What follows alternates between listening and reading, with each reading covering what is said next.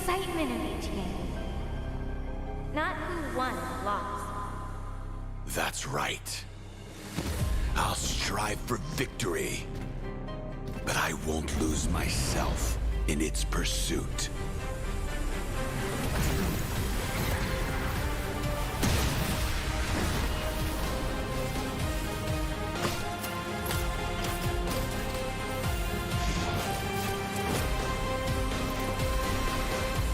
World Championship. I'm back.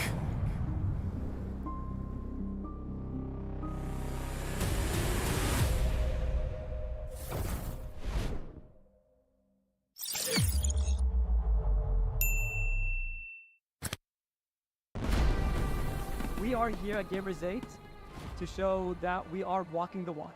We have had amazing reactions, major IP owners, and a lot of potential partners and stakeholders coming in here and taking a peek. The DSQ over here has been the nexus of this zone. What I saw from the outside is very mysterious. You want to know what's happening inside. Felt like, this is an MMORPG, but R is not role-playing, it's real world.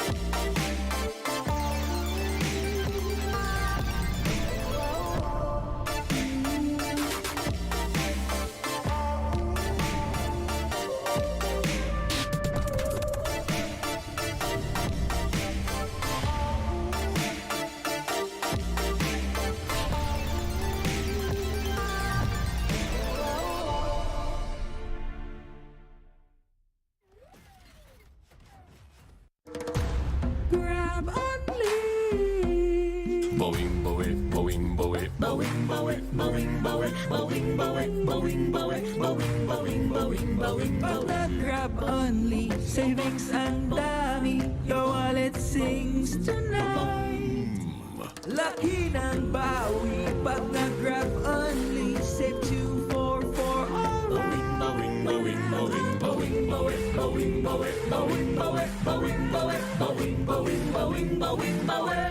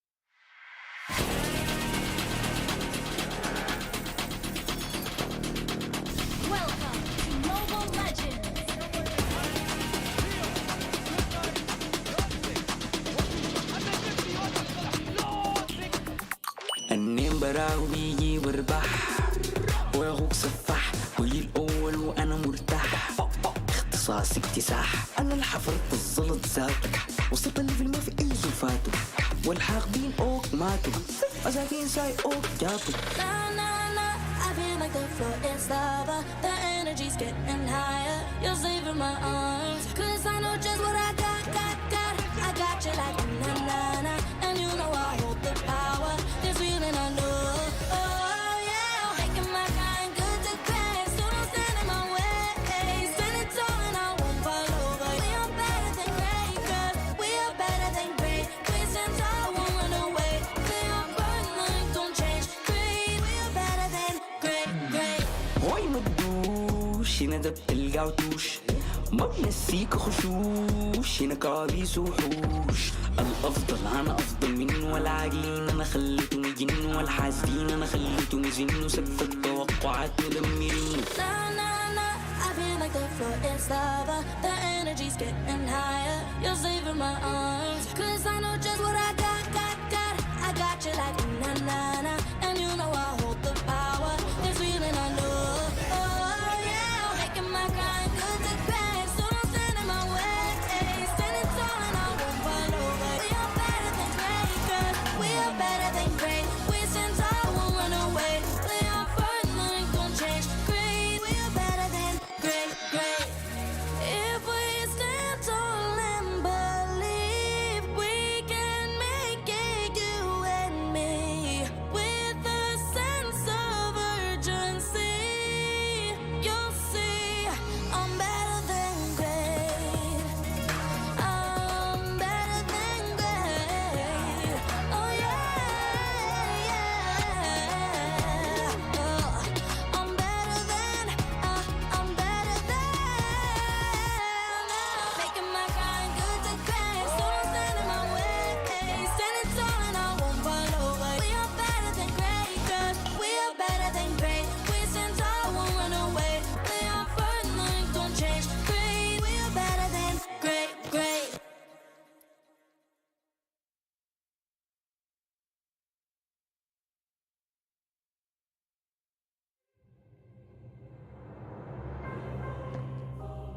The Shadow Dragon was once my biggest weakness, but now it's my most potent weapon.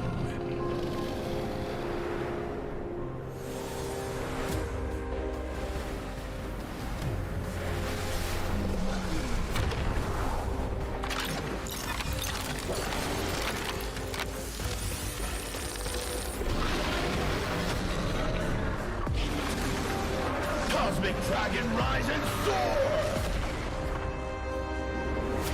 Dragon Stomp! Dragon Scales! Dragon Rush! Rise beyond greatness and seize your own destiny.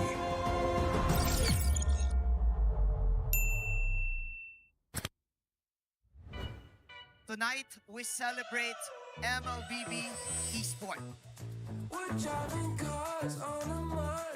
Do the kaldak! Do the kaldak! This is the Suman Challenge. Go! Oh! May jao may This just it.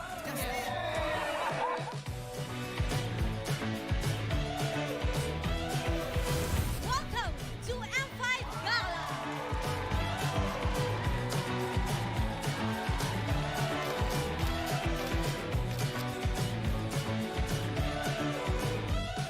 Guess the Hero Challenge! Lapu-Lapu, Iritel, Franco, Nana. Nana. Nana! Correct! Best dressed team! Ole! Best dressed Super Marco!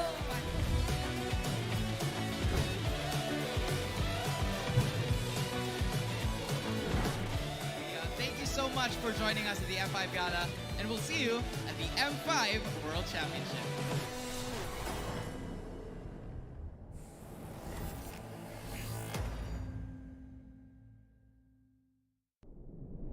Have you ever wondered what is our identity? Our identity isn't limited to just esport players.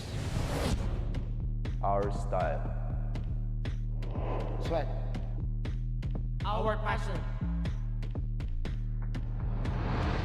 And vibe. Feel our energy. When we dominate the stage.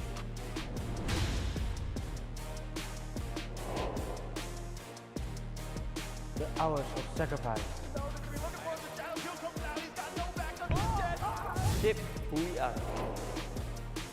So, what is our identity? We are legendary.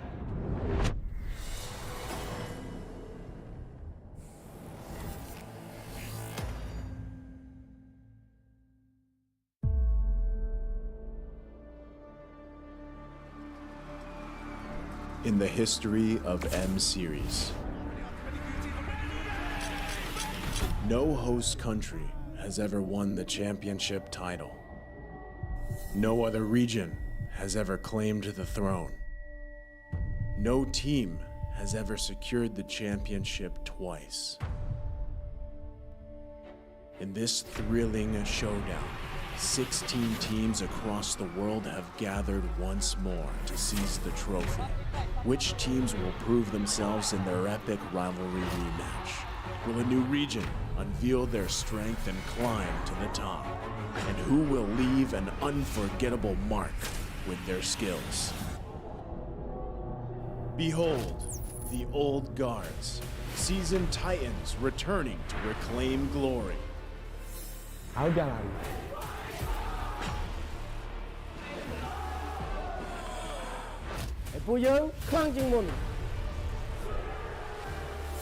Судьба будет в наших руках. The newcomers, eager to forge their legacy.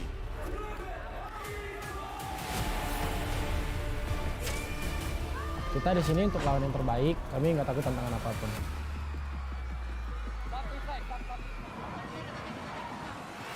Emerging from the ashes, the rising stars are vying for the spotlight. Kita orang dah tunggu lama untuk momen ni. This is our time. It's now or never.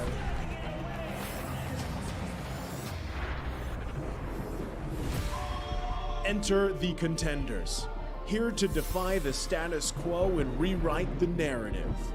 We've weathered the storm. This is where we break through.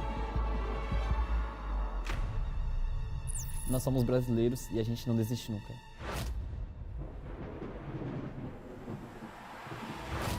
The kings, legends in their own right, descend to defend their crown. Kita sudah merasai kemenangan. Ini saatnya kita menguasai dunia.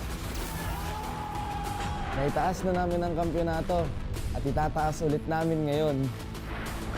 Babawiin namin ang corona para sa aming hari at reyna. Get ready as the stage is set for the most dynamic championship of the year. It all begins here. It's time to see who will be better than great.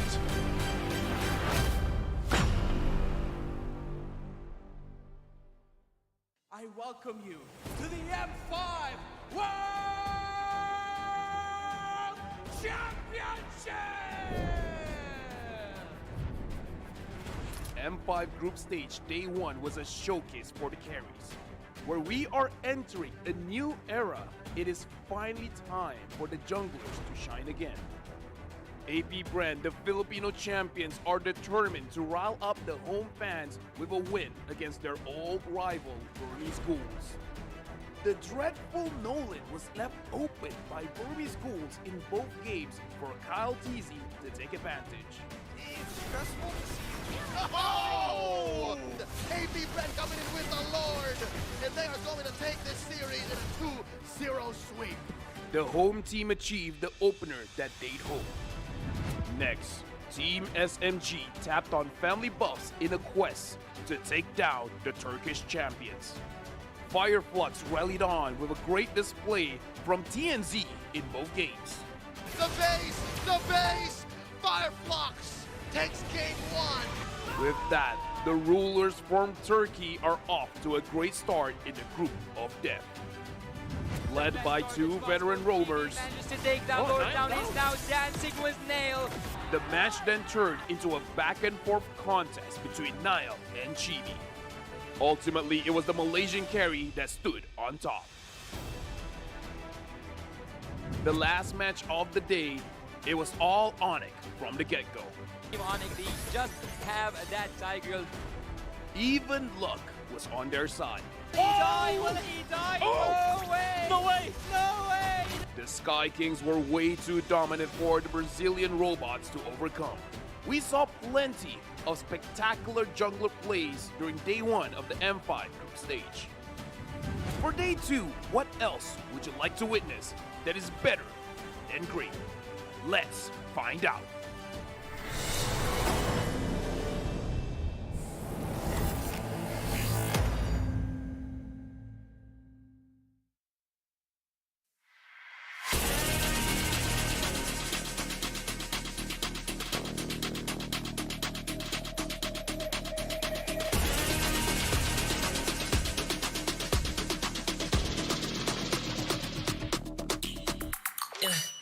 Hit me like I might get over, but you could give me in no corner. I know I can make a comeback. Ace this round and finish this game now. Got the power on my shoulders. Yeah, you know that I'm a soldier. You could keep me off my guard, but you can't keep me from my honor. Nah, nah, nah, I feel like the floor is lava. The energy's getting higher. You're saving my arms, 'cause I know just what I got. I got you like na na na, and you know I hold the power. This feeling I love, oh yeah. Making my grind good to great, so don't stand in my way. Standing tall and I won't fall over. We are better than great, good. We are better than great. We stand tall, won't run away. We are fun, nothing gon' change. Great, we are better than great. Can't get it great, I'm better than great. I play my own role, I become the greatest. Transcend myself into this game, yeah. I build a power to dominate fate. Championship mind, no time for the weak. We start to the game, shout, reveal. Better than great, that's how we feel. I feel like the floor is lava. The energy's getting higher. You're saving my arms, 'cause I know just what I got. I got you like na na na, and you know I hold the power. This feeling I love, oh yeah. Making my grind good to great, so don't stand in my way. Standing tall and I won't fall over. We are better than great, good. We are better than great. We stand tall, won't run away. We are fun, nothing gon' change. Great, we are better than great. If we stand tall and believe, we can make it, you and me. With a sense of urgency, you'll see I'm better than great. I'm better than great. Oh yeah, yeah. Oh, I'm better than.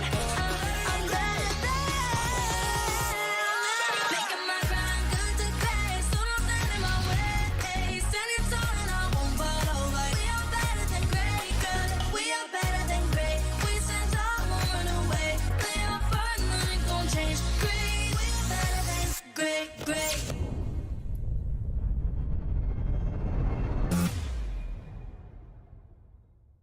I am the number one seed, the champion of the arena.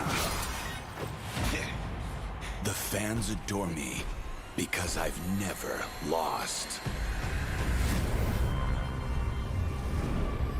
You are afraid that you will lose everything.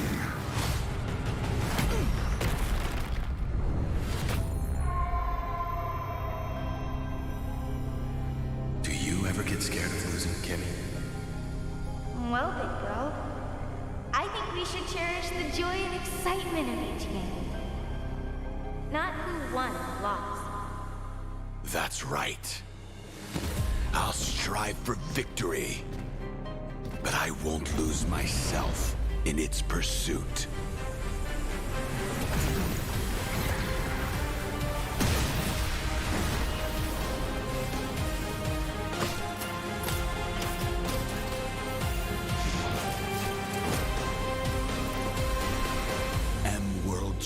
championship. I'm back.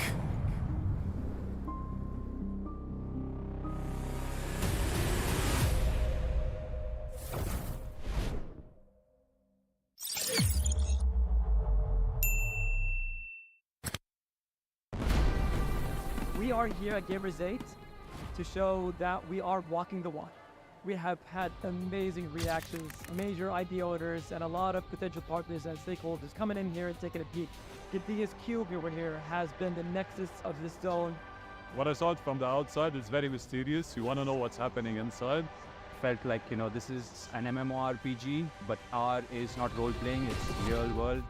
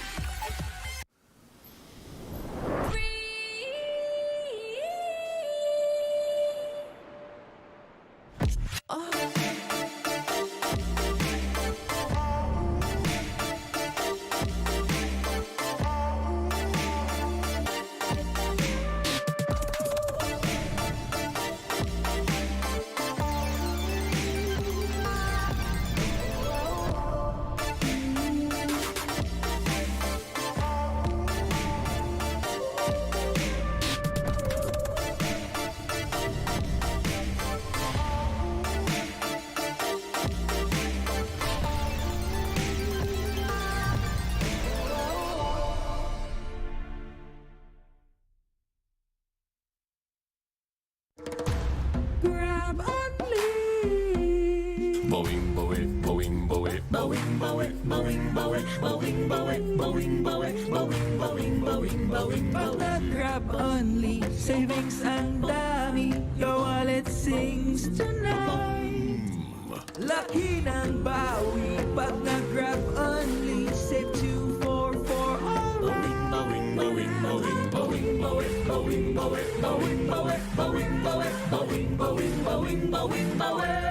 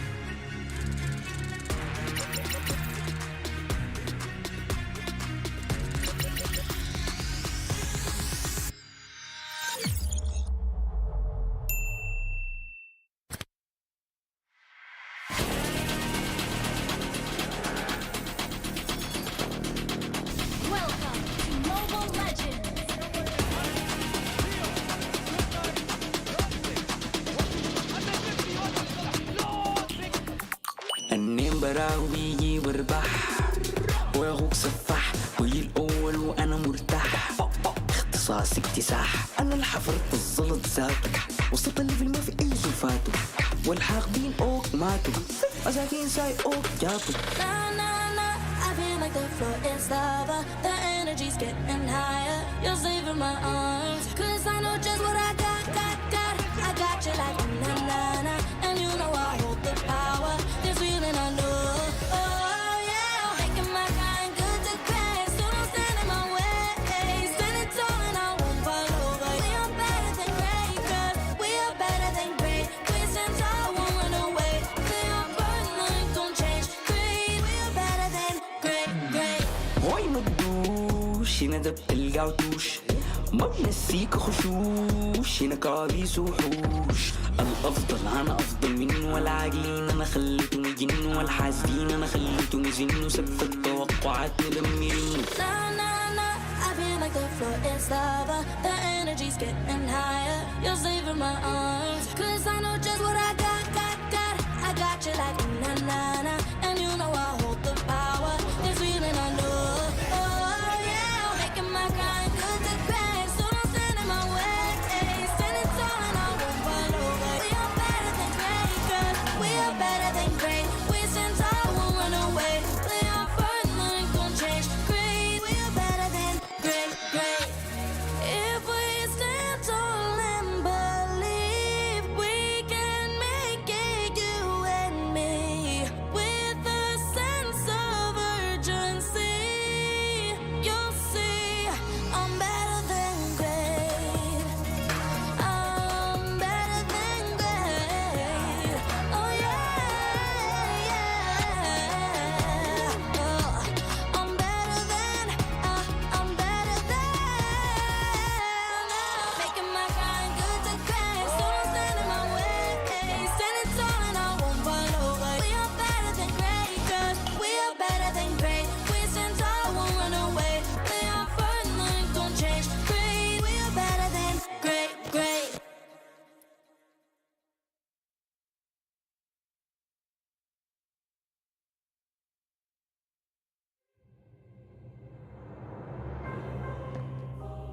The Shadow Dragon was once my biggest weakness, but now it's my most potent weapon.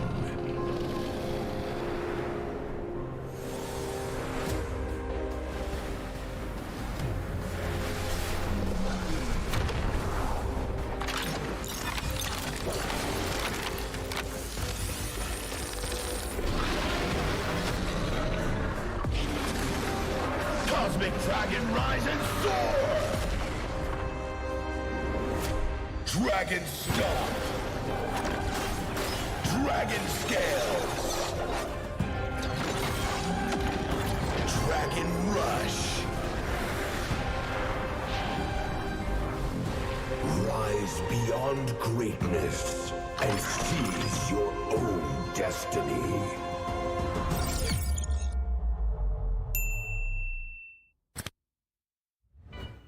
Tonight, we celebrate MLBB Esport. Do the kaldak! Do the kaldak! This is the Suman Challenge. Go! Oh!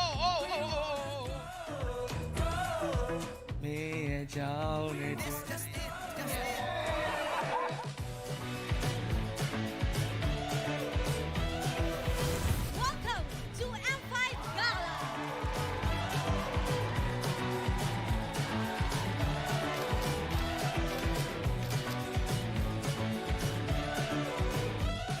Guess the Hero Challenge! Lapu-lapu, Iritel, Franco, Nana. Nana! Best dressed team! Best dressed Super Marco!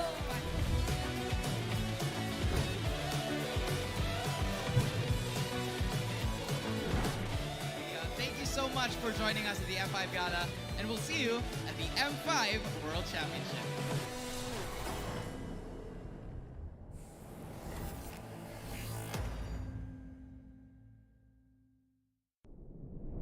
Have you ever wondered what is our identity? Our identity isn't limited to just esport players. Our style. Sweat. Our passion. And vibe. Feel our energy. When we dominate the stage.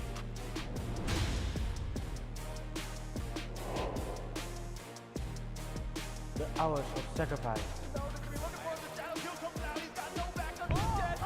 Shape who we are.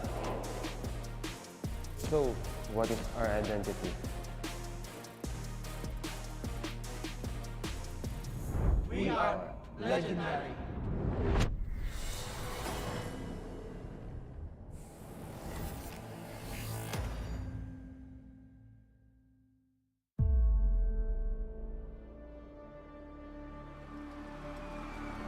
In the history of M Series,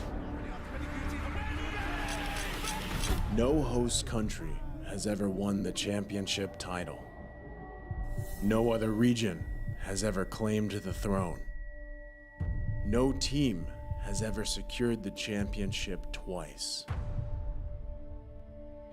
In this thrilling showdown, 16 teams across the world have gathered once more to seize the trophy. Which teams will prove themselves in their epic rivalry rematch? Will a new region unveil their strength and climb to the top? And who will leave an unforgettable mark with their skills? Behold, the old guards, seasoned titans returning to reclaim glory.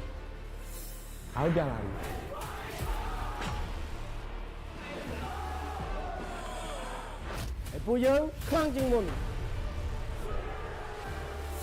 Судьба будет в наших руках.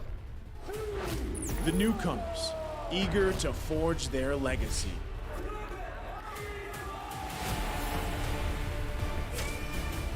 Kita di sini untuk lawan yang terbaik. Kami nggak takut tantangan apapun.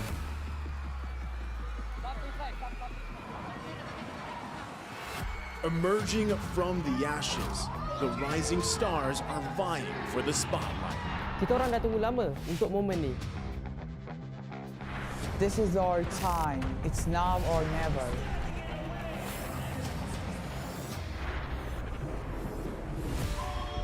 Enter the contenders, here to defy the status quo and rewrite the narrative. We've weathered the storm. This is where we break through. Nós somos brasileiros e a gente não desiste nunca.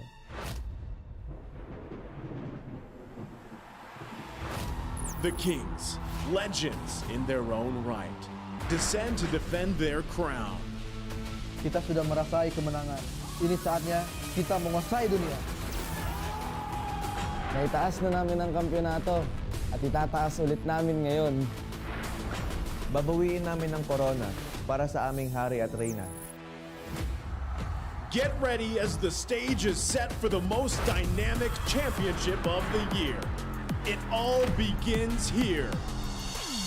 It's time to see who will be better than great.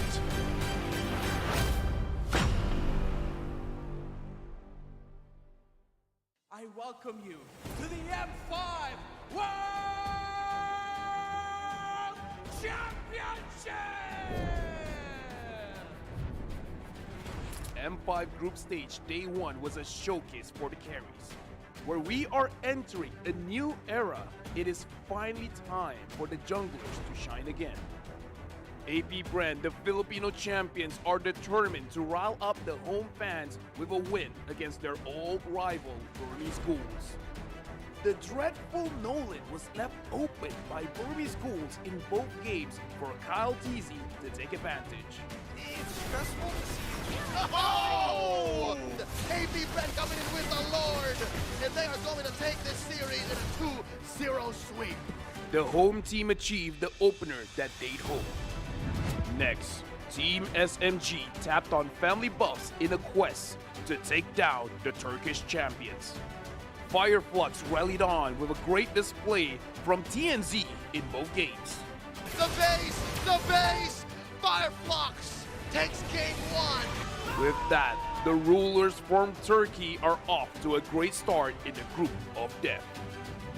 Led by two veteran roamers, Manages to take down Lord Down. He's now dancing with Nail. the match then turned into a back and forth contest between Niall and Chibi. Ultimately, it was the Malaysian carry that stood on top. The last match of the day, it was all Onyx from the get-go. Onyx, they just have that tiger. Even luck was on their side. He died! Will he die? Oh! No way! No way! No way! The Sky Kings were way too dominant for the Brazilian robots to overcome. We saw plenty of spectacular jungler plays during day one of the M5 group stage. For day two, what else would you like to witness that is better than great? Let's find out.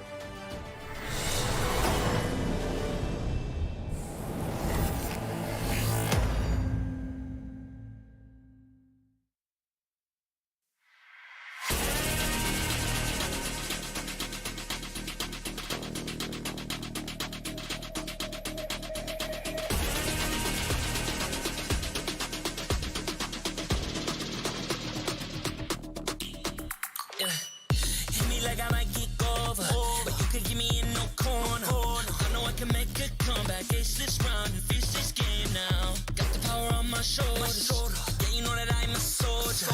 You could keep me off my guard, but you can't keep me from my honor. Nah, nah, nah, I feel like the floor is lava. The energy's getting higher. You're saving my arms, 'cause I know just what I got. I got you like na-na-na, and you know I hold the power. This feeling I love, oh yeah. Making my grind good to great, so don't stand in my way. Standing tall and I won't fall over. We are better than great, good. We are better than great. We stand tall, won't run away. We are fun, nothing don't change. Great, we are better than great. Can't get it great, I'm better than great. I play my own role, I become the greatest. Transcend myself into this game, yeah.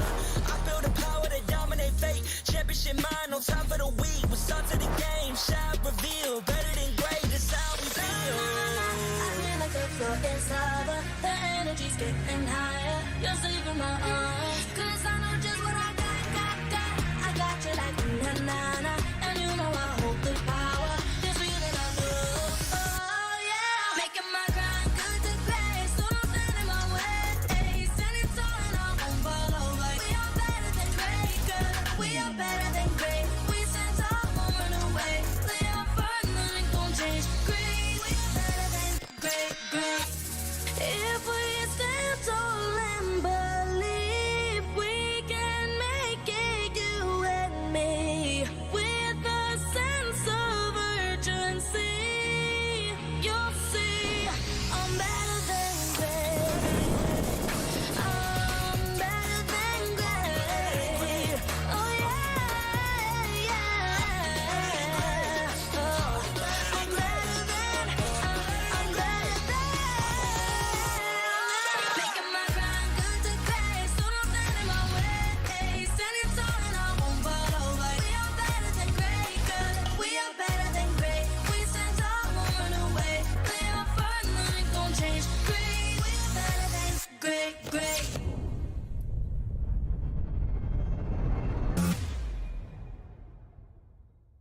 I am the #1 seed, the champion of the arena. The fans adore me because I've never lost. Yet you are afraid that you will lose everything.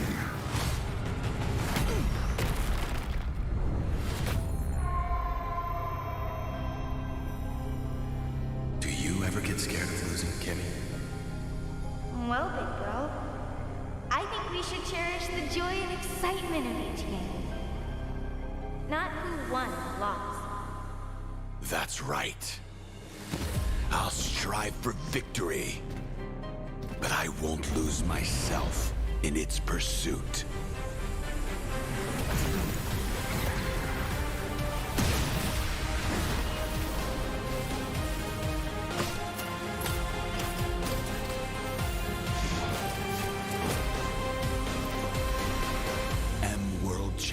championship. I'm back.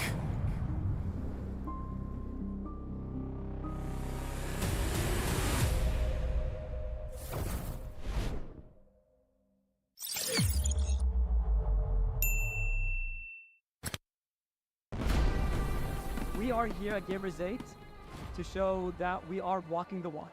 We have had amazing reactions, major IP owners, and a lot of potential partners and stakeholders coming in here and taking a peek. Gidea's cube over here has been the nexus of this zone. What I saw it from the outside is very mysterious. You want to know what's happening inside.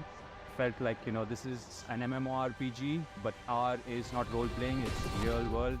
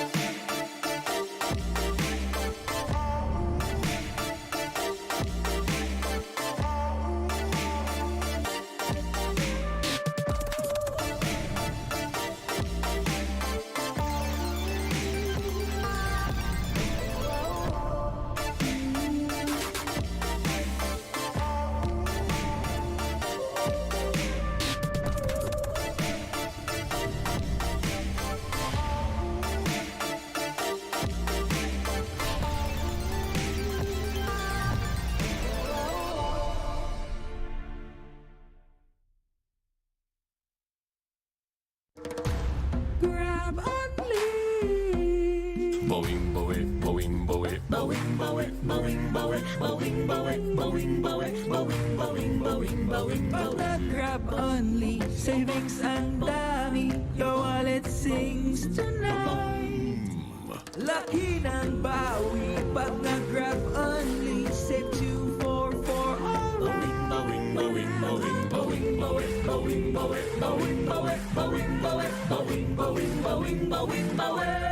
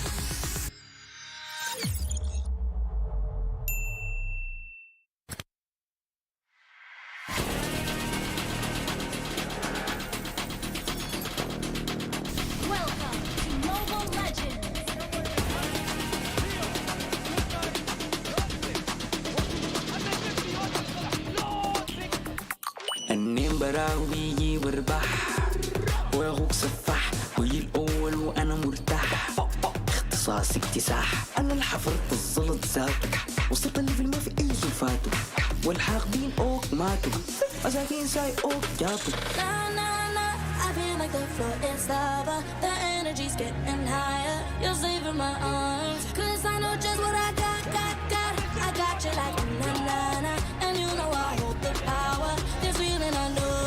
Oh yeah, making my kind good to great. So don't stand in my way. Standing tall and I won't fall over. We are better than great, cause we are better than great. We stand tall, won't run away. We are burning like don't change. Great, we are better than great, great. هوي مدوش هنا دب القعدوش ما بنسيك خشوش هنا كوابيس وحوش الافضل انا افضل منه والعاقلين انا خليتهم يجنوا والحاسدين انا خليتهم يزنوا سقف التوقعات مدمرين Nah, nah, nah, I feel like the floor is lava. The energy's getting higher. You're saving my arms. Cause I know just what I got. I got you like na na na. And you know I hold the power. This feeling I know. Oh yeah, making my kind good to great. So don't stand in my way. Standing tall and I won't fall over. We are better than great, cause we are better than great. We stand tall, won't run away. We are first, nothing gon' change. Great, we are better than great, great. If we stand tall and believe we can make it, you and me, with a sense of urgency, you'll see I'm better than great. I'm better than great. Oh yeah, yeah. Oh, I'm better than. I'm better than. Making my kind good to great. So don't stand in my way. Standing tall and I won't fall over. We are better than great, cause we are better than great. We stand tall, won't run away. We are first, nothing gon' change. Great, we are better than great, great.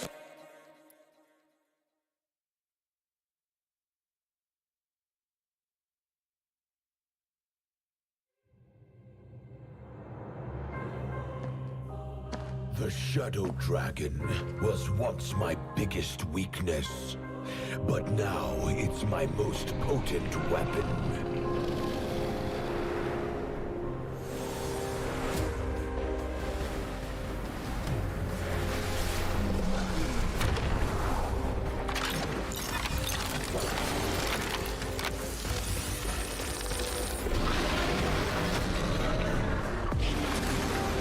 Cosmic Dragon, rise and soar! Dragon Stomp! Dragon Scales! Dragon Rush!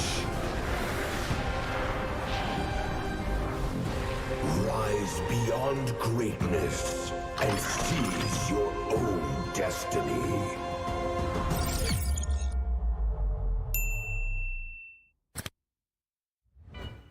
Tonight, we celebrate MLBB Esport.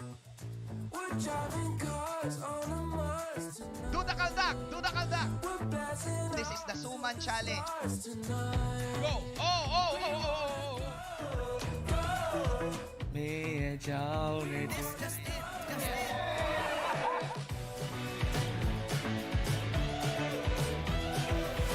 Welcome to M5 Gala!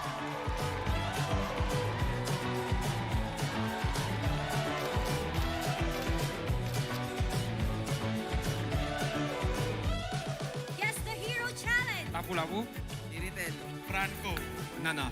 Nana. Nana! Go! Best dressed team! Ole! Best dressed Super Marco!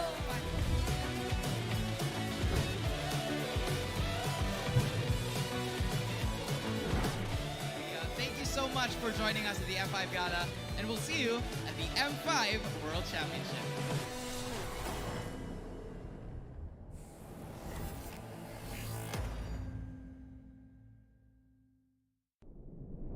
Have you ever wondered what is our identity? Our identity isn't limited to just esport players. Our style. Sweat. Our passion. And vibe.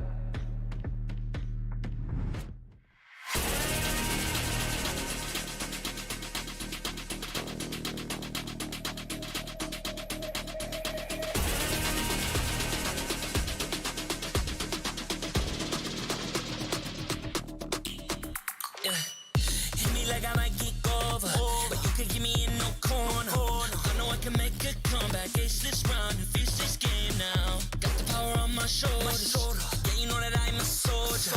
You can keep me off my guard, but you can't keep me from my honor. Nah, nah, nah, I feel like the floor is lava. The energy's getting higher. You're saving my arms, 'cause I know just what I got.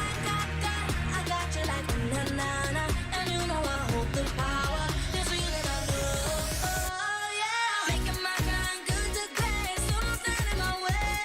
Standing tall and I won't fall over. We are better than great, good. We are better than great. We stand tall, won't run away. We are fun, nothing gon' change. Great, we are better than great. Can't get it great, I'm better than great. I play my own role, I become the greatest. Transcend myself into this game, yeah. I feel the power to dominate fate. Championship mind, no time for the weak. We start to the game, shine, reveal. Better than great, that's how we feel. I feel like the floor is lava. The energy's getting higher. You're saving my arms, 'cause I know just what I got. I got you like a na-na-na, and you know I hold the power. This feeling I love, oh yeah. Making my grind good to great, so don't stand in my way. Standing tall and I won't fall over. We are better than great, good. We are better than great. We stand tall, won't run away. We are fun, nothing gon' change. Great, we are better than great. If we stand tall and believe, we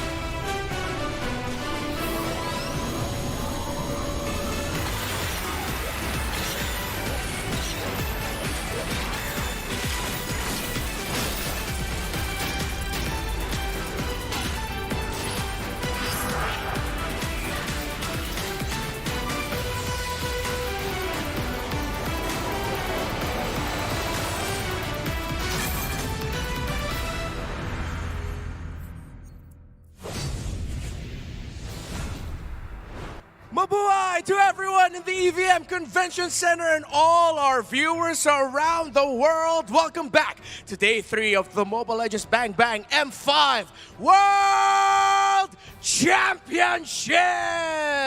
We witnessed some breathtaking individual displays yesterday, from miraculous comebacks to mechanical outplays. It was action after action, and today we will have 4 more intense best-of-3 matchups to push the tempo and raise the stakes. There's a lot of questions in the air. Will Triple Esports of MENA and Team Lil Gun of Mongolia shine bright like a diamond on their M-Series debut? We'll see you soon, and Team Flash double down on their winning ways. How will Geek Fam and the Ohio Brothers bounce back from defeat? And can the agents continue to break the code of advancing to the knockouts? All these questions will be answered soon. So let's join our wonderful talents, casters, and analysts from all around the world. It's your turn to be better than great.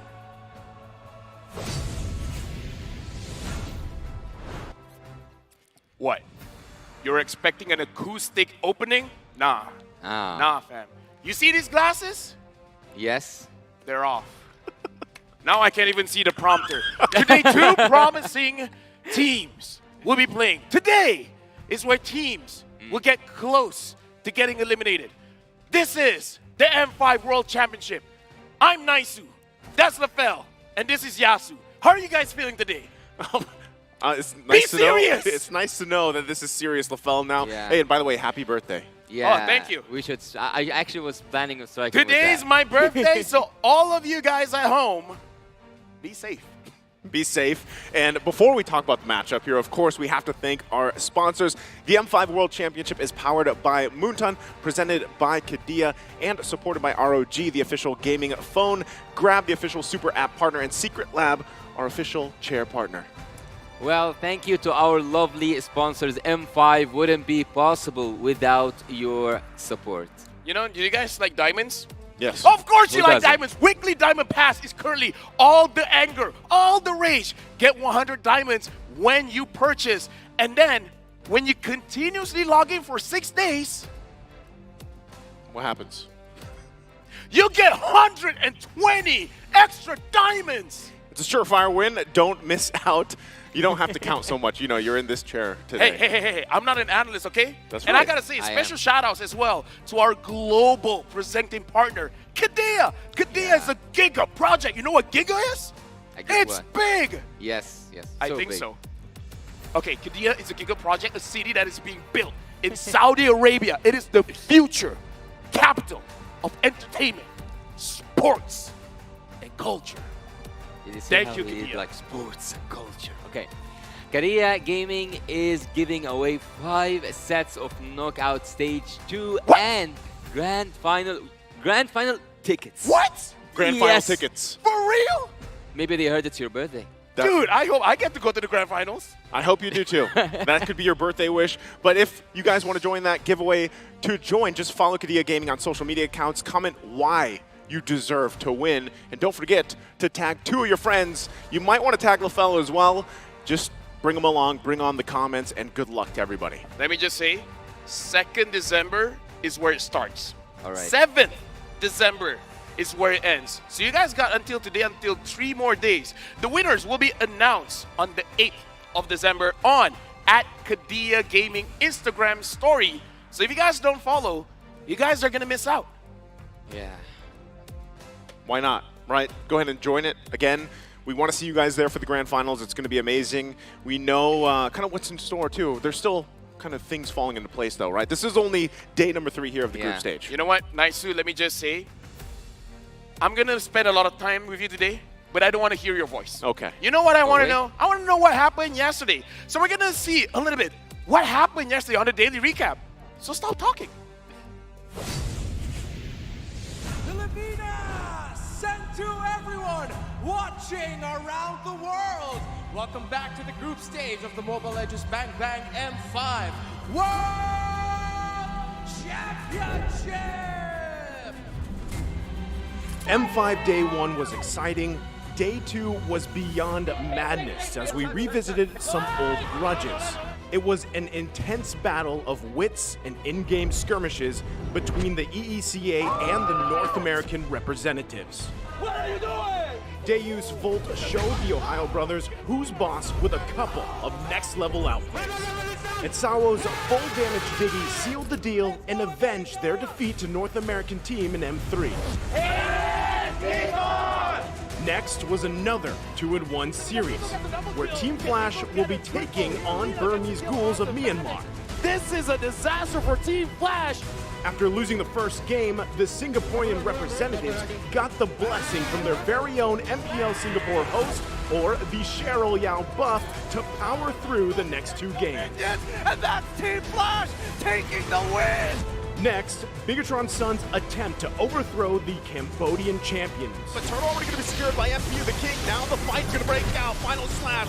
However, MP the King was too majestic for the Brazilian robots to handle. Oh, but he's going to go ahead and get bonked like that. Black's going to be able to fall. Still Super Uber making his way. He just got the Berserker's Fury, trying to turn the tide of the fight. History repeats itself as See You Soon defeats their Brazilian opponents just like in M3. The agents have always been the kryptonite for RRQ Akira. Led by Edward, the Agent Zero, the Brazilian champions were read like a book in Game 1. Despite a valiant effort, the Samba Boys succumbed to the superiority of the M3 champions. What a storyline or plot twist will we witness today? It's time to be better than great.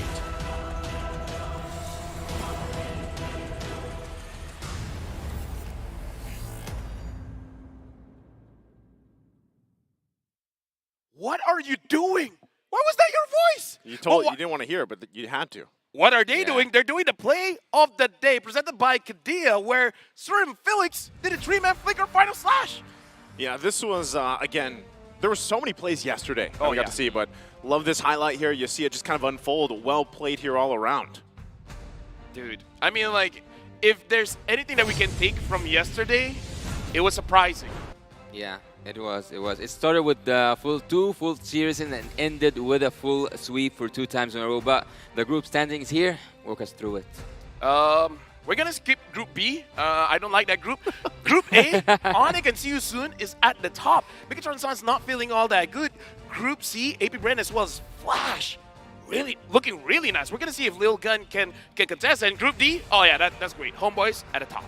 Well, you know, not only that, but today, I know we got to see them in the wild card. I can't wait to see that matchup later on. Like you mentioned, Team Lil Gun.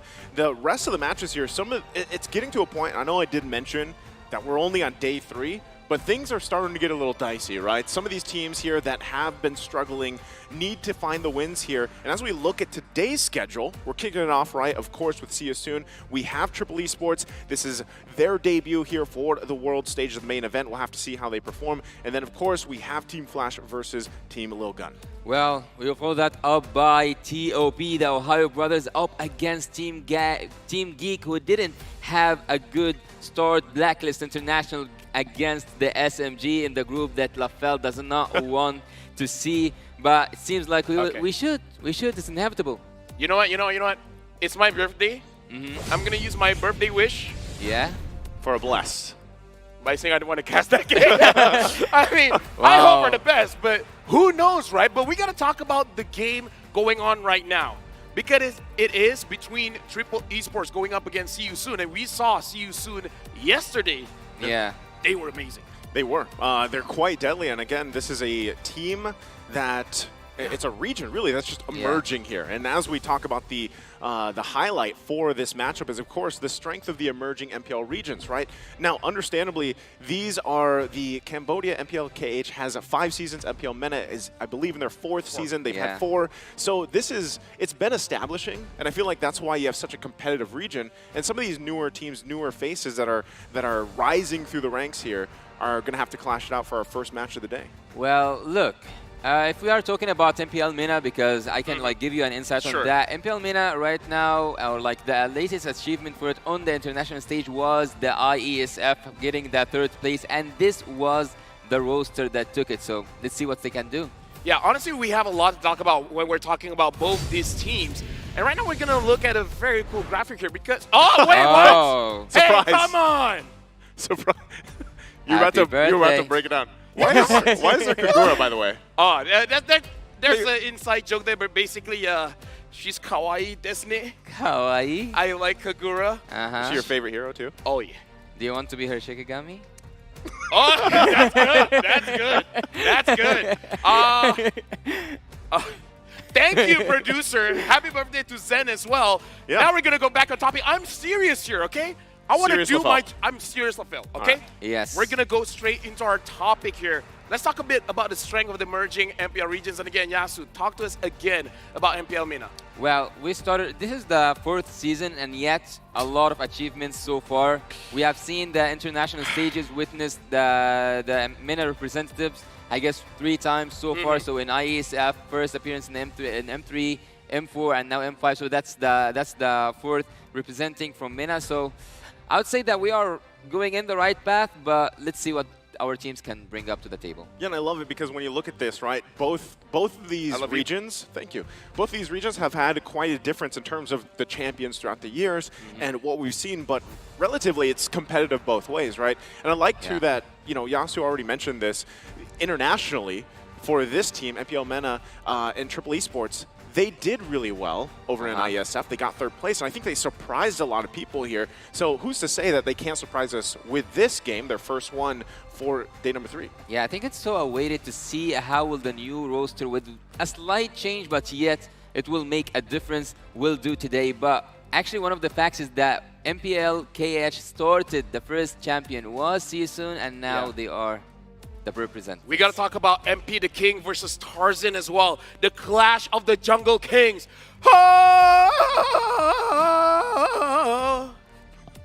That's on point. The king of the jungle, man. Yeah, that's I'm being serious. I'm assuming that's, you know, the rally cry.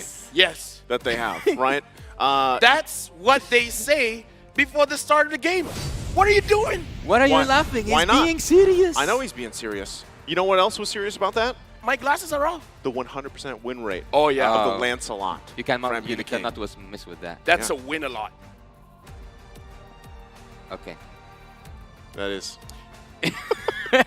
Do we want to invite the teams? You know, you get to choose because it's your birthday. You didn't want to hear his voice in the first place. You know I was kidding, right? Yeah, I know. All of you. Okay, okay, go.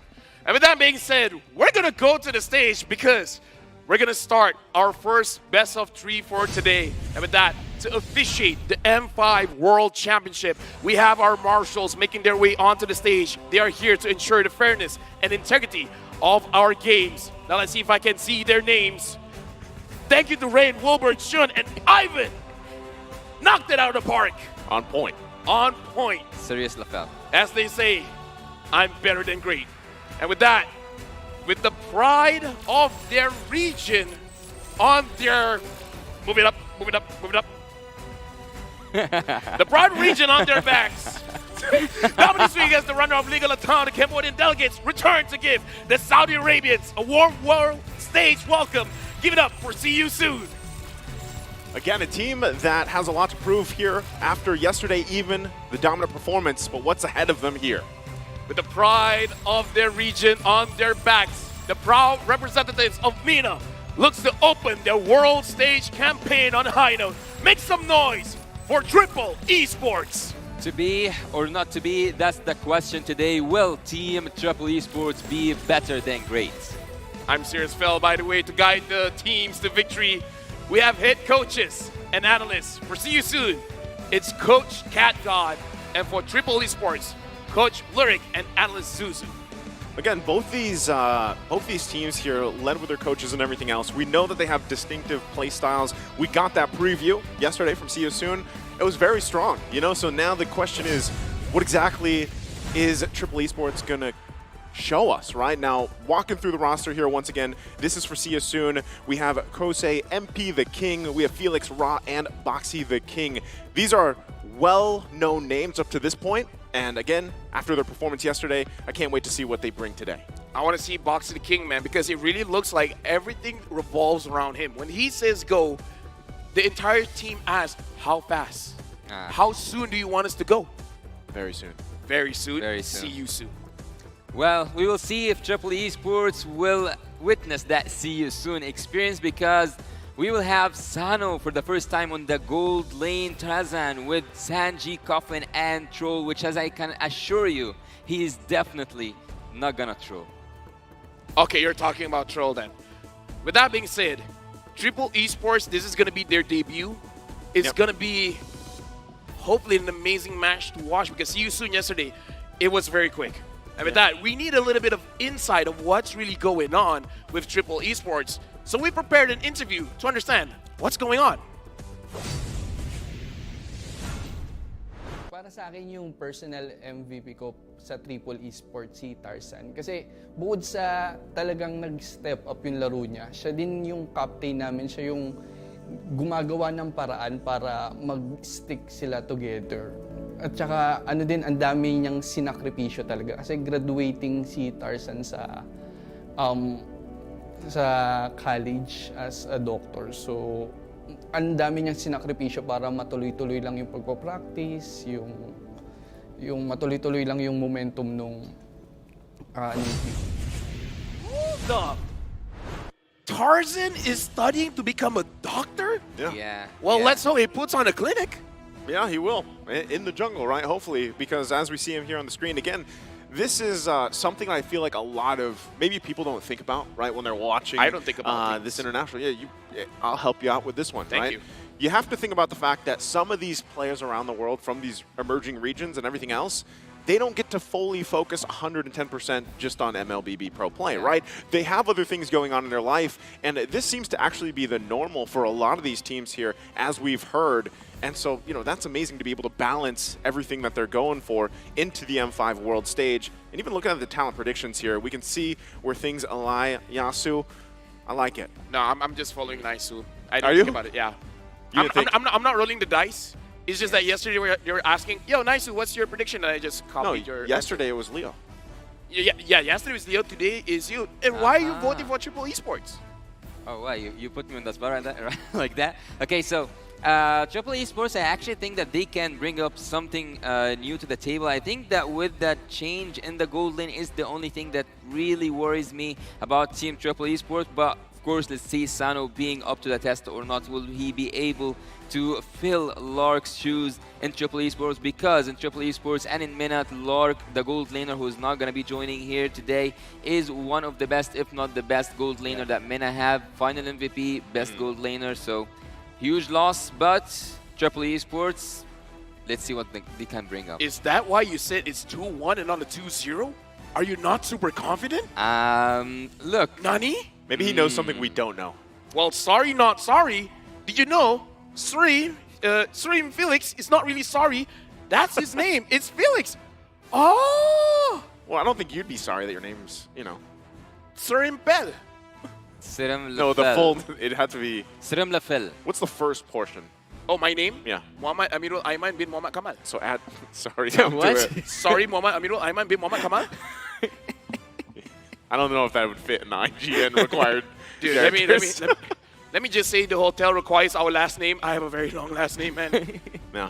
I prefer, you know, Merkel's. It's just Loho. It's super short. That works too. Shout outs to Merkel, by the way. Yeah, he should be on his way soon, I think. Now he's arriving today We will see around him 3 soon. a.m. Yeah, we will see him soon. Speaking of see you soon, yesterday they pick up the tempo super fast with the Kadita, with the Kaja. How do you stop that? Ban them out. I think Okay. that's number one, right? Triple Esports, obviously, they're going to look at what happened yesterday, take those out of the picture, at least either grab it yourself or ban it out. Yeah, with that being said, we're going into the drafting phase. Will it get banned? Will it be let through? Or do they have something else up their socks? We're gonna see. It might be a Gofra. It's still 100% for Boxy. The king. When I was learning English, it was the sleeves, but if it's the socks for you, that works just fine Listen, with me. I'm being serious today. Yes. No jokes. No jokes. No funny business. Nothing funny. No bees, wax. It's all straight face. And look at his straight face. Yeah. If that's what, like, if that's how you want to go with it, I'm gonna be also serious. And speaking of serious, both teams right now have to take everything serious. Team Season actually are known for their early game and early ganks, also the team fight composition that they bring up to the draft. So we are still early, or like it is still early to talk about the draft itself. Let's talk about the bans. The bans so far are witnessing one of the most, or actually they are all one of the most picked and banned heroes. Matilda, Guinevere, on the other side is Nolan and Framis. So far there's no surprises. With this, if that Kadita or the Kaja isn't taken out of the picture, we're probably expecting to see that, right, from Season in this first phase. We'll see, especially the fact that they are going to be first pick here. So we'll see where things kind of fall into place, but also I guess a big constant, aside from the Guinevere that's banned out and Nolan there as well, has been the Bruno, right? Is that going to be priority here? And even to question, really, what has Coach Lyric done in his time with Triple Esports? Because even back, I think it was for ISF that he was mainly coaching online, but I remember back in the Asian Championships, they actually did not have a coach just yet. So things there's been plenty of time for him to leave this effect on them, right? So we'll see exactly what that is. There's the Wanwan ban from them. The Edith is taken out here. What's the priority? Well, look, you have spoken about Kadita, and also Lafel mentioned the same name. Kadita is one of the most banned heroes against Triple Esports, so they should both be afraid of each other's Kadita gameplay, because Triple Esports are quite known for their pick-off strategy. So if you have a Kadita alongside with a suppression hero like the Franco, Cho, not Cho is not suppression, but he's one of those heroes you have to be afraid of when you see Troll, and also the Kaja, so they kind of love to take that Kadita. It was funny because I was so impressed with Troll when he had the Cho in his hands, especially throughout ISF. But the response for priority, it shows here it's going to be the Joy. And that was very quick. Kadita Bruno instantly, quite well adverse. I mean, at this point, okay, will Triple Esports pick up the Kaja for themselves? Because it's also kind of good against the Joy. Look, with this combo, I would actually remind you, let me put it so fast. Sure. Triple Esports, once they came back after Season 3, they were the same roster, almost the same roster, played under the name Wild Axe. Okay. So when they went to the IESF, the experience they showed means that they, or like indicates that they adopted the style of Team Echo PH. So with having that Kadita, with having that show, I think that the full picture is now being painted for you guys. Not only that, but the name. There's a familiar name there as well, right? And with that, the flip side is going to be the Arla, the Angela.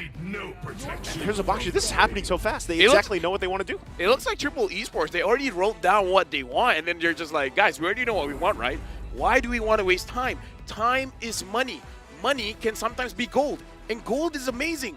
It can give you the MVP for now. It does seem like see you soon.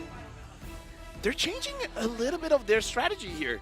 They're not really trying to pick up the tempo, so it looks like whatever they showed yesterday was specific against BTR, so now it's something specific against Triple Esports. Yeah, and having that Edith ban actually in the first phase shows you that they have done their homework, because it's not only Edith is not only used as the rumor for Team Triple Esports, but also on the XP lane, and Sanji have proven once and another every time he showed us that he's really good using that Edith. But speaking of the draft and the first phase itself, I see that the Baxia pick here and at this time was quite accurate, or like perfect timing for taking that pick, because the anti-heal that Team Triple Esports need to stop that Joy shields, and also like will at least make her not as effective as it should be, and also the Angela.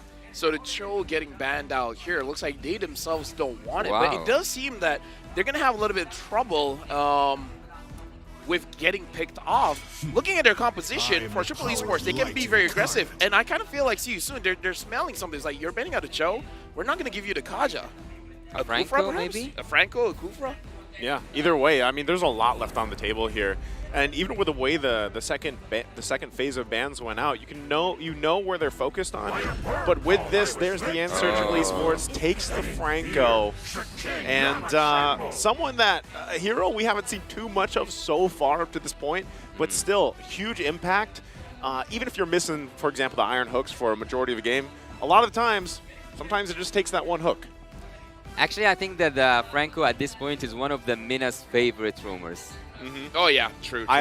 You know, Yeah. I saw the highlights. I don't know how I ended up on that side of the social media, but I saw a lot of Franco highlights over there. And right now, Carrie has been picked up as well, looking ready to go up against the Boxy. And again, it's kind of weird because Carrie isn't really the greatest going up against Bruno. You would usually see the Ixia, but it looks like they're pretty confident because this is one of Kusei's best heroes. Yeah. Yeah, he's going for his he's playing in his comfort zone, but seeing that Angela right now has been swept with the room, and also right now I don't think. Oh, actually they do have. This is a 100% win rate hero for Boxy the King. I think that having the Joy on the side of Team See You Soon actually equalized the equation between the damage dealt in terms of the magical ones and also the physical ones, and the true damage. You have true damage. So right now, Triple Esports. I kind of feel like this Franco is amazing going up against the Joy, and they're having a Damas, a debut pick. Man, I wonder. Remember back in the wild card, like how many? Because I know we all were over there. Remember how many unique heroes there were? For the wild card, it was like 50 plus, I think. I was mostly a host, so I didn't care. No, you're on the desk. That one time. We shared the desk. Dude. Yeah, my guy. My guy. Yeah. Anyways, looking at the draft, what do you guys think? More importantly, what does Yasu think? Well, I think that Stams is quite a surprise to me. So I don't know. I haven't seen Sanji ever play that hero, but speaking of the numbers and speaking of surprise picks, I would also say that Carrie at this point was kind of surprised, but looking at the meta and the way it's going, and also having 3 heroes with high HP, it actually makes a lot of sense for Team See You Soon. So it's gonna be a tough match. I feel like the tempo is gonna be the thing we're gonna be talking about the most. Can Thamus deal with Arlet in the EXP lane? We're jumping into the first game, the first best of 3 in the game. In the day. Someone else take it from me. You're doing so good. I left it to dry. All right, you know, and as we jump into it, looking how things are going to fall into place here. Yasu, you already shared some of your thoughts about the lineup, but one thing too, even if you looked at that index before we loaded in, the lineup rating here is in favor of Triple Esports. Yeah, it was actually like 7 point something against 5.6 if I'm not mistaken. So actually, as I told you, Team Triple Esports, and looking at the roster, no one is taking something out of the ordinary, even also the comfort picks except for the Sanji. But they seem to be a little bit invading the jungle, passing without allowance. I would say that Thamus is very interesting because that is one of the counters when Arlet was first introduced. As one of the laners not only can sustain against the Arlet, but is able to fight as well. And Boxy the King here goes in. Yeah, earlier aggression once again, and you know we got a little look at the emblems there. I love this. Felix should be fine here. The fact that Troll took that focusing mark emblem, there's some Franco players that actually don't take this. There's some that do, and I think it works out great, especially the fact that you are playing with this lineup that is going for these ISO plays, ISO-centric pickoffs, if you will. Again, the Kadita is there, and really that's going to help scale up the damage as well throughout the game. And having Brune right now and looking at him, I think that the Has Clause will be the priority for him. So he will be able, with time, to take a 2-to-1 and balance it. Actually, he can defend himself at a certain point. Sano is actually, I'm quite curious what can Sano bring up, because he's not even a gold lane player. He is a jungle player. Well, I kind of feel like with junglers, they understand the macro play very, very well, so perhaps that's one reason why they want him there. Now, the Turtle is going to be a very interesting point because Triple Esports should be having a good time here on the Turtle, but the fact that Boxy the King is using the Kufra, he can turn the tables around. We're going to have to fight out for it. MP the King surrounded right now, still going to be working for it. Gets the Heart Guard. Tarzan will get the Turtle here. Triple Esports happy with that. Can they get away from this fight as well? Felix won't be able to land the final slash. So right now, Triple Esports gets that win. Oh, ouch, ouch, ouch. That was a really good timing, making that retribution, securing that first turtle. Team Triple Esports, actually, this is kind of, I think they are in their zone by now. I don't think that they are afraid from being on an international stage, and ironically enough, they were. I just forgot. I kind of feel like that was a situation where See You Soon was anticipating that perhaps Triple Esports isn't going to fully commit on the turtle, because I saw the movement coming in from Boxy the King. He wanted that level 4 first. There's the lockdown with the rough waves. Can he actually survive this? Boxy gonna flicker out. He's fine. There's the beats come down. Troll will fall in the mid lane. MP the King and the rest of the squad to help Boxy out. So hard for Team Triple Esports. If you have too much confidence that recalls from Coffin and also using his spells, not taking the kills down, I think that things wouldn't look as good as Team Triple Esports won. But so far, I think that, and also having that matchup between the Samus and the Arlut, I think it's Sanji. What is that? Oh, already able to dodge that final slash, but will inevitably go down. I think I cursed him. I think I just said like he will take that battle down, and he went down. For now, the first 3 minutes, it is all see you soon. They got 2 kills over 0, and they have a very small lead when it comes to gold. The question is, Triple Esports with this draft, what are they trying to achieve? When is the power spike? When will they get rolling? I think for Triple Esports, I think that they will need until mid-game. I think mid-game will be a really comfort zone for Team Triple Esports. But looking here at the itemizations between both of them, he already managed to get the Has Claws. He's utilizing, or like he's focusing on himself to take the damage and not taking it on the defense side. So I'm more focused today, as I told you, on Sano because he will be a first-time playing for me at least. And honestly, I'm looking at this Thomas as well from Sanji because it seems like perhaps he wants to build a little bit more attack speed. So I want to see if he's going for more defensive or offensive build here because it might be a Corrosion Scythe Thomas.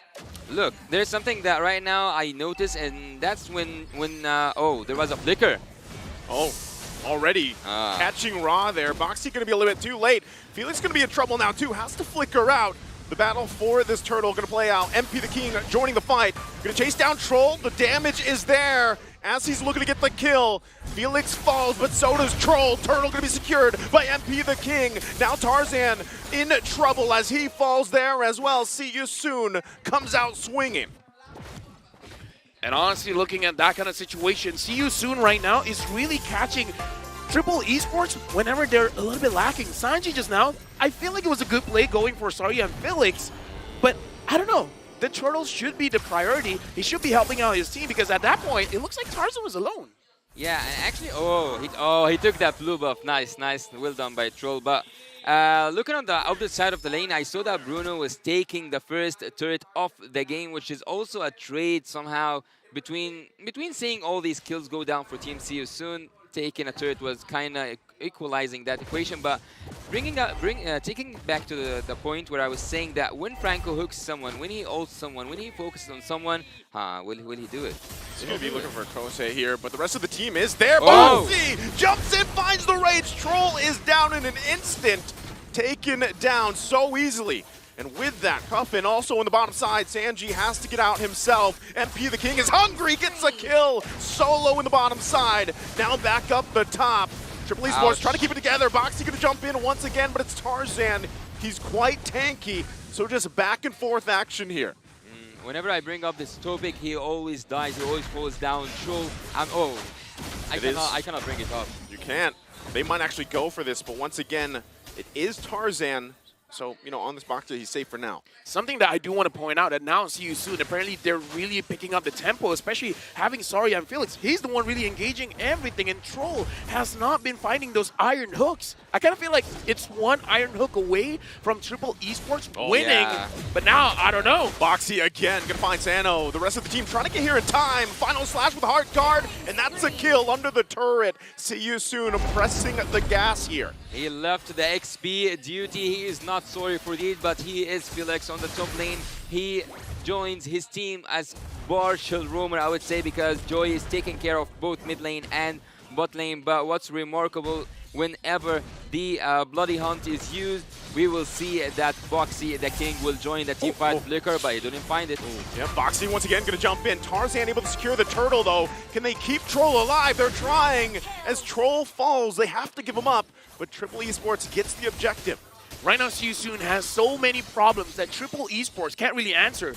Boxy the King, great engages. Same as Sari and Felix. Again with the final slash. Felix, will he be able to get away? Sanji trying to hold it down to the front line. They keep the turret alive for now, so there's still some fight here from Triple Esports. Well, Sanji, whenever we see that there's a Thamus playing against an Arlut, we expect the Thamus to win, but there is no opponent against Sanji in his own lane because you have MP the King controlling Thamus down, controlling the XP lane both with the mid lane.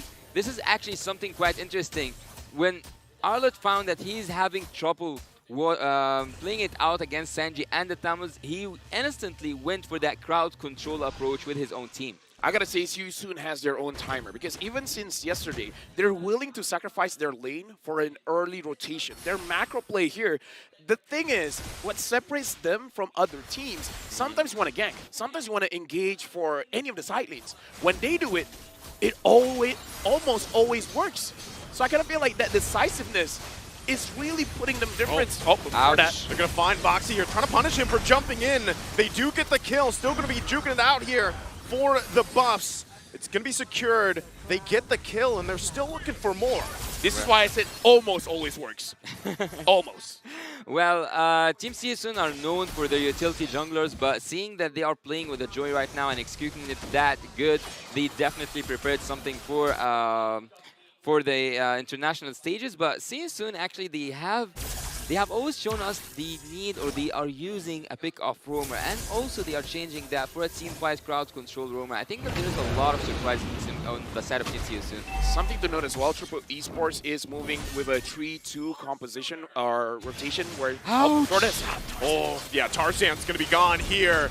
Another great setup from CSUN. Ouch, final slash. He literally took him like by the edge of it. Wow. And with that, that's probably going to be just their lord to take.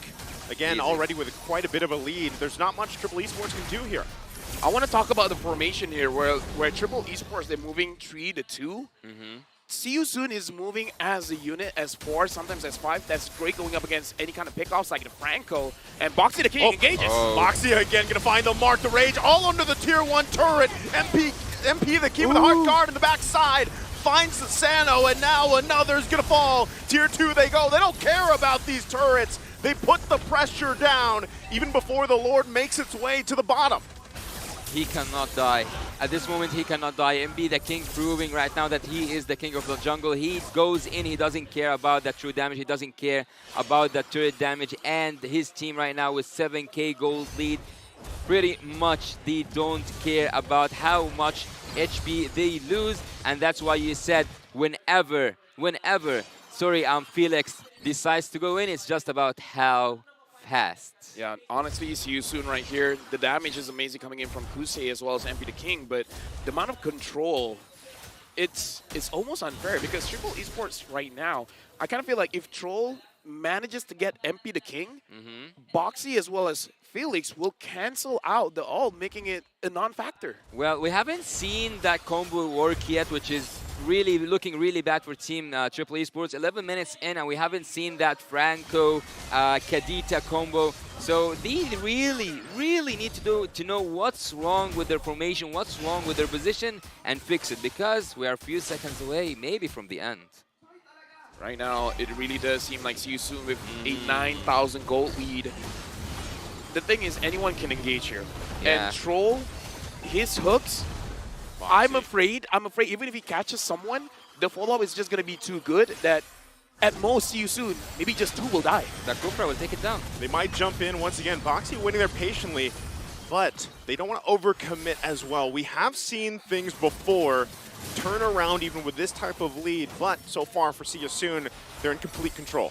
He's taking too much damage, Charizan, and also Sanji, but not the damage they want to take to front anything for their team. It's just at this moment stacking numbers up. Team Triple Esports going back into their base in a really early stage of the game, and there's nothing actually to do. Even if you land an Iron Hook, even if you take someone out from Team CSUN, it's just the Kufra, man. It's just the Kufra with the first or even a first flicker.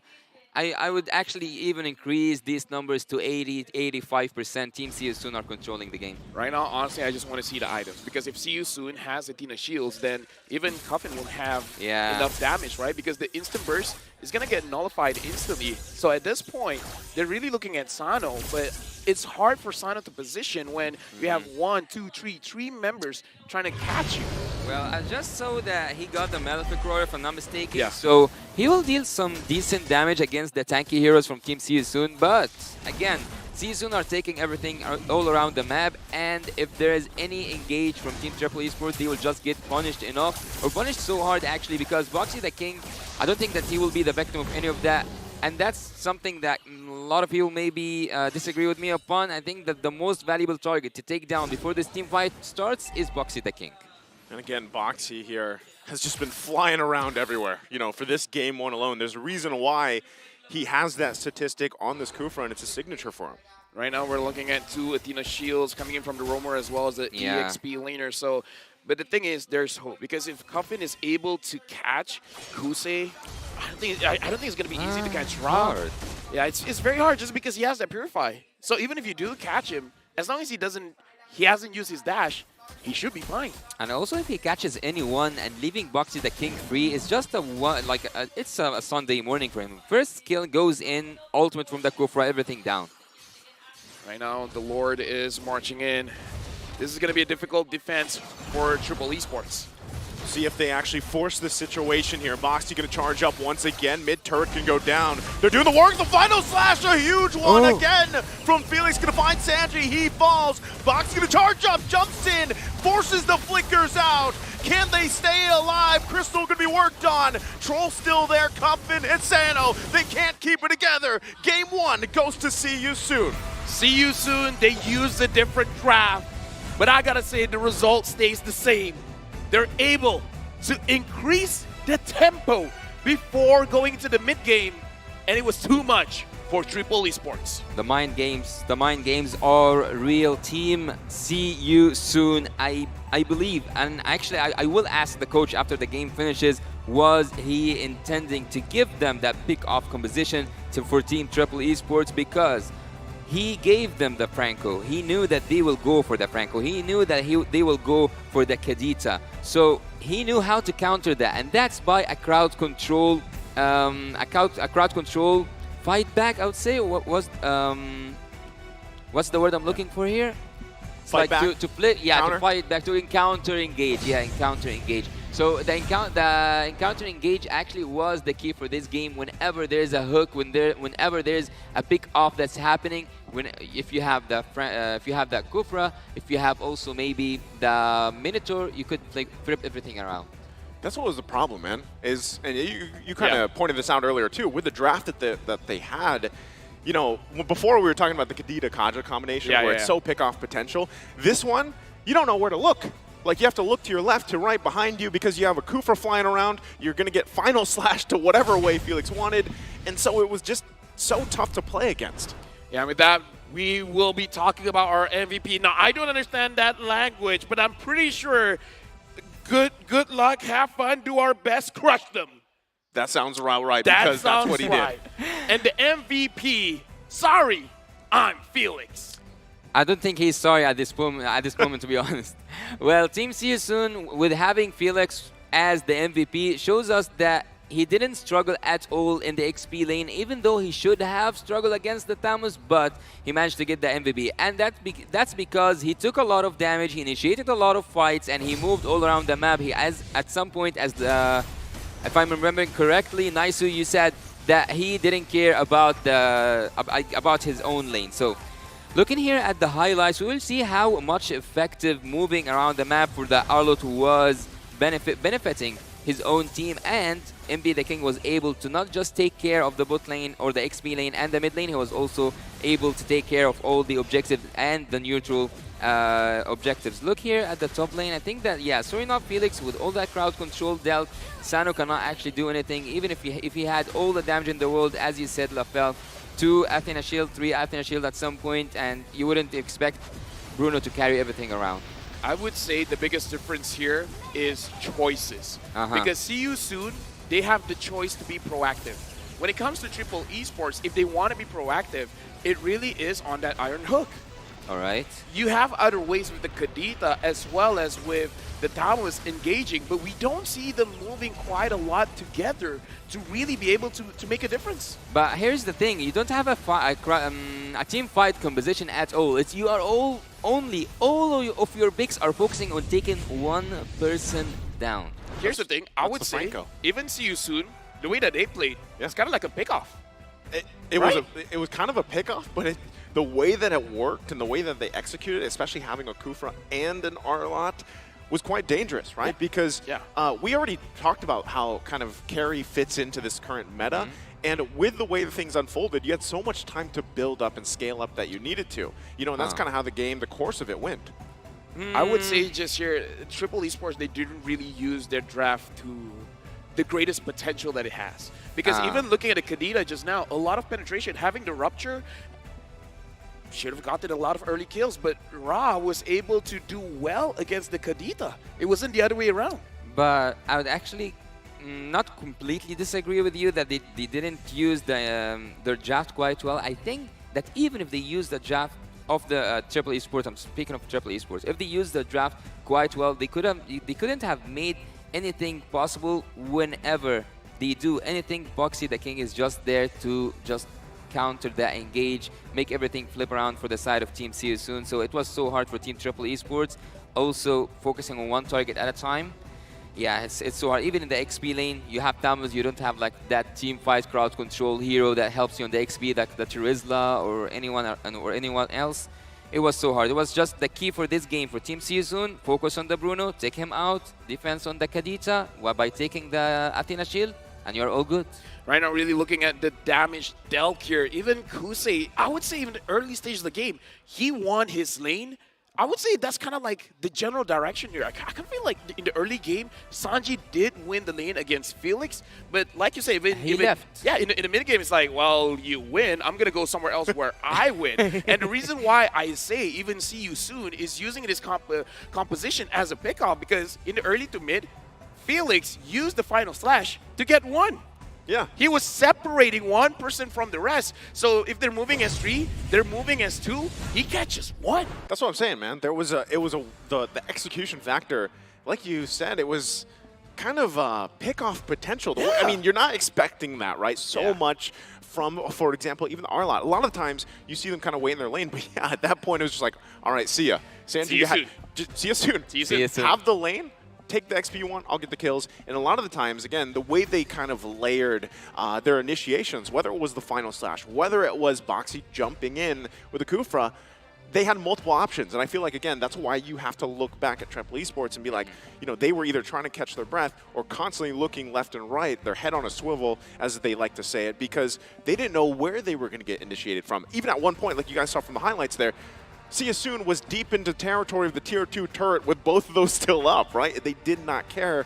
Again, why we typically see Angela being banned out, right? Because of just how much value the Heart Guard provides. Okay, but we should all give credit for the Angela and also the meta picks, but again, it was for me about the macro game itself. It was about the strategy that Team See You Soon pulled off because they managed to ignore the XP at all to focus all their efforts on one place, which was the gold lane, which was Sano, and they took him out once and again and again and again. And even by doing that, they weren't only focused on taking that lane only.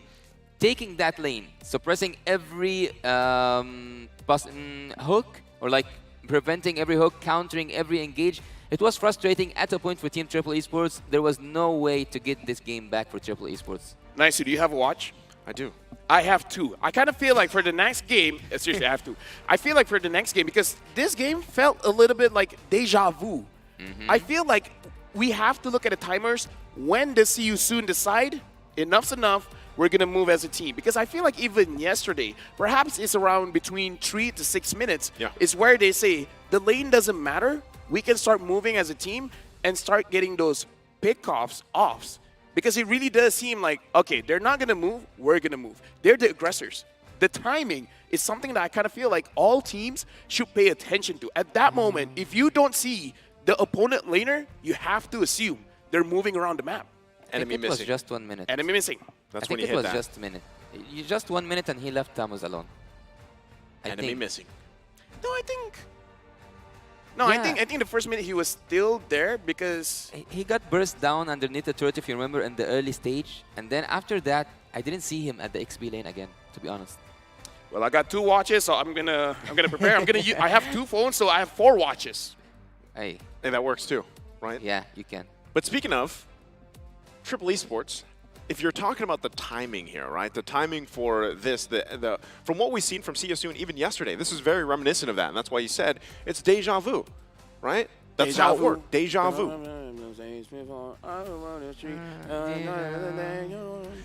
That's the one. Yes. That's the one. The Triple Esports have to adjust the draft because I kind of feel like they didn't have a lot of ways to start a fight. And they were led into taking this draft. Yeah. The Franco pick, it is, I do agree with you, it's a meta powerhouse. But again, Franco is one of those heroes where it's almost luck-based. If you're able to get that hook, that's amazing. But sometimes you might even hook the wrong one. That's true. What if you hook Arlet and Arlet survives the initial burst, and then imagine a Here we go again. final slash. I knew this is where you were going. You were stuck on this yesterday, and what happened? This is why I don't use Franco. Every time I use Franco, I hook a Terizla. Yeah. I hook a Fredrin. Atlas, maybe. I hook an Atlas. I hook a Ruby. That's why it's kind of risky, right? The Franco is just a risk pick in itself because, yeah, you could hook the wrong one. And I also do think, like, you know, obviously there's skill to it, but yeah, there's also luck to be able to land those because just with that, again, even looking at this here, the brotherly bond, the fun fact here. Did you know as the younger brother, Troll has known Tarzan for his entire life? Wow. Well, that's a quite a lot, like a lot of time. That is. So the brotherly bond. Well, look, we had this word in Mina describing the situation, which Coach Lyric actually called them on an interview, or Lark, sorry. He said that Coach Lyric always calls them the brother's instinct, that they have the brother's instinct. Yeah. What do we have? We're nice bell. We're what? Nice bell. Bell nice?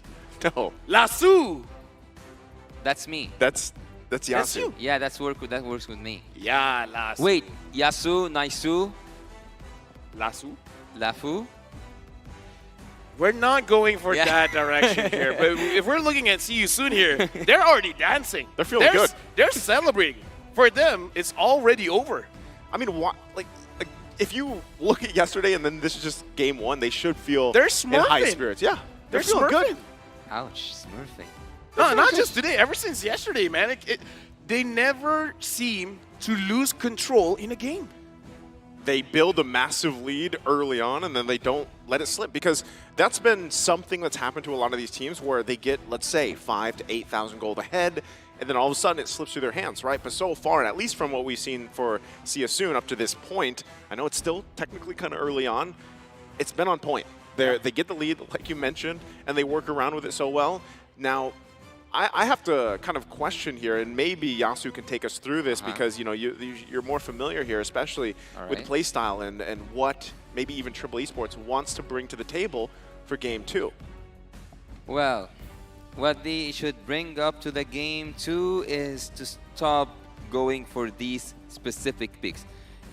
It was obvious at some point that it was too good to be true. Like you are every hero that you love to play, every hero that you are so confident to play is just there for you to take. Of course there was a trick behind that. Of course there was a catch behind that. But Team Triple Esports seemed to neglect that and go for the easy bait.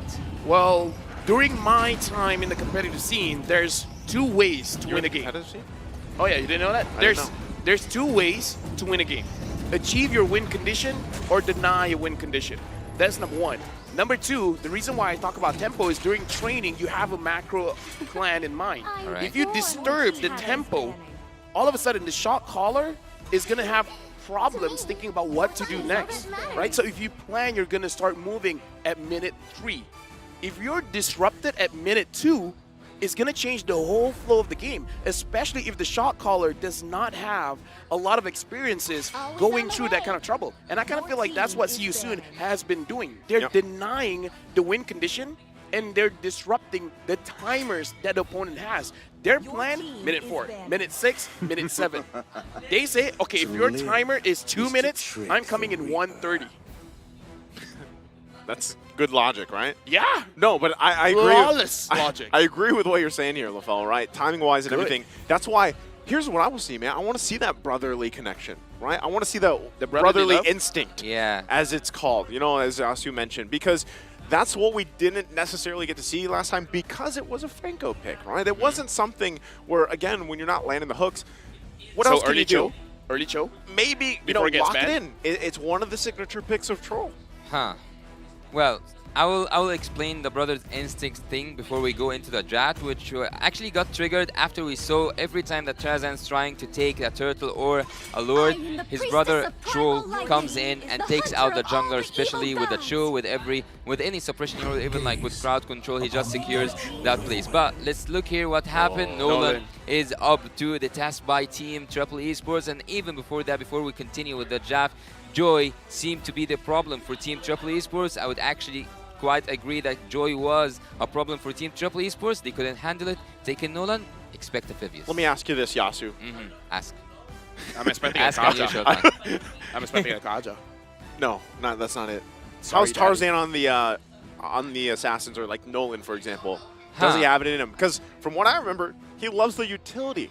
You know, the utility junglers. He does. He does love the utility junglers, but Tarzan have proved himself using Ling and also using Hanzo. At some times, I wouldn't give till it was one of the best picks, but there was a Hayabusa, so he can play assassin. Choose my own path. Angela and Arlet again. Ouch. So we really have to see if Triple Esports with this Nolan, they got to be a little bit more proactive. I want to see a more aggressive draft because Nolan can enter the jungle and he can outpace most junglers at this point. Phibius for Team Triple Esports at this point. Do you think they can both prevent Team Season from taking it and also using it against the Arlut? Well, right now, there's the plan, right? Just take the Kadena. They have the Bruno. They have so much burst potential for Triple Esports right now that they could play around that. My only concern, right, is once again, Angela going to be locked in here. Yeah. We know it's a favorite, especially in the hands of Raw, how they play around this. And with that, even the Arlot, again, having this utility for you and how it resulted even in the previous game, that's already scary. Even just 2 heroes for now. So for Triple Esports, I got to say, they have to be able to start fast. They have to get on their own timing, right? They need to get ahead of the curve here. But now that it's going to be the Assassin matchup between these 2 junglers, like we pointed out earlier, who's the king of the jungle? Well, this game could be a deciding factor for that. It is definitely going to be on the roamers for me personally, because Lancelot as well, I would say it started in the Philippines, but before that, artificial intelligence, Angela is an android. Probably uses a USB-C charging port and not lightning. Hey, I am the power of light nice. But look, Angela I don't get it. Yeah, it's okay. It's okay, Daddy. I'll let you know a little bit later. Now, I want to go back to the point where Lancelot, it started in the Philippines, where the Lancelot always outpaces any other jungler. During that time, Nolan didn't exist. Yeah. Now it's gonna be looking at both junglers. The rotation or the pathing that they choose is gonna be very, very crucial. And if any kind of disturbance is coming in from those roamers. So in this game, honestly, for Triple Esports, if they're able to get a Cho, it's gonna be looking great. Well, it's one of the best picks to have that show, and also having it with the Kadita would actually make more sense to me to see. But Team CS soon with the hard guard, with everything they have right now, with the Lancelot. Again, you have spoken about Tarzan and how good is he using the assassins. Also, MP the King is not known for his assassin picks, so he's also known for the utility junglers. Both of them are stepping out of their comfort zone, but Kufra is out as well as the Joy from the last game. Which message does that sing? Well, again, when it comes to that matchup in the jungle, both of these junglers will be duking it out. My biggest concern, though, once again, Angela, Android or not, is going to give an upper hand here, especially with the Lancelot. Now, you know, the performance here is going to come down to some of those early skirmishes and those dances and how they played off. And, oh, man, they take the show. Show is amazing. And again, you just still didn't get, she's an Android. I don't get it. USB-C. Yeah, I don't get Android. it. Yeah, but what's the catch?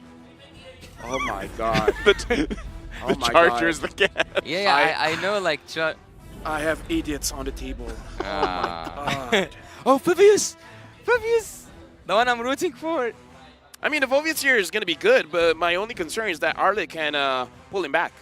Oh, wait. Who's playing what where now? If my meta braid, it should be a Kadita room and a Phobius mid.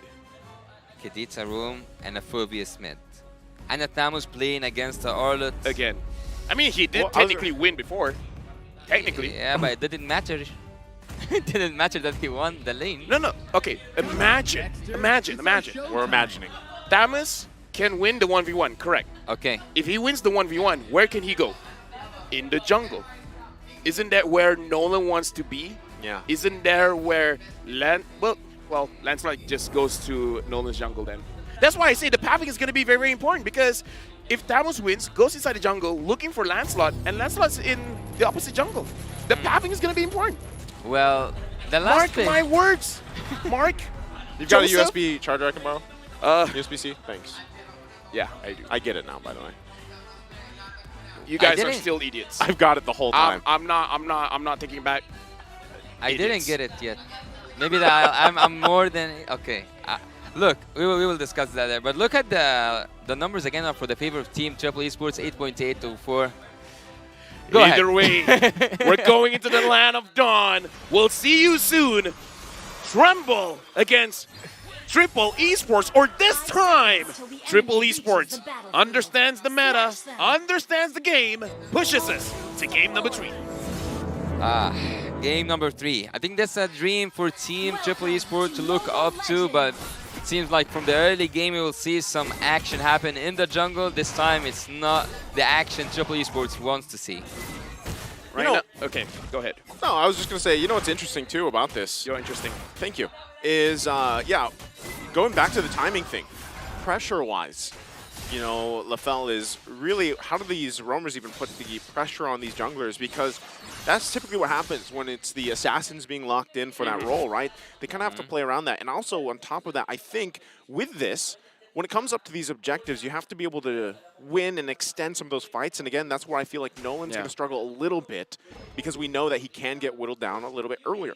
I would say when we're talking about tempo, it was quite a few patches ago where the buff, the way that it operates, the more people there, the tougher it's going to be. And the Cho just now, as we saw, just being close to the buff, it doesn't matter that Tarzan secures the buff. It's going to be a little bit slower. So in this way, without really doing anything, just by showing your face, MP the King will have this advantage of being able to clear the jungle much, much faster. Well, having the tank slot will actually make more sense when you go into the engages. We will see that he will have a lot of fun. There's not that much. There's even no crowd control that can be mentioned here from the side of Team Triple Esports. So he will have fun playing that tank slot. But there's something I'm really concerned from the side of Team See You Soon, which is Kosei on that Claude. Where's the setup that he needs to have? Is it just the final slash? I don't think that that's enough. I mean, I kind of feel like the Cho can be able to do a lot as well with the Jeet Kune Do. Because even here, See You Soon, I saw the difference in gold just now. It's 200 difference. Oh. Well, with that, both of these just trying to get that level 4. Turtle now going to be spawning here, still battling it out. They're going to put the pressure once again on Tarzan here. Boxy almost at level 4 as well. Still on the top side, though. They actually might just decide to find out. They get the flicker out. Still going for it. Boxy trying to hold it down again. A lot of this back and forth. And look at this. A level difference. MP the King just with one. Before that, go ahead. There they go. They're going to jump in. MP the King able to secure the turtle. Has the Heart Guard alongside with it. Sanji trying to hold down this front line. Cuff in there as well. There's the final slash. It's going to be canceled out. They're still working for it. Sanji will fall. See You Soon running here, but they did get the turtle. And I'm sorry, even though I'm the anchor, I gotta analyze here because we saw the difference. Because the difference in gold just now for MP the King and Tarzan before the turtle was 200 difference. That's one small item, and it was one level difference. And that's what happens when Boxy the King is able to slow down Tarzan. He only slowed down for one buff, but that one buff made a huge difference. Yeah, and also as an analyst, I would say that Team Triple Esports were so behind and also triggered the previous ultimate so early on. Oh, is it an ult? Oh, he's going to go ahead and use the Way the Dragon, but again, just kind of messing here with Tarzan. Rest of the team here as well. So Triple Esports, as you guys were mentioning, you know, they need to kind of keep things under control, right? Early game still. But that small lead is starting to build for See You Soon. Yeah, I think that Team Triple Esports could have done much more better in that team fight because they triggered everything right before the turtle fight. And not just that, the positioning was off point. It was totally off point. MP the King with the second skill with the Retribution. That's what we know about the Lancelot also having one level advantage that made his retribution even more dangerous, let's say, for Team Triple Esports. Everything is aligning for Team See You Soon win. Oh, wow, kicking him right into the Phantom Execution. Ooh. Cuffin, though, going to use the Demonic Force, trying to stay alive for it. Still going. Hard guard now on MP the King. Goes under the turret. He's in trouble. Cuffin falls right there at the tier 1. And I gotta say, good execution by Boxy the King. He was holding on to his dashes and he's dashing towards the mid lane turret, trying to bait it out. And unfortunately, Cuffin took the bait. Well, winning the lane for Felix is not quite what we expect to see an Arlet do against... oh, that was good. Yeah, able to dodge the final slash, but he dodge the rest of the damage. Sano gonna fall now into the mid lane. Boxy the King also keeping it at bay. Once again, Triple Esports trying to get on the board here. Turtle now up for the taking. See You Soon, gonna go ahead and start it up. Still out, Rough Waves, this could be their first kill. Tarzan able to get it. Still gonna clash it out here. Felix has to flicker out, but on the backside, MP the King looking for Troll. Sanji gonna keep him at bay. Tarzan meets him there into the jungle. Using the fracture, no one's securing a kill just yet. The final slash comes through. Hard guard on MP the King, gonna be chasing down Cuffin. They want the kill, they get it. And now See You Soon in taking for this turtle.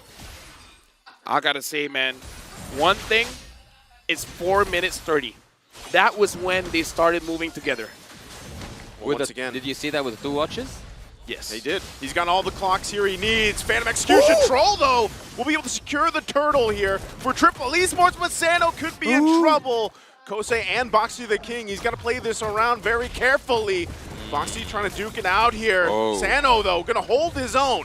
Wow, that damage from Sano is something to take care from on the top lane. I don't actually. Let me look at the items. That was the actually question I was. He did get the Has Claws, and he's also going for the Berserk Fury, so he does have that damage. I mean, this is a Kadita roam. What you want to do, what you want to accomplish is to be able to catch people off. And the genius one is to make sure that you get to do your job. Your job isn't to tank. Sometimes you want to open the map, sure, but it's really about catching the rotations. You wait at a certain bush. When someone wants to go rotate, say, bottom or top or going for the turtle, you just burst them down as fast as you can. Well, I don't think that he's going for a tank lot. He's going for a semi-tank lot. Oh, Felix, he gets the heart guard. Is he going to be able to get out of this? It is only Sanji Tarzan. Felix is just going to be fine now. They still might go on the hunt for the top side. Boxy going to fall now. Still on the bottom as well. Troll could be in trouble. Still MP the King going for it. Conceal going to be used. Are they actually going to commit to this? They back off for now. But Triple Esports still trying to find anything they can to stay in this game. The question is, what are they looking for? Oh, MP the King. Still. He might take a couple too many shots. Phantom Execution out. Cuffin now jumping in with the Demonic Force. They punish MP the King. Yeah, MP the King, that was the perfect time to have that shutdown. He will be missed at the turtle time. They might go for the turret. They might go also for the kill. And now this on the top side, the tier 1. Boxy trying to keep them together. Away the dragon. Felix there as well. Gets the final slash. They're going to find Sano. He can't get away in time as Kusei gets the kill. Now Sanji confident Troll here to meet them for the fight. Still going to be down out. Raw has the Heart Guard available. Still trying to join the fight here. Blazing Duet going to come through. The Heart Guard alongside with it. Troll will fall. Cuffin still trying to hold it down, but he is next. Now Turtle for the taking. Tarzan has to get his buff and get out. Looking at the time, it's 4 minutes and 7 minutes respectively, because it looks like See You Soon. When they have a Claude, they're really waiting on the second item, because once that's completed, they just go ham. Oh, they're still going to be going again. Sanji, everything thrown at him as he falls, and the turtle also taken. Now the mid lane, the focus here for See You Soon.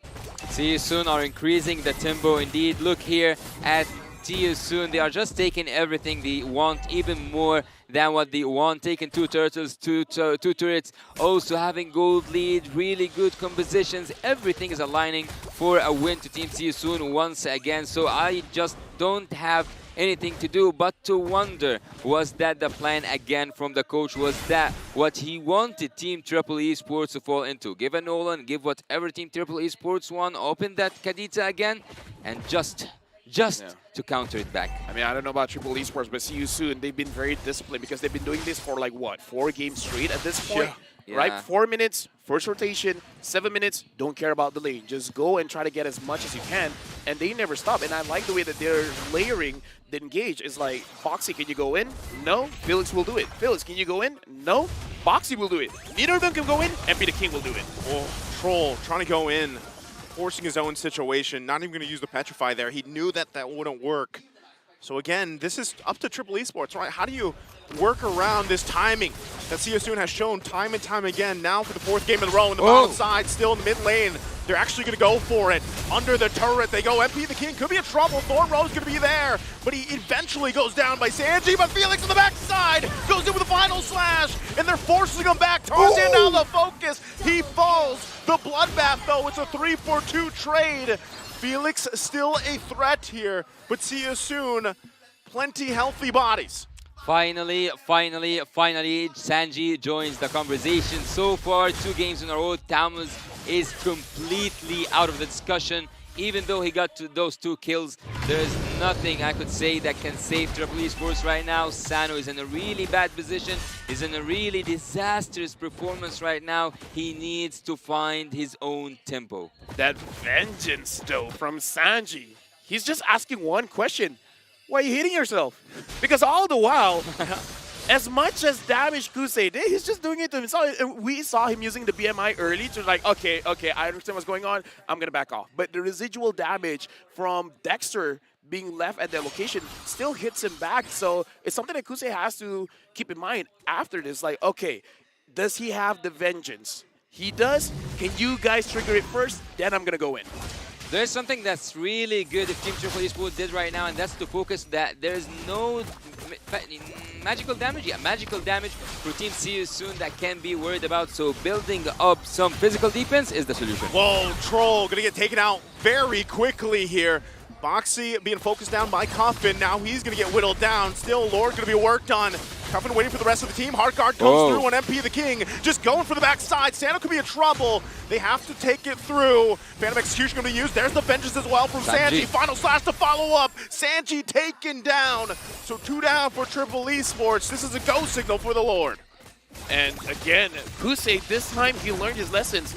He didn't go for it. He still has his Blazing Duet. He's going to make sure it's like, all right, we're just going to pick them off one by one. We have a 4,000 goal lead. If we don't have to force things out, we don't have to. We got to make sure that the game is clean. We're going to execute it as best as we can. Tarzan right now, also with this Nolan, he's not finding his targets. Yeah, Tarzan, I wouldn't say that Nolan, even though it's one of the best picks, if not the best pick right now at the M5, arguably, I would say he didn't show up in this game so far. But Triple Esports, I don't know. Right now, honestly, the question is, Triple Esports, what are they looking for, Yasu? What can they do? What can they do? To buy more time.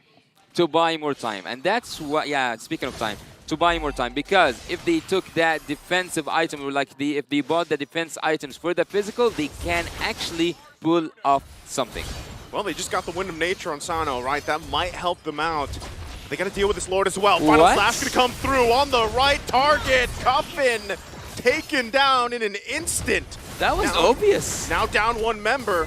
Still the assault on the base going to go. They should be able to clear things out, though. But most likely going to lose something. Boxy going to jump in. Looking for his own setup. Can't find it just yet. Blazing Duet with Kosei. And now they go in further. Another final slash. Whoa. Looking to end the game here. Tarzan going to be in trouble. See you soon. Waiting for their moment. Sanji trying to keep them at bay. But it's a full force besides Kosei from See You Soon. And they're going to go ahead and work on the base. But are they actually going to be able to end it here? Sanji trying to keep them there. Couple hits, no minions just yet. Boxy will fall. Ra has to flicker out. Cuffin's back here with a vengeance.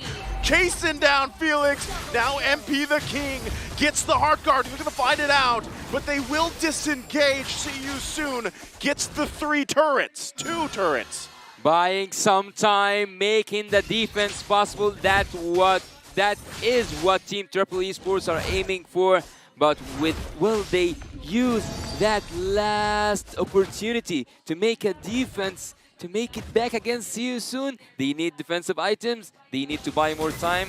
The time manager, What do you have to say? Well, right now we're going to look at the instant replay and really see what happened. See You Soon looked a little bit desperate. You really want to end the game as fast as possible. And I kind of feel like part of the mistake is they start to tunnel vision. And I'm not so sure why, because they're in control of the game.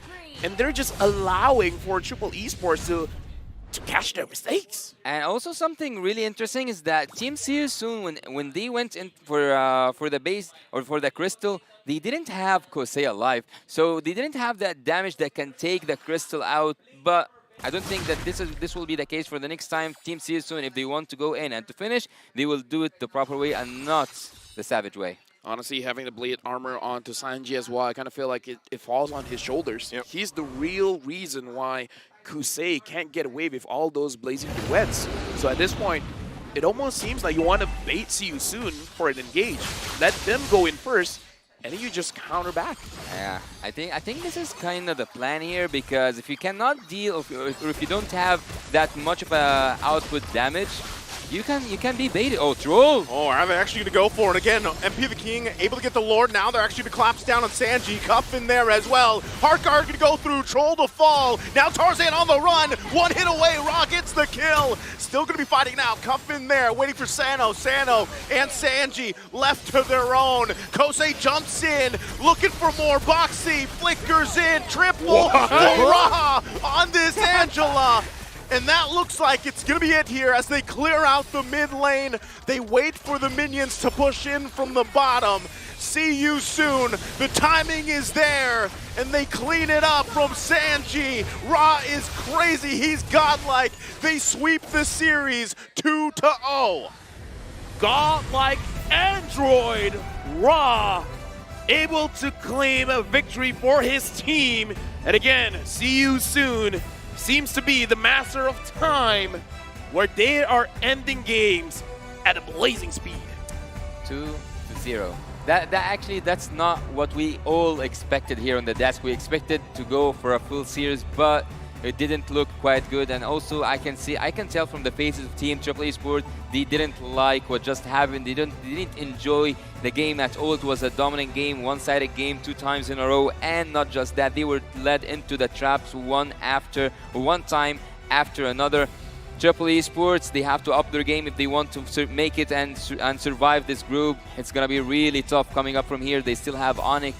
They still have a lot to do. Oh my. They still got a lot ahead of them, right? But now that we've seen See You Soon, yesterday, today, very similar performances. I would say maybe they were a little overconfident with the lead that they had when that one, assault on the base, but still, ultimately, a very clean performances from See You Soon, and it's tough to think, how do you interrupt those timings, right? I mean, even if they had 4 clocks here, LaFell, I think it's tough for some teams to handle this, but again, the tempo, it's blazing, it's on point. I would say some of the basics when it comes to understanding the timings is that at a certain point, you have your turret. That is your base defense.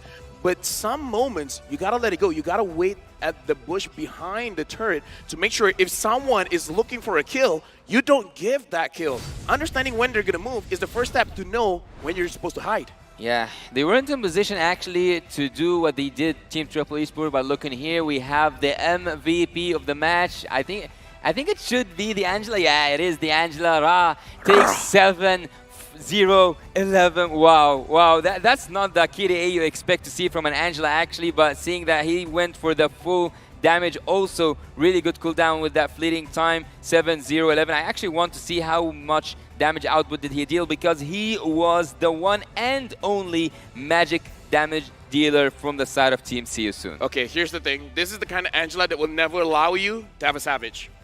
Oh, you got a maniac? I got it. Bobby boo. You don't get a maniac. We get a maniac.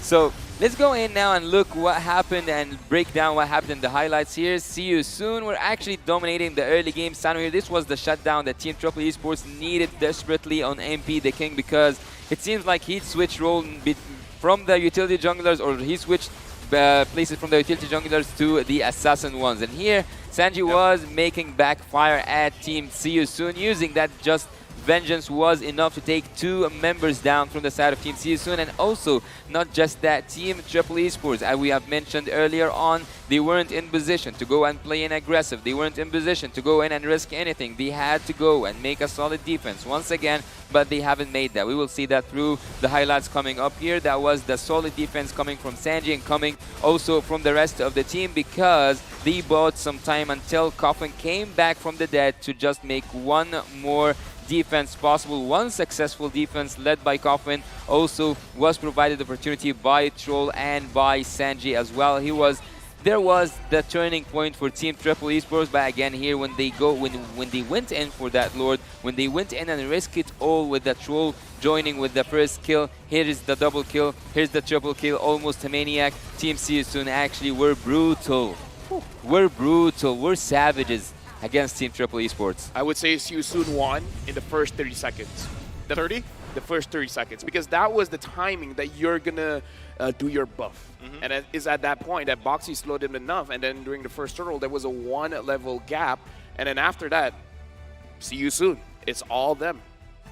Not only that, but the first 30 seconds, if you will, you talked about the rotation so much as leading into the game itself, and that's kind of what unfolded there. It worked really well for them. Even MP the King on this Lancelot, whether he went, tanks a lot, or the damage version of this Lancelot, which he, kind of had his own version of this, had that endless battle, had the Thunder Belt and everything else, but really a lot of it, he was able to just rely on Ra, the game MVP here, and it worked out so well for them. And when you looked at those highlights, even considering the itemization here, you saw how much of an advantage it was to have these tankier initiators, basically the shields, the heals through, and it kind of whittled down Triple Esports in the lineup that they had. Well, if Lafel says it's 30 seconds, I trust him. This guy have 2 watches, so I will trust him when it comes to time. But speaking of time, that fleeting time was actually so good on the Angela. Multiple times he was able to trigger his hard guard and managed not to just make his team survive. Actually, he didn't use his hard guard ultimate for his team to survive. It was more about going more aggressive and taking more out of the Triple Esport troops and also jungle. Here the damage dealt by both teams, whereas the Angela, 30 seconds. Yeah, my personal worry here, Tarzan did the least amount of damage in his team. And that's a Nolan. That's a Nolan, that's a jungler. The only one lower damage was Boxy the King, and he's the opposing roamer. So I kind of feel like, again, the first 3 seconds threw Tarzan off. Yeah, I think they did. And, usually we have to acknowledge the fact that usually when these assassins are locked in the jungle, that's kind of like one of the boxes early on that teams have to check, right? They have to disrupt those rotations. They have to disrupt some of those assassins, because that's when they get down, it takes a little more work for them to build back up. And that's kind of what we saw there, even looking at the stats, right? The damage, like, you don't pick Nolan for that, right? Oh, yeah, that's the struggle. But look, speaking of the stats, there was a stat over there on the screen a while ago, the total heal. The total heal was 76k, I guess, from the side of the Angela. Even having that heal, that doesn't even equalize the damage output from Triple Esports. So they were healed more than even needed at some point. I mean, that's what happens when you're really dominating the game. But again, that was our first best of 3 series of the day, and See You Soon is really posing as a threat. Once again, the M5 World Championship is powered by Moonton, presented by Kadia, our global presenting partner, supported by ROG, our official gaming phone, Grab, our official Super App partner, and Secret Lab, our official chair partner. Up next is the best of 3 matchup featuring Singapore's Team Flash and the wildcard team from Mongolia, Team Lil Gun. Stay tuned. The M5 World Championship group stage will be right back. And I gotta say, I'm really looking forward to see what Lil Gun has for us. We'll see you then.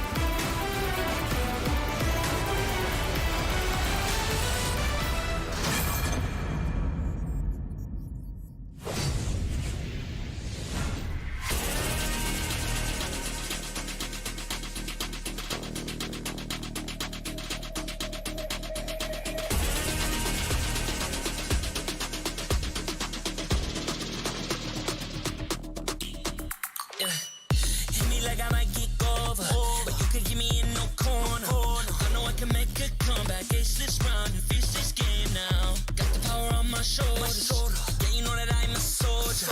You can keep me off my guard, but you can't keep me from my honor. Nah, nah, nah, I feel like the floor is lava. The energy's getting higher. You're saving my arms. 'Cause I know just what I got. I got you like na na na. And you know I hold the power. This feeling I love. Oh yeah. Making my grind good to great. So don't stand in my way. Standing tall and I won't fall over. We are better than great, good. We are better than great. We stand tall, won't run away. We are fun, nothing gon' change. Great. We are better than great. Can't get it great. I'm better than great. I play my own role. I be kinda greatest. Transcend myself into this game, yeah. I build a power to dominate fate. Championship mind, no time for the weak. We start to the game, shout, reveal. Better than great, that's how we feel. I feel like the floor is lava. The energy's getting higher. You're saving my arms. 'Cause I know just what I got. I got you like na na na. And you know I hold the power. This feeling I love. Oh yeah. Making my grind good to great. So don't stand in my way. Standing tall and I won't fall over. We are better than great, good. We are better than great. We stand tall, won't run away. We are fun, nothing gon' change. Great. We are better than great. If we stand tall and believe we can make it, you and me, with a sense of urgency, you'll see I'm better than great. I'm better than great. Oh yeah, yeah. Oh, I'm better than. Making my grind good to great. So don't stand in my way. Standing tall and I won't fall over. We are better than great, good. We are better than great. We stand tall, won't run away. We are fun, nothing gon' change. Great. We are better than great.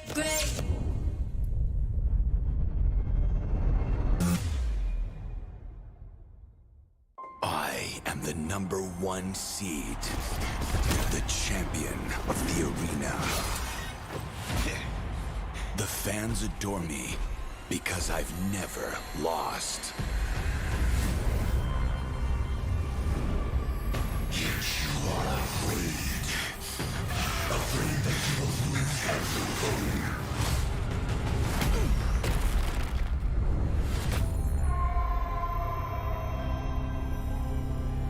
Do you ever get scared of losing, Kimmy? Well, big girl, I think we should cherish the joy and excitement of each game. Not who won or lost. That's right.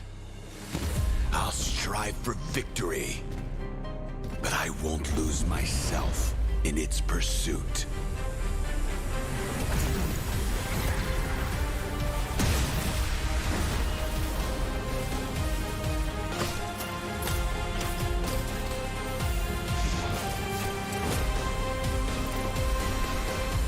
World Championship. I'm back.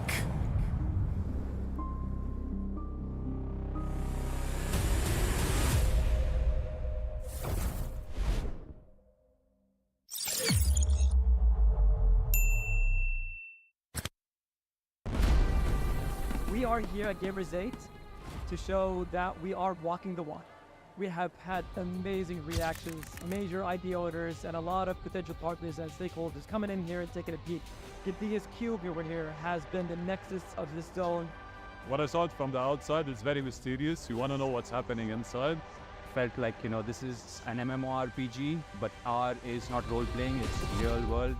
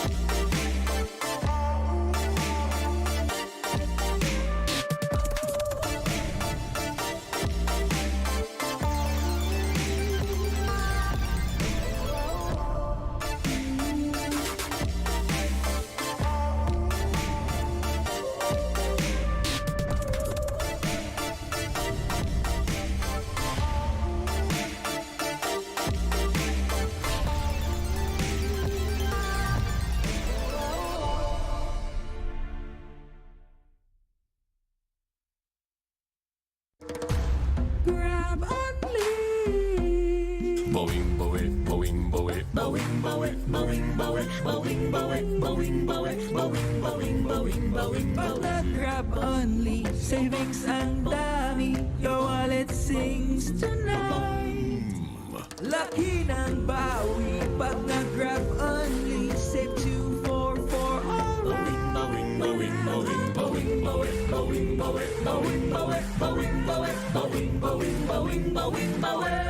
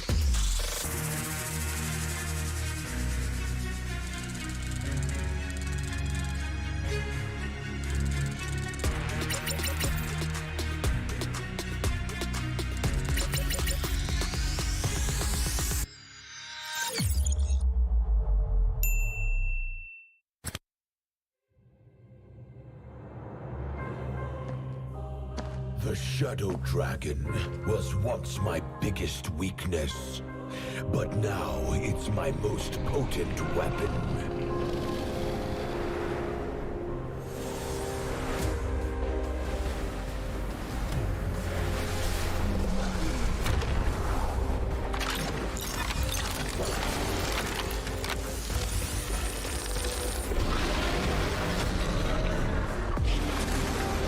Cosmic Dragon, rise and soar! Dragon Stomp! Dragon Scales!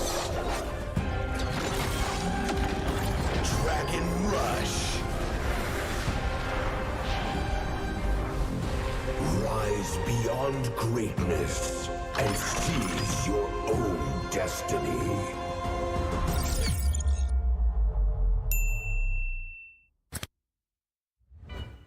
Tonight, we celebrate MLBB Esport. Do the kaldak! Do the kaldak! This is the Suman Challenge.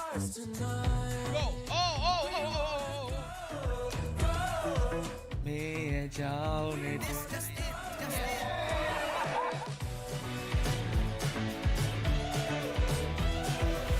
Welcome to M5 Gala.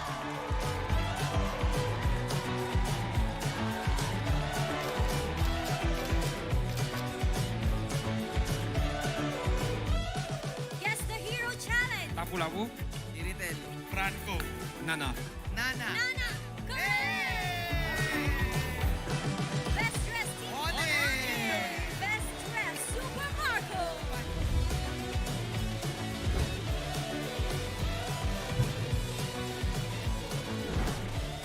Thank you so much for joining us at the M5 Gala, and we'll see you at the M5 World Championship.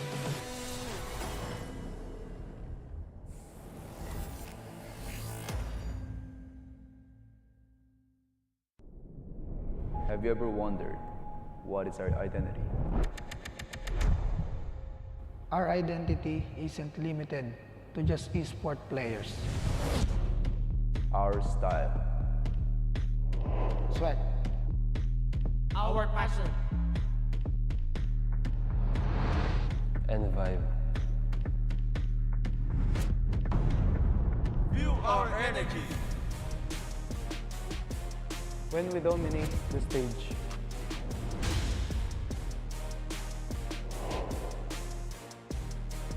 The hours of sacrifice. shape who we are. So, what is our identity? We are legendary.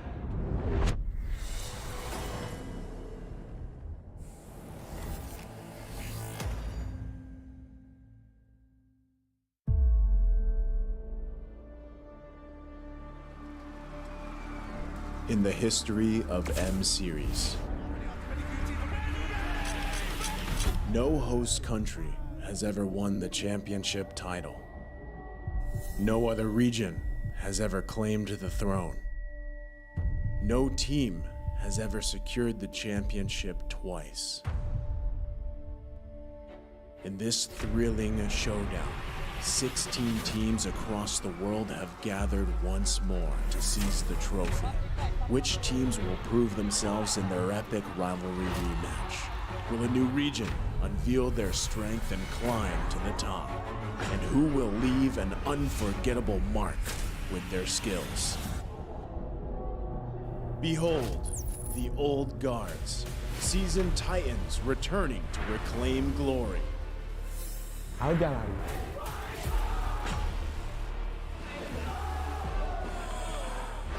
Пуел Хантингмон. Судьба будет в наших руках. The newcomers, eager to forge their legacy.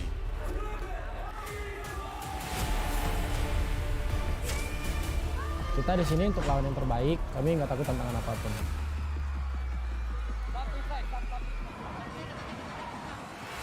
Emerging from the ashes, the rising stars are vying for the spotlight.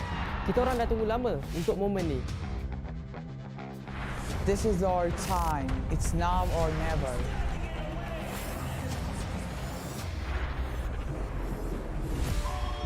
Enter the contenders, here to defy the status quo and rewrite the narrative. We've weathered the storm. This is where we break through. Nós somos brasileiros e a gente não desiste nunca.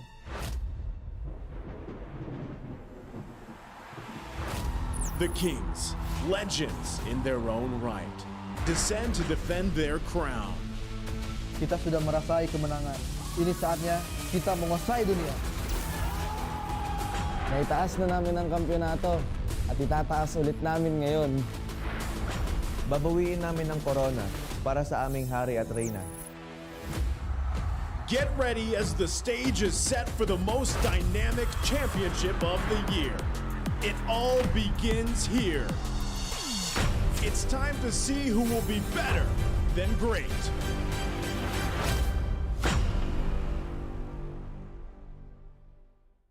I welcome you to the M5 World Championship! M5 Group Stage Day 1 was a showcase for the carries.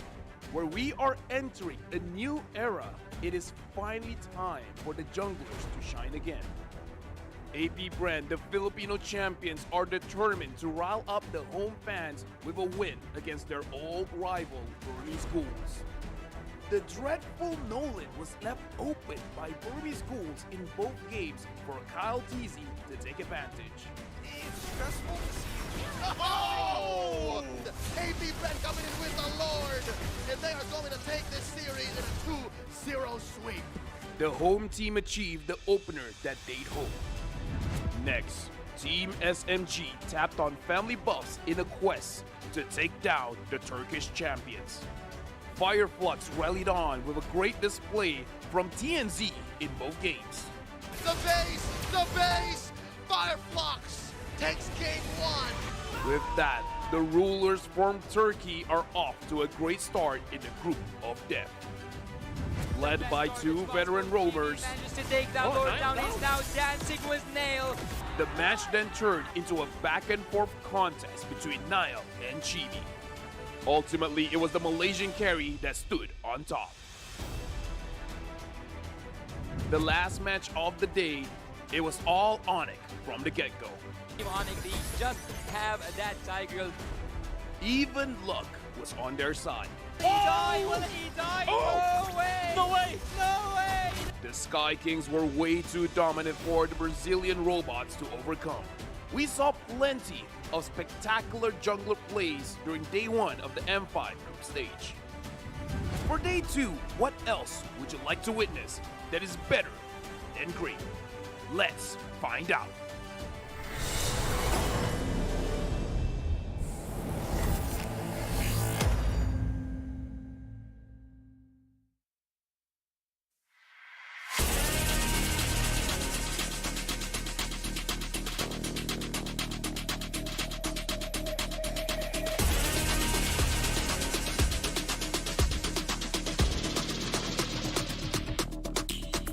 Hit me like I might get over, but you can get me in no corner. I know I can make a comeback, ace this round and finish this game now. Got the power on my shoulders, yeah, you know that I'm a soldier. You can keep me off my guard, but you can't keep me from my honor. I feel like the floor is sour. The energy's getting higher. You're saving my arms. 'Cause I know just what I got. I got you like na-na-na. And you know I hold the power. This feeling I do. Oh yeah. Making my grind good to great. So don't stand in my way. Standing tall and I won't fall over. We are better than great, girl. We are better than great. We stand tall, won't run away. We are fun, nothing gon' change. Great. We are better than great. Can't get it great, I'm better than great. I play my own role, I become the greatest. Transcend myself into this game, yeah. I feel the power to dominate fate. Championship mind on top of the week. We start to the game, shout, reveal. Better than great, that's how we feel. I feel like the floor is sour. The energy's getting higher. You're saving my arms. 'Cause I know just what I got. I got you like na-na-na. And you know I hold the power. This feeling I do. Oh yeah. Making my grind good to great. So don't stand in my way.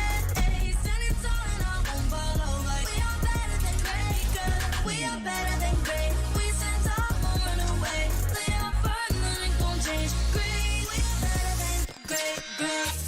If we stand tall and believe we can make it, you and me, with a sense of urgency, you'll see I'm better than great. I'm better than great. Oh yeah. Oh, I'm better than. Making my grind good to great. So don't stand in my way. Standing tall and I won't fall over. We are better than great, girl. We are better than great. We stand tall, won't run away. We are fun, nothing gon' change. Great. We are better than great.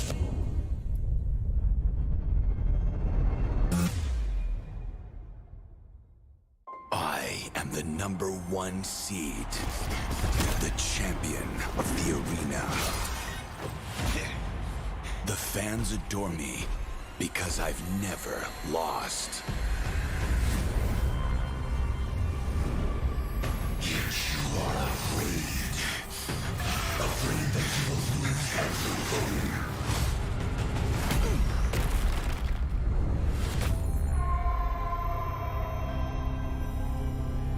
Do you ever get scared of losing, Kimmy? Well, big bro, I think we should cherish the joy and excitement of each game. Not who won or lost. That's right. I'll strive for victory, but I won't lose myself in its pursuit.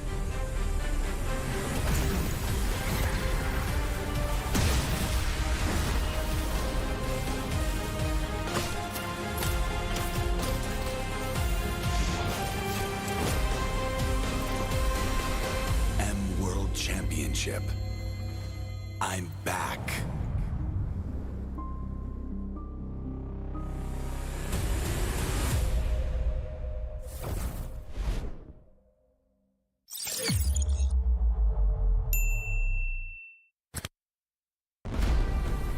We are here at Gamers 8 to show that we are walking the walk. We have had amazing reactions, major IP owners, and a lot of potential partners and stakeholders coming in here and taking a peek. Gidea's Cube over here has been the nexus of this zone. What I saw from the outside is very mysterious. You want to know what's happening inside. Felt like, you know, this is an MMORPG, but R is not role-playing, it's real world.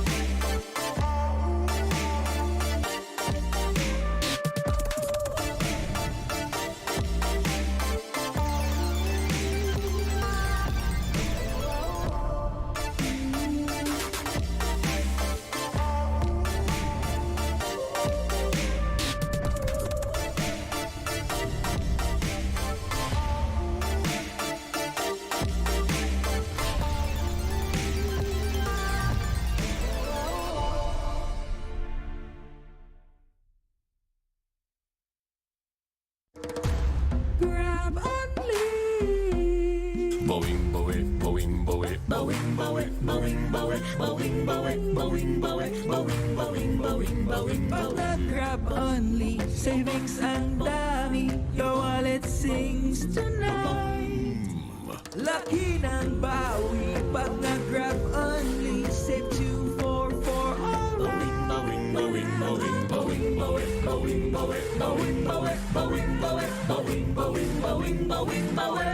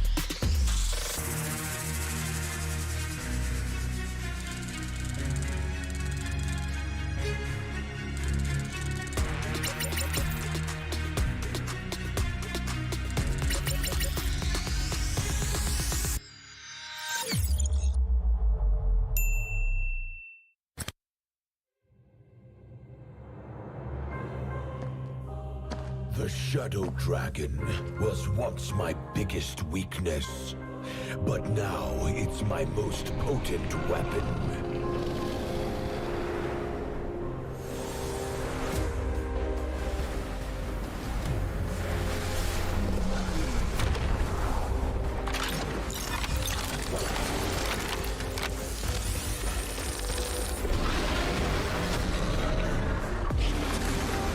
Cosmic Dragon, rise and soar! Dragon Stomp! Dragon Scales! Dragon Rush! Rise beyond greatness and seize your own destiny.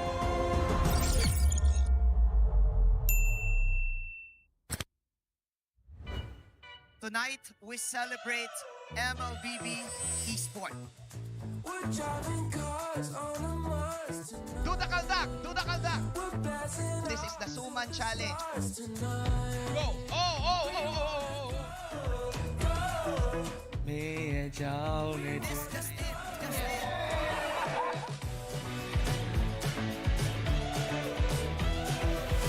Welcome to M5 Gala.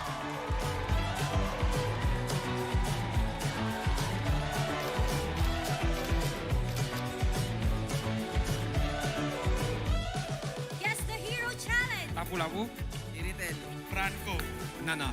Nana. Best dressed team. Best dressed Super Marco.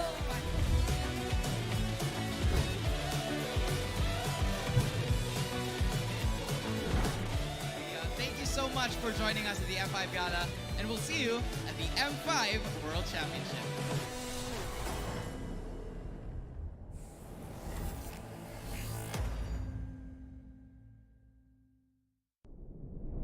Have you ever wondered what is our identity? Our identity isn't limited to just esport players.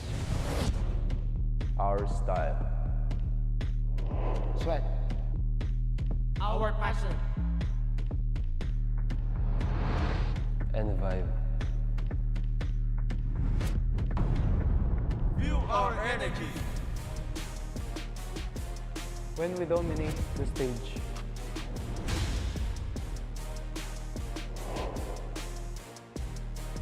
The hours of sacrifice. Shape who we are. So, what is our identity? We are legendary.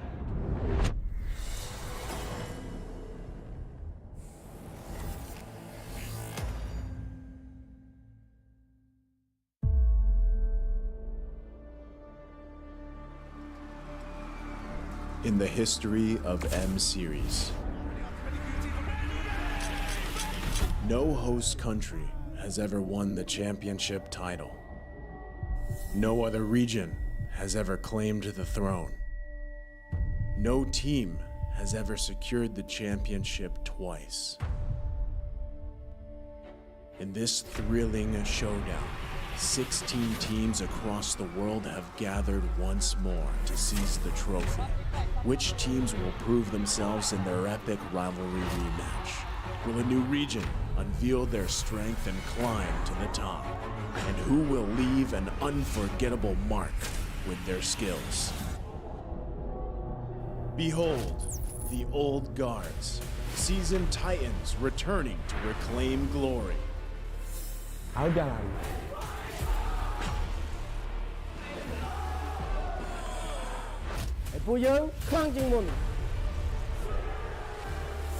Судьба будет в наших руках. The newcomers, eager to forge their legacy.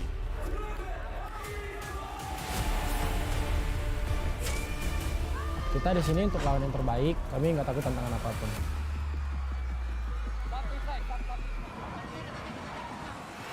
Emerging from the ashes, the rising stars are vying for the spotlight. Kita orang dah tunggu lama untuk momen ni. This is our time. It's now or never.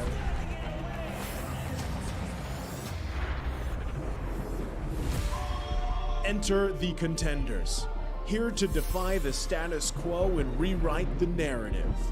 We've weathered the storm. This is where we break through. Nós somos brasileiros e a gente não desiste nunca.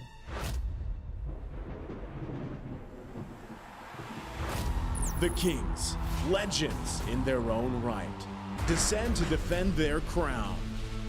Kita sudah merasai kemenangan. Ini saatnya kita menguasai dunia. Naitaas na namin ang kampyonato at itataas ulit namin ngayon. Babawiin namin ang corona para sa aming hari at reyna. Get ready as the stage is set for the most dynamic championship of the year. It all begins here. It's time to see who will be better than great.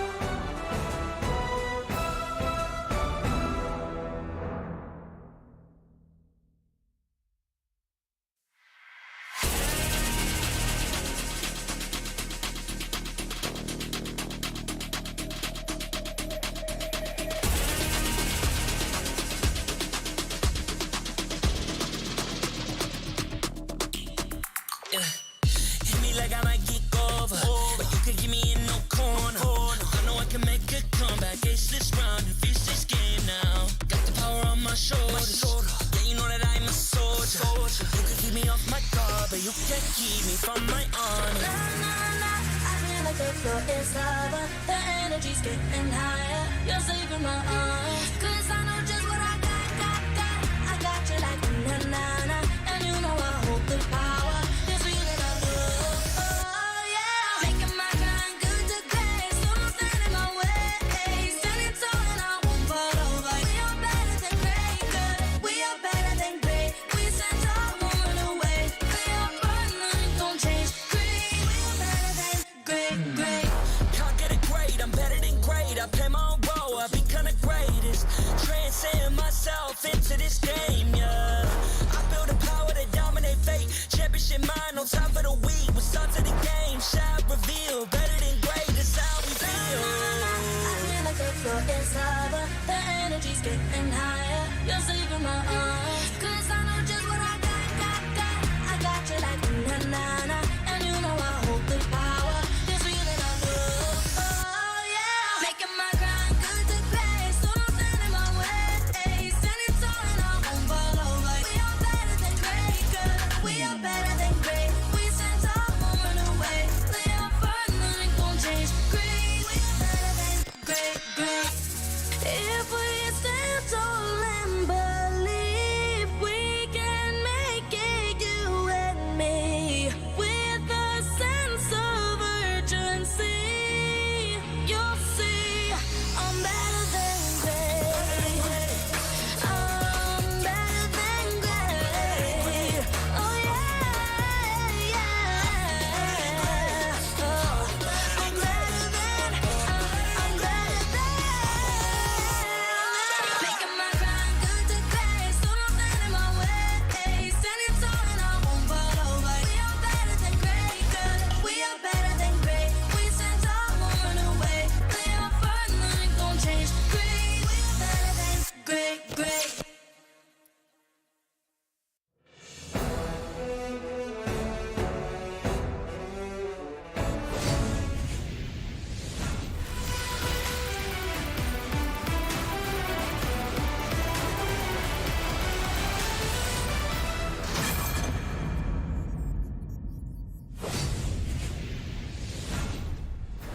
It's another match, another series ahead of us. Hopefully a bloodbath one going the distance. Again, welcome back to the Mobile Legends Bang Bang M5 World Championship Group Stage. I'm Naisu, joined here with the boys. Of course, it's Leo, LaFell. They're both rocking the 2 watches. I need to get one. How we feeling? I'm great. I can only imagine the birthday boy is doing much better. Thank you very much. Called the last match. We're in for another one here. Yeah, and again, do not call me LaFell. Today, I will be known as the birthday boy. All right, the birthday boy again. We've got a crazy matchup ahead of us. Team Flash, Team Low Gun.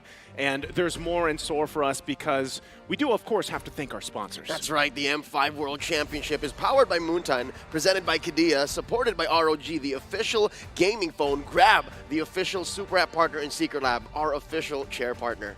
Thank you very much. In fact, today is all y'all's birthday.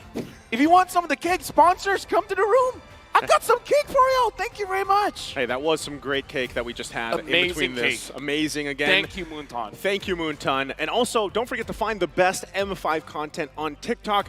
Just search the hashtag MLBBM5. And also remember to use that hashtag to share all your content and stand a chance to win rewards. So we can't wait for that, of course. Now for this matchup, let's focus on it. What's ahead of us? Again, we saw Team Flash yesterday. They performed very well in their series. Team Little Gun, we saw them in the wild card, right? One of the winners, one of the victors there. We got to see that unfold. And I know, we probably have a lot to say about them ourselves here, Birthday Boy. Oh, yeah, definitely. Now, here's the thing. For all of you that don't know the lore of Team Lil Gun, they will lose the first match because they want to download what's happening in the game, and then they'll have a reverse sweep. Okay. The downloading team. I think it's high time that they stop doing that. If it is indeed a habit, a tendency, or a reliance to actually have to download against every single opponent, every series, given that 2023 has been owned by Team Little Gun. Them coming to the world stage, them coming to the M5 main event has been prophesized. The writing is on the wall. The first time we laid eyes on this team from out of Mongolia, who'd have thought that they would be here today? I'll tell you, this guy. This guy knew they were going to come to the World Championships. Same. Hey, I had a good inch as well when I was kind of... A good inch? Yeah, a good itch. Itch. Sorry. That makes sense. You must have heard wrong. Sorry. Right, but I had the idea exactly what they would prove here, especially after seeing them in the international stage.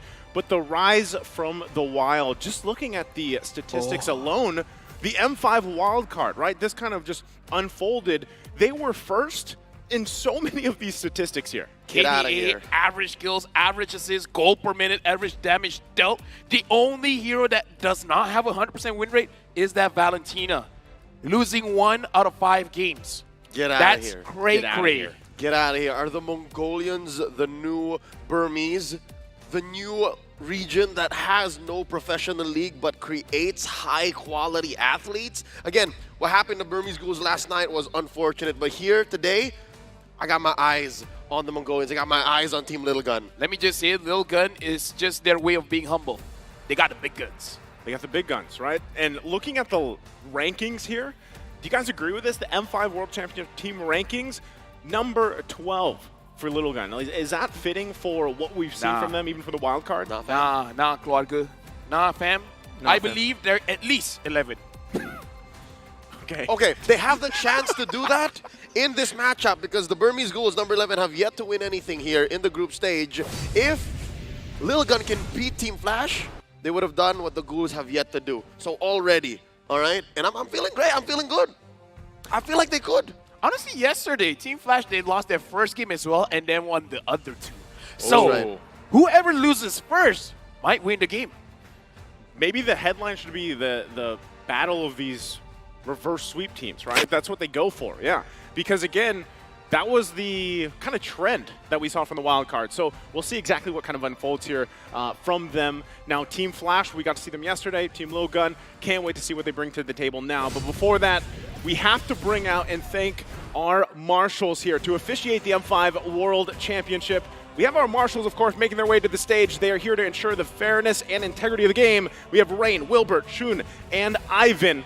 Again, bringing everything out, making sure that we have the best environment for these players. And now we're going to welcome the teams here. The never give up mentality remains closely attributed to this squad, especially after their World Championship campaign with a reverse sweep. Armed with this, they look forward to closing another victory. Don't blink or you'll miss it. It's Team Flash.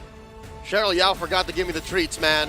With that said, I'm going to be very objective when I'm looking at Team Flash. Well, let's see what's across from them. This Mongolian powerhouse went all guns blazing in their wild card campaign with their wide arsenal reloaded for the group stage. Their Singaporean adversary should be prepared to take cover. Making the group stage debut, Team Little Gun. Let me just say, even though they came from the wild cards, but this is one of those teams that, in my eyes, is one of the favorites. And now let's welcome their coaches. For Team Flash, Coach Reminiscent and Analyst KZP, and also for Lil Gun, Coach Z-Mitch or Coach Mitch. All right, I need to be a little specific about what I just said, the context. Yesterday was proven that Cheryl Yao being present for Team Flash's matchups lead to great things. And here today, let's see how true that is once more. There's a Filipino coach, folks, and there's a Filipino player! Well, let's see here. Taking a look at the lineup here once again for Team Flash, we have Vanix, Hades, Adamir, Jay, and Lalzi. We saw what they could do yesterday, and anything that sticks out here, particularly for you, Adamir. Adamir. Definitely Adamir. Even though the first game, it did not have a good game, but second and third, he was the big playmaker. He was the reason why they won. He wouldn't die. He refuses to die. He had a choice, and he said, nah, fam, not today. That's what he keeps going for, right? The nah fam, not today. But across from him, once again, Team Lil Gun. We have Bebex, ZXora, Eisen, Forbin, and Ethan. These two teams, I feel like playstyle-wise, are going to just clash at each other here. But any stick-outs here for you, Leo? How perfect it is that the birthday boy pointed out Adamir. I got eyes on Eisen, man. This young man can carry the game from the XP lane to help Bebex get to the power spikes he needs for ZXara to dominate and invade in the jungle. That's what I'm looking at. And here in the draft, I'm guessing XP laners are going to be scarce. Love the fact that we pointed out the XP laners here, but not only that, we have to also back at the stats from the wild card. If I remember right, Ethan, if he was one of the roamers who had the highest KDA, or if he was actually the player with the highest KDA from the wild card. So we'll see how that plays a part. Taking a look at the talent prediction, though, It's a whole lot of 2-1. Birthday boy, are you copying me again?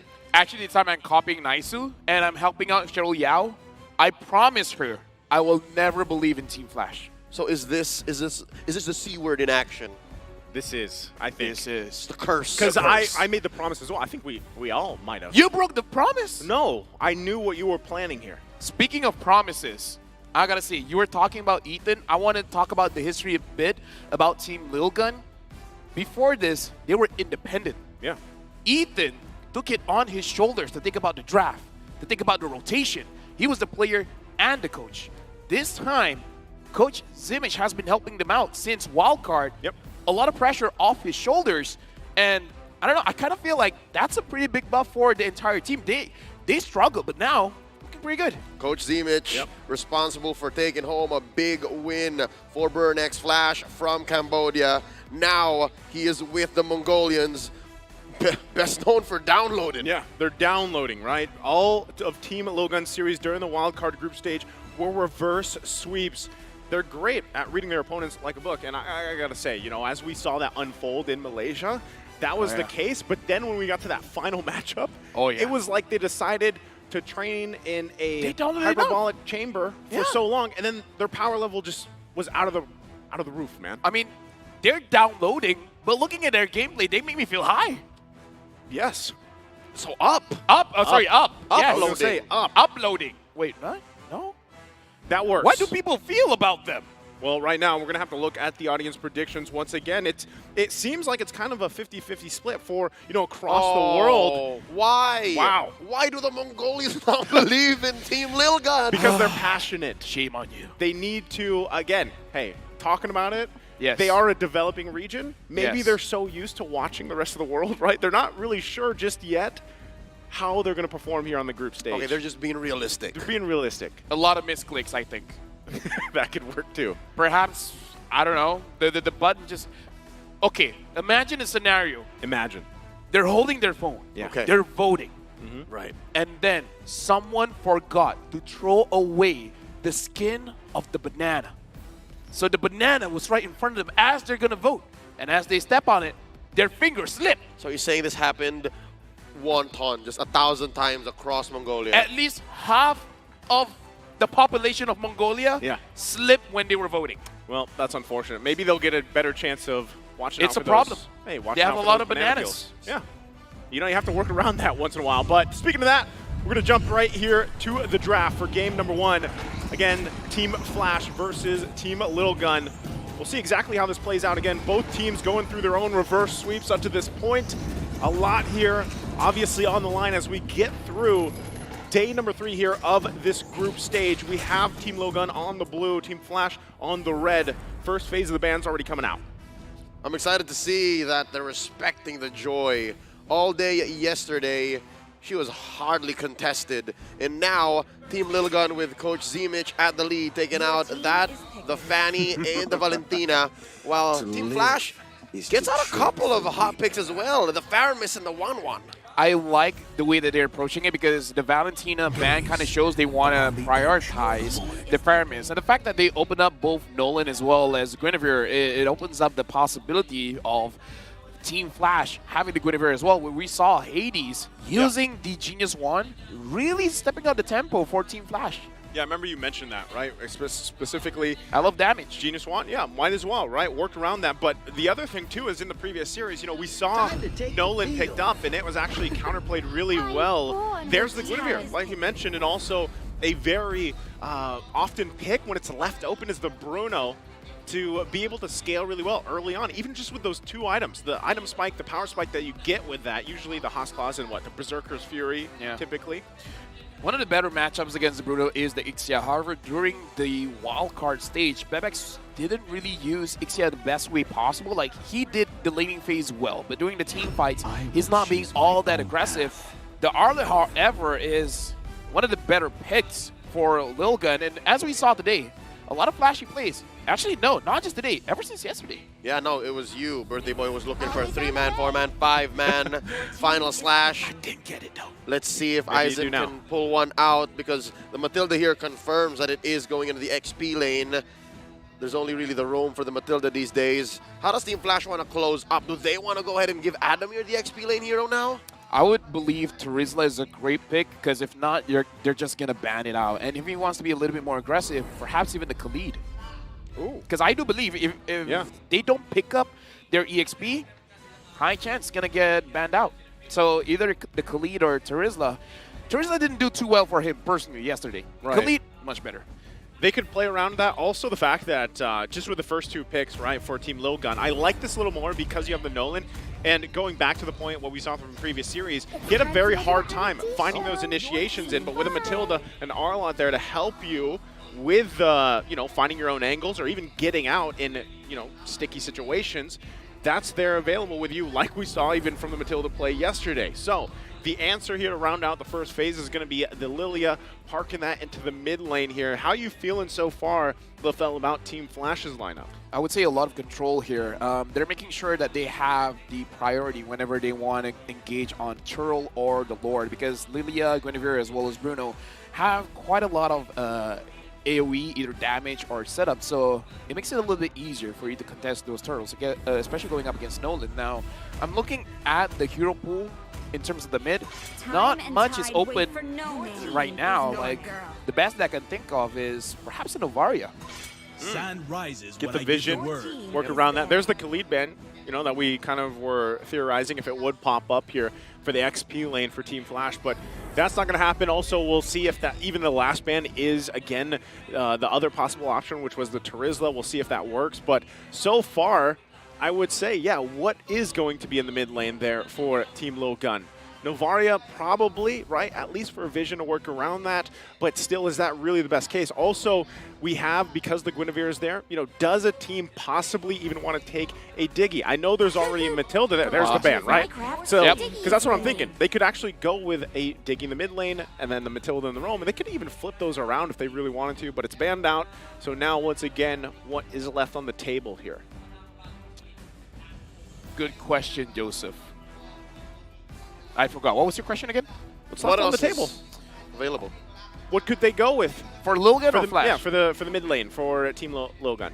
Honestly, it's not a bad situation for quite a lot of mid laners. They're just not all that meta. Going up against Guinevere, you want someone that can protect herself. I'm thinking of the Kagura, one of my favorite heroes personally, and you can burst down the Bruno pretty fast, but the problem with Kagura is that your speed is going to be pretty slow. You need level 4 minimum, and even at that, sometimes you don't have enough damage. So I'm really looking at Novaria as a possible good pick here. The other crazy one is the Lunox, but you only pick up the Lunox if it's super tanky from the opposing side. You all see that smile on the face of Adamir. He knows that Mitch, he knows that Team Lilgun are afraid of him on that Terizla. So he leans hard into it. All right, coach. They know. They first pick up the Minotaur. So I'm guessing what's left for him. The Paquito. Yeah. The Lapu. Paquito, probably, if they want to go that route. Really, the bases though. If they pick something up like a Ixia, even a Yuzong. We haven't seen a lot of Yuzong, which is weird, right? It is very weird. Hero of the M5. That's right. They could go for the Ixia here. Could go for the Brody too. Oh yeah. It's risky, but we've seen a lot of gold laners liking the Claude. Yeah. I mean, again, it has its own kind of like win condition you could go with. Kaja's going to be picked up. Matilda mid. So Matilda mid, there's the Brody. A Matilda, and then a Roam Kaj. I don't know, man. I guess they're hedging on the fact that the Nolan deals so much damage. 4 minutes is going to be the time. That they can afford to do this with the Matilda in mid. I'm looking at 4 minutes. I kind of feel like at 4 minutes, Lilgun will do something here. Again, if you think back of their playstyle, the wild card, when they showed these reverse sweeps and everything, they loved the timing, the early momentum, and if it's pick-off potential, but then you sprinkle in some utility with the Matilda, that could work really well for them, plus the Arlott there. Nolan, though, he's their glass cannon, so to speak, for the majority of this game. This Kaja has one good target and one bad target. Good for the Lilia because you can't escape with the black shoes, and Lilia has very low HP. But bad with the Guinevere. If the Guinevere exits her fake body, then you're going to be, locking on the wrong target. Her Kage Bunshin. Yeah, the fake body. You got to work around that. But one thing that sticks out here, and I'll let you talk a little bit more about this, LaFell, what you think of the compositions. They're so tanky on the other side of Team Flash, right? They're so durable, and it might be a little bit hard for them if they do try to go for a pickoff and then someone doesn't go down right away here. So let's go ahead and look at this breakdown, LaFell. The weakness of a very strong body is if you take down the body very, very early on. Because if your composition banks on the fact that you guys can just trample.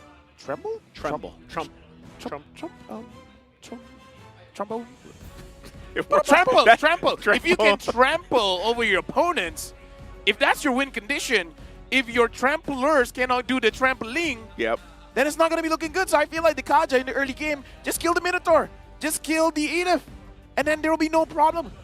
They're not going to be afraid of anything. Well, we'll find out if they're afraid or not. LaFell's giving it. The trample is the key here. Loading into the land of Dawn. Game number 1 here, second series of day number 3. Team Lil Gun and Team Flash. Team Lil Gun making their debut since the wild card here. We'll see exactly how they decide to download this game alone and come out swinging, or do they answer to Team Flash here? Already early rotations coming through. LaFell, how are things looking to play?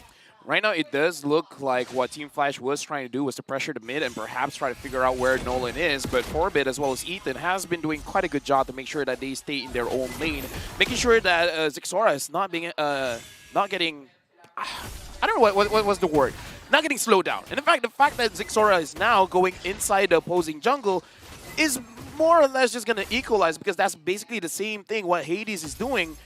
I'm really looking at Team Lil Gun. If they're not slowed down by the 5th or 4th minute mark, might be their game.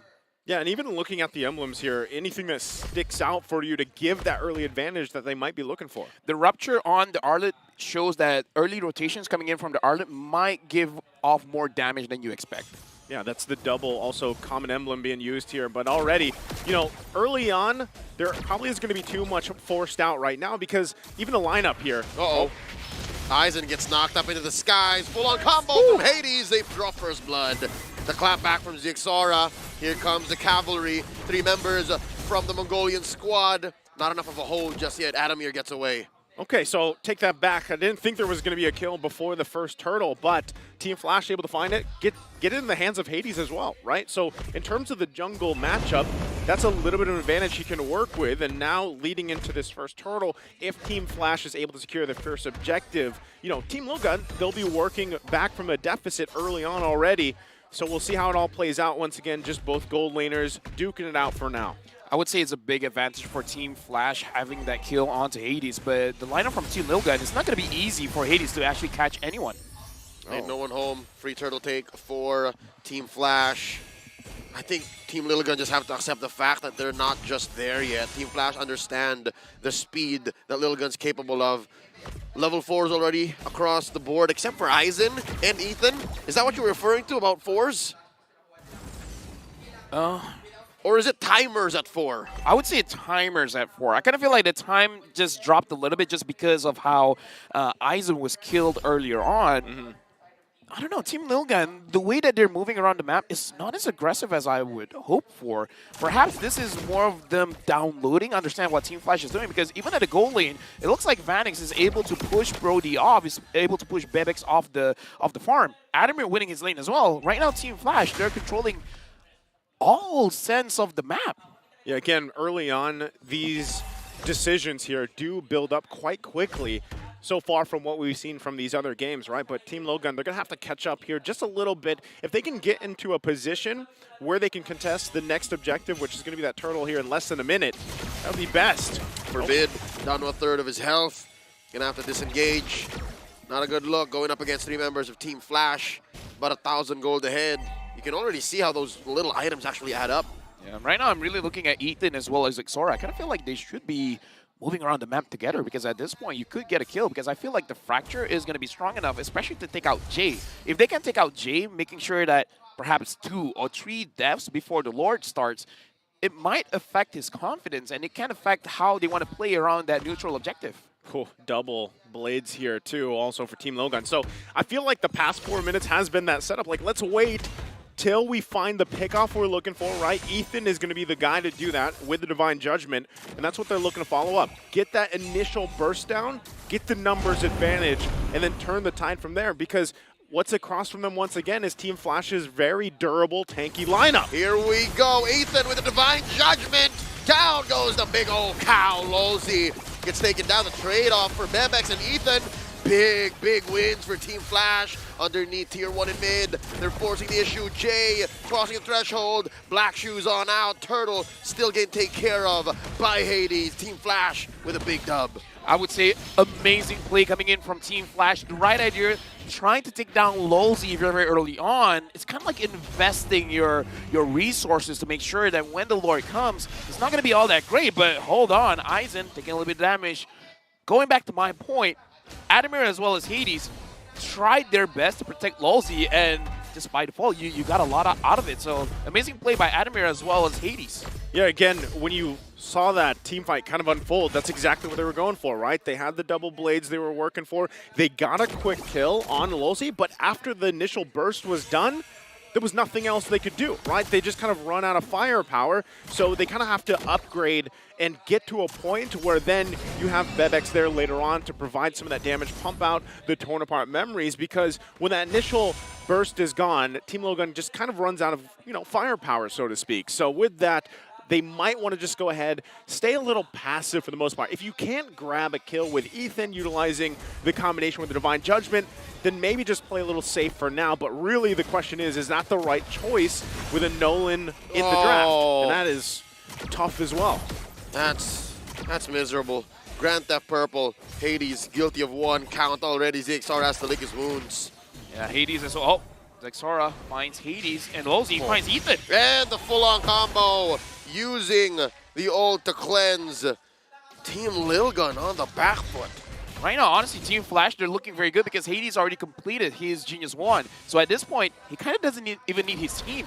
He can go in by himself. Yeah, the damage was kind of scary, right? Very scary. And you and I think even Gideon yesterday talked about this with the Guinevere, the way that it works. But again, when you line it up with having this Minotaur, having an Edith by your side, you're not so worried, right? Because you can jump in with a spatial migration. If you land it, great. You pump out the damage, you get out, and you can have still setup peel even available for you, right? And that's why this whole time, man, Vanex has just been having the gold lane experience. He hasn't had to do too much. He's farming up, and eventually he's going to be the big threat here against Team Lilgun. The way that I look at it, with the build coming in from Hades, all the crowd control that Guinevere has is just icing on the cake. Yeah. Shout out again to Mundan. Because at this point, he doesn't really need all those crowd controls. He could just run them down. What are they going to do about it? The Genius 1 is enough. Yeah, that's the scary part of it, right? Again, can you buy enough time? We've seen so many games here get to that first Lord spawn, and you have this lead now. It's almost nearly 5,000 gold. And when it gets to that, hold on, Ethan. Oh, the Divine Judgment, circling Eagle, got the answer back. Mino Fury, ain't no one home, backing off. Team Flash, tight formations. Lilgun calls for the back off. At least they know their dynamic. At least they know that neither team could have forced that in that jungle pit.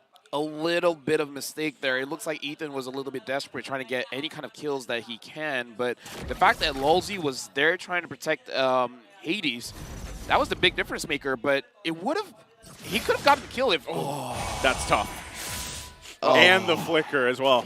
Oh. Yeah, that's tough to recover from, right? They're downloading. They're downloading right now. They're trying to download. I don't think they're going to convert anything here, really. They're going to lose that tier 2 in the bottom lane. And this is looking very dire right now, right? It's 8.5 minutes in. You still have a little bit till that Lord's up. But really, Team Lilgun, where do you find this moment to turn things around? Is it Aizen that has to land this final slash? Because even if you final slash, any of these members in, Lolzy or Adamir can most likely just jump in and cause chaos. Honestly, at this... First thing for me, Team Lilgun has to find a way to get some kind of map control, because the strength of the Kaja is that you don't know where this Kaja is going to come from. If they find a way to flank from behind, catch Vanex off first, kite away, wait for your cooldowns, and then go back in for Jay or Hades, that's probably a good win condition. Look at this. Lozy caught up. Circling Eagle. The answer back from Forbid. Lozy very low. Lozy gonna survive. There's the ult spent up. Oh, Primal Wrath keeping Adamir alive. Extra HP. Just like that, Team Flash still with the senses.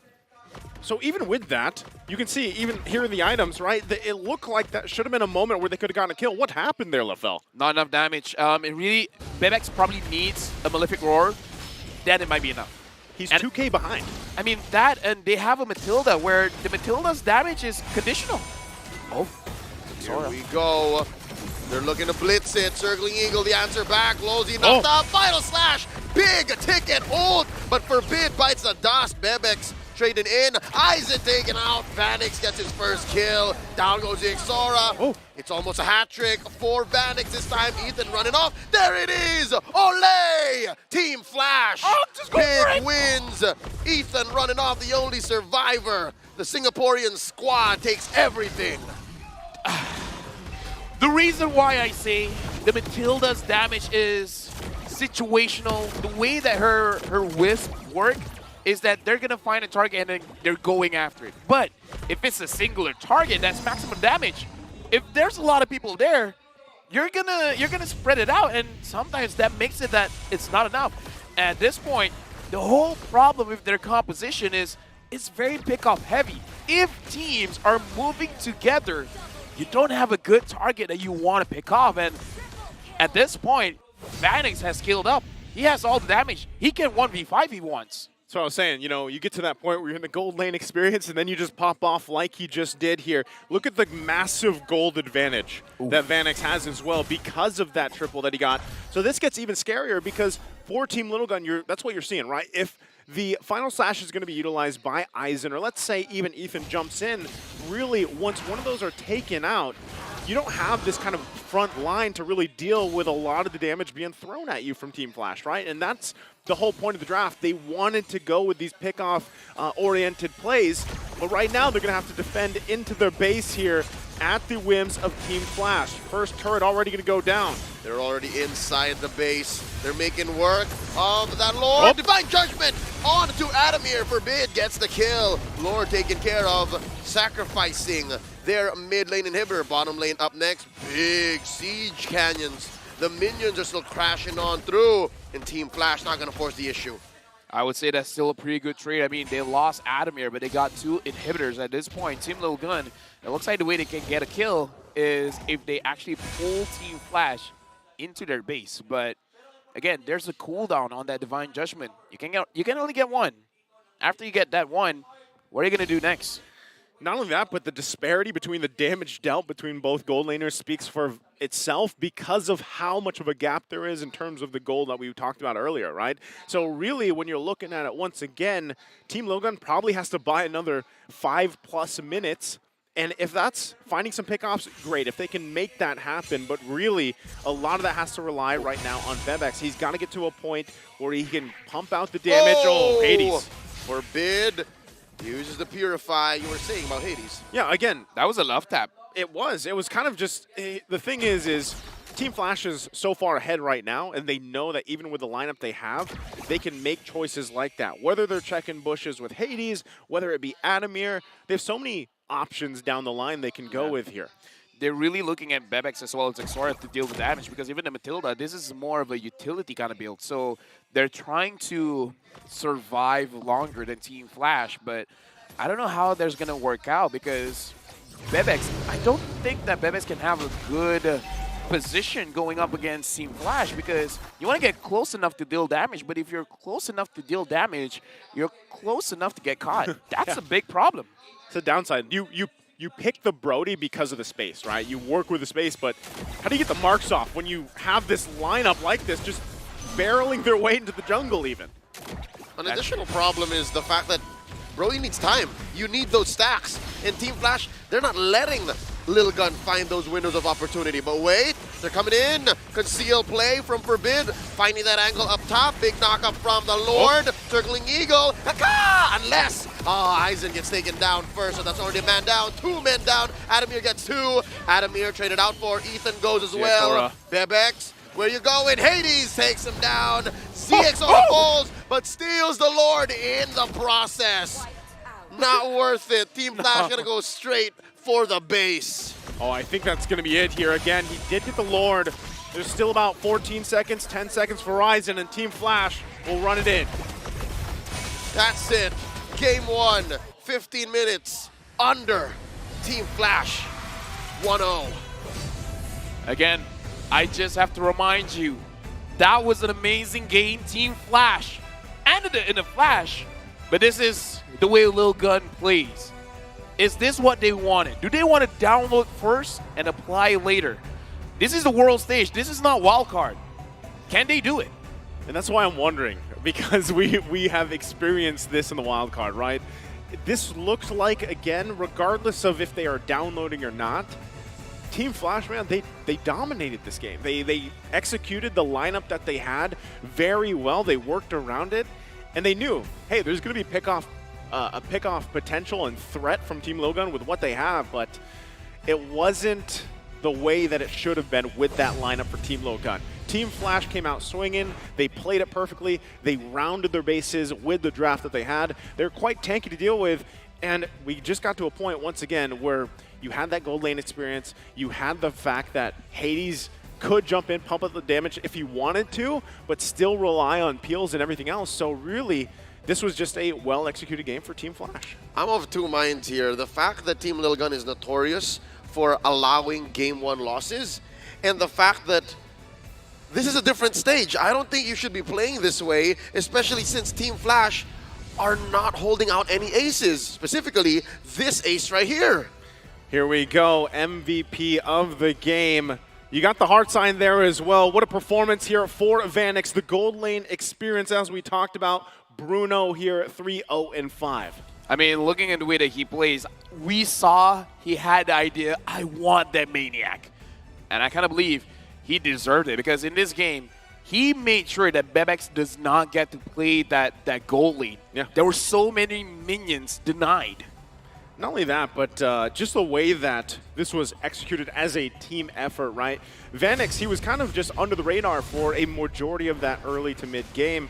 And as we take a look here, of course, at the highlights, it started off early on with that first blood going through. And there was some fight here, right, from Team Little Gun, really trying to pull things out to go in their favor. But once again, like I said, the initial burst damage that they had early on, if it fell off eventually throughout an extended team fight, when you have these tanky heroes across from you, you just kind of run out of firepower. What makes Vanix worthy of the MVP nod here is the fact that if you're playing a game this one-sided, wherein you're having, as y'all fellas call, the gold lane experience, it's so easy to throw a lead away like that. It's so easy to overextend. It's so easy to just click your ult and then say, hey, where's everybody else? Why aren't y'all protecting me? He stayed on 100%. He was woke. I gotta give props to Team Flash here, because they understand the timings. If Lil Gun wants to play around minute 4, they started the match at 1:30. Straight to the EXP lane, make sure that Eisen doesn't get to play, and then just go from there. They understand that if you start at 4, we're going to start way earlier when you're not expecting it.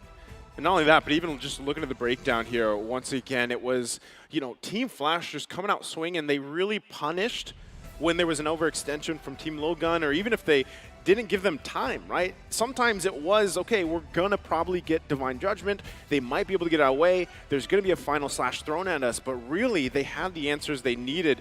And when it got to the itemization part, right, it just, with the lead that you have, especially in the gold lane, for example, or any of these across from them, you just have that advantage that's hard to deal with. And now I'm wondering, even Nolan has struggled so far. We've seen it now time and time. He struggled, but he actually had quite the farm. This is very respectable from a losing lineup that's able to out-farm the opponent, right? I mean, call it what you will, a utility tank build Guinevere, but ZXaura had the items, ZXaura had the farm, it's just he couldn't find the opportunity. Yes, at that very last moment he stole the Lord, but that's the very last thing you want to do as a Nolan. You want to kill. Yeah, I would say it was way too late, because if he was able to dish out damage, especially to Lolzy earlier on, making the Minotaur a non-factor, it will make it much easier for the Kaja to catch anyone off guard, because having that Minotaur was one of the big reasons why Lilgun couldn't really catch anyone. Minotaur, the Edith, even Hades as well.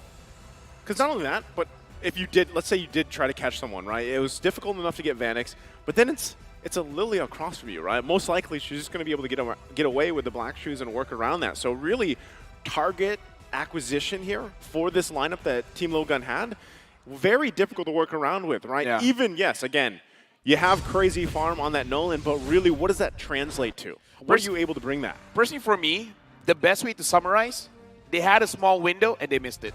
Yeah. What is that window? What's the time? Was it the 4 minutes you were talking about? Well, based on how Team Flash played, they should have moved on the second minute. I kind of feel like the moment Zexora got level 4, kind of don't care whether the Kaja has the Divine Judgment or not. Just go for it. Tell me I did not just ask you that question. Tell me I did not say, are we waiting for 4 minutes or level 4? Yeah. Because level 4 is when I thought that you could bear down on Vanix, where you could have stopped him in an alternate universe from getting this MVP victory. But here we are now. At least we're still leaning on the fact that maybe it is indeed a download game. I'm trying to see this through. I want to see this match go as close to 50-50 as possible because I want the Mongolians to show up. I want them to be the actual threat, the powerhouse that we've yet to meet here in the group stage, here in the world stage, here at M5, because that didn't really look like it. By the way, sorry, I misheard the question. You did earlier? Yeah. What'd you hear? Wait level 4 or wait for 4 people? Oh. Yeah. So just like in You know what? It's my birthday, so it's not really my fault. It's fine. It happens. It happens. You know what? Right now we got to move forward, right? What's the next plan?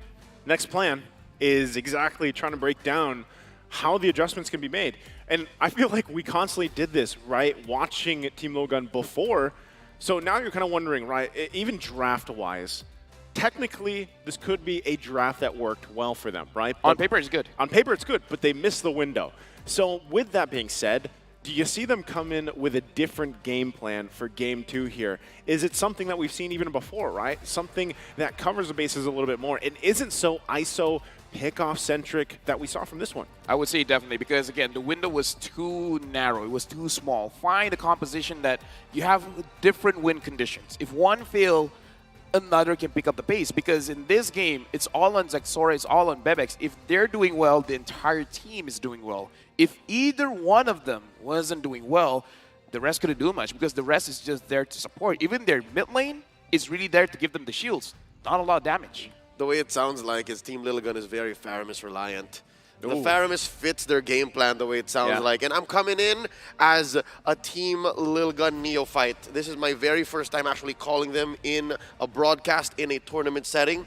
You've met them earlier this year. You've called them in the wild card. And I'm here, folks. I know there's a lot of fans watching from around the world as well, wondering, hey, what's all the fuss about? Why is this team so notorious? Why are we hearing about Lilgun just now and here at the world stage? I'm guessing, and I'm here, and I'm hoping to see the actual download meta come through because besides Team Lilgun, as you guys say, from the wild card, they're so consistently looking for the reverse sweep. I only know of one team that's very good at downloading. Who's that? Blacklist International. The code. That's right. I get it. Coach Bonchan at their leadership back then would allow for such things like game 1, we're going to do the same thing. Same thing.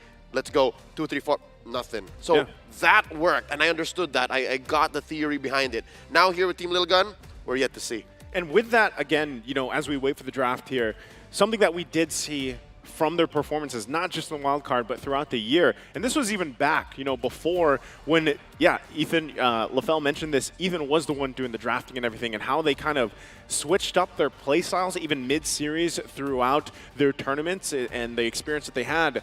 But that's one of my biggest questions is because at the forefront you have, you know, this team that had these crazy statistics from the wild card. Now, adjusting-wise, even for the draft alone, you know, when you have to look at it, right, it could be start in the roam. Start giving someone like Ethan a initiator, if that's the case, or we have even seen them go with one of the healer centric playstyles, right? Now, draft-wise, we'll have to see if they flip sides because that could change the course of things here as the players get ready. I also just want to take a moment and say, Team Flash, that was an amazing performance, man. Like, I kind of feel like after yesterday, people are like, okay, the new Singaporean representatives, they're looking good because it's always Evos, it's always RG. And this time Team Flash coming in, and it was like, we're the champions for a reason. Yeah, I feel like there's... If you think about a lot of the regions, you know, that have been, let's say, in the M series for a while now, they have their own reputations, of course, right? But for example, for Singapore, for Team Flash here, I feel like they have come out and proven so much just in the previous couple days here. If you look at the playstyle and how that has adapted, and again, some of these names obviously are very familiar to a lot of people watching, right? You've seen them for seasons, if not for years at this point.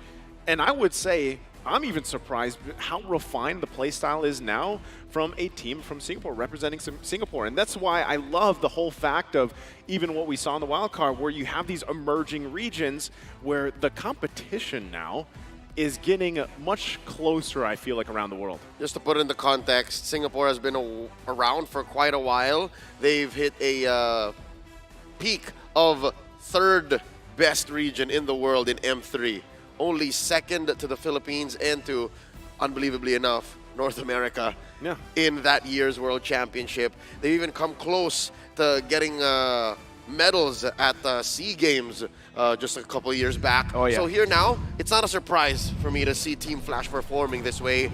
It's just a matter of refinement, just a matter of actually going for the throat here. Maybe they can punish Team Lil Gun's propensity to just download games. Maybe they just sweep this right here, right now. I kind of feel like, as a Malaysian, knowing Singapore, their book smarts are amazing. It looks like Lil Gun, they're trying to download, but it looks like Team Flash already did their homework.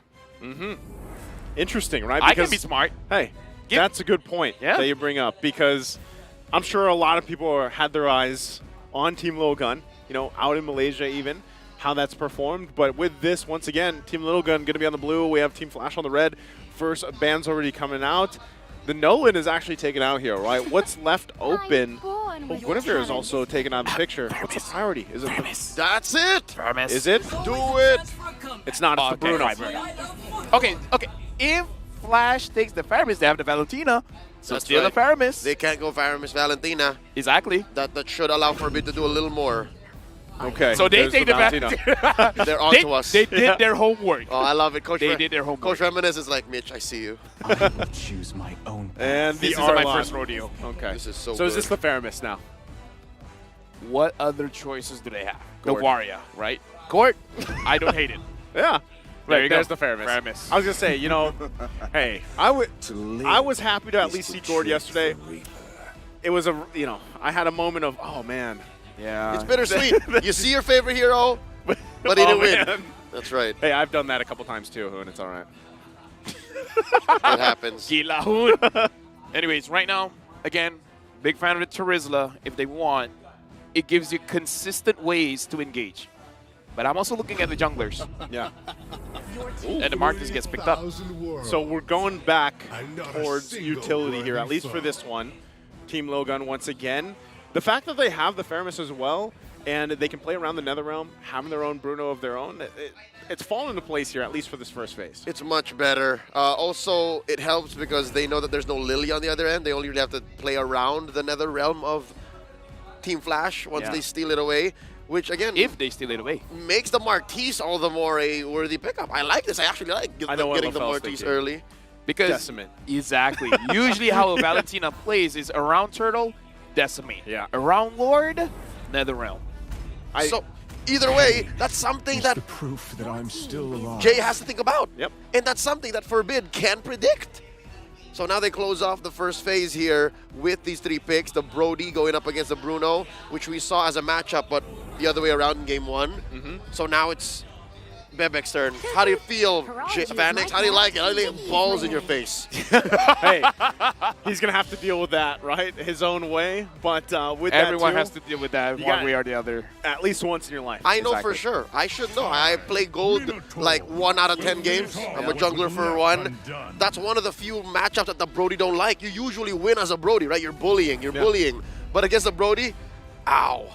Nah, honestly, Lil Gun, their draft right now reminds me of how a Malaysian team would draft. Having the Bruno, having the Martis, especially the Martis, as well as the Faramis, you're kind of hoping for a very good mid game. Because the Martis does exceptionally well the moment he gets 2 kills. Once the Martis gets 2 kills, it's all Martis. Yeah. The rest can just chill. Which is weird, because I feel like Martis is one of those junglers where, yeah, if you get the early decimate, let's say even a double, as you mentioned, you're kind of unstoppable for these objective takes for the most part, right? You work around that. Gentlemen, I smell an assassin afoot. I smell Hades going back to one of his old flames. They had to ban the Hilda. So Don't tell me. they're Lancer coming Ling. up. Lancer Ling. Oh, I was thinking we were going crazier with it. Hayabusa? Amon. Not impossible. Not I don't hate it. Amon. Amon, man, I don't hate it. There's a lot of, honestly, with Hades, there's a lot of these unorthodox picks that you might not assume could be pulled out here. There's nothing that the young J. Mark Lazaro can't do, man. Yeah. Growing up in the mean streets of Pasay City in Metro Manila, Philippines, come on. What do they call those that grew up there? There's a name for it. Batang Pasay. There it is. Kid from Pasay. Batang Pasay. It's Did like I say that right? Reminiscent asking him is like, how's your hero pool? Yeah. Yeah. Yeah. Yeah. It's good. Yeah. Actually, no, it's just, yeah. Yeah, just yes. Just yes. Well, right there's the Kufra. Kufra jungle. Okay, maybe not that. Okay, I was gonna okay. say, Sorry. That's a little too Batang. That's something else. that is something. That is something else. So with that, Pretty sure that's Lolzy. yeah. Last 2 picks here for Team Lilgun. I'm gonna keep you guys on your toes. I'm actually on my toes right now. My feet is off the ground. Yeah, secret lab chair. Thank you. Thank you, Secret Adjustable. Yeah. EXP. That's right. What's There a is good laner against Adamir's Arlot? Do they just take There is. yeah, there is. There it is. You do this voice line all the time. Yeah, something like that. I was so confused. Was it the clip or you? Yeah. You were the clip. Last pick, Matilda. So they're going to go with... They're playing the double rope again. Yeah, they're going with that Well, not support. Double support. Double Yep. support. Double support. The Faramis here. I like it though better this time around because Yeah. Ethan is definitely playing the Matilda. I don't really Amon. like mid Matilda, man. Yeah. Not enough damage. So Last now pick. it's a choice: Lance, Ling, or Amon.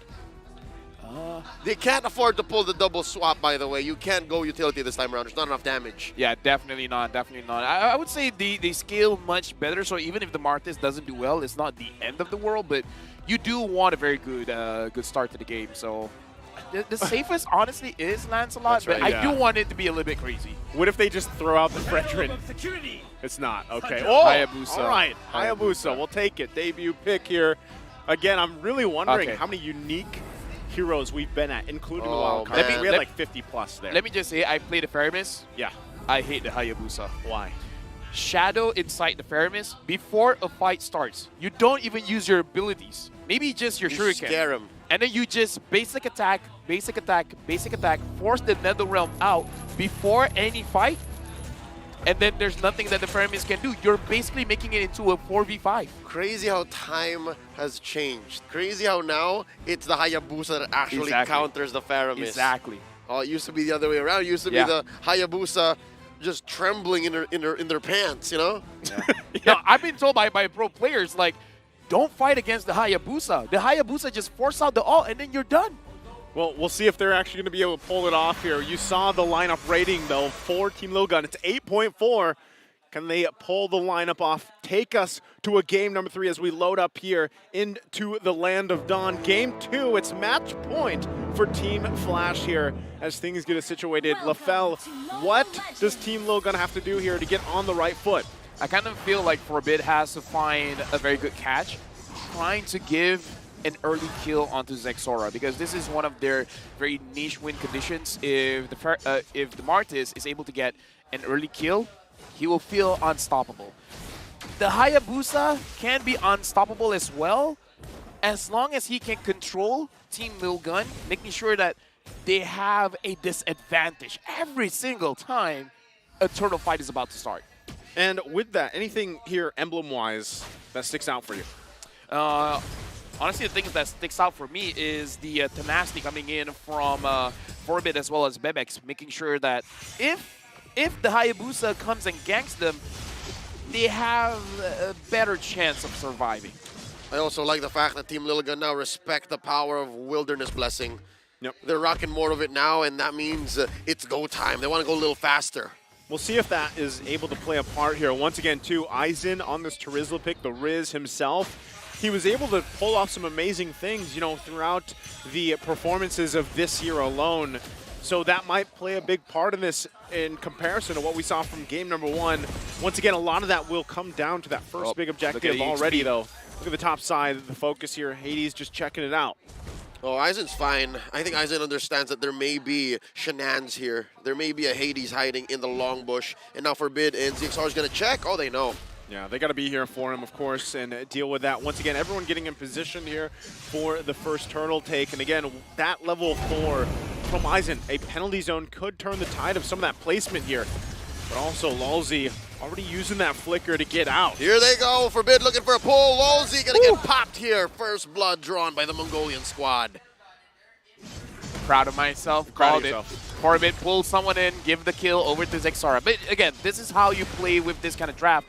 And it looks like they understand what Hades wants to do. And there's a turtle. Shields up for Team Lilgun. Penalty zone coming in. Aizen commits the flicker. Jay at half health. Did steal the Netherrealm. Not going to force the issue. Hades clutch, taking his own orange. Yeah, even without the retry there, is able to secure it. Now we'll work on this purple. So with that, Team Lilgun gets this a little bit of an advantage that they have. Once again, they know some of this timing, the power spikes they have to work around against the lineup of Team Flash. I would say Team Flash also showed who is the real problem for Team Lilgun, because 2 games now, early rotations going to Aizen. It looks like the way that they've studied is that if you shut down Aizen, you're going to have an easier game. But it looks like Team Lilgun, they downloaded enough. They're like, fool me once, shame on you. Forbid, what are you going to do? Oh, birthday boy, I hate to say it. He did exactly just what you said. Yeah. He was literally coming in with the shadow, basic, basic, basic. And then at the last moment, all right, forcing the Netherrealm. I can see you being proud of yourself. See? I can be smart. Yeah. I told you guys, I'm going to be serious today. He's a professional. I'm a professional. By the way, unique hero count, 65. It's 65? 65. 65 unique heroes so far. That is great to hear. Again, we like to see a lot of this. Yeah, a lot of this variability. Or that must just be the birthday blessing that you get to know that information. Oh yeah, that's the new Rome Boots birthday blessing. There it is. Now, bottom side. Already some focus here. Big jump from Lulzy. ZXR, perfect timing on the iframes. Missing. That could have been disastrous.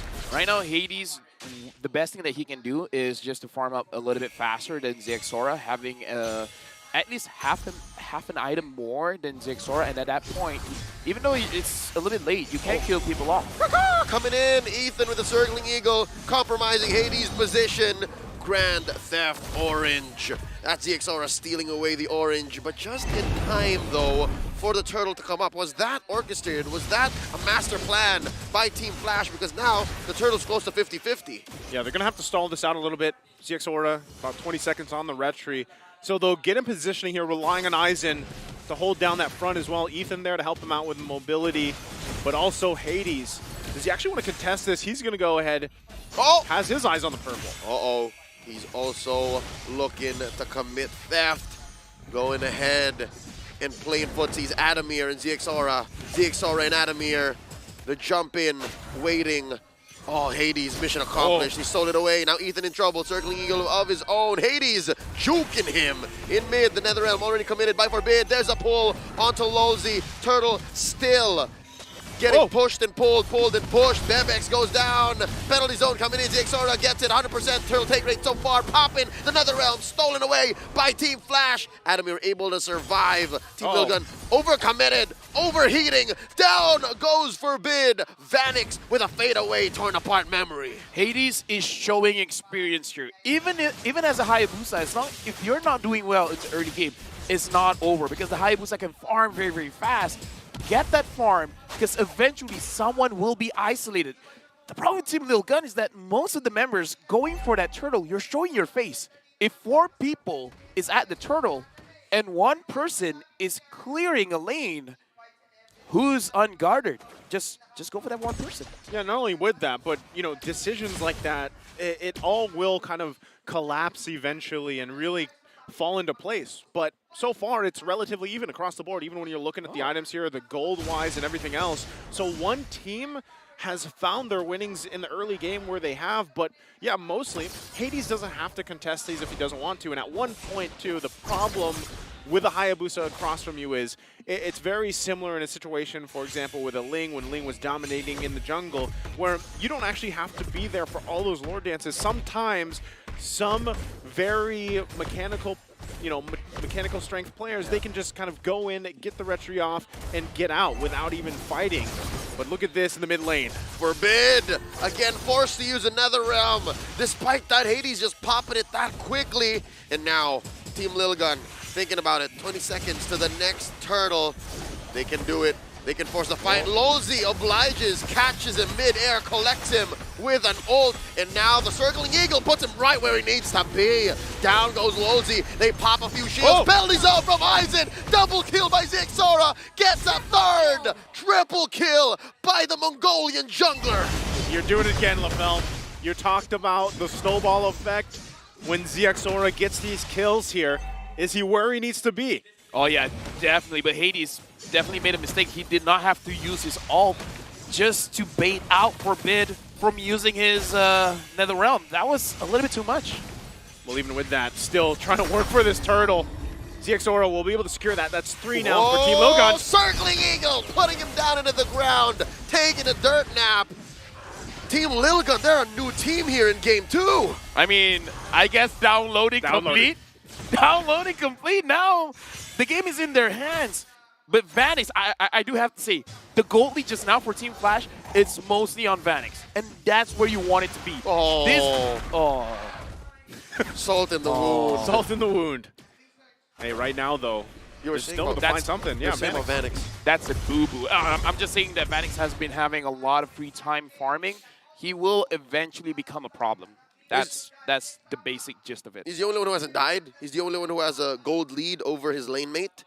So he's the one shining beacon for Team Flash, I guess. Yeah, because Lilgun, as long as they don't make the mistake, because I'm really looking into a situation where they overcommit on most of their skills with Adamir, with Lolzy, even with Hades, and then just leaving the floor open for Vanix to just free hit.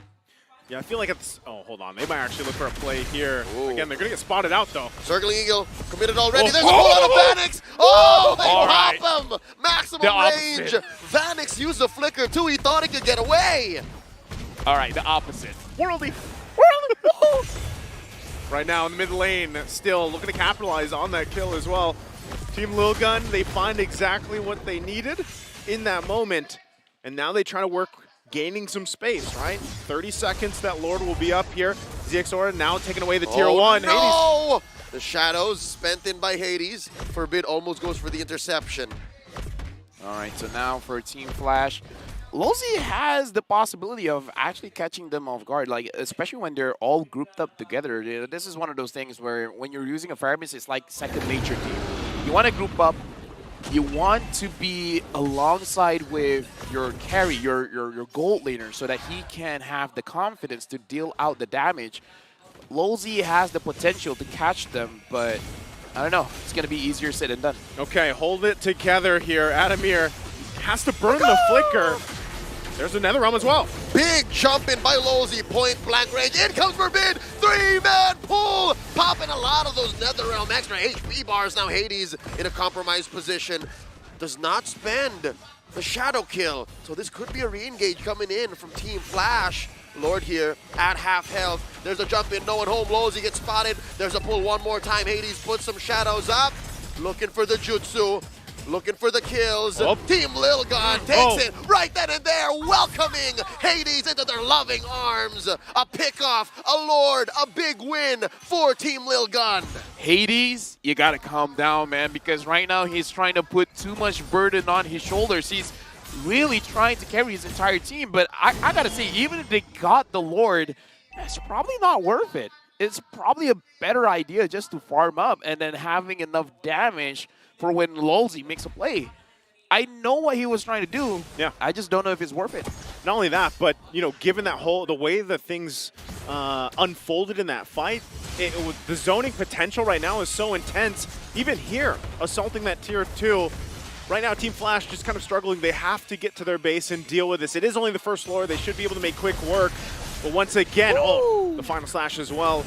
So we'll see how they play around this if actually Team Logan wants to pressure even more so. Here we go. Mid lane, Holy Shield's popped. Bottom lane as well, Lord still standing. Lozi set it up, did not commit the ult.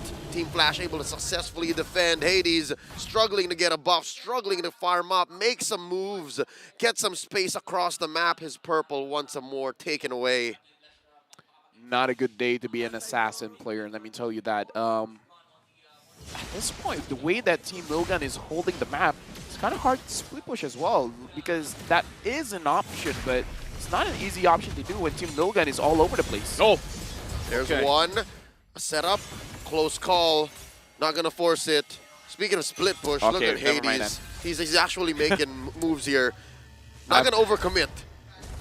Yeah, he's not going to overcommit to that. He probably could have continued to put a little bit of pressure in there, but it's better to be safe than sorry, right? Wow. Gets back. Calculated. It's gonna work. Yeah, calculated. And perfectly fine. Again, I kind of Ever after. Even if I said, there's no way. Yeah. I don't know how to feel. It's like saying things will happen, doesn't happen. So, okay, Team Flash, they do have the capability to split. As long as Team Lilgun is able to control the waves, it shouldn't be that big of a problem. But as long as Team Flash, they're able to have this like tug of war with Lilgun, then yeah, perhaps they can take a few turns. Not only that, but positioning for Vanix is going to be crucial, right? Obviously, he was picked off a couple times, or at least zoned in on from Team Lilgun. So he is, relatively itemization-wise and everything else, he's fine. Oh. There we go. Shadow kill already preemptively used, and just like that, Team Lilgun forbids specifically says not this time. I know what you're doing.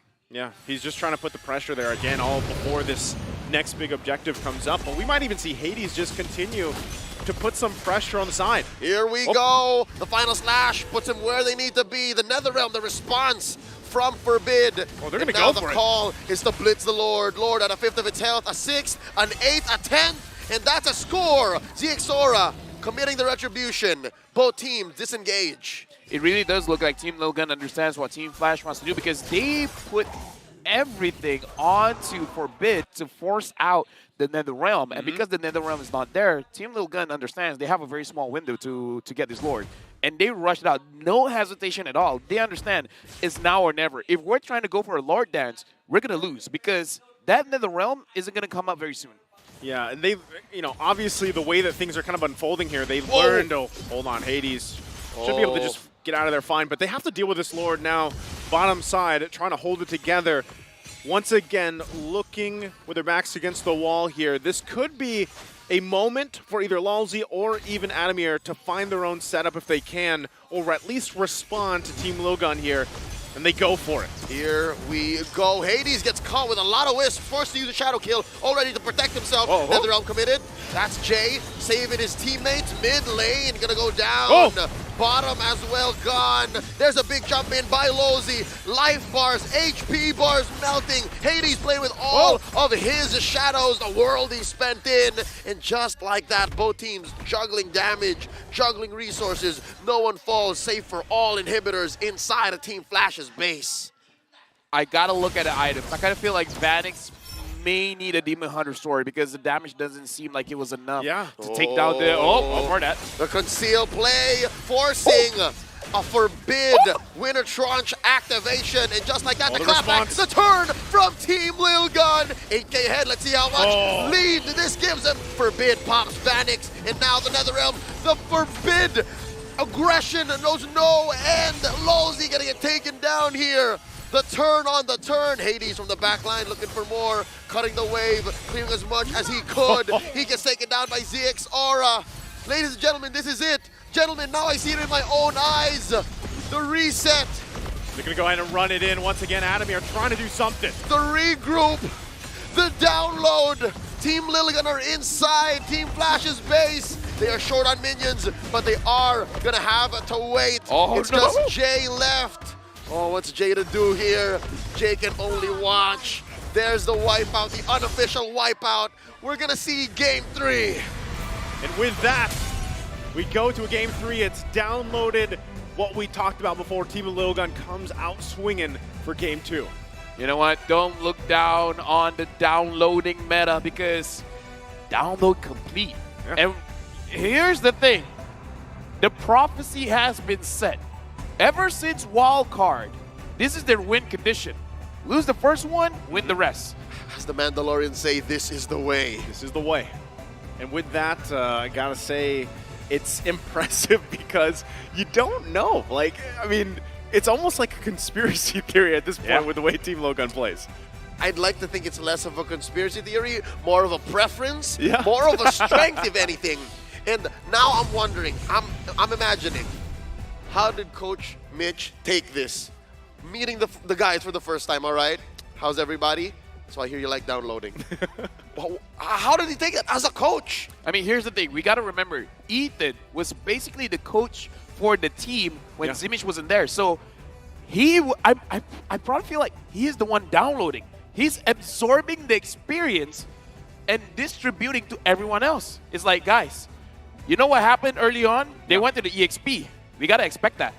Not only that, but the lineup here worked so well for them. Again, for MVP for this game, who is it going to be? And there it is. Once again, a performance here on the line for them to get to game 3. ZX Aura, man, LaFell, you called it here. I don't know if it's because it's your birthday, but you laid down the foundation when this Martiz was picked, and that's exactly what happened. This makes me feel very uncomfortable.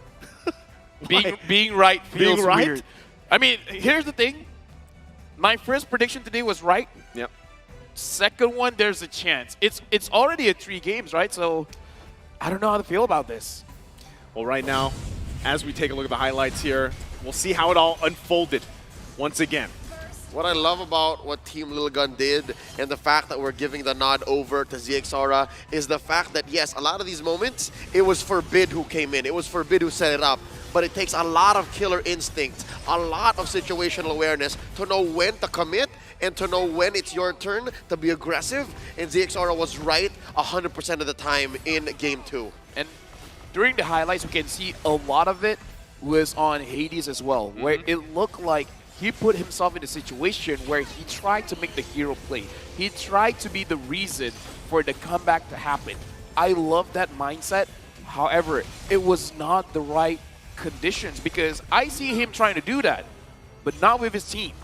It looked like Team Flash as a team didn't perform the same as game number 1. A lot of individuals tried to make individual plays. So that's what I'm wondering. When you go back to the draft here and we take a look at this, the breakdown alone, was the Hayabusa like too much risk? Was there something that better, could have been better in that situation? Because we know that Hades likes to pull some of these picks out. Okay. With the Faramis on Team Lil Gun and the now norm of forcing out the Netherrealm with your kit as a Hayabusa, all fair, right?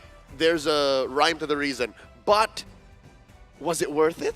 Was that one single solution for this one problem worth it? Because you also have your own Netherrealm. Yeah, I would say using the landslide could get you the same result. As a Link, perhaps not, because you're playing with energy. And your energy could run out when you're trying to take down the Faramis. But with a Lancelot, as long as there are minions there, you can accomplish the same thing. So I kind of feel like there are other options.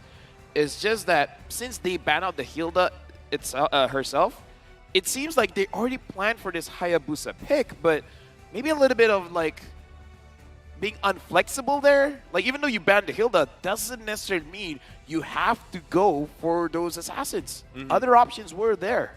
And even looking at this, the breakdown here, once again, ZX Aura have an amazing game, MVP for performance. Adamir was doing his best with, what the hand they were dealt with this game. But still, overall, the story was told, and that's one of the things that struggles, right? When you lock in an assassin hero in the jungle, we even talked about this kind of extensively, usually when Nolan is picked up, right? Now, in that case, I kind of agree. Lancelot might have been better, something along those lines, because you can still kind of get into the team fights without worrying about getting just blasted, you know, at one point. So even with the Quad Shadows, it's still difficult there. And with the few hopes for Team Flash to actually bounce back, you're looking at Vanix. You're looking at that Brody, where we noted around, what, 8-9 minutes? Yeah. Oh, yo, he's having the gold lane experience again. He can do this. He can help Hades turn it around. It was just so difficult to think about because even the front lines of Team Flash were struggling. Again, I'm looking at Adamir, who was 100% the #1 damage taker in all this game compared to all other 9 players. He was the only real frontliner. I dare say, because Lozi was always looking for the catch. I'm just saying we're getting a lot of things right. And Leo, perhaps you get this one thing right. Perhaps Lilgun, they're a Faramis team. Is the focus going to be there? Team Flash, they saw what happened game number 2. Yeah. Adjustments has to be made. Game number 1, if I'm not mistaken, it was banned out. And I kind of have this assumption that it might just be banned out for game 3, right? Because we've come down essentially to a game number 1 here. And both teams, I mean, it's when it comes down to a best of 1, you really have to decide how you approach that draft. Once again, both these teams are known for the reverse sweeps and downloading things, so we'll see how they adjust. We are going to be taking a very short break before we head into Game 3, so go ahead, take your break, get some snacks. We'll be back after this for game number 3.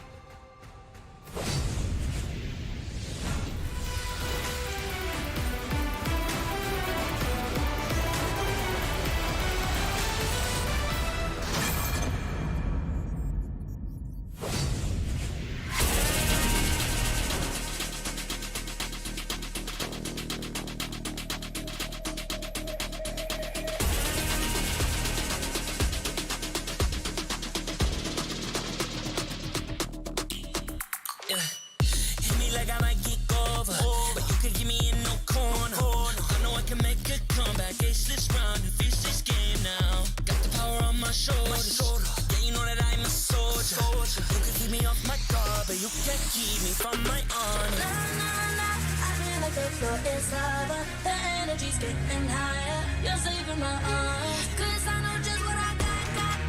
I got you like na-na-na, and you know I hold the power. This feeling I love, oh yeah. Making my grind good to great, so don't stand in my way.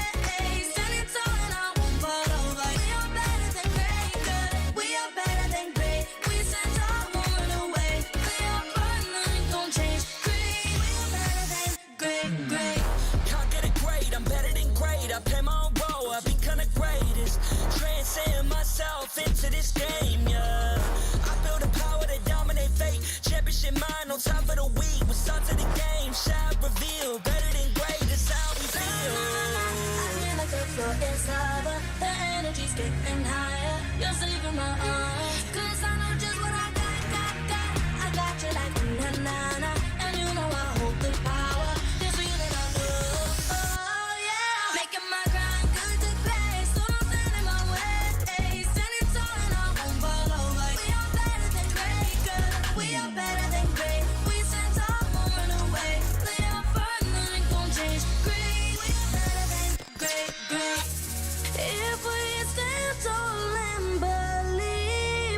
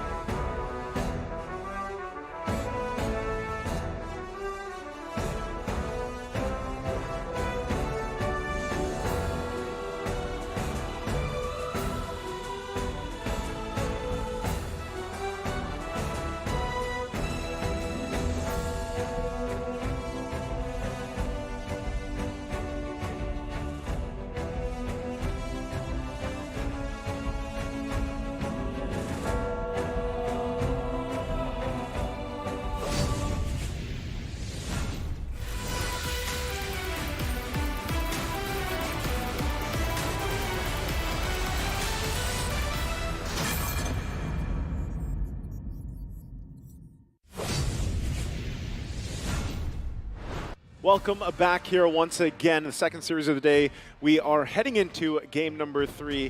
I'm Naisu, once again joined here with Leo and Sirius Lafell, and we're ready for what's come down to a best of 1 here between Singapore's Team Flash and, of course, Mongolia's Team Lil Gun. We just saw kind of game 1, very, I don't want to say it was completely one-sided, but it was also in favor of Team Flash. And now on the flip side, we see back to it the downloaded learnings here of Team Little Gun for game 2. Joseph, I think Birthday Boy would like to say something.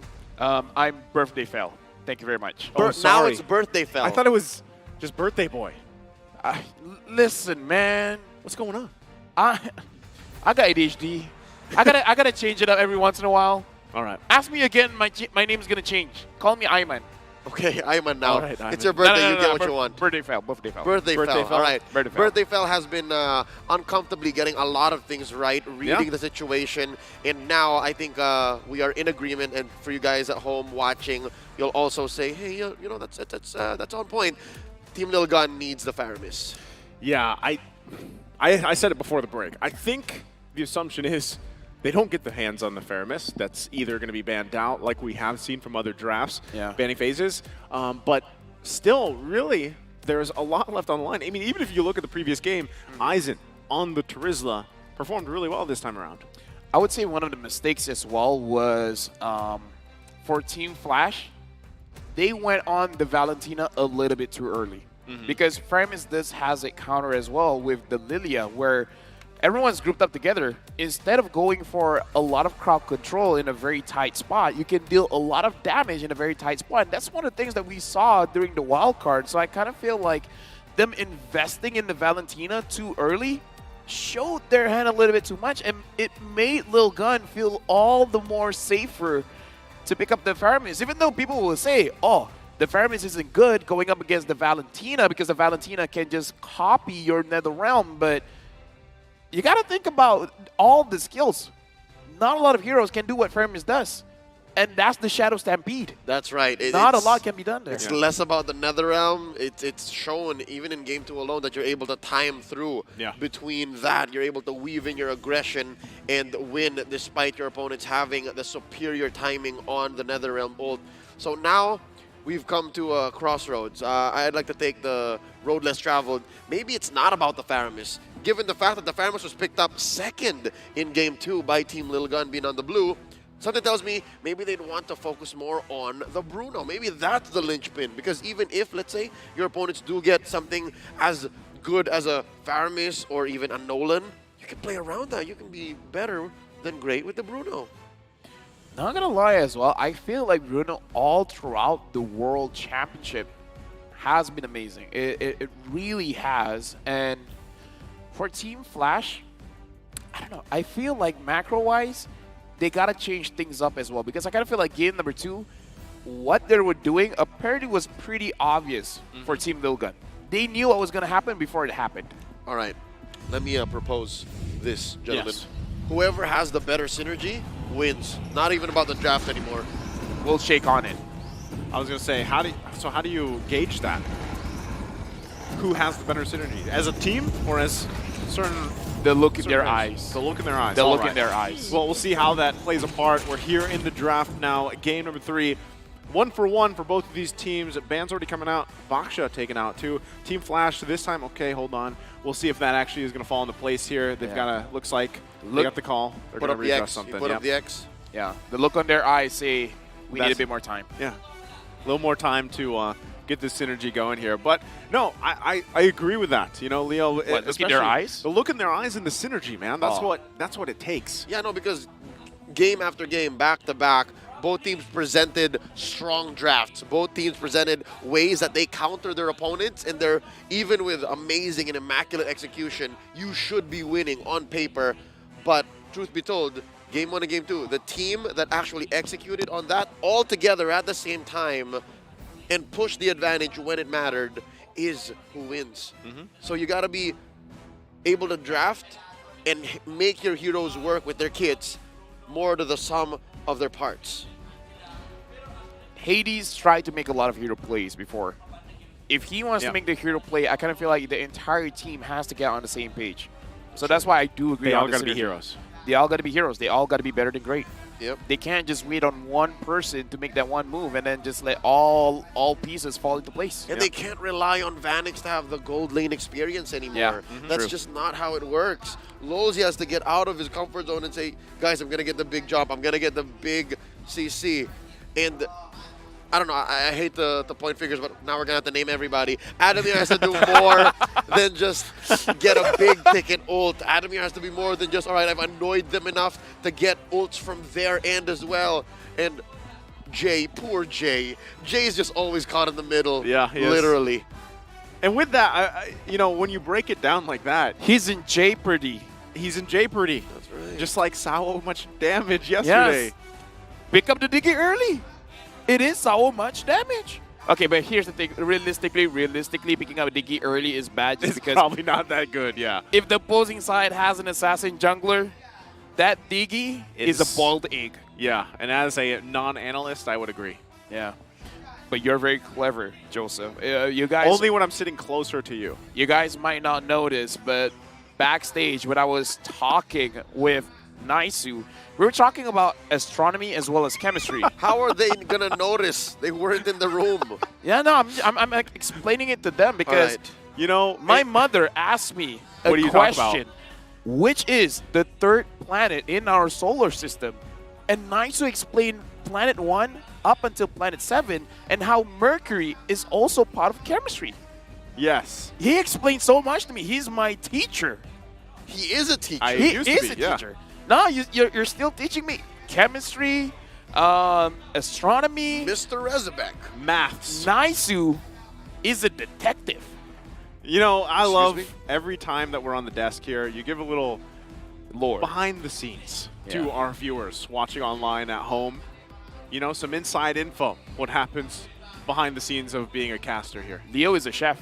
Leo is a chef. You guys might not notice, but I asked him for an egg. He gave me an omelet, and that omelet was made out of Diggy.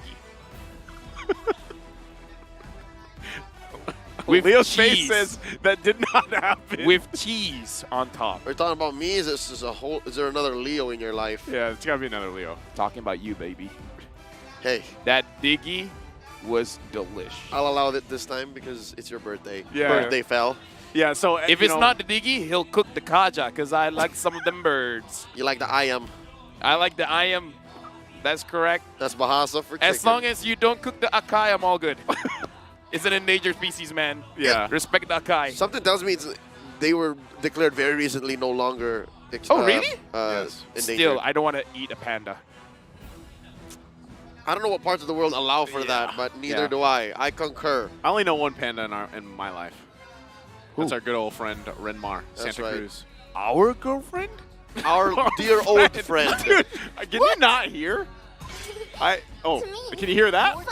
That's the draft, LaFell. All right. No, we're not going. You said our girlfriend? Our No, dear our dear old friend. Our dear friend. Oh. All right, let's get to it. I need a new headset. Folks, just to be clear, we do not have a conjugal partner. We do not have a relationship altogether with the same person, all right? Let's get into this. All right. Team Flash on the play. Looking at it, how are we feeling about already these first bans? Is this laying the grounds here for a Faramis once again, or is it going to be taken out? You know, with these next two bans, we'll find out. But even with what's left open, there's still a lot. The Guinevere, there's the Faramis ban. Great. The Guinevere has to be banned here, right? Guinevere. It has to be. Is to trick Okay. The downside is maybe the Fanny gets through, but no, I wouldn't worry about the Fanny. I wouldn't worry about the Fanny. Fanny's not that big of a deal. Yeah, as long as the answers are out there. Yeah. Both teams have a solid Kufra. Both teams have a solid Kaja. And of course, again, here's the underlying statement, the underlying thesis statement. The Bruno is going to be key. And now, Team Little Gun, they get the Valentina on Forbid. Oh, so I would say that there's, you know, I guess statistically even, Bruno is just worth the first pick, right? So far, he Golden has been legs. phenomenal. He has the golden legs. At this point, why not just give him the M5 skin? Right? Actually, I was thinking about Right? that earlier. Just give him the M5 skin. You read my mind. Great minds think alike. That's I true. know that Mercury is actually very heavy.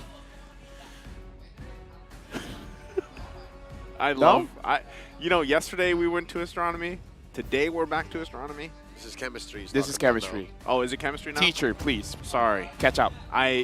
Even some of the other IQ that you have rubs off All on me. right, something tells me we need to see a Matthew Hilda very soon. Matthew Hilda. That didn't sound like it. They take up the Lilia and the... Oh, now I get it. The Matthew Hilda. Do you need your headset changed as well? I think I do. Right? See, it's not just me.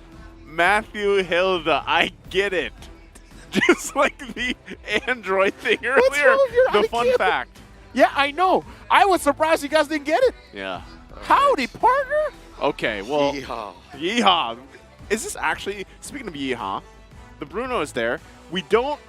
I would say Brody not the play. He loses that fight, man. Do they want to go with... 100% loss in this series so far. Yeah. Right. Is there a better option? I know Claude's not banned out yet. Clint. Could be the Claude, Yeehaw. the Outlaw, or the Clint if you want to be on the side of justice. But instead, they're going to go ahead and commit to their roam as well. Well, the reliable what? connection, according to the...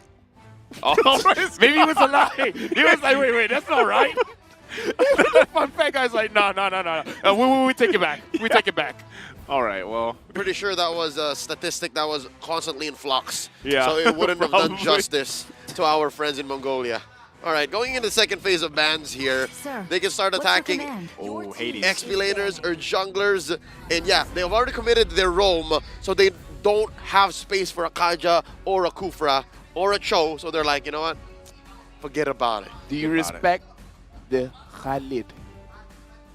That's right. No. It was banned out in Earlier, Game yeah. 1. Game one? Game Yeah. one, right? It was banned out there. All right, looks like they've done their fact checking. Here we go. Okay. According to the internet, the median download speed in Mongolia is 60.13 Mbps. Yo, that's a lot, probably. Is that faster than I have no here? idea. Pretty decent. I'm not a Filipino, man. It's less than the speeds I get whenever I'm connected Dude. at home. I'm on smart, by the way, just saying. Yeah. 60 Mbps is like the speed of light. Okay, so that means that amount of time is usually the first game worth. rises when Right? I give the Yeah. word. Oh, Khalid- they do respect the Khalid. Yeah, the you go. Khalid has been banned out. Okay, so we're looking at what Team Flash wants to park in that XP lane, and of course what they want to jungle with too. The Beatrix going to be banned out. That's a good ban. Yeah, that's Good you ban. know, also some respect there, of course, for Bebex. They know. Amazing performances on that hero alone. So we'll see what the answer is from Team Logun for this fourth pick. They need dive. They need someone to get onto this Bruno. Legit. Yeah. Not lying. Do you see my Luckily- face? It's not lying. Luckily, they haven't committed to a jungler. Yeah. So we don't know just yet if they're going to go the hard way and pick up an assassin that can find... Oh, wait. No. What do you think? There's no room. There's no room. Hellcurt. The huge. There's no room for the Yo. huge. Yo. Hell. Maybe The not Yuzhong? Hellcurt. Nah. See value in me? Oh, That's wow. not a dive. That's not a dive. Not a That's just dive. a front line. Okay. I'm guessing I'm going to think ahead of Coach Mitch here and posit that they set up a solid front line. Yeah. Ixia. Yeah, because they need an ultra late game goal laner here. That's right. A lot of protection, but you need a lot of damage for that A protection. glass cannon. A glass Cannon. cannon. I know that one. Glass cannon. This has to be a glass yes. Excuse me. Glass yes. You can only Glass keep up so available. long with Lafel. Glass Available. yes. Glass present. Yes. Because none. Yeah, Glass. we'll see. Glass capable. You heard it. That's Oh right. my goodness. You're looking for the Hellcurt. There it is. Where am I? Alongside the Let me Riz. play my play. Oh wait, No, no, you're you're not. okay. Let me anchor. I called it. I said, there's No, a no. chance. It's good against the Fredrin. That's right. You're blind. Okay, here's the thing. You pick up the Fredrin for that turtle. You can't kill the turtle that you cannot see, and then the build coming in from Hellcurt, it's all gonna be HP base. Right. Yeah. This Fredrin Is scared. will be Fredge out. You're going to be melted. Okay, what is the answer though? There's for Team no Logun? answer. There isn't. Oh, there's always an answer Okay, here. fine. Clint or Ixia. The Ixia is the The best. Ixia, I think, If is they the want to go best. crazy, Leslie, but I don't think so. Because even if you're blind, Leslie you just does- lay down the full barrage. Leslie does nothing. Leslie does nothing here. Don't do it. Spray and pray. No. Leslie don't spray, but No, Ixia does. okay, that's definitely. oh well. We were very adamant on this. Wait, Cheryl Yao might be happy. I don't know. Lilgan has to make this She work. is, because if folks, you're listening, if you're with us, Lilgan's draft is less than optimal right now. It's just because the Brody hasn't been winning. So Yeah. our confidence is not there. No, that and okay, I see the logic. Brody needs time. Brody needs a solid front line so that he can get the moments to put on the stacks and then press the button for the ult. I'm just saying this should not be a good game for Zixora because going up against Lilia Bruno as well as the Hellkurt is not a game for... It's a minefield. Yeah. It's a minefield, gentlemen. Well, again, team lineup rating still favoring Team Lilgan here. You know, like we saw even from the previous game, it was in their favor. Obviously, all this comes down to the execution factor here as we get ready to go into what has come down to a best-of-1 in this series number 2 for day 3. Is it going to be Team Flash or Team Lilgan coming out with the series win? Looking at the rotations right now, we have to see if below 2 minutes the EXP gets attacked again. Will Flash go for that? But at this point, they don't have to. All they have to do is just punish Zixora on the turtle. They don't have to do anything crazy here. They can just go for full standard, and it might be fine. Not only that, but you know, even looking at this, because we've been talking about timings and the way that these teams lead it to even that first objective. Whoa, already. Hey! Lozy put down to a fifth of his health. Ethan cancels it. Hit him and down. First blood drawn by Lilgan. Concussive blast. Uh-oh, here we go. Even Hades is bothered. Forbidden Ethan, though. Joseph, you were saying. The concussive blast able to get the kill there, but yeah, I was wondering about timings here. How does this play a part, LaFell? Hey, you mess with the bulls, you get the horn. Yep. Wait, is Minotaur? He's bull cow. He's a bovine. Bovine? He's a bovine. He's a bovine humanoid. He's a bull human mix. That's right. Magical bull human mix. Mess with the horns. Wait, what? Mess with the bull, you get the horns. And the horns is... That's a lot of items. Is a concussive blast. No, we're starting this game off. Whoa, in mid, Forbid goes for the flicker, spends it. And that leaves Hades here with no quarry. Up top, though, Adamir gets caught up by it between two. Aizen and Zixora, they get the kill. It's all Lilgun so far, all the time. 2 minutes in, Turtle spawns. So right now, still playing with this advantage that Team Lilgun has. First Turtle for the taking. We'll see how they respond to this. Also, as Hades actually wants to contest into this. This is a huge advantage by the Mongolian squad right now. Ethan and Aizen putting up a barricade. These big, beefy boys. Adamir coming in from the flank, forcing Zixora to use the retribution, and indeed he will. He's about to get caught up once more, sending him down 6 feet under the ground. Team Lilgun continuing the aggression, continuing the assault. Now Lolzy in trouble. Stolen Circle Eagle. Caw-caw! Lolzy survives, though. 2 minutes and a half in. Team Lilgun 3 kills up. Question, gentlemen, do you guys feel hungry? Because we might eat our words. Right now, Team Lilgun is doing pretty well. And again, here's the thing. Team Flash was the one going for the EXP in the early game. This time, Lilgun's like, we can do that. Birthday fell. Let me just rewind back. Before we started blasting Team Lilgun's draft, did we not just say whichever team has more synergy, whichever team leans harder on their connection, on their calls, is going to be the one, despite whatever the draft says? Right now, Team Lilgun has the eye of the tiger. Roar. Yeah. Contrary to popular belief, that baseline, the polywood, lasts much longer. Really? Yeah. Yeah, it's quite long. It's about 4 measures, if They're I'm not quite mistaken. long. Wait, what? Right? Team Lilgun 1.6k ahead. And they're looking for more.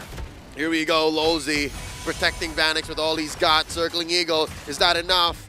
Ain't no energy explosion there, no taunts just yet. And just like that, Team Lilgun still circling like sharks around the gold lane. Zixora versus Jay and Lozy.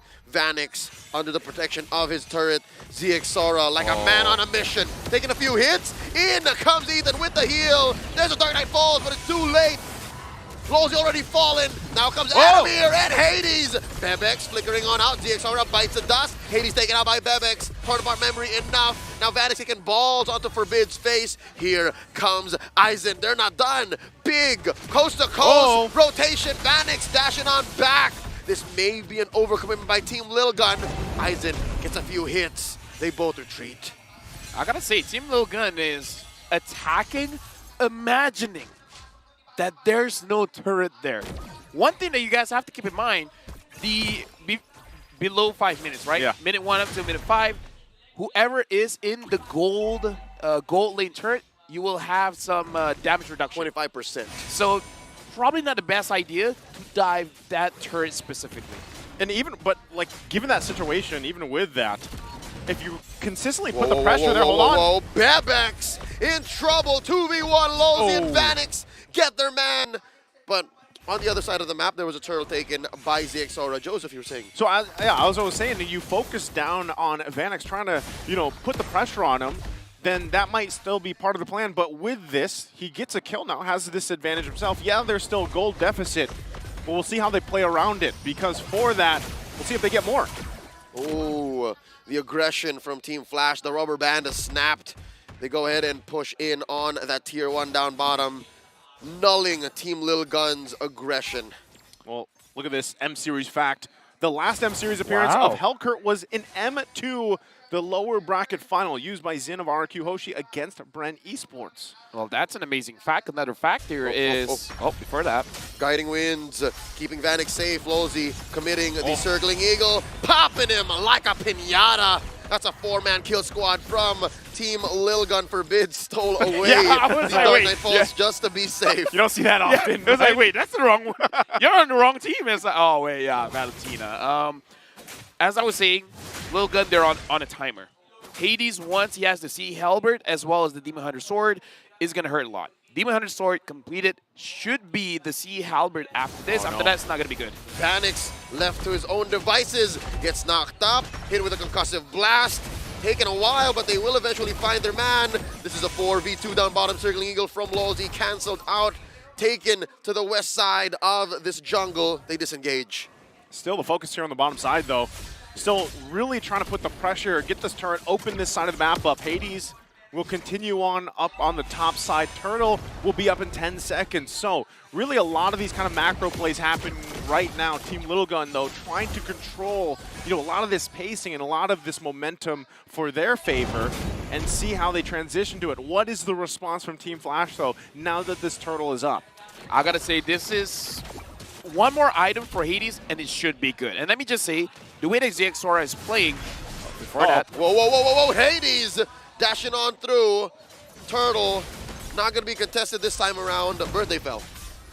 I'm just saying, the way that ZXora is playing, we have a term for it called the Psycho Fredrin, where you use your retribution, not for turtles, not for lords, but for your opponents. That's right. No, he saved the retribution for that, so it is definitely Psycho Fredrin. Good read. All right, this is Team Lil Gun, only taking 1 turret down bottom so far, and Bebex trying to fix that situation. Now evens between him and Flash. They're 2 turrets apiece. Okay, gonna even that out here. Whoa! Bottom side. Aizen. They can't get him, but they can get the turret. So they still get something here for Team Flash. Once again, working, trying to get some space. When you're down, just this 1K, 2K that they've been against Team Lil Gun, you got to find the wins where you can. And sometimes that's just across the map to open it up a little bit more before, these objectives really come into the Lords in about a minute or so. So with that, Team Flash, if you're looking at them, yeah, they're struggling a little bit, right? But they can slowly turn some of the tides of these skirmishes, these fights. And when things fall into place, especially as Birthday LaFell has been saying, this Birthday Fell, Hades is going to be a threat eventually when these Lord fights kind of break out here. Yeah, good call for Team Flash because, again, you guys just need the gold, and they're standing gold all over the place. And Team Lil Gun, if they're late to respond, I would say this is a good way to approach it. And Ethan felt a bit hungry, but looks like Team Flash, they're going to be able to get away. Yeah, they'll be fine just now. Once again, kind of a stalemate here as things fall into place. Let's take a quick look at the items before anything else breaks out. Yeah, Malefic Roar first for Hades. Going to be very, very interesting here. And I guess it does make sense-ish. He's trying to burst them down as fast as possible, but you need the right target. And if Ethan is wrong, any target is not going to be a good target. That's going to be the big problem. Ethan is the big problem here that they have to figure out how to solve. Okay, something tells me they've invested into the Ethan problem via their battle spells. 3 purifies. I think they're hedging on that. That could work for them, right? And not only that, but if you're able to kind of play around that using the purifies here, if somehow, some way, they can take out Bebex, they lose a lot of that damage, right? They can play around that right now, though. With this Lord up, both teams getting a position, both mid turrets in the tier 1 also still up. So that's even for now, but this is the hard part. We know why Fredrin was so popular before. They go in. Whoa, ZXora commits, forcing out a penalty zone from Adamir now inside that bush. Final slash onto Jay. Jay goes down. Aizen gets the kill. It's a 5v4 situation. Both teams let go of the Lord. They reset. Adamir keeps this bush. That's an engage right there. Ethan checks in on the Hades. Silences him, forces out a Fury, and there's one more. Hades goes down. Aizen gets the kill. 3v5 this time around. Final slash, stolen away. Moved out of a position. The Lord clearly taken here by Team Lil Gun. Hades is a non-factor right now. Team Lil Gun, they're on him 24/7. Is the reverse bodyguard. Like, they're always threatening him, making it so that he is nowhere near any neutral objectives. Yeah. Like, at this point, even if you get all your items, if you're not there for the fight, the items don't matter. And with that, I'm you know, it's tough to see, but Hades is in a very similar situation from the previous game. You know, when he had the Hayabusa, this time with the Hellcurt. At this point, you kind of just want Team Lil Gun to win the first game. Well, make them download the virus. Give them the confidence to lose game number 2 and 3. That's the logic, right? That's how you beat a team that likes reverse sweeps. Yeah, you let them win the first one. It's all They part of the downloaded the wrong file. Well, file or not, right now Team Lil Gun now with almost a 5K gold lead. Once again, very reminiscent of the previous one. They're going to continue to get these turrets down, get the space advantage they need. So you really wonder, Team Flash, how do they get back into this? How do they keep things at bay? Because by the next Lord, less than 2 minutes away, this could be a fully exposed base for them.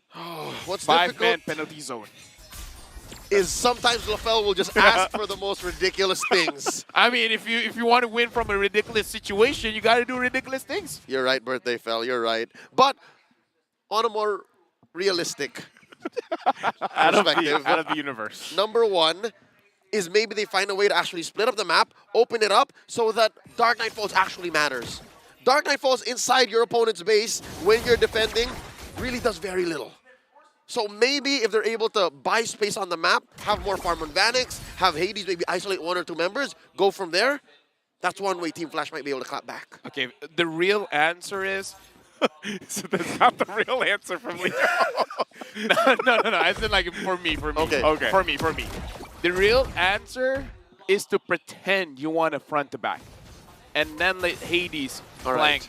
Okay. That's the real analyst answer. That's one possible move is because we've actually seen this from MPLI. Yeah. We've seen RSGPH, the champions from that very MPLI, commit to a reverse collapse. Wherein they were the ones baiting it, winning the fight along the way, forcing their opponent. So you're right. Is my real answer better? I'll accept both. All right? I'll accept both. Both are valid. Hey, both are valid. Look, if the 5-man penalty zone happens, we'll scream. If that's your hypotheses, we'll accept it. That's right. Thank you, Mr. Rezabek accepts. All right. Your professor accepts. One thing that there it is, finally. Yeah, there it is. One thing I got to say, too, is Team Flash, think about how they won the championship, right? That is still a possibility for a team like this, and that is something that always has to happen because sometimes, LaFell, you said this yourself, tunnel vision can kill some of these teams here, and we've seen multiple teams kind of get so zoned in on one thing. That's right, and the lineup that Team Lil Gun drafted is very, very conditional, very specific. Now, they almost got Lozi. They committed 1 ult there, final slash. But right now, they're repositioning. The dance has continued. Ethan put down to less than half health. Gonna have to heal out. Gonna have to retreat. Look at Adamir wailing away. Aizen. Big damage from Vanix. And Vanix is still alive. ZXora misses. Hades. There's a stolen. Dark Knight falls out. Hades goes for the steal, but ZXora back on the scene. 1 for 1 so far. Down goes Jay. And that's a trade. Vanix very low. Can ZXora gets it? feeds it up to Bebex. Now it's Adamir up on the docket. 3 for 1 so far. Team Lil Gun mowing through. The inevitable has come. Team Flash had the right idea. Get to a very cramped up position so that it's easier for Adamir to use the penalty zone, but unfortunately, he didn't get 5. He got 0. Jay will be up here in just a couple seconds. They're going to lose the mid turret, though. Are they going to push it in? It's a 5-man assault. Just 2 defenders, Jay and Hades. Panics up in 5 seconds. They're going to trample on through the base. Ladies and gentlemen, Team Lil Gun reloaded, regrouped, and reverse sweep this series. The download happened here. Team Lil Gun coming out swinging once again in game number 3 to reverse the series here. Coming in from the wild card, I don't know. This is definitely, like I said, one of the favorites. They lost game number 1, but at this point, that's their win condition, man. All teams pay attention. Still 100% from the wild card all the way until the main event. From Kuala Lumpur to Manila, Team Lil Gun loves the reverse sweep. Again, it's their own method of madness, maybe. Whatever it may be, you have to acknowledge the fact that this team is a force to be reckoned with, and teams are definitely going to take notice if they haven't already. So as it all plays a part, you have to wonder, again, what more do they have in store for us throughout the group stage here ahead of them? But what a debut they had here for today. Okay, now that you asked the question, Joseph, I'd like to think Coach Mitch, he's brewing a lot, man. As they say on the internets these days, let him cook. Let him cook. And again, Leo can cook. Was there more to that? Dude, stop being so humble. Give yourself some credit. Mental health matters. That it does. It's okay, but looking back into the game, I kind of feel like it's not over for Team Flash. They won a 2-1. They won yesterday. They won yesterday. That's right. Today they lost. The group stage, sometimes you just got to take it as a learning experience. But again, you got to get through that group stage. Oh, I didn't notice that there was going to be a focus shot. Hey, what's up? Gentlemen, Birthday fell. can I just say, Birthday fell, you put this into context. I'm loving Group C. Group C is the group of opportunity. I mean, say for one of our competitors. But yeah, no, it's back and forth, back and forth. It's back and forth. I would like to just say that even, you know, group stage alone is kind of wild itself. But let's take a look at the MVP here once again. This man has done it the previous game. He did it here for game number 3, ZX Aura on the Fredrin, who has been a staple hero for a while, kind of fell off. And then, once again, you kind of reminded why he's so strong. 0, 1, and 10. Dude, I'm gonna be so full. Like, why do we like think, oh, this draft isn't gonna be good, and then the opposite happens? Caster curse, man. I'm going to play more Fredrin now. Yeah. I'm so happy that ZXR showed us the way. Fredrin gold? Do we want to actually go back to that where Fredrin's always picked up? Hey, I was never one to complain. I actually thrived in that meta. Okay, well. And here we are. Here we are. As we take a look at the highlights, you'll see things kind of unfold with that. And even so, ZX already got MVP, but early on, Aizen was helping put the pressure here with Ethan. And maybe this goes back to the point, Leo, that you mentioned. You know, that synergy factor, this just painted that picture for them. Honestly, as an analyst, the highlight that I want to see is game 1 and game 2 and game 3. What's the like? All of what them? change? What no? Like, look at the movement on game 1, right, and the change in game 2, and the evolution on game 3. Like, talking about adapting. Okay, they're evolving from one leg of the tournament to another. If this continues to happen into the knockouts, if Team Lil Gun are able to come through, there has to be some science to it. There has to be some statistics and mechanics that show, all right, after game 1, we know how to do this, this, and this. Then we step on the clutch. We switch gears, we win. Man, I don't know. Like, if it stays like this, I don't know if you can call them Team Lil Gun anymore. They might have to be Team Big Guns, you know, because as they download and they adjust on and on. Honestly, at this point, they have the Sharing gun. Game 1 is the Lil Gun. 2, 3, 4, 5. Big guns. Big guns. That's when they bring it out. Dude, as a caster, I'm terrified of the idea of a best of 7. against Lil Gun. Against Lil Gun. If Lil Gun's involved, man, dude, I would love to watch all 7 games. Let's go. I would still say, you know, as this breakdown here comes through, I said this in the wild card, like this is my dark horse team here for the M5. I think they are so impressive just in the past months that they performed, and then wild card, and now here. It's the dark horse so far all year long. The real wild card.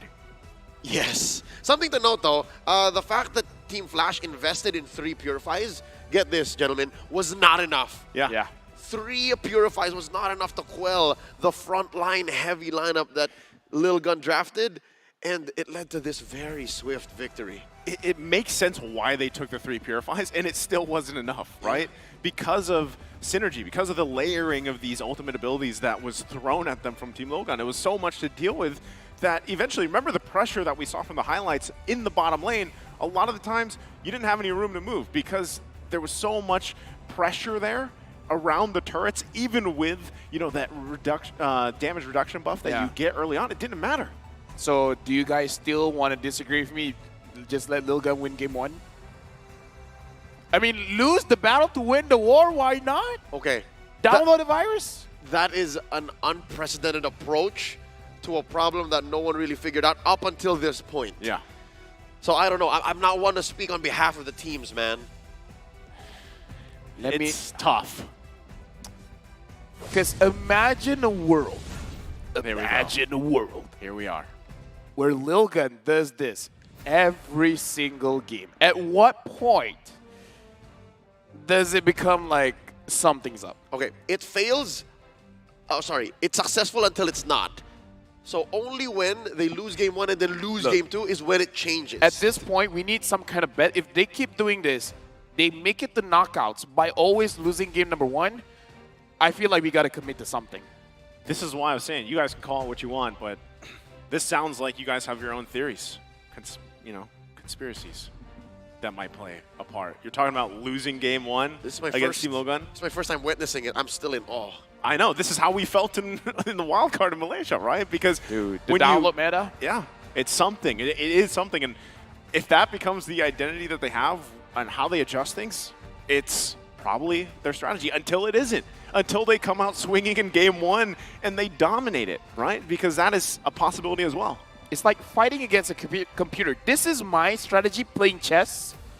If I'm facing someone, I just load up the chess app on the computer, and I just do what the computer does. It's a weird thing. But I'll explain later behind the scenes. We're going to have time hanging out. Yeah, we'll talk about all that and every other subject out there. But we want to go ahead and thank you guys and, of course, our sponsors as we wrap up here the second series.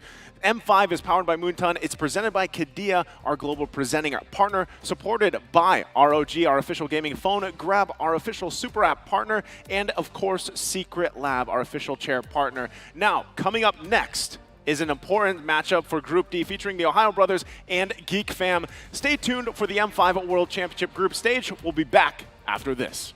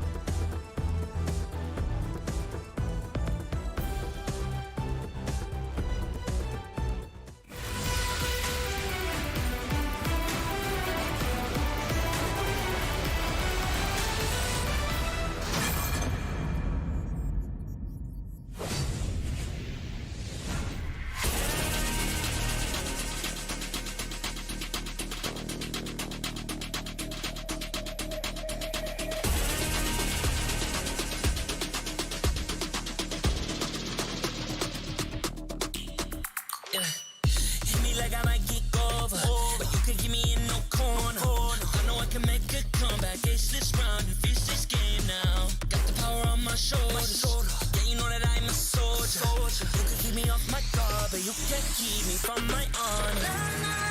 I've been like the floor is lava. The energy's getting higher. You're saving my arms. 'Cause I know just what I got. I got you like na-na-na. And you know I hold the power. This feeling I love. Oh, yeah. Making my grind good to great. So don't stand in my way. Standing tall and I won't fall over. We are better than great, good. We are better than great. We stand tall, won't run away. We are fun, nothing gon' change. Great. We are better than great. Can't get it great, I'm better than great. I play my own role, I become the greatest. Transcend myself into this game, yeah. I feel the power to dominate fate. Championship mind, no time for the weak. We start to the game, shout, reveal. Better than great, that's how we feel. I feel like the floor is lava. The energy's getting higher. You're saving my arms. 'Cause I know just what I got. I got you like na-na-na. And you know I hold the power. This feeling I love. Oh, yeah. Making my grind good to great. So don't stand in my way. Standing tall and I won't fall over. We are better than great, good. We are better than great. We stand tall, won't run away. We are fun, nothing gon' change. Great. We are better than great. If we stand tall and believe we can make it, you and me, with a sense of urgency, you'll see I'm better than great. I'm better than great. Oh yeah. Oh, I'm better than. Making my grind good to great. So don't stand in my way. Standing tall and I won't fall over. We are better than great, good. We are better than great. We stand tall, won't run away. We are fun, nothing gon' change. Great. We are better than great.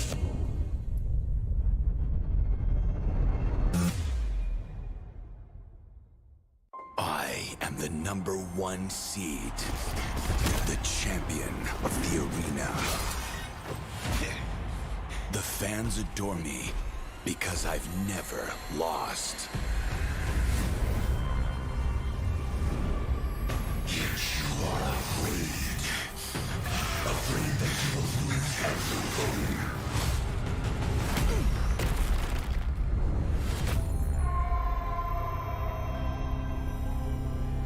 Do you ever get scared of losing, Kimmy? Well, big bro, I think we should cherish the joy and excitement of each game. Not who won or lost. That's right. I'll strive for victory, but I won't lose myself in its pursuit.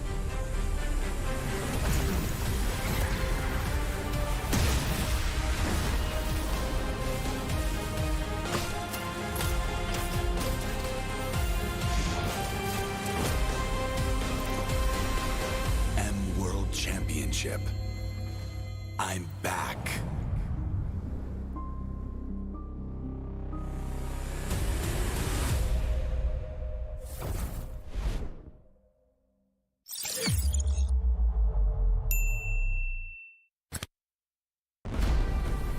We are here at Gamers 8 to show that we are walking the walk.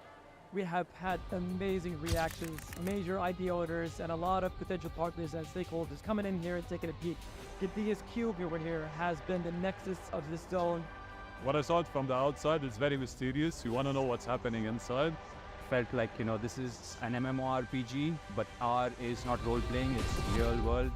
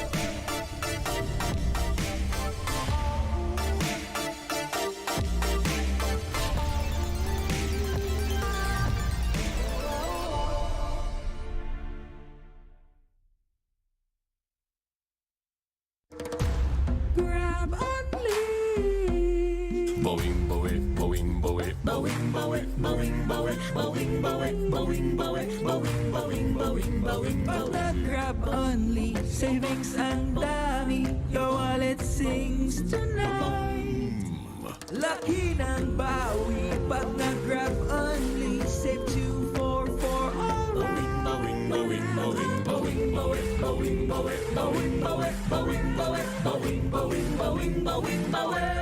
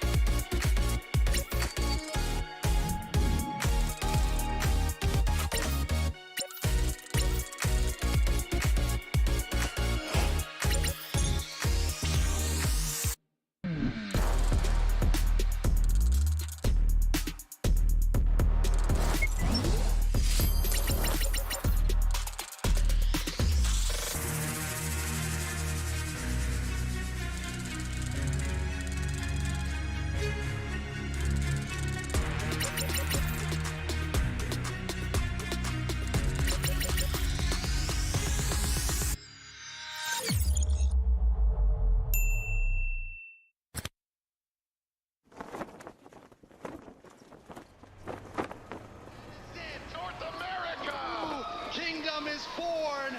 The Ohio brothers stand above. The throne is taken. The crown is theirs. T.O.B. claiming what they thought was theirs.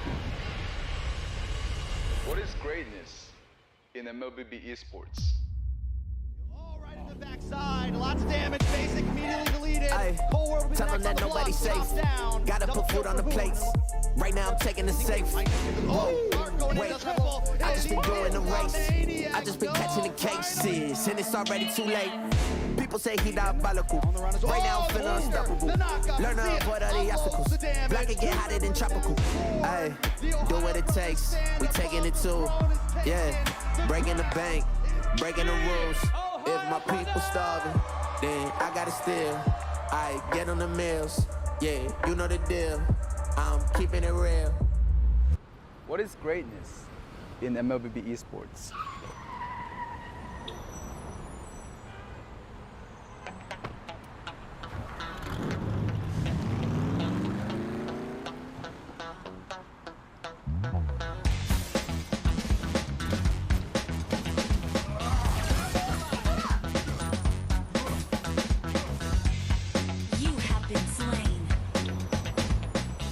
Is it saying no to distractions?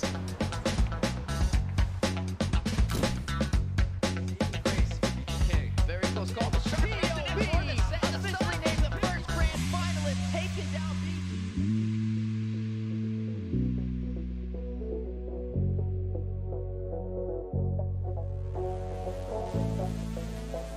Is it unwavering amount of focus?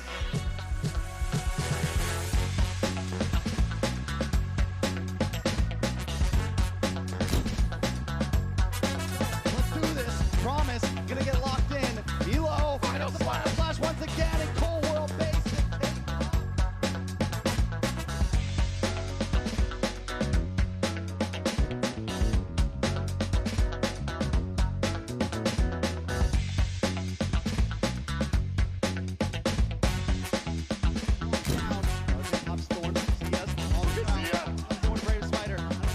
Is it just pure passion that's more important than the food?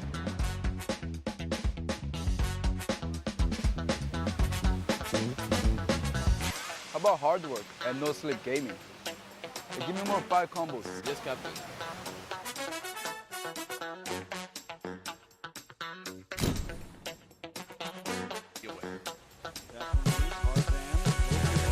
Territory. Cold comes in, gets a suppression. Superstar still to get away. Hoon uses the red rider with IMU, basically gets stunned up, taken out. 3 members down already. Cold World and Tarzan also in trouble. Cold World chased down, a double kill and a double kill. Up on top. Oh, but pop up. A lot of damage on the CM, but it comes Phantom Execution. Able to counter back. Shark though, Tarzan finding it, now he's in the back bucket. Terrified, taken out from Hoon. Or is it just old school discipline and determination? This is what you get for face checking. We know every one of us is great, but only together we are better than great. Okay, let's go, guys. We have a plane to catch. Boys, it's time for M5.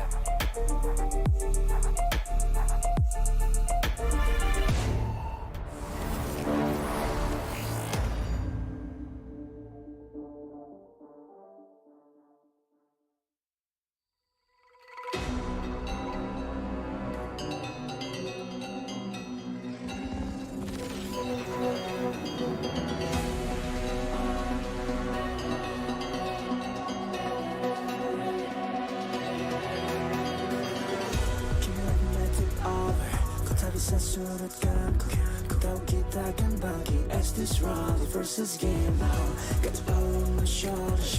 Ikaw ko siyang pataro. Kau bisa buat ko lala, but you can keep me from my honor. I feel like the floor is lava, the energy's getting higher. You're serving my arms, 'cause I know just what we got. I got you like na-na-na-na, and you know we hold the power. 'Cause we are better than great.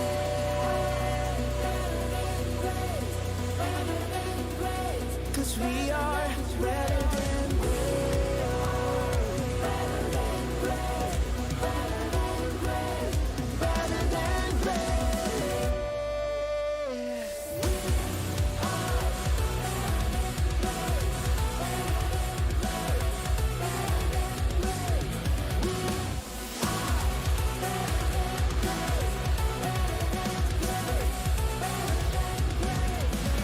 Taklukan yang hebat, aku yang terhebat. Apa yang malu, ku jadi terhebat. Transcend myself into this game, yeah. I believe the power to turn me afraid. Kemenangan bukan trik yang lemah. The suit of the game, shall reveal. Better than great, it's how we feel. I feel like the floor is lava. The energy's getting higher. You're serving my arms, 'cause I know just what we got. I got you like na-na-na-na, and you know you hold the power. 'Cause we are better than great. I can tell you if I don't stand in my way. Stand in front of you talking. We are better than great. Kita yang terhebat, hadapin ang pagkabagi. Play our part, kawin ba? We are better than great.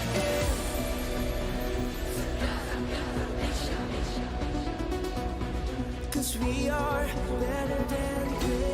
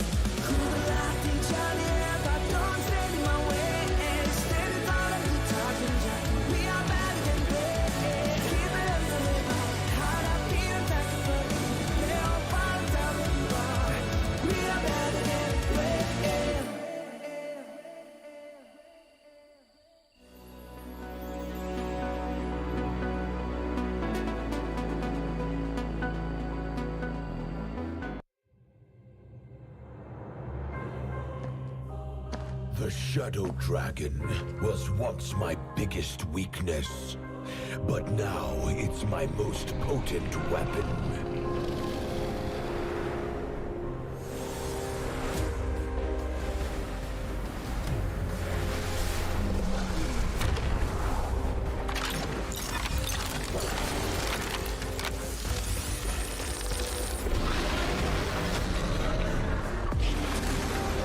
Cosmic Dragon, rise and soar! Dragon Stomp! Dragon Scales! Dragon Rush! Rise beyond greatness and seize your own destiny.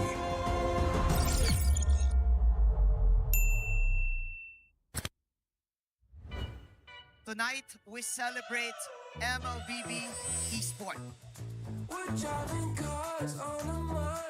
Do the kaldak! Do the kaldak! This is the Suman Challenge. Go! Oh!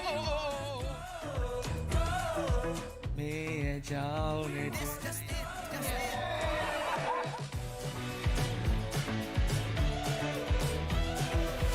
Welcome to M5 Gala!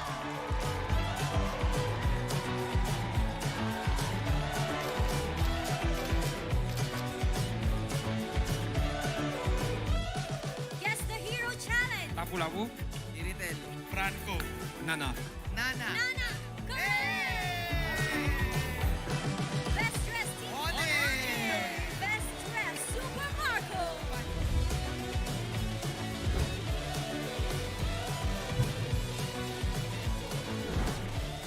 Thank you so much for joining us at the M5 Gala, and we'll see you at the M5 World Championship.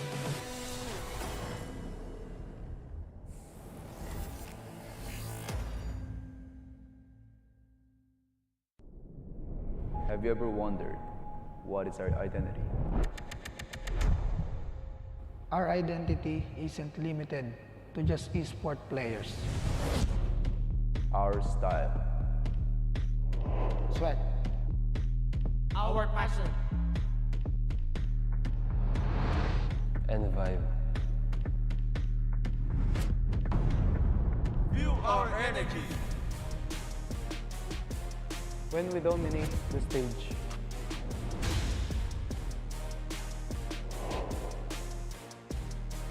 The hours of sacrifice. Shape who we are. So, what is our identity? We are legendary.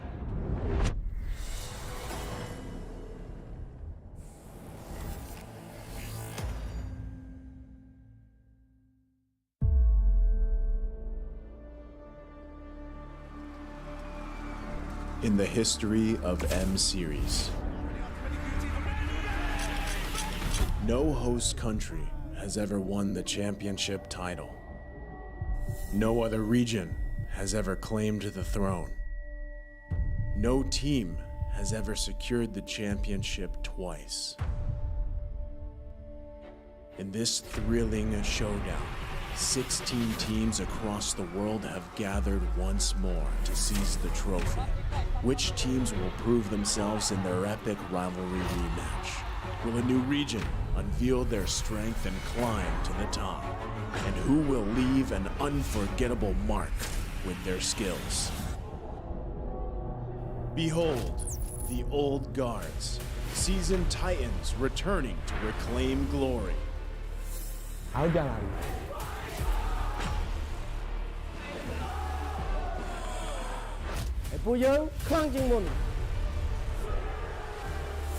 Судьба будет в наших руках. The newcomers, eager to forge their legacy.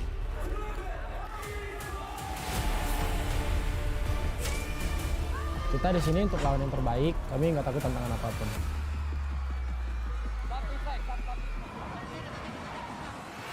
Emerging from the ashes, the rising stars are vying for the spotlight. Kita orang dah tunggu lama untuk momen ni. This is our time. It's now or never.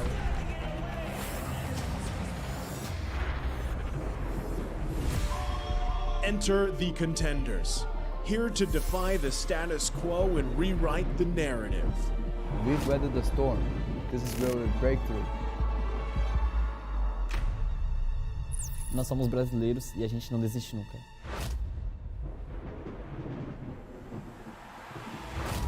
The Kings, legends in their own right, descend to defend their crown. Kita sudah merasai kemenangan. Ini saatnya kita menguasai dunia. Naitaas na namin ang kampiyonato at itataas ulit namin.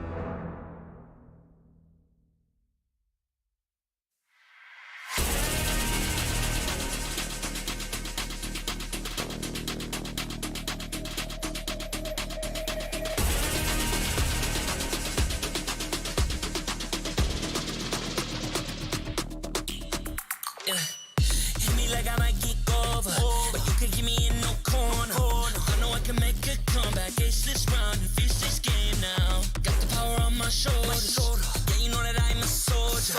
You can keep me off my guard, but you can't keep me from my honor. Nah, nah, nah, I feel like the floor is lava. The energy's getting higher. You're saving my arms. 'Cause I know just what I got. I got you like na-na-na. And you know I hold the power. It's real that I love. Oh, yeah. Making my grind good to great. So don't stand in my way. Standing tall and I won't fall over. We are better than great, good. We are better than great. We stand tall, won't run away. We are burning, nothing gon' change. Great. We are better than great. Can't get it great, I'm better than great. I play my own role, I become the greatest. Transcend myself into this game, yeah. I build a power to dominate fate. Championship mind, no time for the weak. We're start to the game, shout, reveal. Better than great, that's how we feel. I feel like the floor is lava. The energy's getting higher. You're saving my arms. 'Cause I know just what I got. I got you like na-na-na. And you know I hold the power.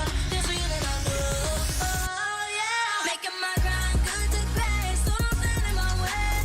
Standing tall and I won't fall over. We are better than great, good. We are better than great. We stand tall, won't run away. We are firm, nothing gon' change. Great. We are better than great. If we stand tall and believe we can make it, you and me, with a sense of urgency, you'll see I'm better than great. I'm better than great. Oh yeah. Oh, I'm better than. Making my grind good to great. So don't stand in my way.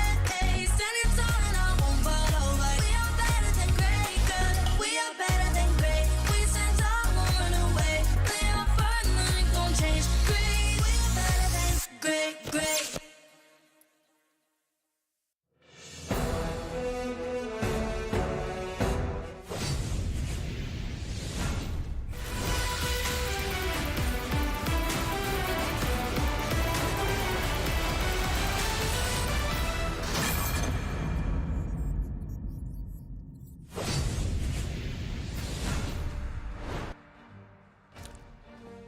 Welcome back, everyone. A crucial best-of-3 matchup that could potentially make or break one team's path towards becoming better than great.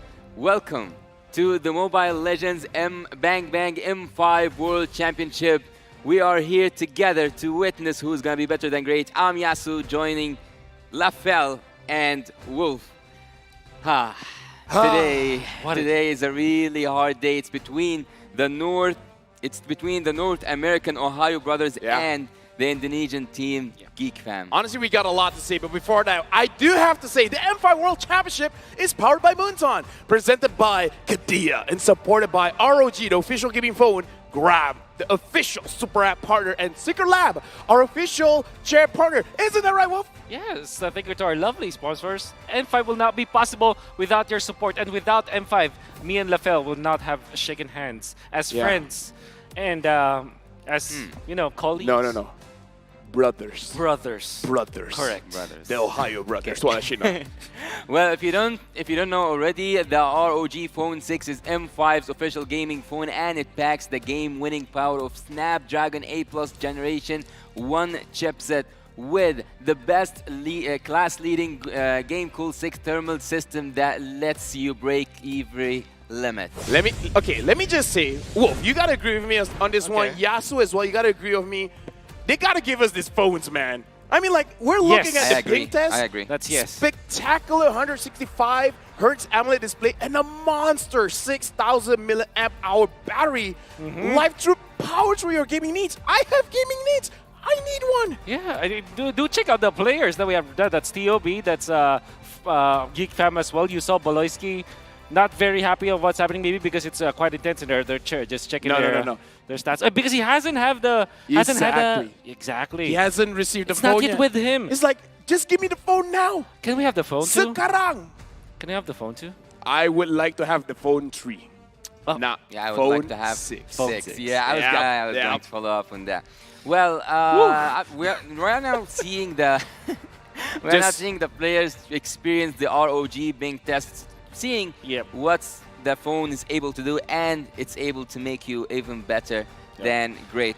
They even have the phone stands. Can we Dude. also have the phone stands? Let me just say, there's nothing that these phones cannot do. Yeah. Nothing? Okay, Oh. maybe it can't cook for you, but other than that, The shadow analyst. wait, is that Ocho Gahaba? Seems like. Wait. Seems Wait. so. Yeah, with How, the cap. how is that possible? I've always Well, heard. I always heard of him. But I Why, never why saw will him. it be impossible? Wait, Why will it be impossible? dude. Why would Wait, it be wait, wait. impossible? This is. Hey. Wait. It's Yasu, Lafel, and Wolf. Yes. I'm here. But Ocho Gahaba is there? What? I mean, why? Why are you surprised? Why are you Even in surprised? MPLID, like, it's weird to see you in the same area as Ocho Gahaba. Why? Why should that be Why? a weird thing? Why should it be? I don't understand. Me Make neither. me understand, Lafel. Make This me is an also important M3 grudge match. TOB and Geek Fam. That's right. Losing this is losing a lot. Yeah, actually we are now at the group D, and I think here D stands for death because this group is gonna be so intense since both teams came from a low. What's going on there? No, nothing. Nothing's going on Well, here. both of them came from lose, but let's see what's the match headline here. An important M3 grudge match, and that stands because BTK having Shark and Onyx having right. Beloyski have met at the M3. Yeah, it was like in the upper bracket finals, in fact. It was BTK going up against Onyx Philippines back then when Baloyski and Marquis were playing. And then there's Shark on the one left. I think Zia is, Zia's also there. So it's technically a 2v2. And many things have happened in the interim, you know. If I'm not mistaken, Beloyski won that one. So that's right. Yeah. This is the Ohio brothers trying to get their revenge. Oh. An important M3 grudge. Look here, we have the statistic for both players. PTK Shark with his heroes. I think that he took a huge turn from these heroes this season, but let's also look at Beloyski. He's the heroes used were Natalia and Valor. These are heroes that I'm so excited to see at the M5. We haven't seen such wild picks, I would say, but Beloyski is still with his special. Ruby have been present with us at the first day. Let me just say, KDA for Beloyski, 10, 11, and 16. What a Beloyski thing to do. What a Baloyski thing. What a Beloyski thing to do. Yeah, I mean, like, Ranger Amas from MPL Indonesia is always asking, what are you doing, Baloyski? And the answer is just being Baloyski. Yeah. It's just doing Baloyski things. I mean, that's the win condition. And Beloyski here is ranked 5th in the Roma role ranking. And Shark is number 9. But I gotta say, pretty close. Let's talk about what's the strength of Beloyski here. Yeah, shot calling is number 1. Second is he's able to adapt with utility heroes as well as setup heroes. That's a rare breed actually, because mostly, for example, Shark, we know him as a player who's good at setup heroes, catch heroes. When it comes to Beloyski, he can play both the Ruby as well as the Mathilda, for example, or the Angela. And Saber. That's his strength. And Saber, he can also do that kind of play. And there's always that cheese / pocket strategy coming out from Beloyski. They always think about like the Valir as well as the Natalia from M3, and now the Saber Rome, as you would say. Well, we have seen him only play at the first day with the Ruby and the Florin. He was successful in the Ruby, even though like neither games he won, but he wasn't successful at all with the Florin. So I would actually say that in terms of drafting, Team Geek at the second game didn't do quite well against Homeboys. So I'm quite interested to see what do they have to show us through the upcoming drafts.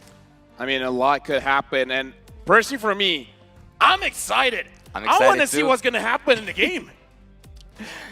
Let's go ahead and see what's gonna happen through the games. Let's see our marshals who will now make their way onto the stage. They are here to ensure the fairness and integrity of our game. Give it up for our marshals. Amazing people, and they make sure we are better than great. Yeah, down but definitely not out. Welcome them as the North American representative climb back to being better than great. Give it up for the Ohio Brothers! Sacrifice is all I think about when I look at TOB. Going up against them is this who is no longer a stranger to the challenges they have defied expectations and are seeking to continue to do so in this matchup. Once geek, always a fam. They are Geek Fam! Let me just say, when Geek Fam was still in Malaysia, I'm a fan, man. I'm a part of the Geek Squad, and I hope they come back in this matchup. To guide the teams to victory, we have their head coaches and analysts. Coach Bika Dep from TOP. Geek will have Coach Erpan. I gotta say, looking at both teams, a lot is on the line. Yes. TOB has to win this to make sure that they can have a chance to go to the knockouts. But the same can be said about Geek Fam. That's right. And this is Zia, best player, Milo, Hoon, as well as Shark. I can definitely say that this could actually be elimination match. Technically speaking, who wins this will be safe a little bit when it comes to the standings heading to the playoffs, and who loses it is about what 90% guarantee that they will not make it to the knockouts, and that is actually true. So this is so difficult for the entirety of the Ohio brothers. If you tell me losing this game gives me a 90% chance of not going to the knockouts, that's way too much for me. And now introducing Geek Fam, we got Marky, Nail, Luke, A Boy, as well as Boloisky, where again, against Homeboys, they actually did good in game number 1, just couldn't finish it out. Yep, and they were controlled by the mind games of Mr. Zorn. One of the stalwarts, and of course, yes, of course, one of the stalwarts of Malaysia. But now, how can they come back? One thing that we'll have to talk about though is Marky is still starting for Geek Fam. Typically, we would look for him at the, he's usually not the starting 5, but I guess that they are in a similar spot anyways. They can be eliminated easily, and what they need to do is to come up with solutions now going up against TOB. Well, I think that all eyes also will be on A-Boy and Luke to pull off clutch plays that they have already used in the MPL ID. Let's look here at the talents prediction. It seems like, the only one who's not on board is Wolf 2-0 to Geek Fam. Explain yourself. I remember the last time that I voted for TOB. It was in MPLI. Yeah. I cursed them. Okay. Wait, you're trying to curse Geek? No. Okay. Let me just say, for me, I'm just following Naisu, and perhaps here's the thing. I've been correct today. Something about being the birthday boy, Wolf. I've been correct. You've always been correct in my eyes. I love your eyes. Thank you. Maybe we should get a room. Okay, continue. What were we going to talk about? Well, we weren't actually talking about something specific. Right. Let's go for another topic.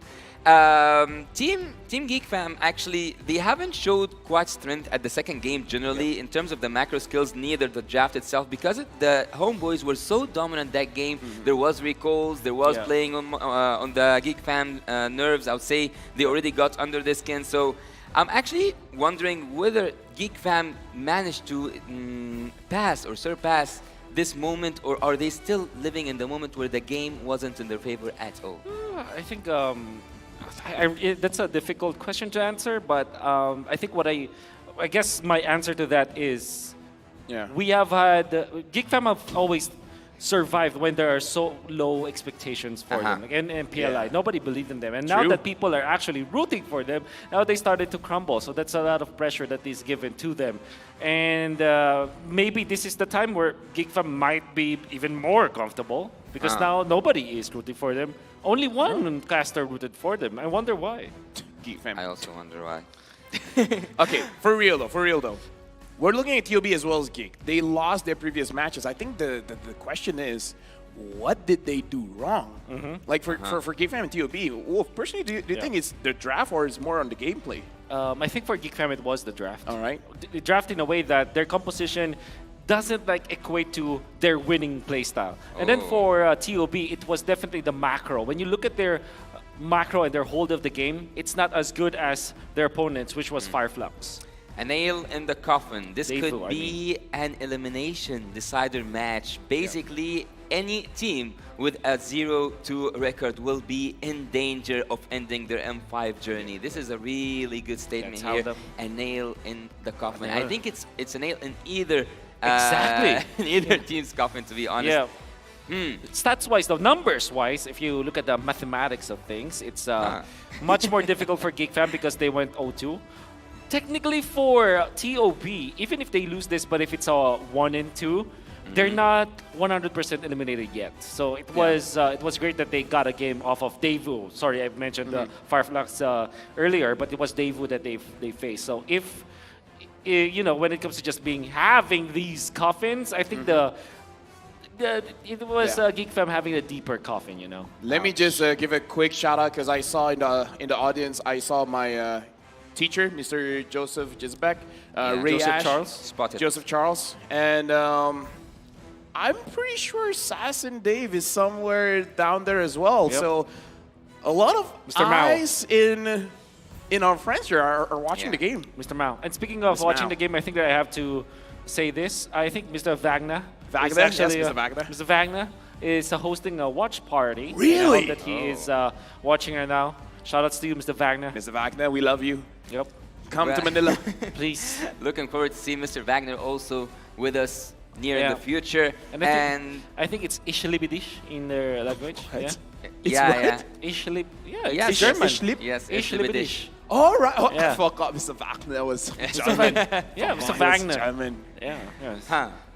Well, one of those things that you just said right now are we might see Assassin Dave somewhere on the screen at any moment. He have been rooting for the NA team since day one, so we will see his journey with TOP. How will it go? Will it go to the way that every NA fan wants, or will they go back home?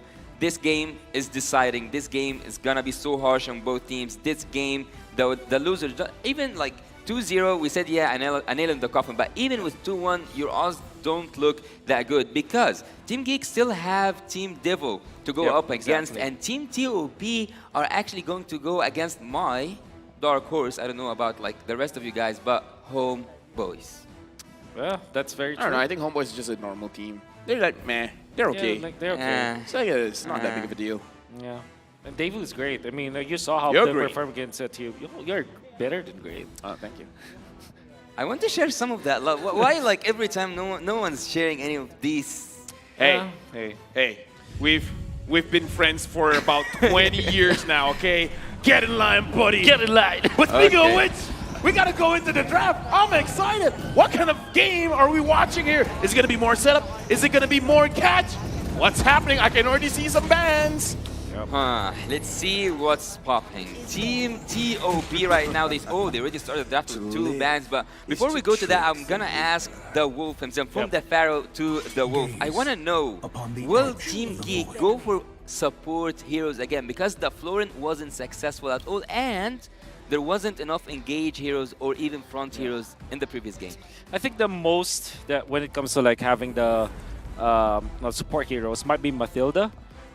And obviously this Faramis is such a good band coming out from TOB. They're already telling Geek Fam, hey, we are going to pick up the 1-1. So that is something that maybe the third band for Geek Fam will be. And I think that they're very comfortable in this as well. I'm actually surprised that they banned the Faramis, especially because they use that hero as well. Yeah, I would say Faramis is, again, like you said, is pretty good at going up again. Generally good. 1-1 is good against the Faramis. Yep. Wait, no, sorry. Faramis is good against the 1-1. See, I'm a play-by-play. I'm not an analyst. I've never done that job before, but Faramis is also good at denying those burst-heavy compositions. So perhaps that's something that TOB wants as well. But which Faramis are you talking about? The fake Soulbinder or the real one? I know what you're referring to. For any of you that don't know, you guys got to catch up on Instagram. Looks like Mobile Legends Esports, they posted a very incriminating picture of me. Thank you very much, Muntan. Yeah. Happy birthday, by the way. Oh, thank you. Thank you. All right. I try my best. All right. So Guinevere as well as 1-1 should be the choices here. There it is. No more. 1-1. I'm thinking just about Matilda or 1-1 for TOB. I like the 1-1 better, for sure. There's also that Baxia, but Valentina instead. Oh, they're given Matilda into 1-1 to Geek Fam. Hey, Phobius is still around.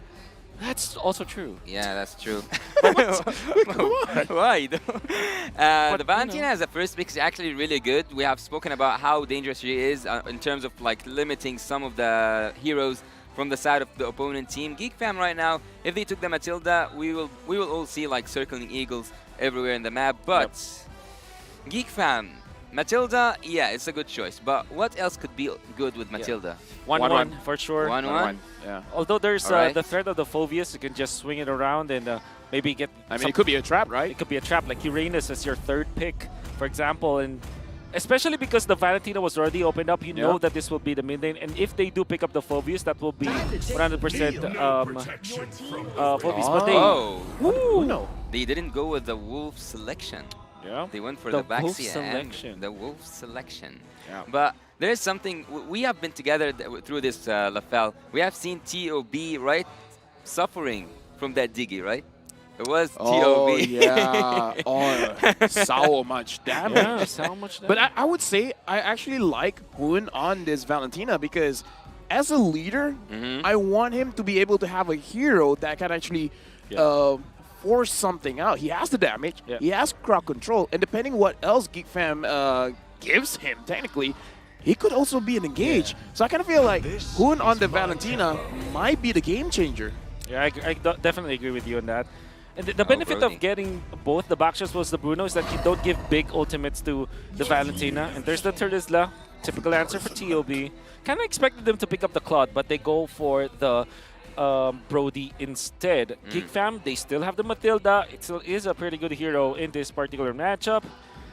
At the same time, though, do you want to consider getting your XP lane? Something like an Edith already for Geek Fam. Well, after seeing Brody, before we go to the first stage for Team Geek completing, what is Bruno's in-game hero title?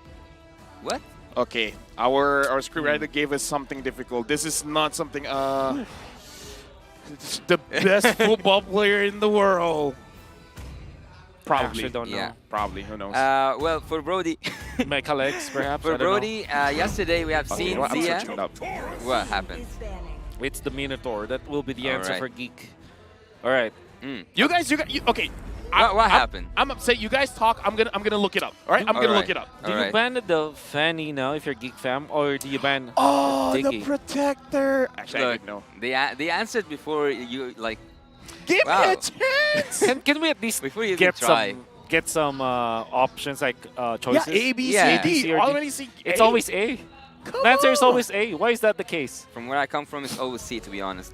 But Okay. going back to the point, Ghost Journal yesterday when he said and he pointed out that, not yesterday, I can't remember the That was timeline. yesterday. Yeah, it was yesterday. That Zia wasn't in his zone, and when Zia took Brody, he was doing really good with it. He had a really high KDA, and yeah, it seems like Hood Toot Toot is a problem in this group. Maybe TOB were preparing for something of such sort, but I think it was mainly for the Minotaur, right? Yeah, 100% for the Minotaur. Thinking about like for TOB, they can ban Edith as well as perhaps Novaria. I mean, like not a lot of Novaria, Lilia, something like that. Lilia, especially. Gord as well, perhaps.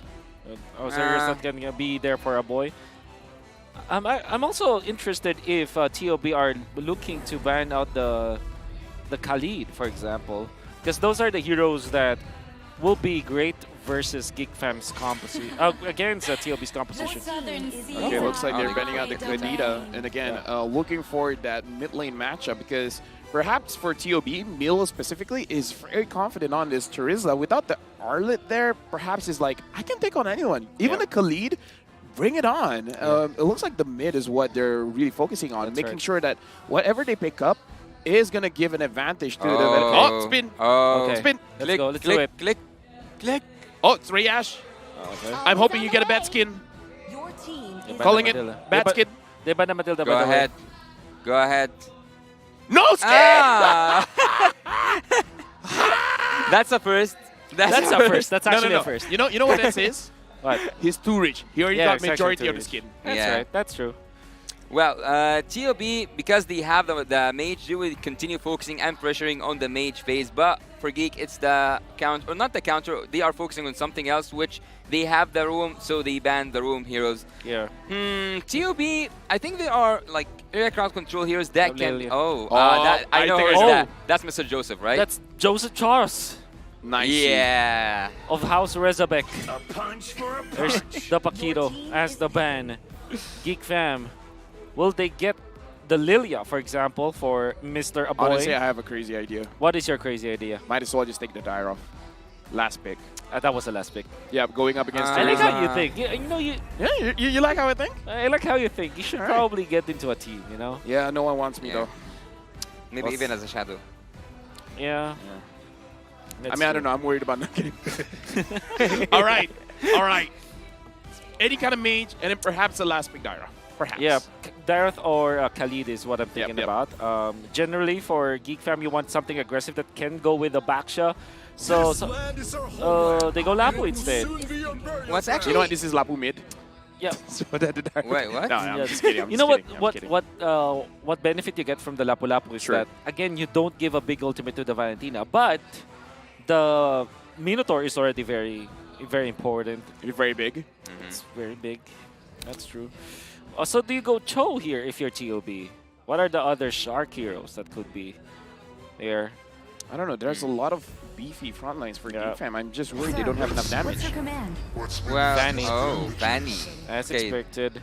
But again, why are both teams taking all the time in the world just to take one pick? I know that like you have to be careful in what you are picking, but haven't they prepared for each other? Like at some games, you see the draft go so fast, but this one like they took all the time possible. There's one hack, I guess. You already know what you're gonna pick, so you just hover that hero and you use your time to discuss. To discuss the upcoming heroes. No, because the coach has limited time on stage, right? Yeah. So might as well just take all the time you need to make sure that you understand what's going on. And just to tell you, Yasu, that if you spend time thinking about what you're going to pick, let's just say you spend, 55 seconds or 54 seconds, it doesn't mean that you're not prepared. Yeah. The amount of seconds that you spend just to get a pick doesn't equate to how much prepared you are for the draft. That's how scary the world stage is, man. You Yeah. take all the time you can get, because you don't get much of it. That's right. How about that? The Fanny, the best player one, went trending after yesterday because of what happened. I think that he's fairly impressive with the Fanny, actually. Yeah. But he has to kind of recover. Is this the game that we will give him? Yeah, this is the game that we will see who's gonna be and who's gonna stay and who's gonna, I'm not gonna say go home, but will face trouble in the upcoming game because the odds are not looking good for both teams. TOP against Team Geek Fam.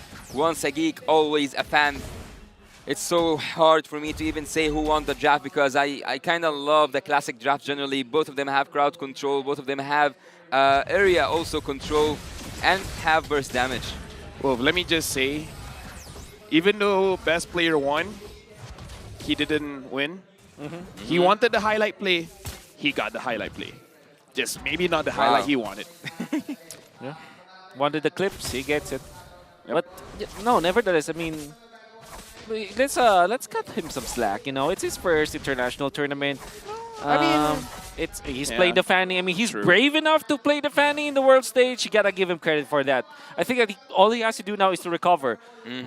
Some players, you know, if they pick up these assassins, they do make mistakes too. All right, but So- having the Fanny here with no crowd control whatsoever, except for that Minotaur over there on the side of Team Geek Fam, is actually quite a lethal weapon. I would say the thing is, with a Bruno, sometimes you just out-damage that Fanny, especially when you already have your Haas Claw. You just survive all the way through. So it is going to be a mechanical matchup between best player one and Marky. That's right. And Zia, the last time that Zia as well as Marky went toe-to-toe against each other, Zia was actually playing mid. I was mid lane, I mean. Don't get me wrong about saying mid or something. But yeah, he was playing the mid lane. And this time he's going up against the solution, Marky on the bottom lane with that Bruno. And what I like about the way that Marquis plays the Bruno is that he's not a scaling kind of Bruno. He actually is activated early. And look at this, they're trading. I mean, Ohio Brothers not even contesting the first turtle. What? I mean, again, Fanny isn't really known for grabbing those turtles as well as the lures, really trying to get those kills on the side lane. Yeah. And this is already a good control coming in from Geek, making sure that they control the purple, but right. best player one, he knows what's up. Yep. Yeah. Just gonna trade. They are trading both purple buffs, but I don't think that this worked really good for Team TOP because they're also getting brushed. That's a first buff. All right, Luke, look at you. Yep. Doing good. Remember what Milo said during MPLI is the strongest XP laner among all of the Indonesian players. All right. Look, making sure that that doesn't happen. Yeah. And now looking at the gold earned as well, all three are for GeekFam. Yeah, GeekFam are ahead, but also in terms of the rotation, I think that it should have been the other way around because Team TOP have that Fanny for the early game. She can go in a blink of an eye, take Marky out, but so far, he haven't even tried to pressure that gold lane. So far, I haven't even seen Fanny use that cutthroat or even touch any of the enemy heroes. Yeah, I mean, it becomes a question, Wolf. The Ohio Brothers, are they being a little bit too passive, or is it fine for them to take their time? Do they have a second window where they can make this draft work? Whew. Maybe when the Brody gets out of lane, perhaps that will be their second wind. But I do agree with you. I think that they're far too passive. Ooh. Yep, and now Beloyski with the Minuan Fury, unable to catch anyone, and Super Shark as well, hitting the air. Unable to hit that rage. A-Boy with the burst damage that happened here underneath the feet of every member of Team TOP. It was so hard for them to survive. Actually, that was an almost massacre at the bot lane. Honestly, right now, I'm looking at best player one, level 6, and Nail, level 7. I don't know, Wolf. I'm not an analyst, but that doesn't seem good. That doesn't seem good, especially if you're a fan. You want to at least be at the same level all the time. That means that the only way for you to kind of recover as the Fanny is that you always take your own jungle, your own side of the jungle. And Geek Fam will get the second turtle again. Easily. Yeah, they are not even trying. Team TOB are playing way too passive. Even though they have the Fanny and they have really good damage at the early game, they also can rely, yes, they can rely on Zia's damage at the late game. But I'm not gonna risk it all just for the torn apart memory to do something as a miracle for Team TOB to get back into the driver's seat. Team Geek Fam are using every hero as they are supposed to do. Let me just say, I'm using my imagination, and I'm looking at the different path for the Ohio Brothers. Zia as a Brody can take down those turrets very fast, same as the Fanny. Perhaps they can do a 1-3-1? Maybe. Right? That could be a solution, because the thing is, the slower you use the Brody, the harder the game will be for you. It's not like a Bruno that can scale easily. Oh. All right, oh boy. But gets out. He looks more calm than me. Yeah. I was scared for him. Yeah. Oh, bot lane. Yeah, right now, Nail as well as Luke finds one on Zia. Zia gets taken down. Super Shark, can he get anything out of this? Ooh. He finds Beloyski. Beloyski able to heal. Minoan Fury on to Super Shark. And now it looks like Super Shark is the one that's going to get taken down. He is down. Wonderful juggle coming out from Geek Fam, but even better, Nail. The best timing to actually take on Zia. Never mind the Fanny. Just take out the gold laner. I think that there's nothing that Team TOP can do at the moment. A dominant 4 game seconds from for the Geek retry Fam. for Nail. But he will be. Oh, penalty zone by Milo, able to catch Nail. Unsure whether he got the buff or not. He did, and best player one survived, but no purple buff for him. Oh my god. I'd say that's worth it for Nail. I mean, he got the purple buff. Yes, 100% worth it for Nail because they got a kill onto Milo as well. I mean, they're not essentially growing the farm on Nail, but they're taking away so much from best player. Oh, but I have a question here. All the players from Team Geek Fam, except of course for the Roamer, are up there in the charts, and Team TOB are actually the ones who are supposed to be in the lead, which is actually pretty annoying to me to watch. Because why Team TOB are playing so passive with such draft? Yeah. I know where your sentiments are at because you kind of want to use the Kufra Brody combo. You want to use the Turtles at this point, and even the Valentina having access to the Minoan Fury to copy. There are so many team fighting tools that you could be using, and then maybe it should be best player who is splitting the map, but instead it's Zia. So I also don't like the way that they are approaching this Brody draft. Yeah. They've taken all the turtles, or like basically leaving all the turtles for Team Geek Fam, and leaving everything that can be and cannot be took by any team in the matter of 7 minutes. And you forgot to mention Fanny. Fanny's early game is actually really good, even though, look, he's not doing anything. He's getting melted. I mean, looking in the situation right now, I don't know, perhaps the tournament got to them. Super Shark goes in, finds Nail, Look, unable to hit anyone, but the Minoan Fury, everyone on TOB was able to dodge it, but Milo can't run away. Look grabs the kill, and not enough damage from Zia just yet. Baloyski is unkillable at this point. At 8 minutes, no deaths on Baloyski means that he might have the second item already come the next Lord fight, which also means that you can't do anything. And by the way, look at what they're doing. They're leaving the purple buff, the baby purple buff. Oh, yeah. So that best player 1 will not be able to trade. Best player 1 actually is now trying to go for a split bush kind of approach, which is okay for a Fanny, but there could have been much more than that to do. It was actually forced. He doesn't have any choice but to split bush at this moment. Yep, and right now, ouch. Geek Fam engages on the Ohio Brothers, but really just to zone them away. Yep. At this point, they're just grabbing what they want for free. Yep, and they're going to be defending bottom. Fortunately for the Ohio Brothers, they have 2 carts down the bottom lane. That means that if you're looking at this turret, it is actually whittling down.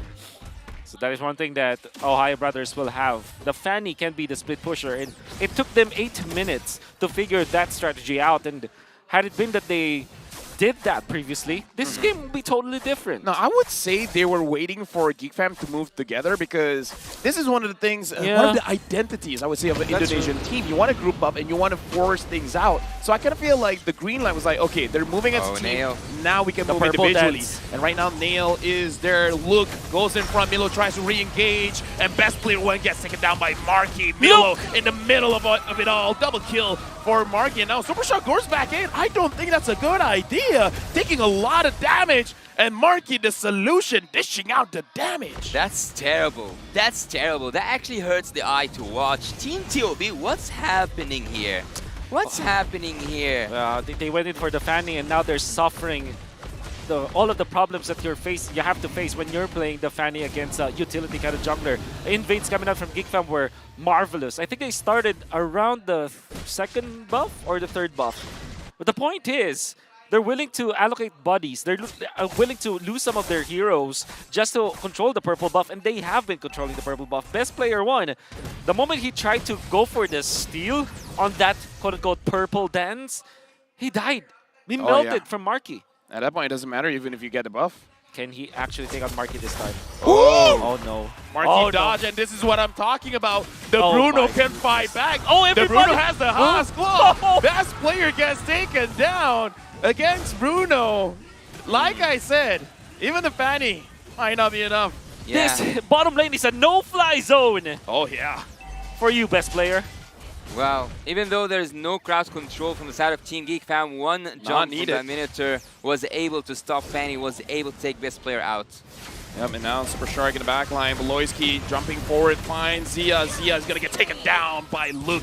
This is Geek Fam's game. Hoon has nowhere to go, still able to survive. Flickers out of Luke's range. And now Geek Fam with the Lord marching in.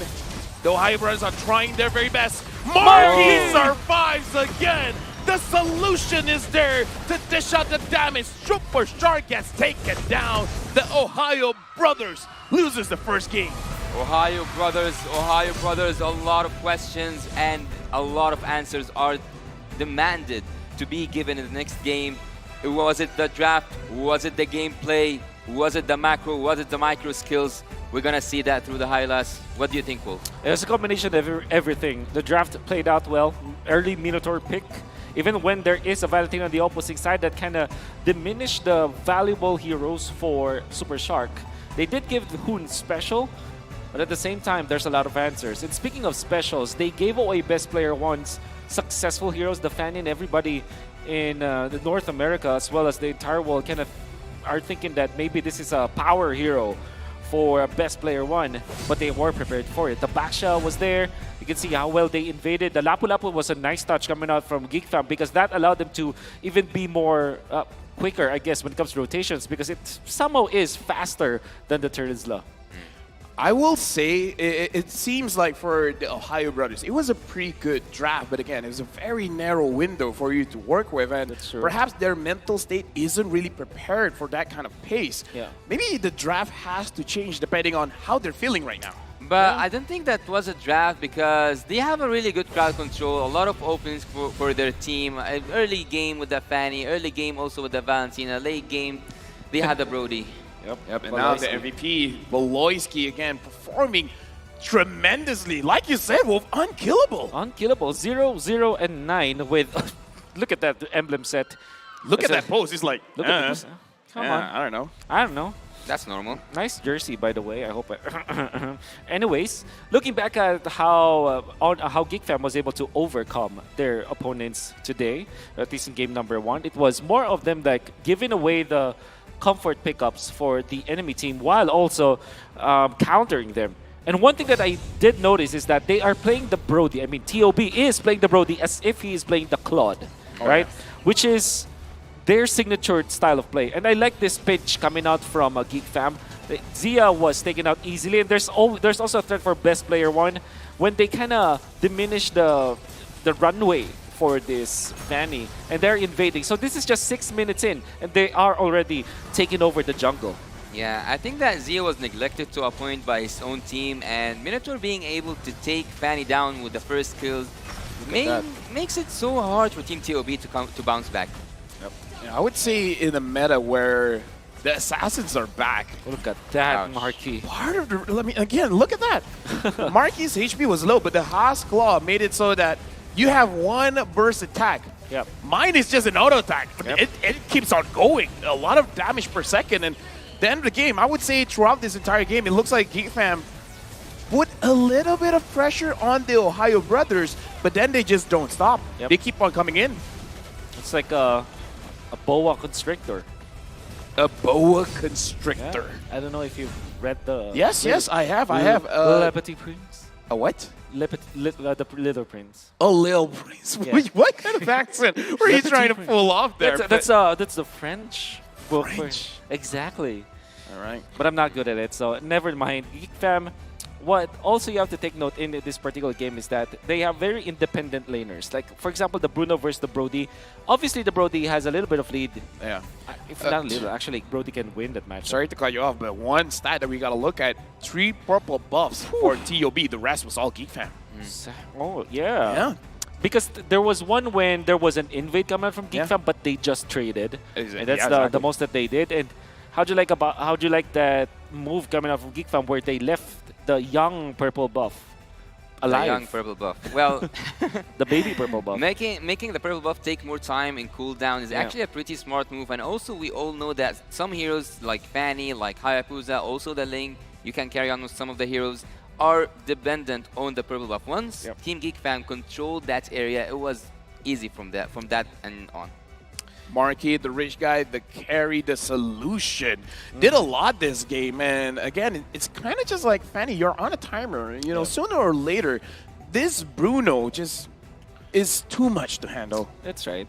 And that kind of, again, it brings me back to what the draft choices were for TOB in comparison to their execution choices. For example, Brody versus the Bruno. Wow. Most gold laners out there will say that, okay, the Brody will win the 1v1 versus the Bruno in the laning stage. Yeah, he took that turret damage person, by the way. Yep. Look at his turret damage. 21,000. I mean, at least Zia gets some turret damage. That's I mean, right. this showed the dominance, making it so that the Ohio brothers can't even touch the turrets. Yeah. That's how big the discrepancy is. The only 50-50 lane for Geek Fam might be the Brody lane. I mean, that Brody lane should have won. But TOB played the Brody lane like a Claude lane, wherein they just leave that marksman behind, just farm and farm, just stay in the lane as much as possible, try to double lane if you can, and stabilize that lane. Unfortunately, that is now how you utilize the Brody. You want to be aggressive with the Brody. Utilize your Kufra, utilize your Terizla, fast clear that lane, get into the river, get in the opposing jungle, team fight, and look for the Lilia, look for heroes that you will be able to take down. But unfortunately, that wasn't the choice for TOB.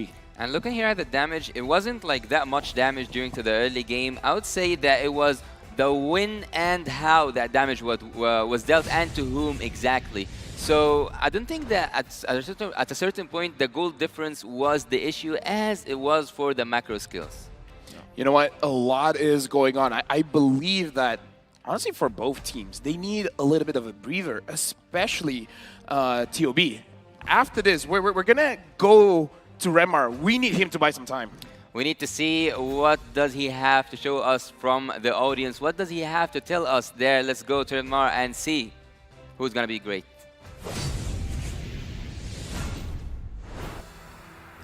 Thank you so much, casters. Sorry to disappoint. I know Hoon is like a way better looking dude than I am, but you know, that's what happens. Hi, by the way, my name is Reptar. Thank you, talents. We're joined here by fans of the Ohio Brothers, and specifically of Hoon and even Super Shark there. Real quickly, ladies, could you please introduce yourselves? I'm Tina. Right. Been a fan of Hoon since 2019. Oh, since 2019. All right, we'll get back to you later, Tina. What about you, ma'am? I'm Romeline. I'm a fan of Ohio Brothers. Oh, okay. Christine, fan of Ohio Brothers as well. All right, so we got Tina, Romelin, and Christine. So, you mentioned, Tina, that you've been a fan of Hoon since 2019. How did that start? Paano po yung nag-umpisa? Actually, he was the first ML streamer that I discovered through the game. And then it escalated from there, so I got involved in the community of Hoon's fans and the Discord server and all that.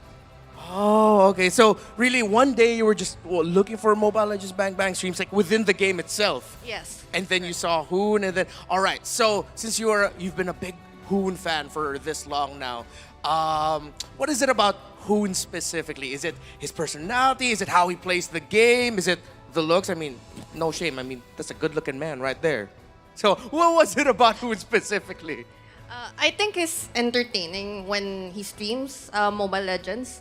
And he's also a high-skilled player. That's why people tune into his stream. That's definitely true. So I've also heard that you flew to M4 last year, if I'm not mistaken, just so that you could watch Hoon. Was that correct? Yes, that's correct. I actually tried to watch him in tournament. However, my schedule only allowed me to watch the finals.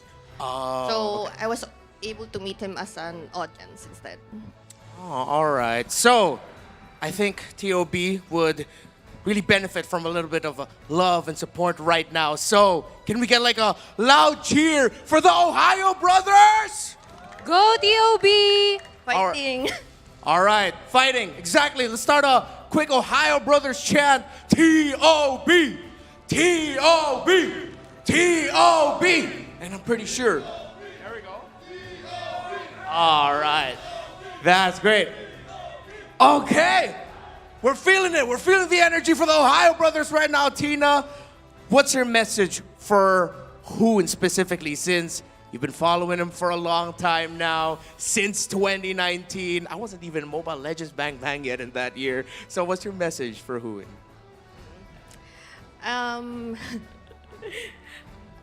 Just keep playing, and I hope he's able to realize that he has developed a community of fans that has he's able to develop a community that's been a nice place for MLBB. All right, Hoon, I hope you heard that, and I'm pretty sure the North American fans will be happy that there are some Filipino fans as well here for the Ohio brothers. Again, ladies, thank you so much. Let's give them a round of applause, showing their love and support for the Ohio brothers. I'm pretty sure they've got that extra buff and that extra edge that they need to force a game number 3 against the second placers of MPL Indonesia Season 12, Geek Fam. Let's see what will happen. Will we go to game number 3? Or will Geek Fam end it right here, right now? Casters, talents, and analysts all over the world, again, it's your time to be better than great.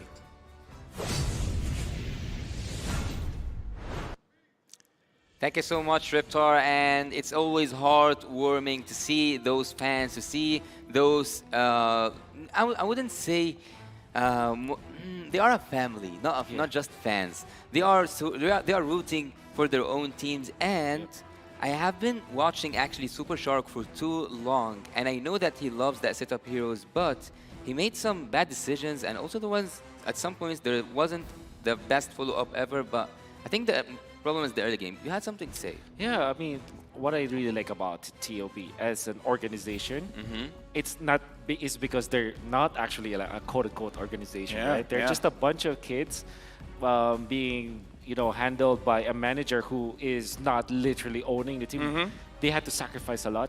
Wow. And that message from Hoon's fan, who has been there since day one, it's actually heartwarming and, a tear-jerking, because if you think about it, like what she said was, Hoon may not realize, but Hoon already started like a family, a community, and that's great. It's a team powered by the community where, again, it's great. Like you said, Wolf, a lot of teams here have a professional setup where the Ohio brothers are here, are basically running on passion, right? Exactly. They are 100%. They're representing the community that they've built. All those fans are rooting for them because they're like, we're here because of you. Yes. Well, I just hope that this time when we went to the interview, the players play as they developed for the second game yesterday, because after Ghost General gave some words, they played much more better. So I wish that after seeing the love coming from the fans, from the family, from the brothers who are rooting for the Ohio Brothers team, TOP, make something new and make us go to game number 3. Geek Fam going on to the blue side this time, and TOB banning the Fermis right at the get-go. They can get back to the Arlot as well as one of their... they banned the back shot themselves. Here's the thing, Wolf. I kind of feel like for TOB, I want them to go for something comfortable. I want them to go for something that doesn't have a lot of room for errors. Like, pick up Assassin, sure, but pick up an Assassin that you can almost autopilot it. Something like a Lancelot or something. No. No? I think that's a great idea. That Lancelot might be the better choice. When you watch all of the games for Best Player 1 and also his streams, I would dare say that his Lancelot is better than his Fanny. It's just that Fanny's always flashy, right? Yeah. But I think when it comes to like being reliable, being dependable, and when you're back up against the wall, you go for the Lancelot for Best Player 1. Well, I don't think it's about the comfort picks here. I think I would kind of lean towards taking some risk, or actually a lot of risk, because this is a take it or leave it chance. This is like to be or not to be chance. So if Team TOB didn't show us something new and also showed some Geek Fam something new and out of the ordinary, maybe they will not make it through the group stage. So TOP right now, by banning that Faramis and also Baxia, which was pretty annoying the last game, but on the other side, I don't think that we are seeing any target bans except for that Baxia, right? Yep. Dugidavir is up unless they ban it away, because even the Faramis was banned before. If GeekFam has the Faramis, it's gonna deny a lot of kills coming in from TOB, so it's gonna slow down their game. Oh wait, sorry, Faramis has been banned. Bruno has been. Oh, Guinevere is up. This is the green light to pick up the 1-1 now if you're Geek Oh, Fam. 1-1. But I don't know. I'm not looking at Gwyn here. I think Gwyn's still pretty good. Gwyn in 1-1 should be the case. There's an argument for picking up the Valentina, so you take it away from Hoon. But I dare say that it should be the 1-1 now for Geek Fam, especially because it's TOB themselves that banned out that Faramis. Well, even with that 1-1 open last game, they went for the Bruno and they went for the Brody. So maybe they will go for more, as you said, Lafel, comfort options. So at the early stage, I would say maybe we'll see a Valentina once again, or we would see that Guinevere, because Guinevere have been proving herself all over the M5 series. And yes, indeed, the one and only Guinevere, one of the most picked and banned heroes. And there goes the 1-1. Fun is all that matters. Do they combo it up with the Terizla? Honestly, at this point, or a Marcus, should TOB respect the Phoveus? Give me some insight here, Wolf. Is look good on the Phoveus? I think the last time I see Luke become good at Phoveus was season 10 of that was a MPL. long time That ago. was a long time ago. I wouldn't like put him in a level of the other, good Phoveus players, because it's not his. Sure. That's not his hero. So basically, it's like you know? out of practice then. Yeah, exactly.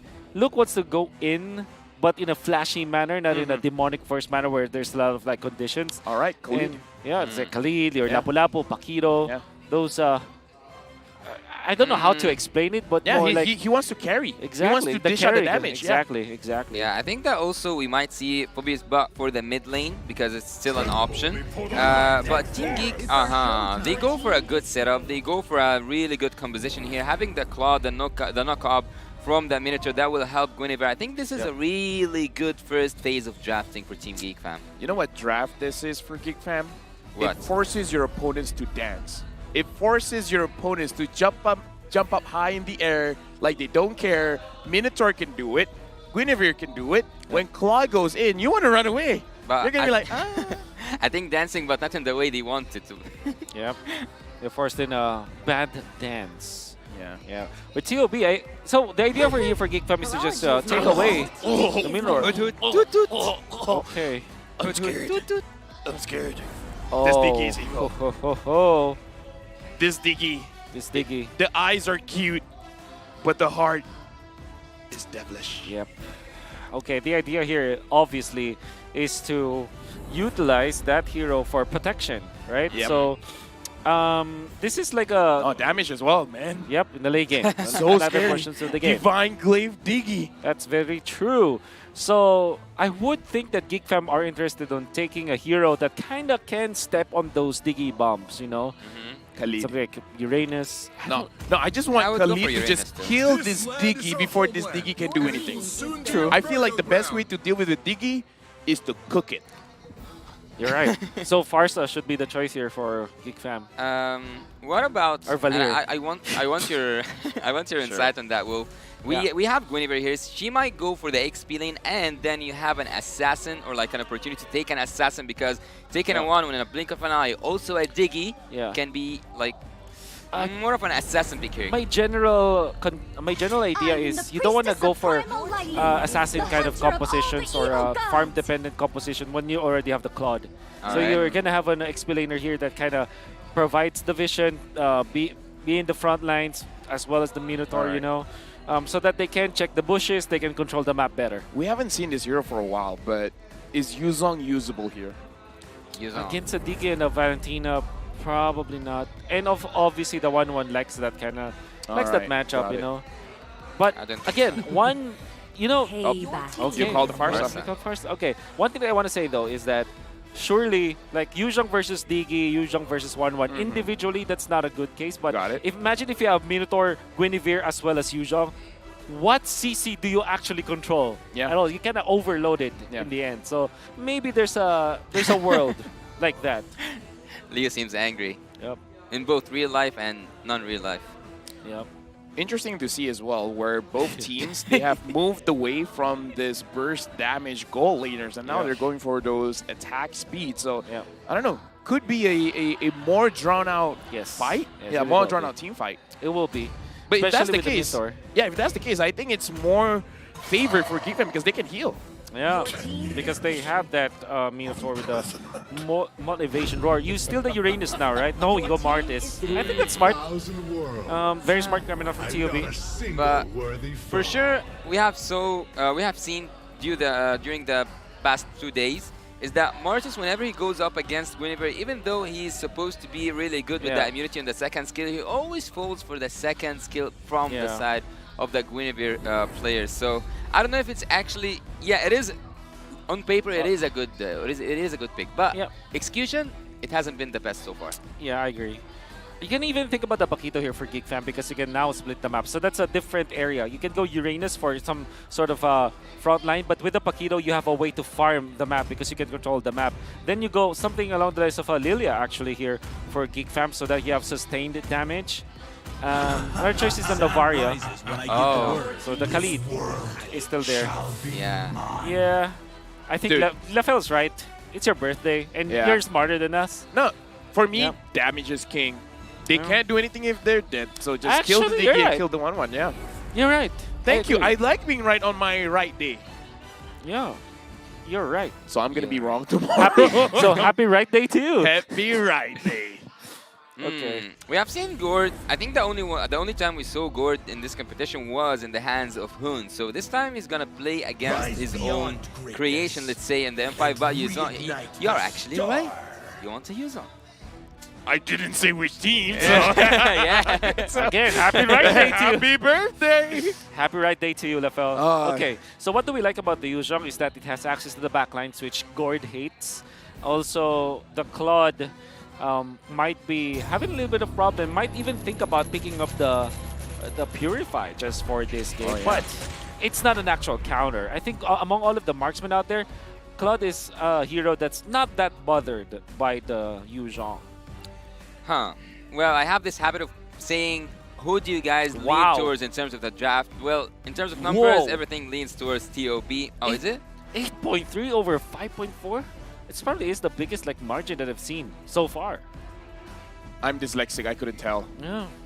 TOB has a 9.3, 8.4 rating. Geek Fam has a 5.4 rating. Right now, it's match point for Geek Fam. It's now or never. TOB has to win this one. If not, 90% not going to the knockouts. Good luck to both teams. We're going into the land of dawn.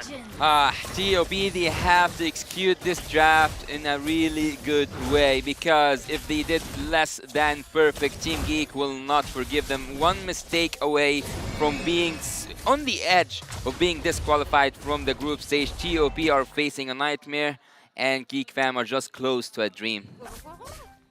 And right now, Marky here is, I mean, this is the life of a Claude. You're not going to be winning a lot of lanes. You have to anticipate that the opposing laner wants to bully you out. Yep. Especially if you're facing up against a 1-1 plus a Diggy. It's going to be a problem. Okay, they missed all their knockups. And Hoon is here. And by the way, good combo with the Minotaur plus the Guinevere. Hidden combo. I gotta say, this is a very aggressive Khalid. Yep. Pretty aggressive Khalid. Assassin Emblem, Rupture, and having that extra 6% when the opponent is alone. He wants that first blood. Yeah, he doesn't want to just participate. He wants to take some kills, actually.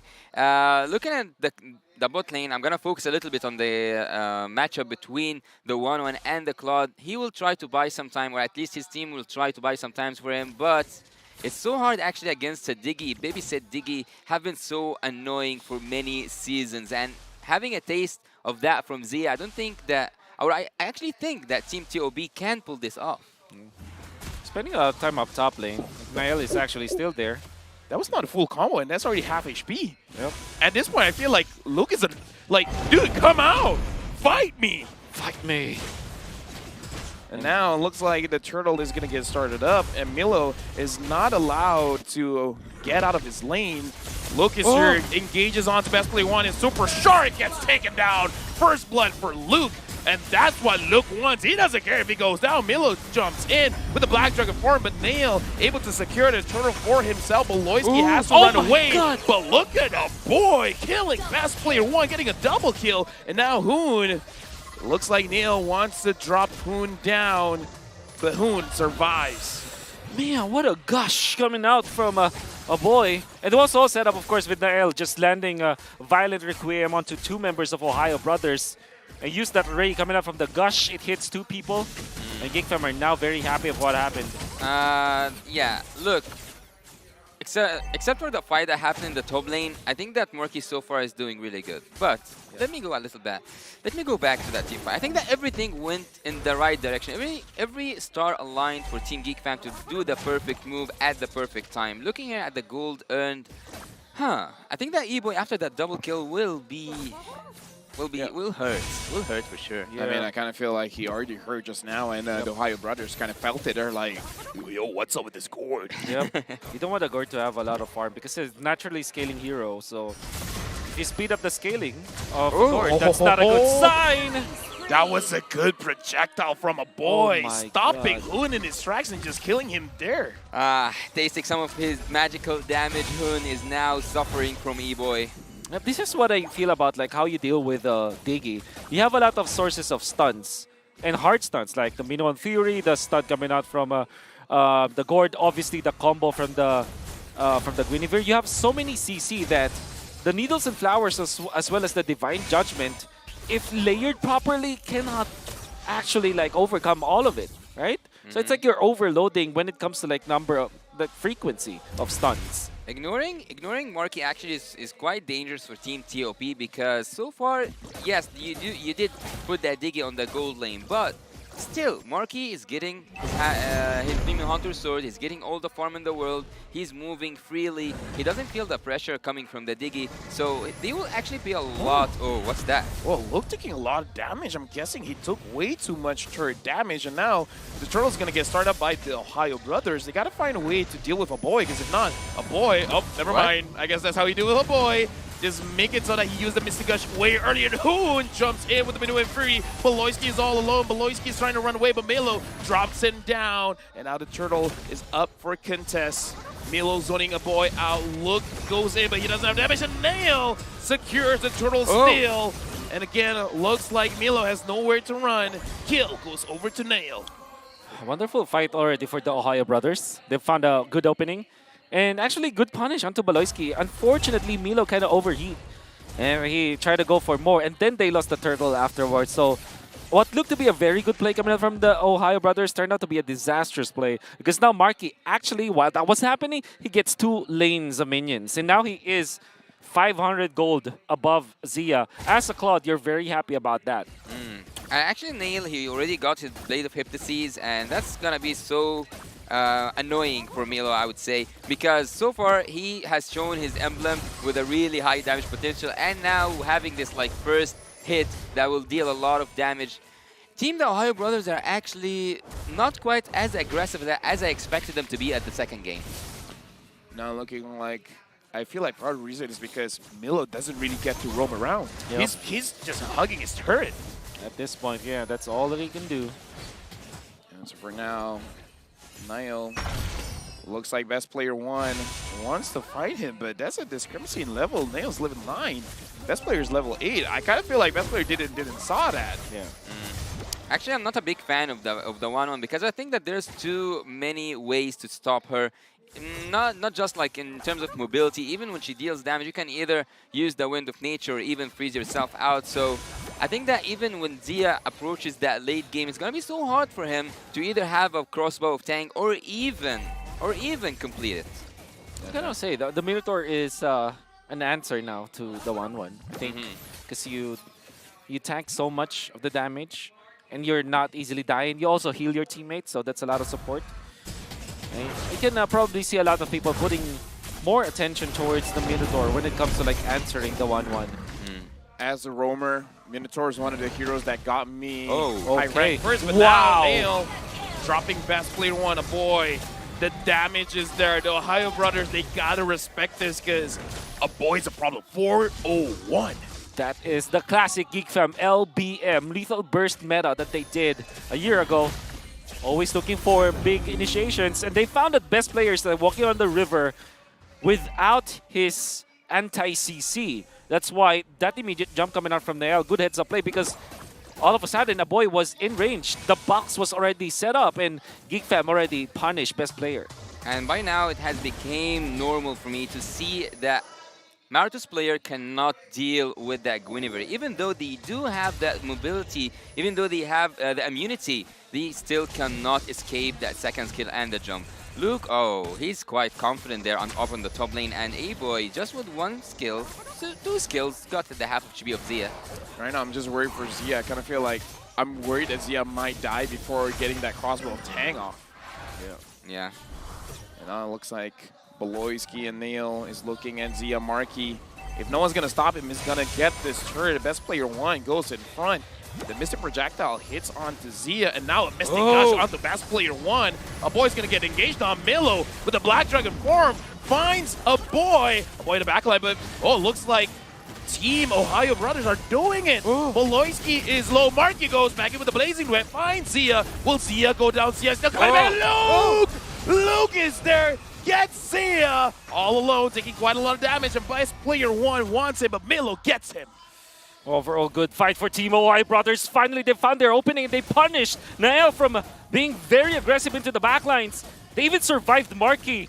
Fortunately for Geek Fam, there still is Luke, but he died in the process. So I would rate that as a TOB win, nonetheless. Yeah, and also they were cheating death actually. All of them were 0 HP, almost 0 HP. The Ohio Brothers, this is the first engage they do that can turn things around, because the Lord is 10 seconds away, and now they do have a chance to contest that Lord. Super Shark is fighting against a boy with the highest damage dealt with. Yep. His Diggy is evil. This Diggy is evil. You have to evil egg. Oh yeah. That happens a lot. And now Super Shark taking quite a lot of damage from a boy, and a boy still 4-0-1. We saw how Milo tried to engage onto him, but it looks like the entire team was ready to respond. And is the Ohio Brothers going to respond? Because the Lord is 15,000 HP. Best player one goes in front, but for now, I don't know. Markey's low. Milo using the Black Dragon form. Looks like the Lord has been resetted. And this is what Geek Fam wants. They just want to reset. Definitely. They will just reset because they know no Dragonite form. Yeah. No Dragon form from Milo. That's a massive ultimate that they don't have. Agreed. And actually, Geek Fam, they want to fight. They want to drain TOP's ultimates out. And right now, looking at the formations, I think they want to engage once again. Yeah, and right now, Luke still has his Raging Sandstorm. So if the Ohio Brothers slip, even if the Diggy cancels the crowd control, the damage is still there. Speaking of damage, best player one taking quite a little bit of it. And Markey goes in front, finds Milo. Milo's going very, very low. Manu and Fury from Hoon. Zia gets the kill on to Luke. Neil still secures the Lord. Worth it? IDK.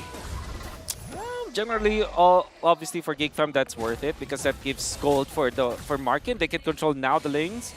I only lost one hero, so it's not as disastrous as you would think. Not the perfect one, but I think worth it for Geek Fam. Looking at Valentina, actually, I kind of forgot that if she stole the ultimate from that Minotaur, she can be quite annoying for Team Geek. Yep. Oh, nice damage from E-Boy. But again, going back to my point, I think that at some point, Hoon can flip things around. It's not about surprising your enemy that you have this anti-CC hero, which is Diggy. You also can make a really good engage with a Flicker ult, stolen ult, but still an ult from Hoon.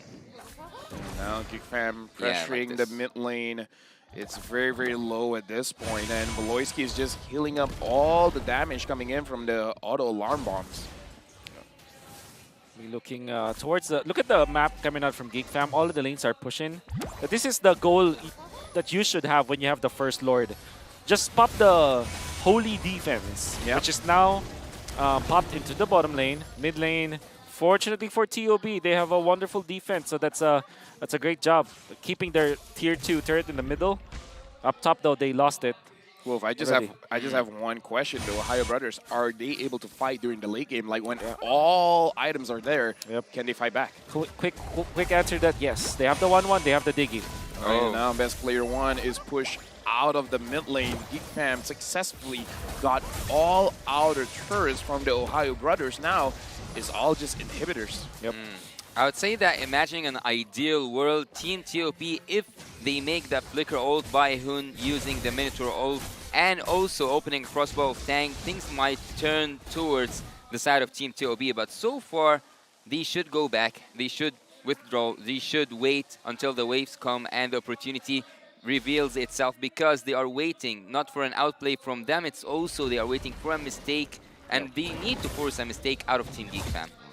Baloyski gonna be spotted by best player 1, and at this point you wanna secure your jungle now if you're the TOB. You want to have at least a chance to go toe-to-toe with Nael. He's level 15, Nael's level 15 now. You wanna get to level 15 before the next Lord. Unfortunately for TOB, they are denied of that idea. Look at how Geek Fam is playing. They're taking over the jungle. Yeah, and also they are freezing the lanes, which makes a lot of sense, because what can TOB do except for going out of their inhibitor turrets? Right now, Team Geek are actually not just asking, they are demanding Team TOB to come out of their base, to come out of their inhibitor turrets, just to have one more fight. And in this fight, everything can just flip around. Even Marky is level 15 right now. Geek Fam, they could do what they did previously and force out the Black Dragon form out of Milo. And once the Black Dragon form is not there, they could try to get in with the fight. The Lord this time is going to be much more valuable because it is going to be enhanced Lord. So the High Brothers now, what are they going to do? They have to make sure that their ultimates are layered together. And they have to kill people with their ultimate timing. This is very important. It's about mechanics now for TOB. Yep, Look is looking for the High Brothers. Zia is Ouch. far behind, and Super Shark is taking way too much damage from a boy. Black Dragon form coming in from Milo, trying to find any targets, and Geek Fam is like, we're just kidding, we're gonna back off, but the Lord still hasn't been resetted. Nail is still holding on to it. Look is behind. They find best player 1, gets bursted down. Look gets the kill. They got what they wanted. That's what I have to say. They got what they wanted. That was beautiful. Let me be a nerd here a little bit. Go ahead. They utilized the BMI as well as the projectile coming out from a boy to actually watch the left mid bush. So they found Hoon actually, and then Marquis blinks in with the BMI, knowing that he has the Purify, he can fight, and he zoned out Hoon. And that allowed the entirety of Geek Fam on the left side to be able to catch best player 1 without skill 2. So that's no CC on the Martis. Super Shark. Oh, they can take him down. Word. Look has the damage, and he wants that Diggy to know. This is how you deal with a Diggy. You kill it before it becomes a problem. Now, the Ohio Brothers, they're doing their very best to protect their base. The Lord is marching down bottom. Zia has to go in front. Zia is gonna get chased down. Hoon goes down to Marky, blazing the wet by this claw. Unstoppable killing spree by Look. Game goes over to Geek Fam. Not having Diggy was the key to finish this game. It was actually so hard even by having the Diggy. Imagine without having the Diggy. The gold speaks, the strength speaks. Team Geek Fam takes game number 2. A full sweep to Geek Fam. Dude, this is what we expected from Geek Fam. Winning is not enough. Winning dominantly, that's what I would say the world was expecting of. I agree with you, because it has been a very long time since I've seen that lethal burst kind of gameplay that they're doing. Like, see a person, just take him down quickly. That's the Martis that they were eyeing. And a massive win as well for Team Geek Fam, getting the 2-0 victory. Fortunately for the side of TOB, even though they have a very low chance getting to the knockouts, what advantage they have against Geek Fam is that they have a 1-2 loss. So that one point actually, going up against Dave Vu, was very important. They need to take 2-0 against Homeboys just to have more, or like to turn the odds to look into their favor. I would actually say that Team TOP have shown us really good performance out of the NA region. So it's going to be really hard not to see them go to the playoffs, because they have proven that they are worthy of going to the playoffs. I mean, that's the reality of competition. Right. One person goes to the front and another person might have to go home. But either way, we're going to talk more about this game, because we got to talk about the MVP. And I got to say, in this game, it could go to anyone. Yeah, that's right. I mean, Luke, even after dying so much in this game, played his part so well. Fastly, who do you think it is before it comes? Ooh, I think Nael, actually. Niall. So, or maybe actually it's No, a boy. One, you a want boy. one. You have to a get boy. one. A boy. Okay, I would say a boy. You? A boy. Okay, so we all three a boy. So I was about to say like, if someone says We something say that else- it's Boloisky. Yeah. Do you even curse like your MVP predictions? No. But it's yes. It's your right day. But it's your right day. Then it's a boy. Then it's a boy.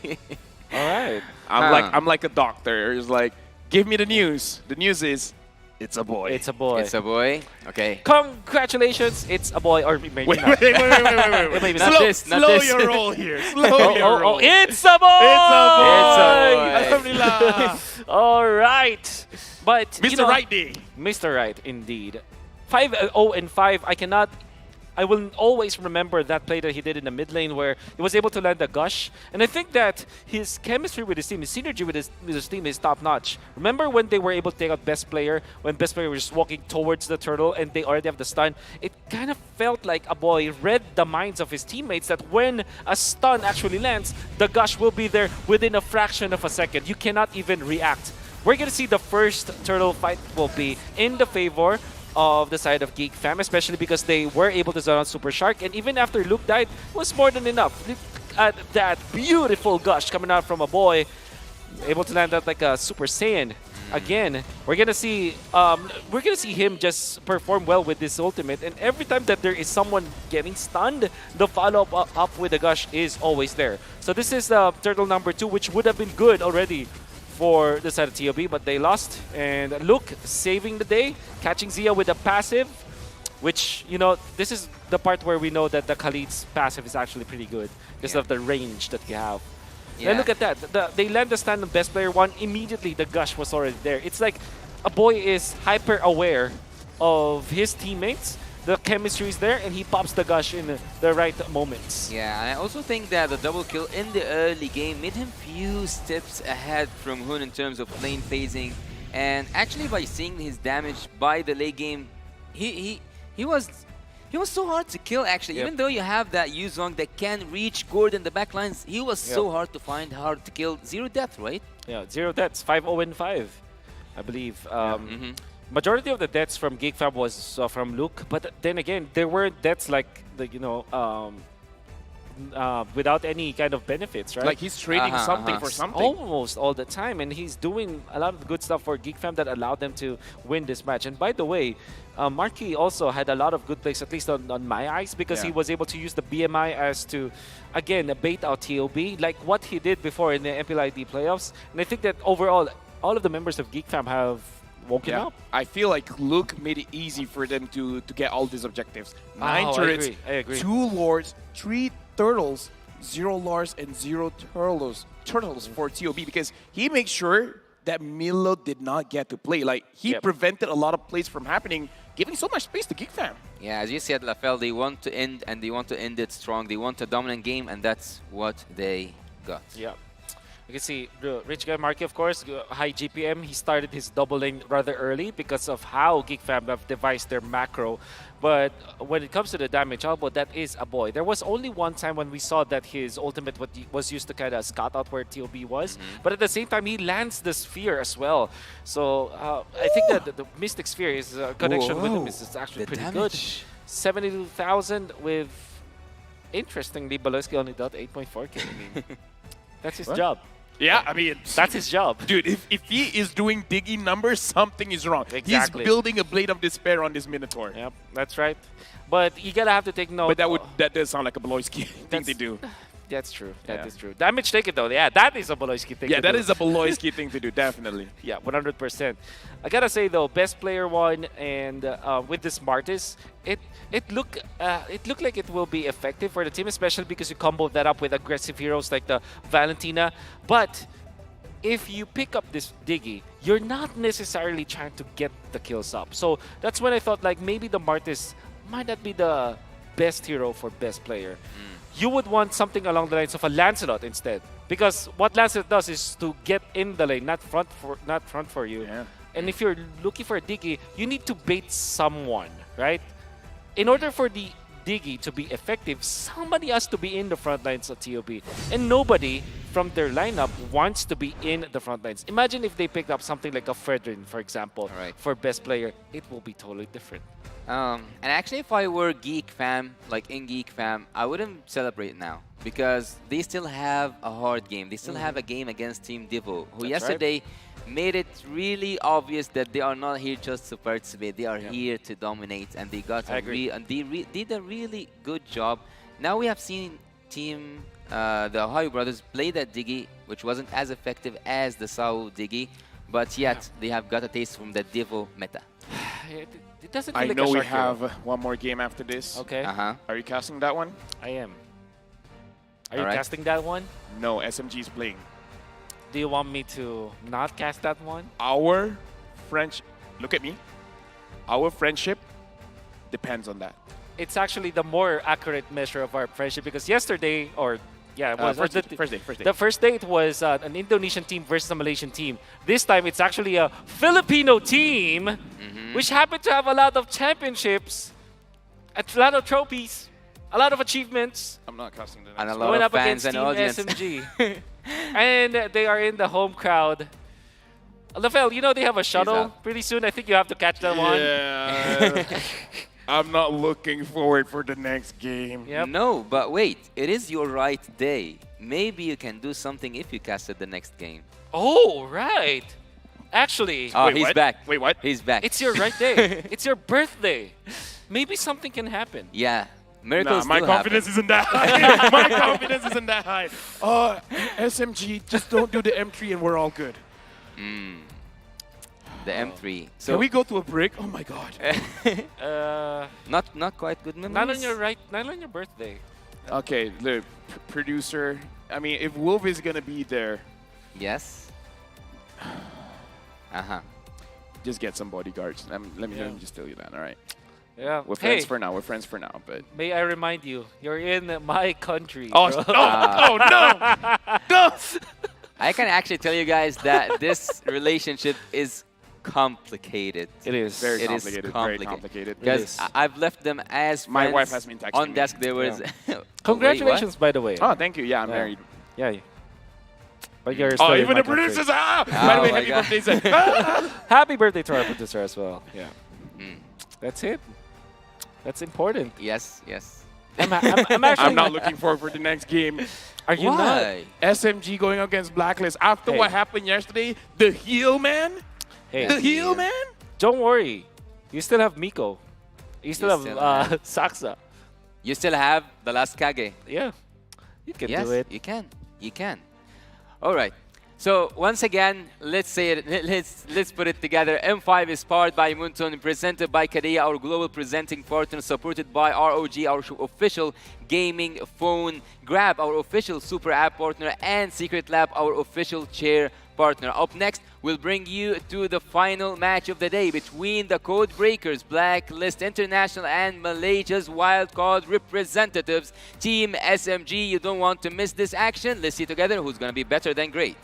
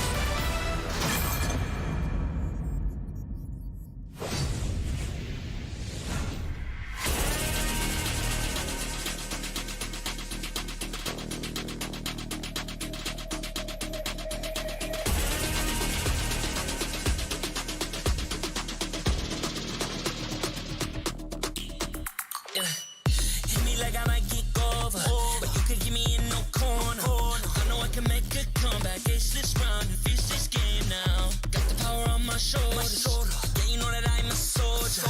You could keep me off my guard, but you can't keep me from my honor. I feel like the floor is harder. The energy's getting higher. You're saving my arms. 'Cause I know just what I got. I got you like na na na, and you know I hold the power. This feeling I feel.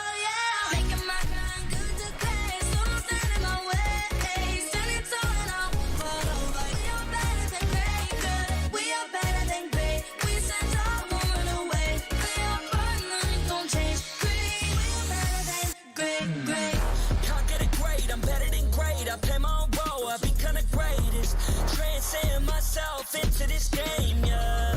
I feel the power to dominate fate. Championship mind on top of the week. What's up to the game? Shot reveal. Better than great, that's how we feel. I feel like the floor is lava. The energy's getting higher. You're saving my arms. Cause I know just what I got. I got you like na-na-na. And you know I hold the power. This feeling I love. Oh yeah. Making my grind good to great. So don't stand in my way. Standing tall and I won't fall over. We are better than great, girl. We are better than great. We stand tall, won't run away. Play our part, nothing gon' change. Great, we are better than great.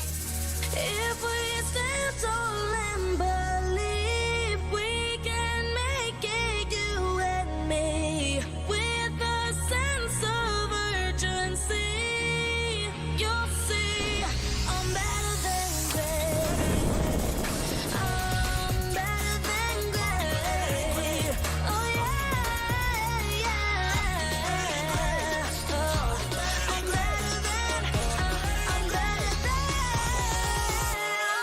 Making my grind good to great, so don't stand in my way. Standing tall and I won't fall over. We are better than great, girl. We are better than great. We stand tall, won't run away. Play our part, nothing gon' change. Great, we are better than great.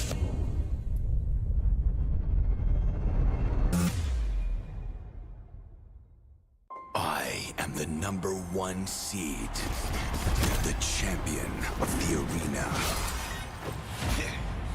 The fans adore me because I've never lost. Yet you are afraid that you will lose everything.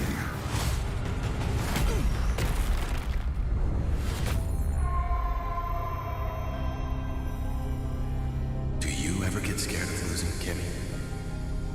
Well, big bro, I think we should cherish the joy and excitement of each game. Not who won or lost. That's right.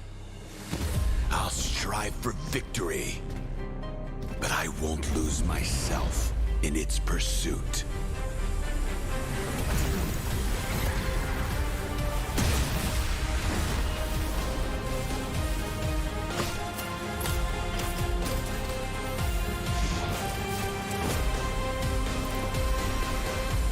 World Championship. I'm back.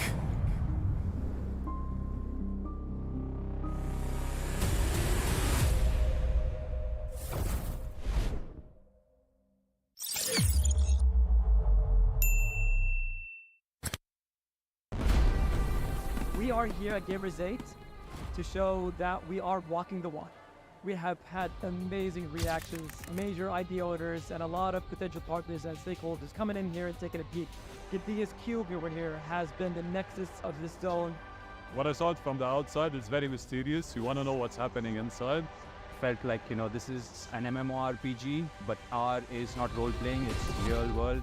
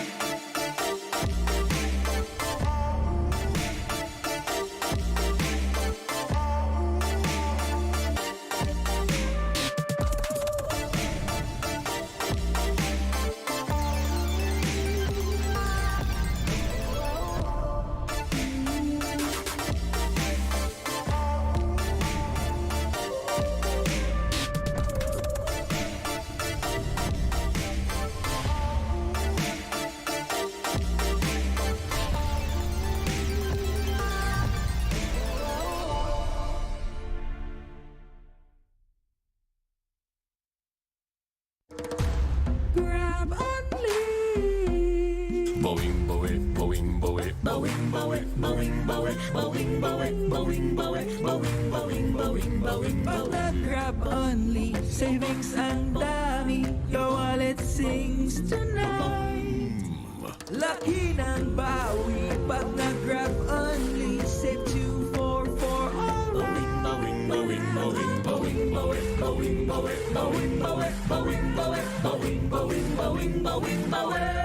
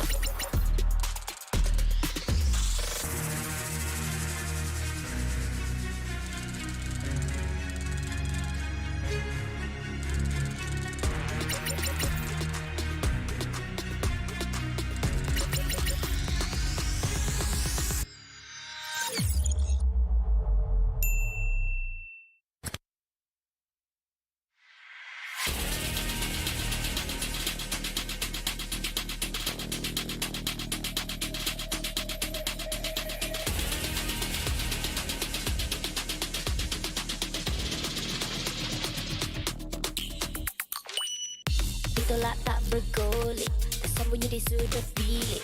Kau mampu melawan balik, ace this round masih yang terbaik. Kuasa ada di bahuku, kau tahu aku soldier. Cuba buatku lega, tapi tak mampu rampas my honor. Na na na, panas sepanas lava, ku semakin bertenaga bila bersama. Ku tahu just what we got. Terbuka like unanana, kuasa di tangan kita. This feeling I know, yeah. Kerja kuat lebih dari hebat, usahlah kau mendekat. Jangan gentar terus bertahan. We are better than great, cause we are better than great. Tak gentar mulai ketika pray apa yang gonna change. Great, we are better than great. Misi berat lebih dari hebat, jalankan amanat masih bersemangat. Transcend myself into this game, yeah. Jangan kuat satu genggam piala, mina juara kan tawarnya lemah. Hasil di balik usaha buktinya lebih dari hebat, itu yang ku rasa. Nah, panas sepanas lava, ku semakin bertenaga bila bersama. Ku tahu just what we got. Terbuka like unanana, kuasa di tangan kita. This feeling I know, yeah. Kerja kuat lebih dari hebat, usahlah kau mendekat. Jangan gentar terus bertahan. We are better than great, cause we are better than great. Tak gentar mulai ketika pray apa yang gonna change. Great, we are better than great. Terus yakinkan diri, gapai impi yang pasti. Usah berlengah lagi. Oh yeah, I'm better than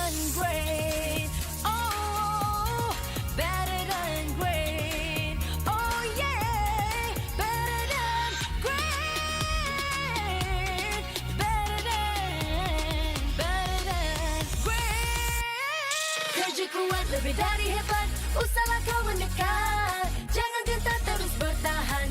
We are better than great, cause we are better than great. Tak gentar mulai ketekad. Play our part, that ain't gonna change. Great, we are better than great, great.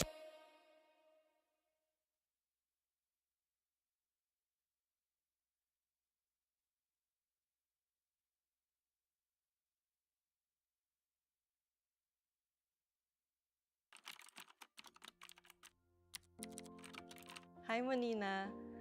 Alam kong nag-iisip ka ngayon if you're going to let go of your BPO work. You know what? Take the risk. Pumasok ka sa mundo ng esports and tanggapin mo yung hamon and opportunity na maging team manager. It's gonna be exciting and different. Iba to sa dati mong naging trabaho. Hindi siya mas madali because you're gonna be dealing with kids and people with different personalities. The workload is going to be overwhelming, kaya please, huwag mong akuin lahat. Madaming challenges, pero mas maraming taong nakapaligid sa'yo na tutulungan ka to overcome those challenges. Learn to delegate, work on your adaptability. Life is not a straight line. May magiging ups and downs talaga along the way. Don't be afraid to try and to speak up. Kung may mga ayaw makinig sa'yo, lakasan mo pa yung boses mo. As long as alam mong may sense yung sasabihin mo, go for it. More than a manager, be an ate. These kids would be going through a lot of emotional stress and disappointments. Do your best to be there for them and to comfort them kapag kailangan. Alam ko, masakit din para sa iyo kapag natatalo. Pero ang importante, nandyan ka para samahan ng mga players mo, mga batang kapatid mo. You will sacrifice a lot. Resources, time with family, and even relationships.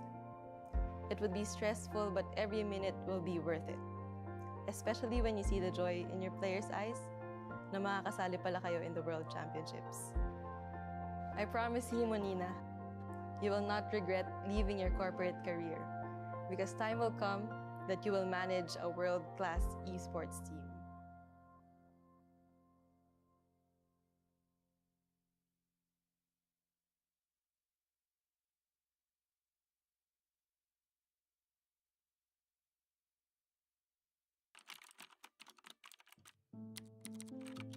Hi, Kel. Alam ko, tuwing tinatanong ka nila kung anong gusto mo maging, wala ka pang masabi kasi hindi mo pa naiisip yung mga ganun. Hindi mo pa alam kung anong pangarap mo.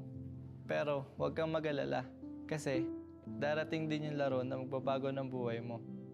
Matututo kang mag-Mobile Legends, gagaling kang mag-ML at magiging passion mo to. Darating yung time na tatakas ka sa Tarlac pa Manila para lang masunod ang gusto mo. Magsasorry ka na lang pag nasa bootcamp ka na. Galingan mo lang dun kasi magpo-pro ka.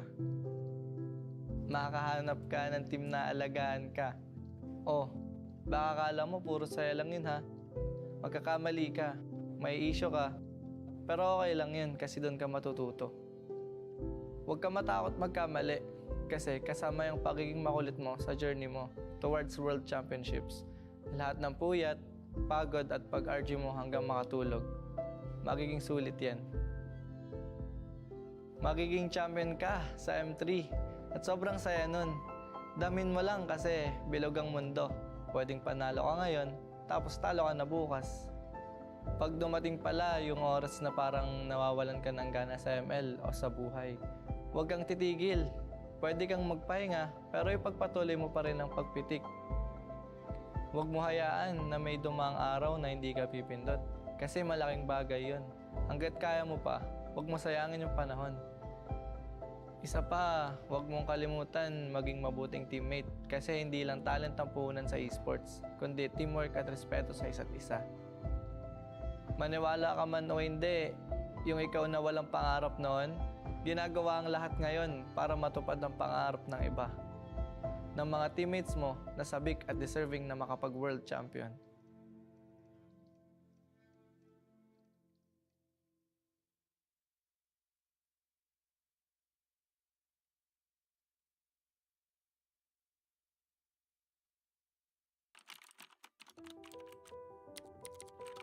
Jay, kamusta ka? Kamusta yung pagbebenta mo sa palengke ng prutas tsaka pagtatrabaho mo sa babuyan? Para makapagpa-load ka at makalaro ka ng ML. Kahit pa 2 oras yung biyahe papuntang Bagak para maghatid ng baboy sa palengke, hanga ako sa'yo kasi kaya mo magtiyaga. Huwag kang mag-alala. Lahat ng sinakripisyo mo, magiging worth it. Dahil sa Mobile Legends, magbabago ang takbo ng buhay mo at ng pamilya mo. Oo nga pala, huwag mo kalimutan magpasalamat sa ate mo kasi pinahiram ka niya ng cellphone para makalaro ka. Mag-thank you ka rin sa mga pinsan and kuya mo kasi sila yung mga unang nakasama mo magbatak sa ML. Darating din yung panahon na makakabawi ka rin sa kanila.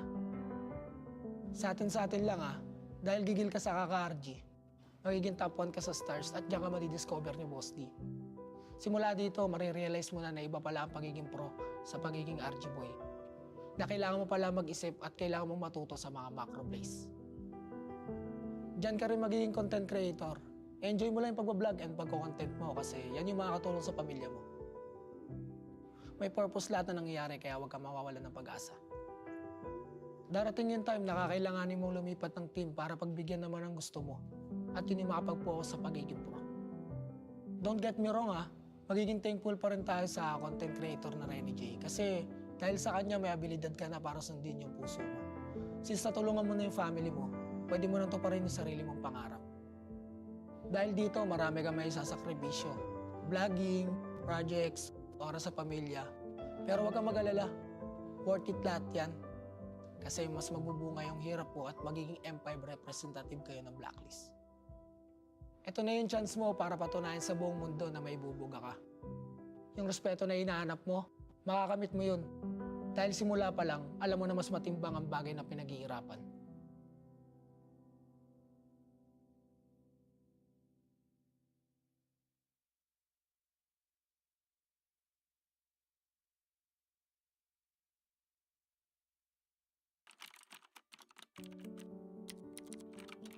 Carl, alam kong mabigat ang nararamdaman mo dahil nagka-injury ka.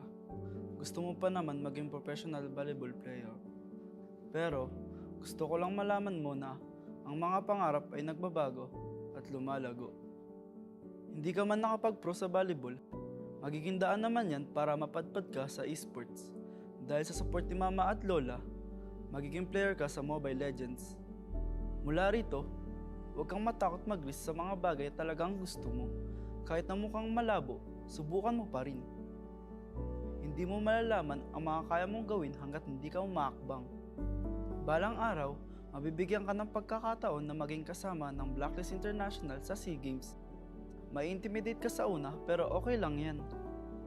Huwag mong baguhin kung sino ka.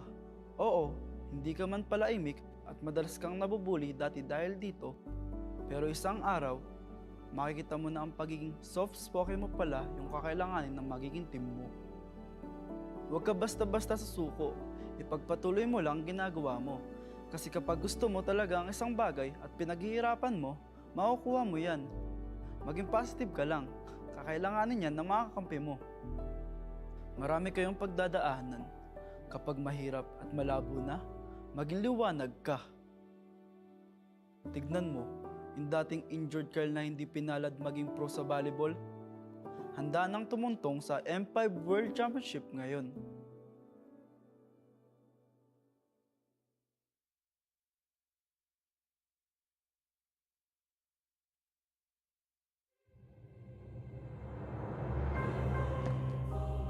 The Shadow Dragon was once my biggest weakness, but now it's my most potent weapon.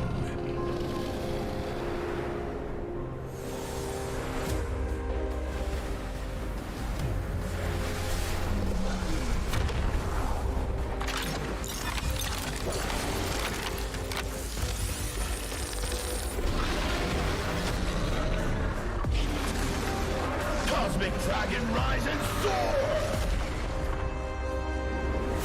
Dragon Stomp! Dragon Scales! Dragon Rush! Rise beyond greatness and seize your own destiny.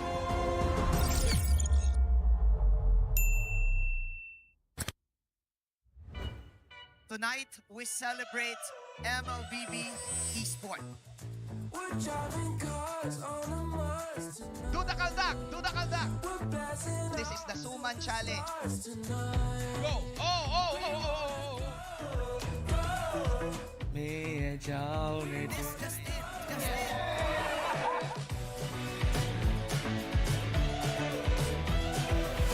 Welcome to M5 Gala.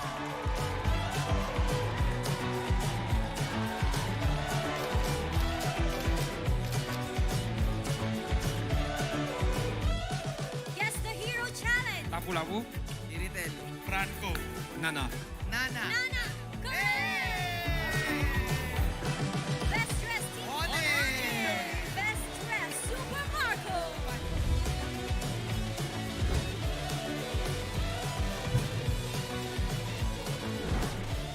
Thank you so much for joining us at the M5 Gala, and we'll see you at the M5 World Championship.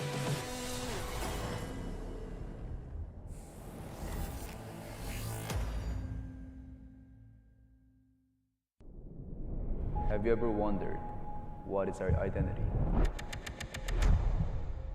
Our identity isn't limited to just esport players.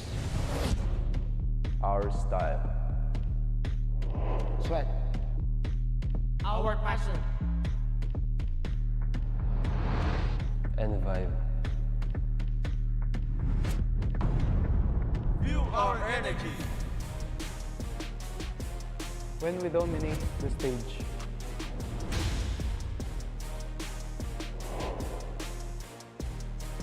The hours of sacrifice. Shape who we are. So, what is our identity?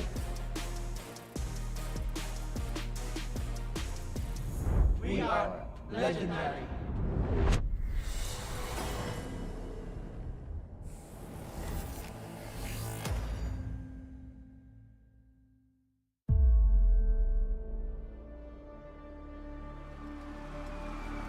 In the history of M Series, no host country has ever won the championship title. No other region has ever claimed the throne.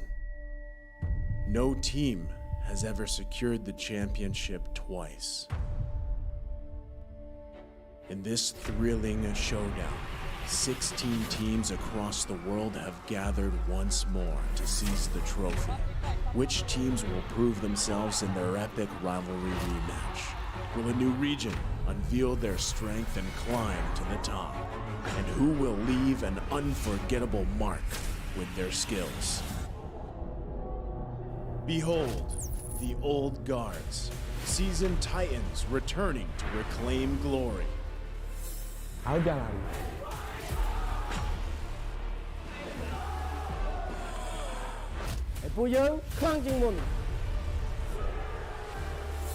Судьба будет в наших руках.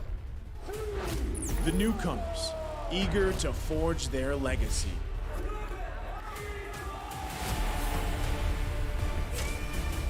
Kita di sini untuk lawan yang terbaik. Kami nggak takut tantangan apapun.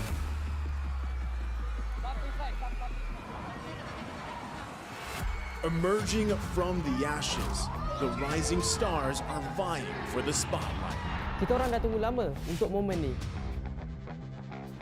This is our time. It's now or never.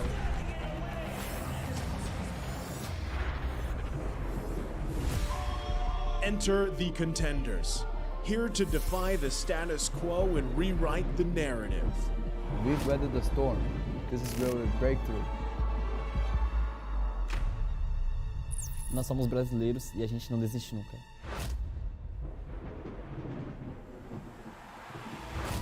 The Kings, legends in their own right, descend to defend their crown. Kita sudah merasai kemenangan. Ini saatnya kita menguasai dunia. Naitaas na namin ang kampyonato at itataas ulit namin ngayon. Babawiin namin ang corona para sa aming hari at reyna. Get ready as the stage is set for the most dynamic championship of the year. It all begins here It's time to see who will be better than great.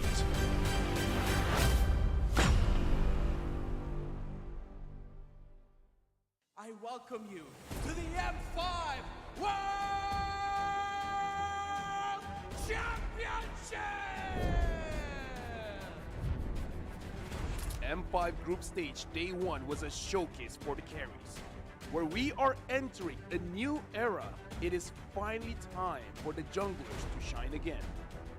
AP Brand, the Filipino champions, are determined to rile up the home fans with a win against their old rival, Burmese Schools. The dreadful Nolan was left open by Burmese Schools in both games for Kyle Teasy to take advantage.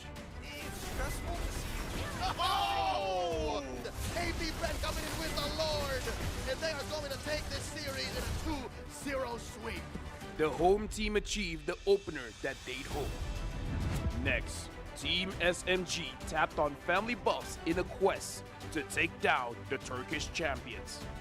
Fireflux rallied on with a great display from TNZ in both games. The base! The base! Fire!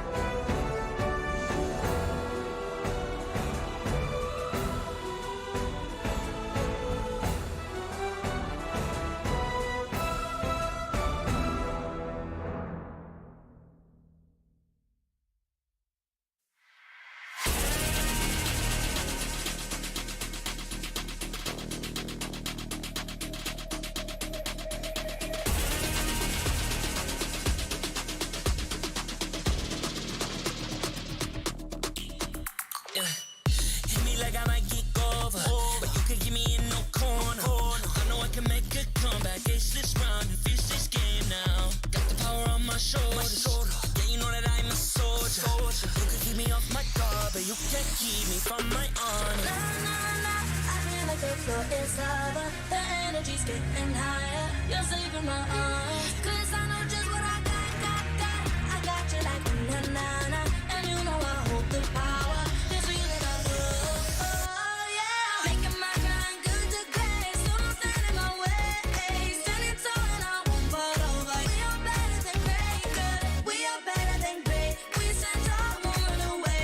We are fun, nothing gon' change. Great, we are better than great. Can't get it great, I'm better than great. I play my own role, I've been kinda greatest. Transcend myself into this game, yeah. I build a power to dominate fate. Championship mind on top of the week. We start to the game, shout, reveal. Better than great, that's how we feel.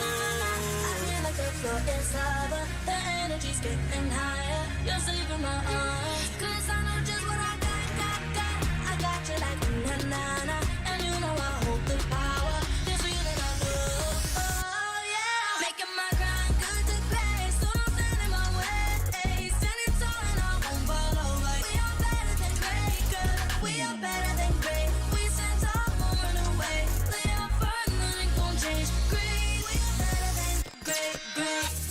If we stand tall and believe we can make it, you and me, with a sense of urgency, you'll see I'm better than great. I'm better than great. Oh yeah, yeah. Oh, I'm better than. Making my grind good to great. So don't stand in my way. Standing tall and I won't fall over. We are better than great, good. We are better than great. We stand tall, won't run away. We are fun, nothing gon' change. Great, we are better.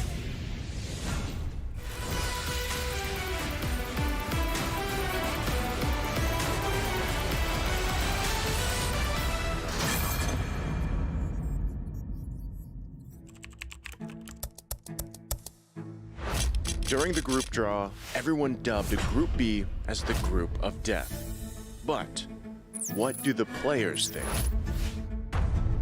Bizim grubun en zor grup olma sebebi bizim grupta birçok başarısı olan takımlar var. Blackbeast olsun, Arquaker olsun, Team SMG olsun. 我觉得 Blacklist 应该对我们来讲是最难打的，他们配合性很高。 Acredito que o time que vai ser mais difícil de enfrentar vai ser realmente a Blacklist. Nung nakita ko yung group draw namin sa M5, parang medyo naging pabor siya sa amin pero pa rin, mahirap pa rin kasi alam namin malakas pa rin yung mga kalaban namin.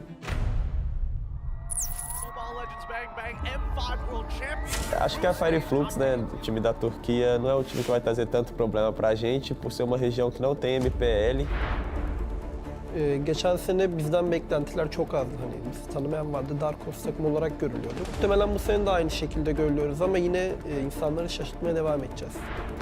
In day one, Fireflux surprised everyone by beating SMG 2-0.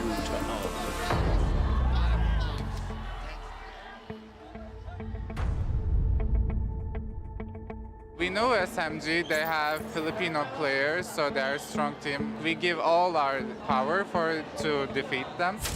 Fireflux had more teamwork coming to this game. We unexpected they performed that well. Que a gente perdeu para eles nos anos anteriores.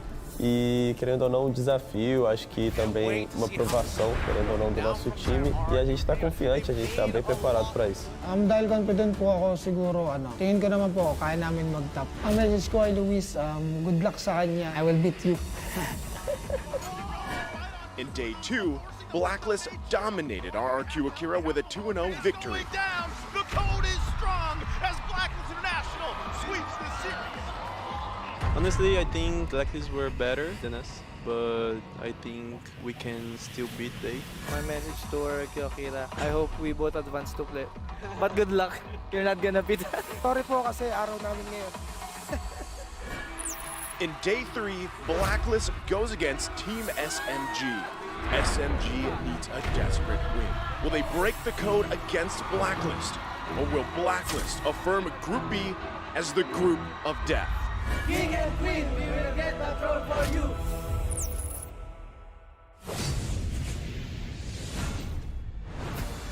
Welcome back, everyone. A promising matchup between two prodigious mid laners is about to unfold. Welcome back to the Mobile Legends Bang Bang M5 World Championship Group stage.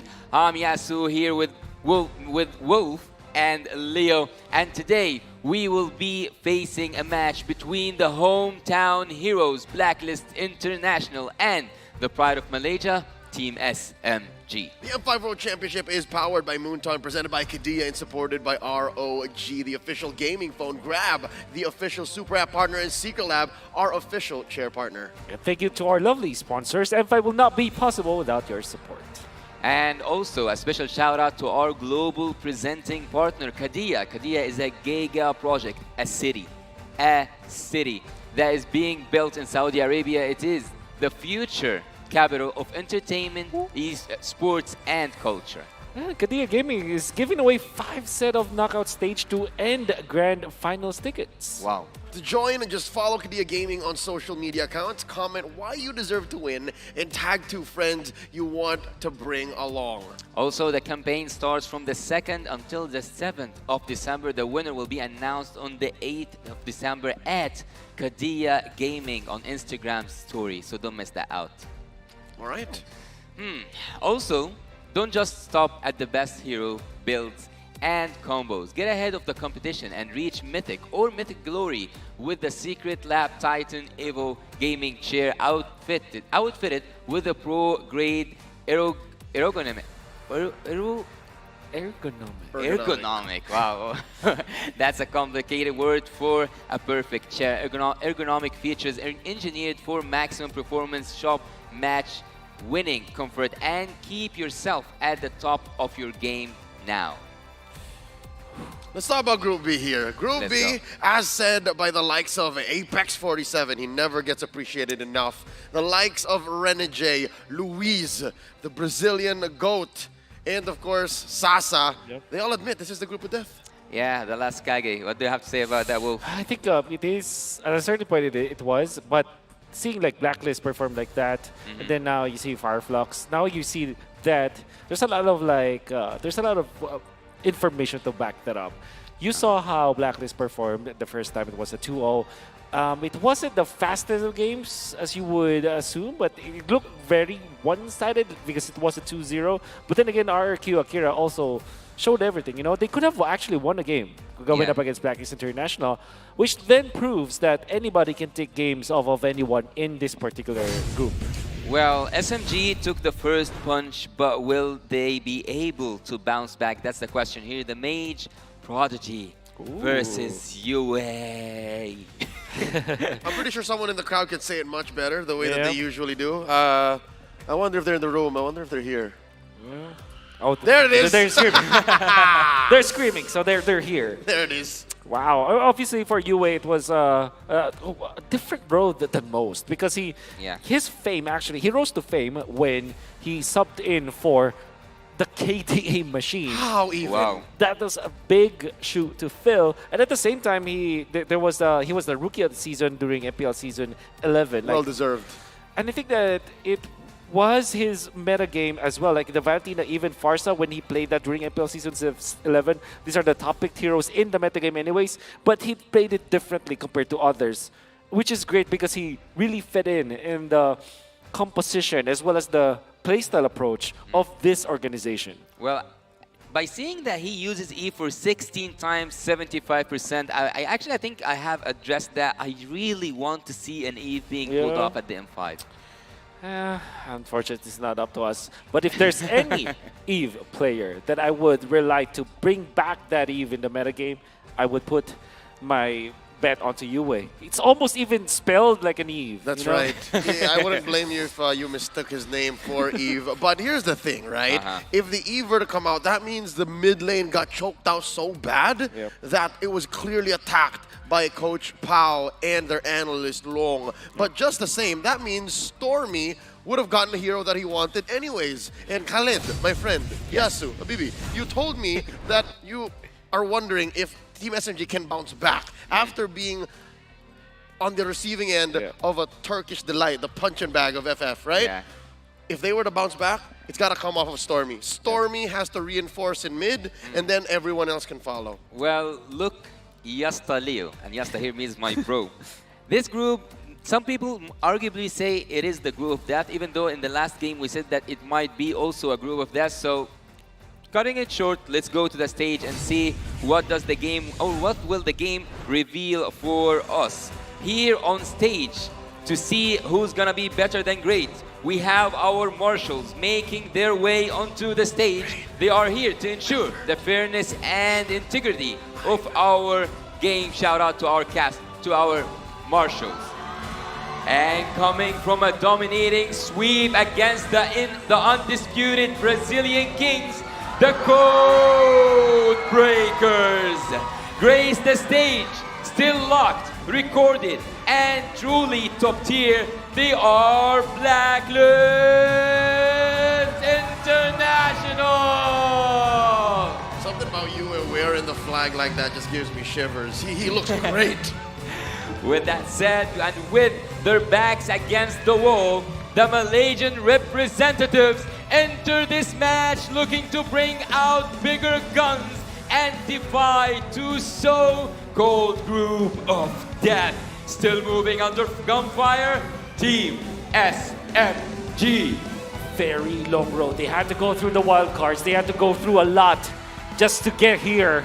And after losing their first match, this is their way to come back. It's a much-needed win for Team SMG. And to guide the teams to victory, we have their head coaches and analysts, the masterminds behind all of this.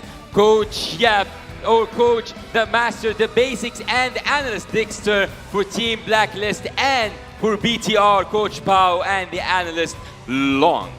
It's a tough battle for Coach Pao and Coach Long, to be honest. They're facing off against two very technically sound partners that have been working for the better part of 2 to 3 years now together. And not to mention the youngest Blacklist International iteration we've seen in a while. Their mechanical ceiling, unlike any other. Yeah, full of nicknames and full of title. Oheb, the Filipino sniper, and seeing here Yue with the magician title. Oh my god. Every one of them is a star on his own, a team full of stars. I like the way that you pointed out that this is actually, yes, it is the youngest that Blacklist has ever seen.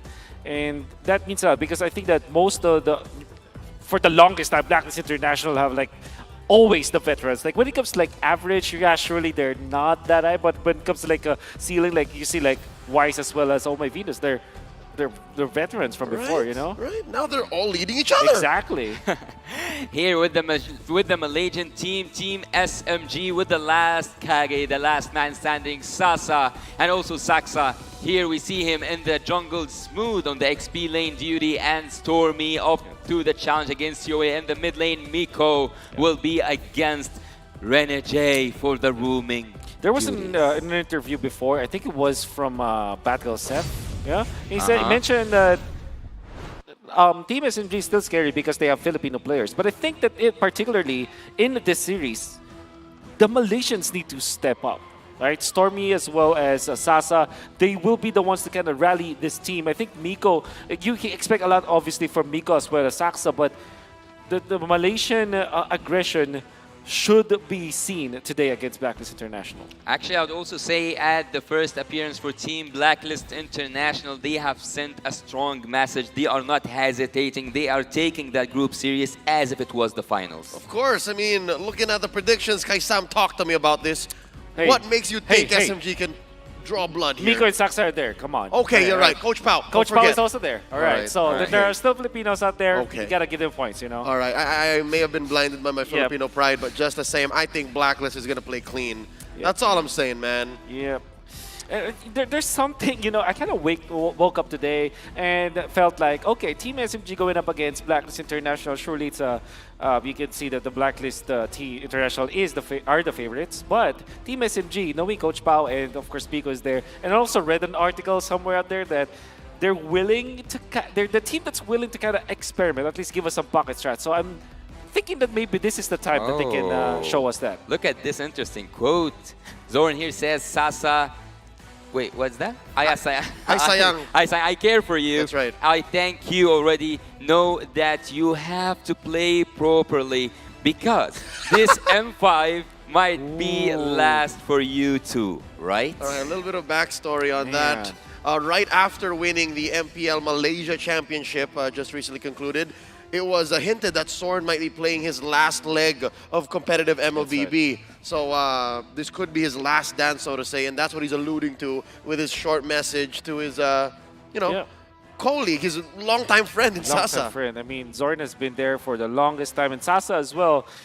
I think the prime Sasa that you might know when it comes to like achievements was when during the Kage era of Onyx, as he is practically one of the first few imports, because he's a Malaysian and now he played for Indonesia. That's right. That's a funny bit that I think I had to confirm with Lafell and Gideon, our Malaysian brothers on desk.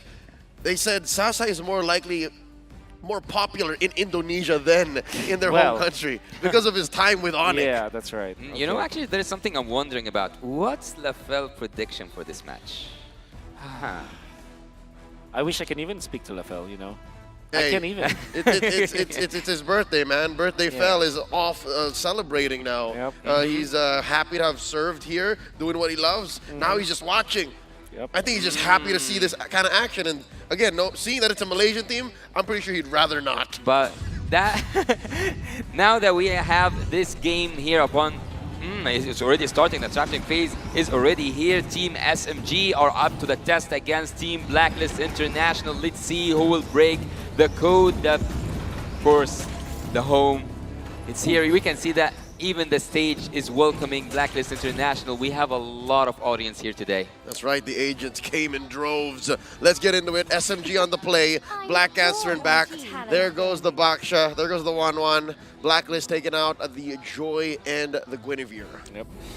All right, so typically you ban out the Assassins as you are Blacklist International. All right. Well, for Team SMG, you want to ban out all of those heroes that scale. And obviously, Baksha is one of the stronger heroes in the utility jungler role.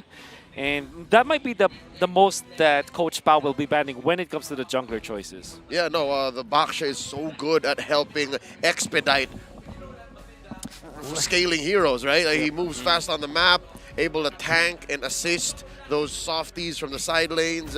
Even Assassins have a hard time taking down the Baksha. So with that said, they know about Sensui, man. They know about Sensui. Yep. Blacklist International, actually, thinking about it, they are the ones, I'm not going to say who invented, but definitely who mastered the art of utility junglers. So having Baksha here in the band makes much more sense than anything else. But again, Blacklist International, if I'm not mistaken, Renegade took an MVP using the Estes. I don't think the Estes with the Baksha would be the best combo because Baksha is kind of moving so fast for Estes to catch up with. I kind of told myself that when they were going for Aldous Estes, Ling Estes before, even like Joy Estes, that they did. Whoa. I'm sure it's happened. There's so many. There were so many questions on that Estes pick that for a span of 2 seasons that I just gave up. I think when it's used by anybody from the side of Blacklist International, it can fit any lineup. Let him cook, is what Just I say. let Let him cook. Estes to them is like bacon for many dishes, right? You just scatter it on, whether it be savory, whether it be sweet, dessert. Yep. It's fine. That's what Estes is for them. Matilda is open. Team SMG might just take that away from Blacklist International. For Ramus. That's also true. So, but I think that the Matilda should be the choice here, right? Because Renegade is very... Wow. I think today is the Valentina first big day. They pick up the catch-all, man. This is the one that, again, answers all of the above. But might not be a good call, though.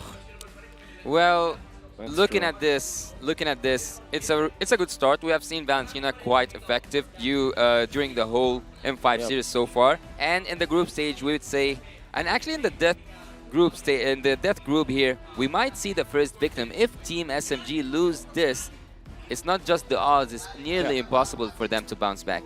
that's true. Well, Matilda is open. Like I said, I think Bruno should be the choice here for Blacklist because they do put a lot of emphasis on that hero. Whoa. Is this the first Fredrin we've seen all throughout? The first Fredrin, first phase, first pick, yes. It's a Blacklist special. Blacklist special. We saw one earlier from the little gun. Yep. ZXR picked it up with a win. Yep. And the thing with Fredrin is that it is a hero that's very comfortable when there's a Valentine on the opposing end because that's one ultimate that you're not that scared about when it comes to copying it, you know. But looking at it, having Matilda here will make the Blacklist formation for just the first phase a winning draft. Yeah. Engage, disengage, utility heroes, all the thing. All what you can ask will be in the first phase only. Okay, what do they combo this? I think, yeah, Matilda Akai is typically the choice here, but Terizla is there. They go Martis because Martis is the typical answer to the Fredrin. I think we're dialing back one patch ago. That's right, maybe 2 or 3 months back. Make the Fredrin's engages awkward. Yeah. Make him regret ever dashing in. That's what the Martis does. I would know. I've got a bunch of reps on that. But here's the thing. We've been saying Matilda for the better part of 5 minutes now. Where is she? Is this her pick? It's gotta be. I don't know why are they taking too long to pick up the Matilda. Maybe they are hiding something they don't want to show us now, Wolf. Maybe they're just making sure that Renny J will have the better hero compared to Miko. And they don't know what Miko's playing yet. Exactly. So until Miko picks up his own hero, they will not pick it. So I think Bruno, or, I mean, what's wrong with Faramis plus Fredrin, right? So I'm only thinking two things. Faramis plus the Bruno, or the Bruno, I mean. How about neither? Oh. What? What? Man. Lilia? I didn't see that coming. MTB works in mysterious ways, bro. Yep. Only they understand the code, and here it is. They're gonna make that Terizla's engage awkward. They're giving Stormy an odd ult. Well, having that slowdown effect on the Lilia with the Blacklist International team, I would say that they have a disgusting early composition. Crowd control, here you go. Slowdown effect, here you go. And Blacklist just need to put... Actually, did they take the 3 picks from each side for the same roles? Or maybe we can see that a flick pick happen with the Arlet? Yeah, Arlet might be the most flexed hero here. Obviously, it can be played position 5. They want to keep that intact. That's why they didn't pick any XP, another XP lane or another roamer. What you get from the Lilia, however, is that you have a lot of front to back, which is a problem for the Terizla as well as the Valentina, because Valentina, they also want to play that way, and obviously having the Lilia allows you to do that. Even the Martis, man. Even the Exactly. Martis might regret this, given the Lilia. Y'all remember MPLI. Y'all remember Aqua baiting out a Decimate, sending him all the way back to his teammates, and then getting clapped. So that's a very possible thing. I think it's reasonable right now to see SMG go in their second phase of banning to ban that Matilda, because Team Blacklist took too much time to take that hero. But again, they might just have a surprising hero up their sleeves. It was either Aqua or Hodge. I take it back. It's a blur, MPLI. But here we go. We see the Kaja, the Brody band out. There's the Matilda finally. Still no gold laners, though. I can see it now. MTB setting up the Bruno. Yep, I think Bruno just is the perfect hero for this. Coach Pao. I think it's worth it to ban that out because there's not really a lot that you can counter it with. Maybe if they are planning to pick up something like Ixia, that could be good. Oh yeah, it's much better. Yeah, ban it out. Well, having a look at the draft phase after it ended, we see that they had one rumor to the ban list, also a gold laner from both sides. So I would actually say, he is called the Filipino sniper for a reason, right? Yep. You still have the Beatrix. Oh wow, you're right. It's never bad. Come on, Dexter. Oh, Dexter. Right. Okay. There's the Claw. That means that you can probably play Irithel if you're Team SMG, because what else is left, right? Oh, actually, now they can play the Ixia. They can go Ixia they have good Digi. setup.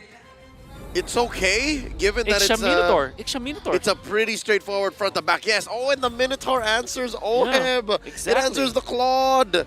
I wonder if Coach Pao's thinking the same. Oh, wait. If they go Ixia Minotaur, and then what if it's the Renegade egg that they're Yeah, that's what I was asking because about. Fredrin plus Diggy is actually nasty. He can just do anything he wants. Oh, All right. Oh. So it's neither. Okay, they don't want to plant themselves. Yep. Team SMG, I'm liking it. The evolution right before our eyes. Yes. They don't want to commit to a one-track strategy. They want to be able to move around. I guess that's one of their strengths. I love it. I love it. It's much better than our day actually. And we have seen Sasa actually when he played against Fireflux, he was doing really good on that Beatrix. So I expect nothing less than perfect from the side of Team SMG. But what do you think is the last pick for Team Blacklist? Would it be a Diggy? They can be the ones to pick up the Minotaur actually. Oh yeah. Because that's the way to kind of protect your Claude anyways. Yep.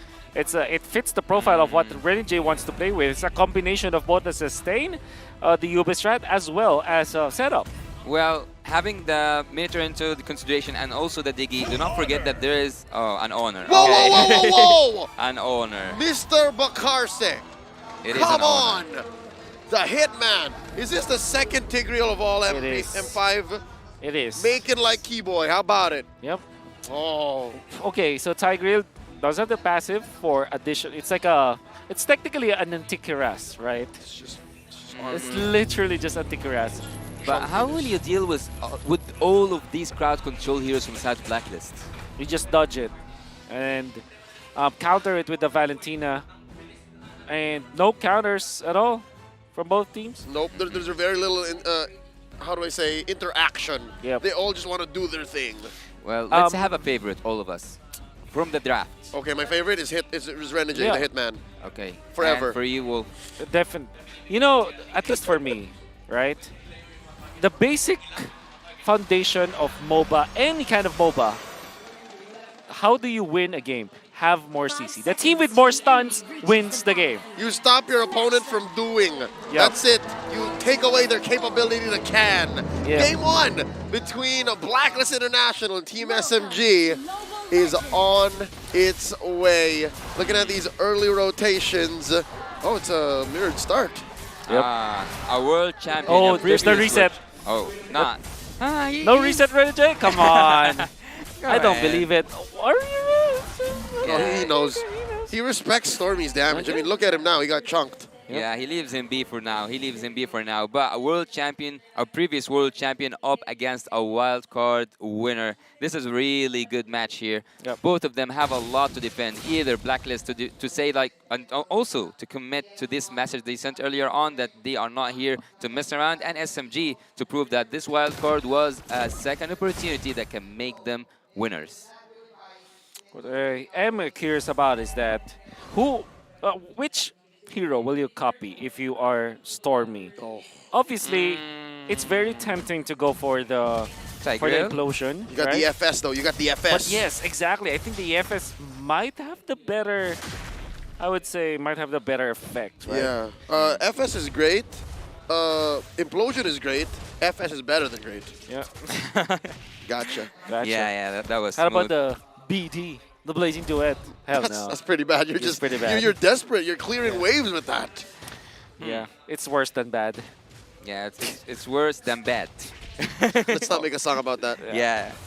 Well, on the top lane side, I think that Claude here will have, I'm not going to say the best time of his life, but there's no pressure whatsoever from Team SMG so far, and the pressure should be from Renegade, having that Tigreal, having that resetting ability, and also looking at the mid lane, he's trying to get level 4 just before he hits that turtle fight. It's gonna be a turtle level 4, it's not gonna be a level 4. Both junglers, no level 4. Sasha with the pull, Stormy putting out some damage, picking up the black shoes, looking smooth, coming in from the back. Oheb goes first blood onto the last Kage. Sensui confirms it. A lot of damage coming in. The Hitman has to back off. There's some delayed damage. It's about to get popped. He does not survive. Lord Smooth gets his way. You were very low, Black. Shoes on out. Sasha gets taken out by the big old bonk. And Smooth surviving with the BOS. Yue lives. It's a bloody engage, ending with Blacklist up by 1,000 gold. And absolutely a disastrous fight for Team SMG. Even though it looked like they were in command of it, they lost just because of the sustain coming out from Blacklist International. The stun coming out from Renegade, just perfectly timed. And also, you can see usage of the Lilia baiting them out. Obviously, also, you can see Sensui baiting them out as well. And the biggest part of this is Oheb got a gold. Gold lane kill. He's 1k ahead in gold, and I don't know what triggered that. Was it the turtle? Was it something else? But Claude having a lead in terms of the gold. An early game against the Beatrix, that's the problem. That just doesn't happen. And you're right, it makes me wonder what went down there. Yep. And it was off camera, so it wasn't the turtle, it wasn't the extra damage, it wasn't the shields that made the difference. It must have been positioning. Maybe the time, because Sasa died one time. Yep. You know, that was the 1v1. That's what it was. Yeah, that's and what the it first was. blood gold as well. And not only that, look at Hohem already getting 2 lanes of minions at 3 minutes. Oh, it's the classic Oh my double goodness. lane. That's He a is problem. Barreling on forward. It's a 5-6, man. Man, if you're Team SMG, you might be wondering, we should have gotten the Minotaur at this point. The Cho will not be enough against the Cho. No! Mano Miko! He gets clapped. 3 big dudes. Ooh. Oh no, even Stormy! Quick hold double kill for Sensui there, leading up to a turtle in 10. Sensui is now fed. Yep. And what did we say about the #1 rules of MOBA?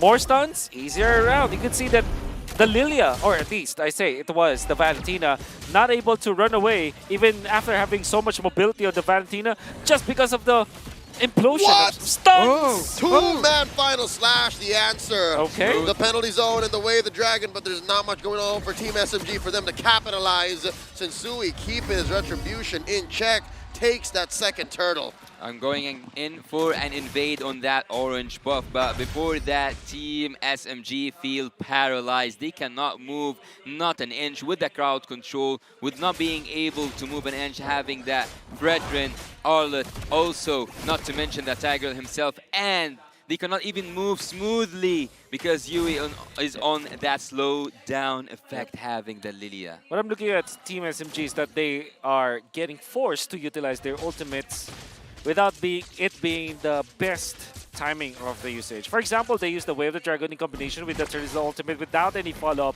from any of their members, and it's because of Edward's positioning forcing them out. Team SMG just can't establish themselves. They cannot find their center of gravity. That's why they are wasting their ultimates. Is that a Death Bush? Oh, it's not a Death Bush, but there's a Conceal. Are they going to take Sasa out?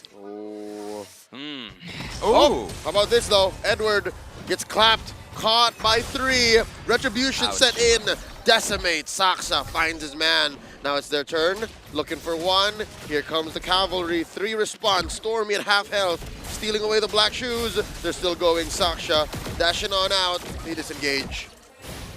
Smart play coming out from Smooth actually to mirror Edward and the retribution usage. After they forced the flicker, I think that is a positive trade for Team SMG. And guess what? The turtle is 54 seconds away from respawning when the fight happened, so the retribution usage wasn't even punished. It was all according to plan. Exactly. Smooth making the plays. I love the macro, and he's even able to push down the bottom lane. Actually, what's remarkable here for me is that the gold lead is not that big, even though we know that Blacklist are now in the driver's seat. They are now taking care of everything all around the map, yet 1.5k, that's not called a lead, at least on my perspective. Look at this, Miko helping set up this turtle. The last one could be 50-50. Team SMG first to the scene. 4 members roaming around, make that 5. From down south, Stormy still with the black shoes. Massive pull by Saksha. Turtle approaching half health. Look at all the damage laid down. Renegade less than half health here. Smooth coming in. Implosion. Yes, sir. Thank you very much. Blacks International owning everything. Turtle take 1. Saksha backing off. Miko way deep behind enemy territory. Not exactly where you want to be. Oh my goodness, Renegade with that play.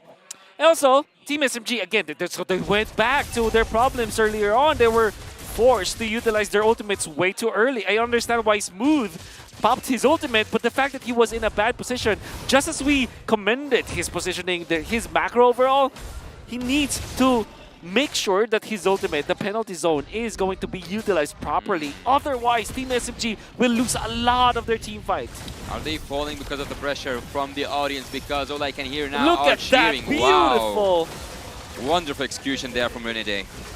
For a second, since Tigreal isn't exactly in the meta yet, a part of my brain said, what's going on? Why are they all getting sucked into all right? It's a Tiger, yeah. Exactly. The flicker play coming out from Renegade. Happened so fast. It is. Or there's the Hitman genes We're seeing from his days, glory days, when he was playing the XB lane. He just knows how to make big plays. Yes, that's right. It's in his DNA, man. Exactly. He knows how to make hits, is what I'm trying to say. That's right. 12, sad boy, come on. Miko. He's way in too deep. Miko, what a bad play. dash it on through to no avail. A wasted flicker. I would say a wasted flicker. Yes. Whoa, whoa, whoa, whoa, whoa. Renegade, get the implosion. No one home. The clapback, the punish. Sasa gets a kill. Ooh, what a dodge as Final well. slash spent. Oh, but wait. We see Blacklist trying to clap back. At least they're keeping up the pace. Remembering my studies, I think that SMG, whenever they lost early game, it's so hard for them to recover. SMG's weakest point is recovery from a dominant early game. Saxa's level 11, Sensui is level 13. That's a massive difference of EXP. Huge. Which kind of makes me think that Team SMG might not be able to take the Lord. They have to turn. They have to go for heroes first. And that's a big problem because, again, Renegade has been deadly. Fortunately for them, though, they also have Smooth with the ultimate, with the flicker. Renegade does have the flicker, so that's one thing that they have to do. Also think about Stormy copying the Lilia instead of our prescription, going in for the implosion or the final slash. I mean, in the heat of battle, sometimes you just need something, right? Yep. It allows for him at least to get into this mindset of, if I'm in too deep, I can protect myself, re-engage, and then go again. But that's not exactly what they need. Oh, wait, here we go. That's what I'm saying. Stormy needed to protect himself, could not do it. Now with how fast Blast International is going, Smooth, Berlo has to back off. Migo gets kicked up. Look at the minimap. Oheb gets down, but now Edward gets traded out, 2 for 1, but Oheb has been doing work. There's a push, and now the Lord up next. You can add upon that a Lord given to Team Blacklist International on a golden platinum. Even some turrets Team Blacklist are dominating since early game. Wonderful trade for Blacklist International. They got 2 heroes, they got 2 turrets, including the one in the mid lane, and then they also get the Lord. In exchange for one death, which was onto Edward. Oheb! Point blank, blazing duet takes one down. Stormy is out for the count. Oheb, though, shut down. Saksha looked for the BMI. Says nothing comes for free, son. I think I can blame myself for that because I was about to say that Oheb is 2 items ahead from Sasa, but yeah, he falls down. But you didn't. I didn't, yeah, but now I did. It's Saksha's fault. Oh, yeah. That's his own doing. It's actually his own doing. Like, them taking care of the BMI, they actually went for the BMI. Stormy had to copy the ultimate camera from Oheb. I think that he should have popped it earlier, because that means that they will have at least extra shields, but this is what it is. They were able to punish Oheb anyway. Saksha down to a 1/5 of his health. Oh, survives, uses the iframe, does not get clapped. And Sensui knows you got away this time. Yeah, he knows that he's having his moments, recalls, emotes, do whatever you want. It's also mind game. The strategy also goes for the favor of Team Blacklist. Blacklist might finish really early. The benefit of this is, for Blacklist, is that they're winning the macro battle as well. Uh-oh. Okay. They're forcing it. Sensui able to dash out, you were saying. Yeah. The macro of Blacklist is just immaculate. They're even able to get the purple buff, take it away from Team SMG. There's really no recovery plan for Saxa at this point. The Lord will respond in 79 seconds, and I'm pretty sure that Sensui will still have the level advantage because Saxa being level 13 at this point and him losing all of the jungle creeps, Team SMG will not find a way for Saxa to recover. So again, that's the conundrum for Team SMG. They don't have the advantage in the turtle fight, so what they need, the Lord fight I mean, so what they need to do is to turn on to heroes. But Blacklist are dotting their I's and crossing their T's. I've also heard earlier on today that Blacklist International, when they are ahead, they don't play around, they don't mess around. Whenever there's an opportunity, they always go for the take. And so far, Team SMG will go to the defense duties, to defending their own inhibitor turrets. No waves are gonna be allowed to pass through the mid lane. All lanes are freeze. Team Blacklist wanna increase that gap of gold, and Team SMG are right now suffocating from that remarkable draft with really high crowd control. Also potential at the late game, scaling that hero up, Oheb with that 413 KDA. Everything, all the odds go for the side of Team Blacklist International. What's good news for Team SMG is they have won presence of mind. They know that they can't force fights, and I think they have an inkling of what Wolf is talking about, that they should turn. And the second bit of good news is they have the kit to turn. They can really ruin heroes that are off position. They can force him to go off position, and they can snowball from there. Again, it's not like the Decimate loses out on scaling. It still deals the damage it needs to deal. Yep. And you can also say that for the Beatrix. There will come a time where the Beatrix is going to be a very strong hero. And there's a lot of ways to combo that up. They have the Tears ultimate. They have the Way of the Dragon to set up for the barrage. Well, it's not a barrage. It's the rage coming out from you didn't see that. The spells of Sasa. That's right. Both of them like wasted this, let's say a final slash of their own. I only saw one, but I didn't. No, one final slash, but also the first kill from Mortis, so like almost 2 final slashes. One of them is an ult, so we'll go from there. Lord here, under half health, Smooth put down to a third as well. He's gonna have to recover, gonna have to heal.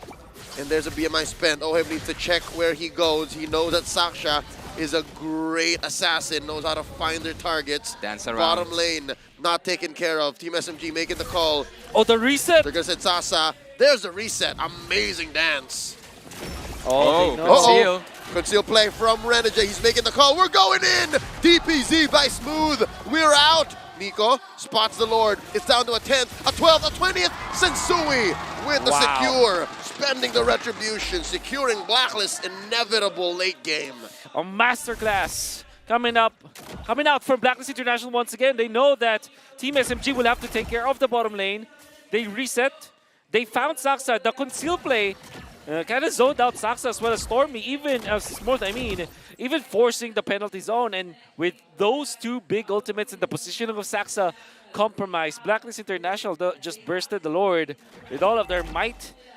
And it was, I would say, a checkmate from Blacklist International. It always looks scary, for me at least, it always looks scary when you see a Tigreal, rather seeing a Tigreal with a conceal coming in with all these people behind him. Blacklist International, at a certain point, they didn't even need to engage, they just need to poke or like to make SMG back off from that Lord place.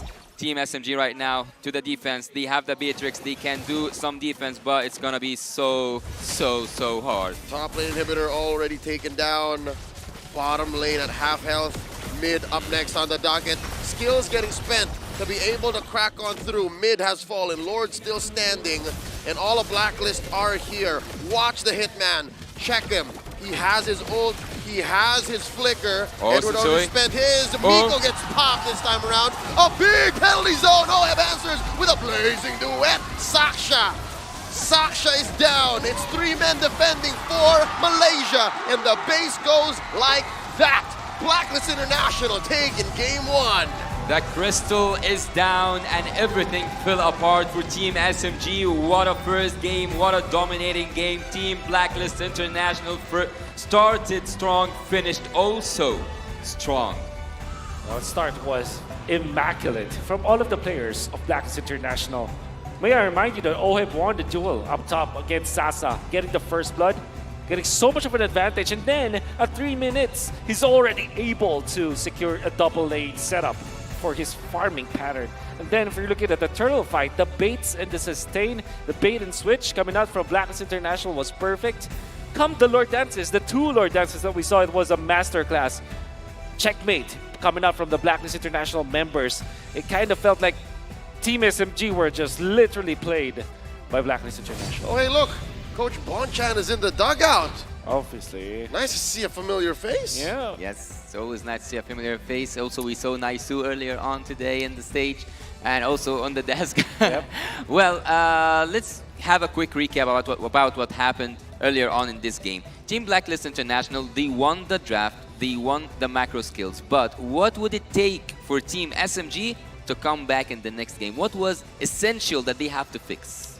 They have to fix their laning, number 1. I think a majority of the reason why they lost is because the launchpad was not set for each of the players. I mean, how do you set up a launchpad when you have a mid laner that is as active as Yue, as the mid lane magician? Not a single death in every bit of ground that Team SMG sought and thought they could make ground off of. Yue was like, nah, fam. Shadow energy. Blah. Yep. This is the reason why Smooth was very, very low in that second Lord Dance. You saw how well he positioned the Glooms as well as the usage of skill 1, and Smooth not having the big ultimate, not having the HP to back it up, that meant that they lost the Lord Dance so badly. But looking at the stats, not looking at the stats, but looking at the game impact itself, do you think that Team SMG now are in a really bad place after losing 2 games in this group, and also following up with 1 more loss by Blacklist? Yeah, they're in a bad spot, but they are still at a point where they can do something about it. They can't afford to feel bad right now. We are mid-series, and we're watching the immaculate work, the artistry, the poetry of Renegade in coordination with Yue. Again, the fact that you're playing a hero like Tigreal that has so much CC, plus a hero like Lilia that can just wonton deal damage and just leave it on the ground like that. I don't blame Team SMG with how they position, despite their heroes having great kits for pickoffs. Yep. And look at that. Good play, good counter coming out from Saxa, but good, it's a little too late. We're going to see the defense. Watch out for Miko, but the counter was there. They were able to cancel the way of the Dragon by controlling him. Smooth landing a good ultimate, but again, no follow-up. Saxa had to use the Ashura's aura, Ashura's Wrath, but it means that they are like, is there such a thing as anti-combos, you know? Anti-synergy. Anti-synergy, basically.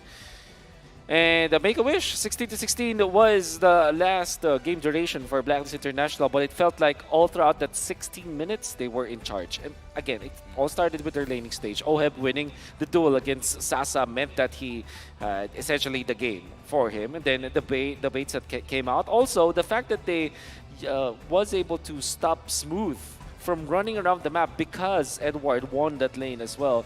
That's equally as important. This is why I feel that some teams prefer the Lilia over the Valentina, because the Lilia can just get out of the mid lane much faster than the Valentina can. And also there's that factor that Lilia can outlane the Valentina just because of the nature of the hero. That's why even when you see teams pick up the Valentina, people will just pick up the Lilia just because of how it wins the lane. Well, I just saw something in the highlights back there. I think that the goal difference was the biggest element that finished the game itself, because there was a possibility to make one more solid defense, especially after seeing Smooth's ult. Yeah, maybe. And then again, you cannot stop this guy. 862 gold per minute. It all started in the early stages, and early double lane setup for the Claude allowed him to be just unstoppable when it comes to the farming, and he converted as well. It's not like a Claude that really just farmed all throughout the game. There were so many ways to activate the Claude just because of the implosion, the Fredrin chain of CCs, and you also have Edward to bring and alley-oop the enemies to this guy. So even when you can say that it was Oheb just doing great when it comes to farming, all the other heroes from Blacklist International allowed him to be strong. Because of how hyperactive Oheb was, especially after he got his mojo pumped up after winning against Sasa in that 1v1 duel, it's clear that you have in Blacklist hands, especially with this lineup, a Fredrin, an Arlott, and a Tigreal. They are in essentially one-man alley-oop machines. It's one of these tanks, one of these big boys, plus Yue, plus Oheb, it doesn't matter. That's what led them to going 10 kills all in, 5 from SMG for the trades. But now, that's what brings us to the question of what's going on in SMG's mind, right? Are they thinking, yo, we got 5 kills, we were trading with them, we were pushing lanes in, was close. Should they think that way? Or should they say, you know what, Coach Pao, it's time. We gotta change the way we play. We have to reset the way we draft. It's your territory, Wolf. You have to answer that. I think they are relying so much on their I would say like signature heroes. Like the Valentina, you want to understand why it was the first pick. Despite the Matilda being in there, despite all of the other heroes that are very strong in the metagame, they still gave the Arlott, they still gave the Claude, for example, and they relied on the heroes like Beatrix, which are technically speaking out of the meta. They're not the first choices. They're not S tier. Whereas if you're looking at Blacklist International, these are very comfortable heroes. I understand why they picked up the Cho plus the Beatrix in the end. It was a 1-2 punch combo that they've had, and it worked well in MPL Malaysia. But in the international stage, they have to really rely on the strong heroes that we have. At least get maybe a Brody early, right? So don't let it get banned out when you're facing up against the Claude. At least get something like a Minotaur that can allow you to have safety and also a win condition, right? So for Team SMG, they're relying so much on their comfort heroes that they forget that, okay, there are big heroes, there are S-tier heroes that are left on the table. I think that even with a winning draft on the side of Team SMG, like, but that for me wasn't a winning draft. But I mean, like, if there was a winning draft, like something that you say, whoa, that's a 100% win draft. Having the amount of crowd control will definitely be annoying. Will definitely stop you. Will definitely make you paralyzed. As you said, the number one up the charts is the crowd control. Which I think is odd. In addition to getting a winning draft, I think Team SMG also have to, as Wolf says, dot their T's and cross their I's. And look at what the opponents are doing as well, right? The lack of battle spells that answer exactly what your opponents are doing is alarming. The fact that it was Blacklist who actually picked up the Purifies and not SMG made me think all right, this is a little greedy. They want more than what's given to them in addition to the whole comfort situation. So yeah, that's one more, I think, little bit for them to actually make a bid for Game 3. And also, you have to fix your lanes. I think when it comes to their execution in their laning stage, that's one thing that they really have to focus on, because you never really want to give Blacklist International a good early game, because they are disciplined, they are surgical about how they approach the map, and if you give them a little bit of lead in the early stages, you just literally say goodbye to all of your neutral objectives. They're going to take everything. Well, we were looking for Matilda, I think, even until the end, but having Coach master the basics, take one more crowd control, not just any crowd control hero, one of the OGs, I would say. And having Tiger actually is one of those things that I think will stick with us until the end of the M5. I think he's a really good hero after the recent revamp or the recent update generally. Instant ult, not mistaken. Yeah, it's also very good against ramp heroes or attack speed kind of heroes. Your Irithel, your Claude, your 1-1, as we saw in this particular game, and Beatrix, because you can also like count that in that regard. Like these are non-burst heroes. Bruno, for example, is a big big damage kind of hero. Brody is right click or right tap heroes. Right. You tap it, right? You do. No, sometimes I just let it go. I just let it go. I very rarely play gold, but here's a quick look at the dugout deep inside Team SMG's camp.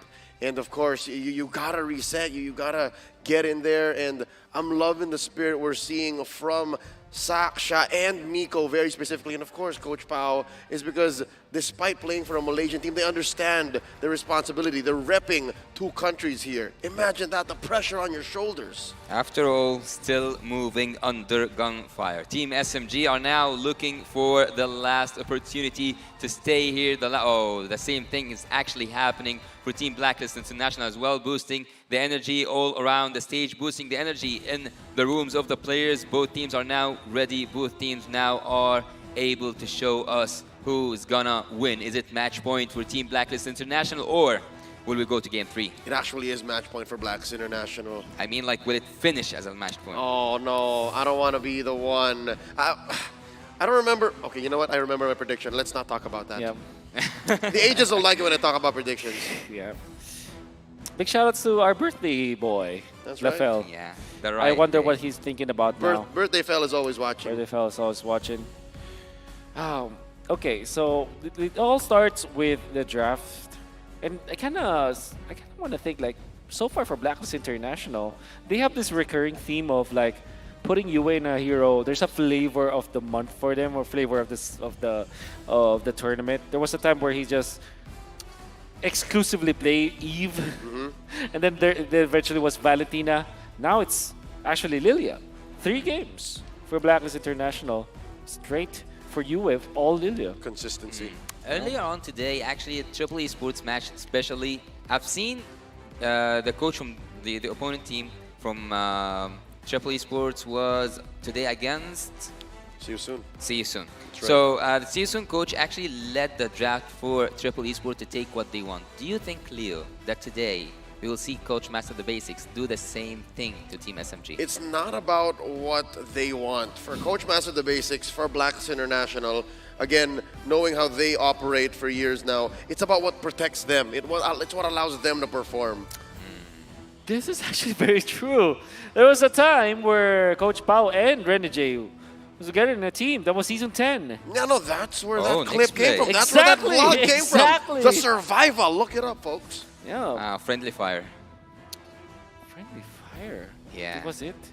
No, it was... What was the title again? The Survival. The Survival, yeah. Survival. Yep.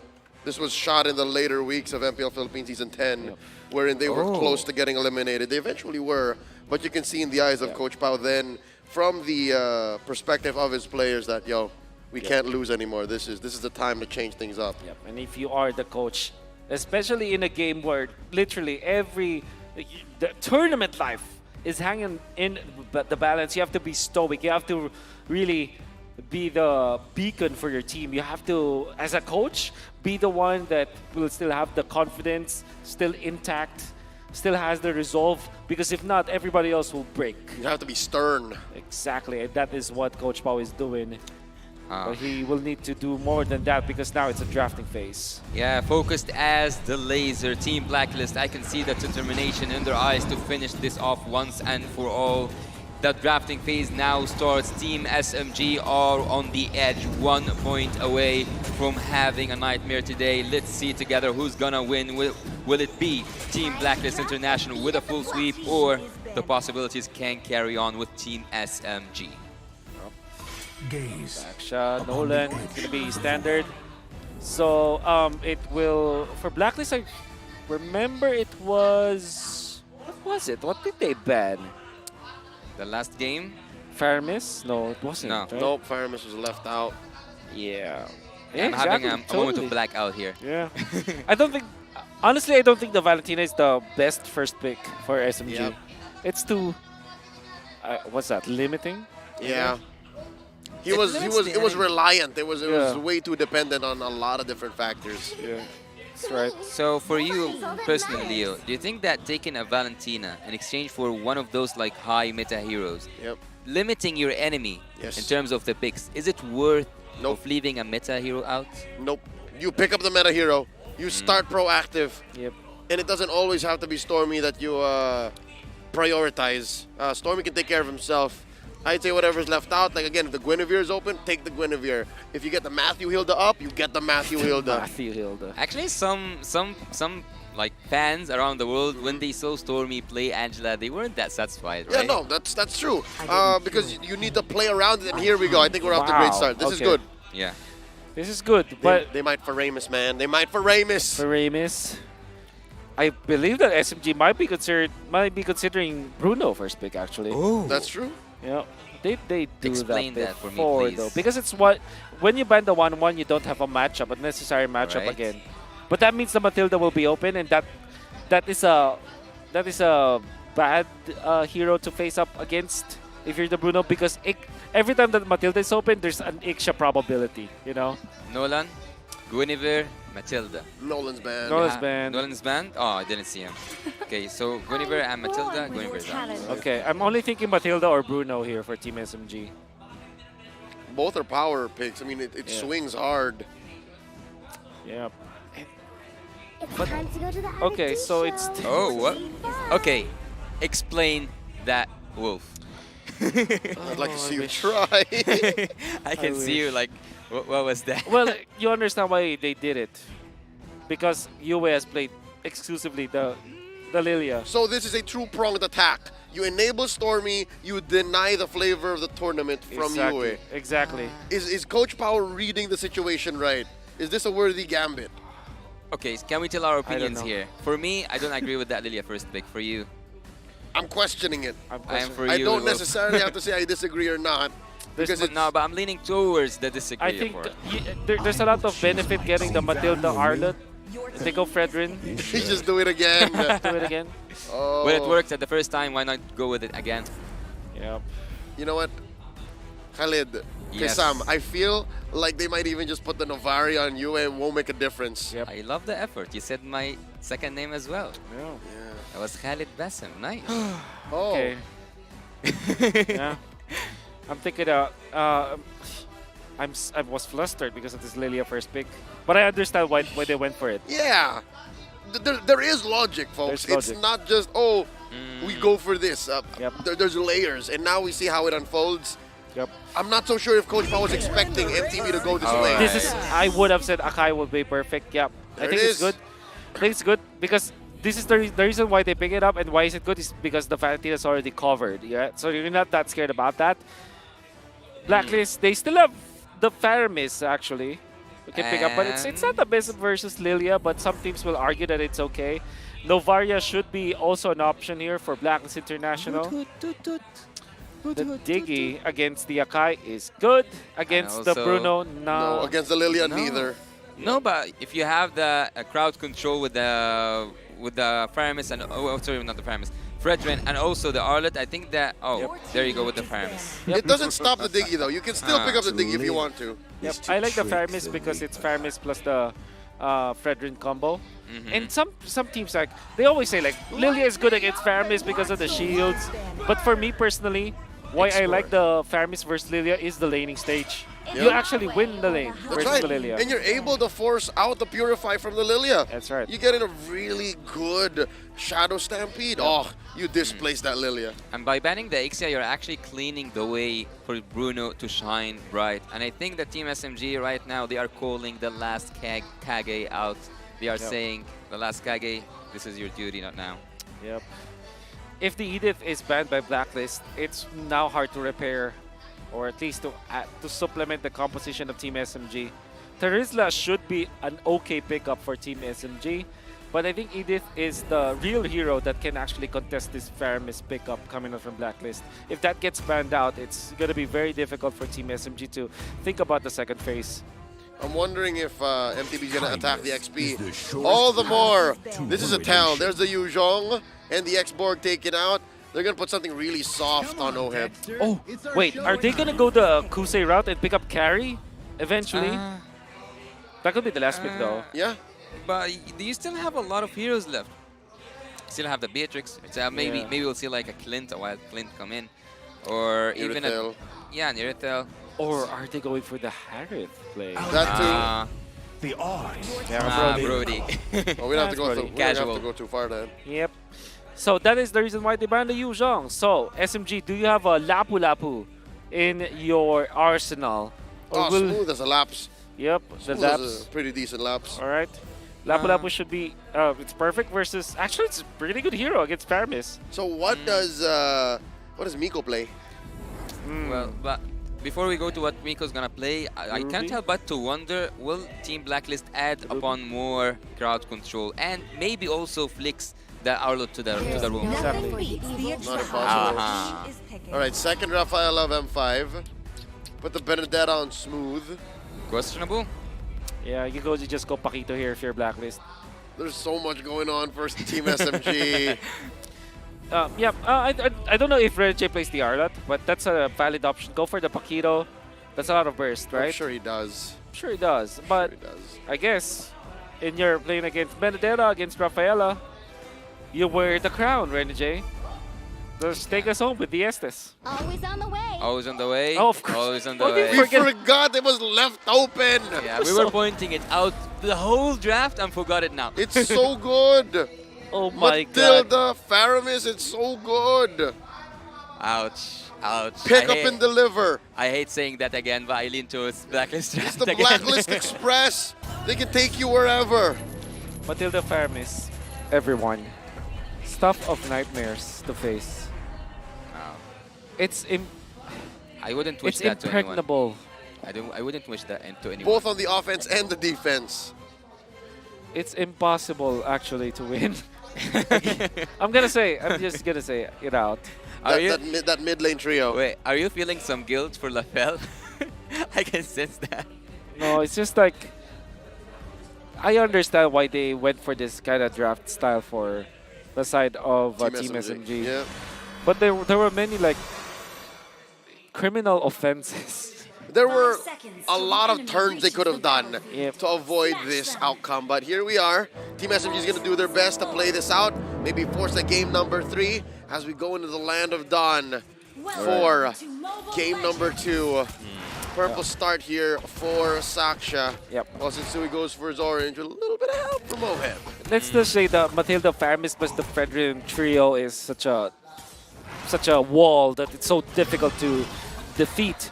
But let's just look at what are the good stuff here for the side of Team SMG. They have Bruno Rafa, which is a very strong classic combo that if they play properly, they might just go for the siege. Okay. Flicker, he's not gonna commit. Close He's not call. gonna commit. Well, the game isn't only about the draft though. Also, if Team SMG managed to pull off some good macro skill stuff, strategy, yes. protect the king, babysitting. Whoa! I just hope that whatever macro Smooth has it in him, they should utilize it, especially with this hero. That's the second time Team SMG almost got someone down, almost took first blood off camera. Well. Barely missed it. Here it is in front of our eyes. A Smooth drawing first blood on Agent Zero. Managing his business in the dark. Yep. A very important kill. So, okay, so now obviously the team fight is Blacklist International. It's far too easy for them to execute. But all of the ISOs, all of the isolation plays from Team SMG, maybe that is the time where they can actually win. Especially if they use this Bruno plus the Rafaela to make it difficult for Oheb, and then go for the split push plays from Smooth. Maybe, just maybe, that is their win condition. It's a very tight win condition, but there is a chance. I'd like to concur. Anything less than a big 4v4, 5v5, Team SMG can capitalize. They're up by about 500 gold this time around.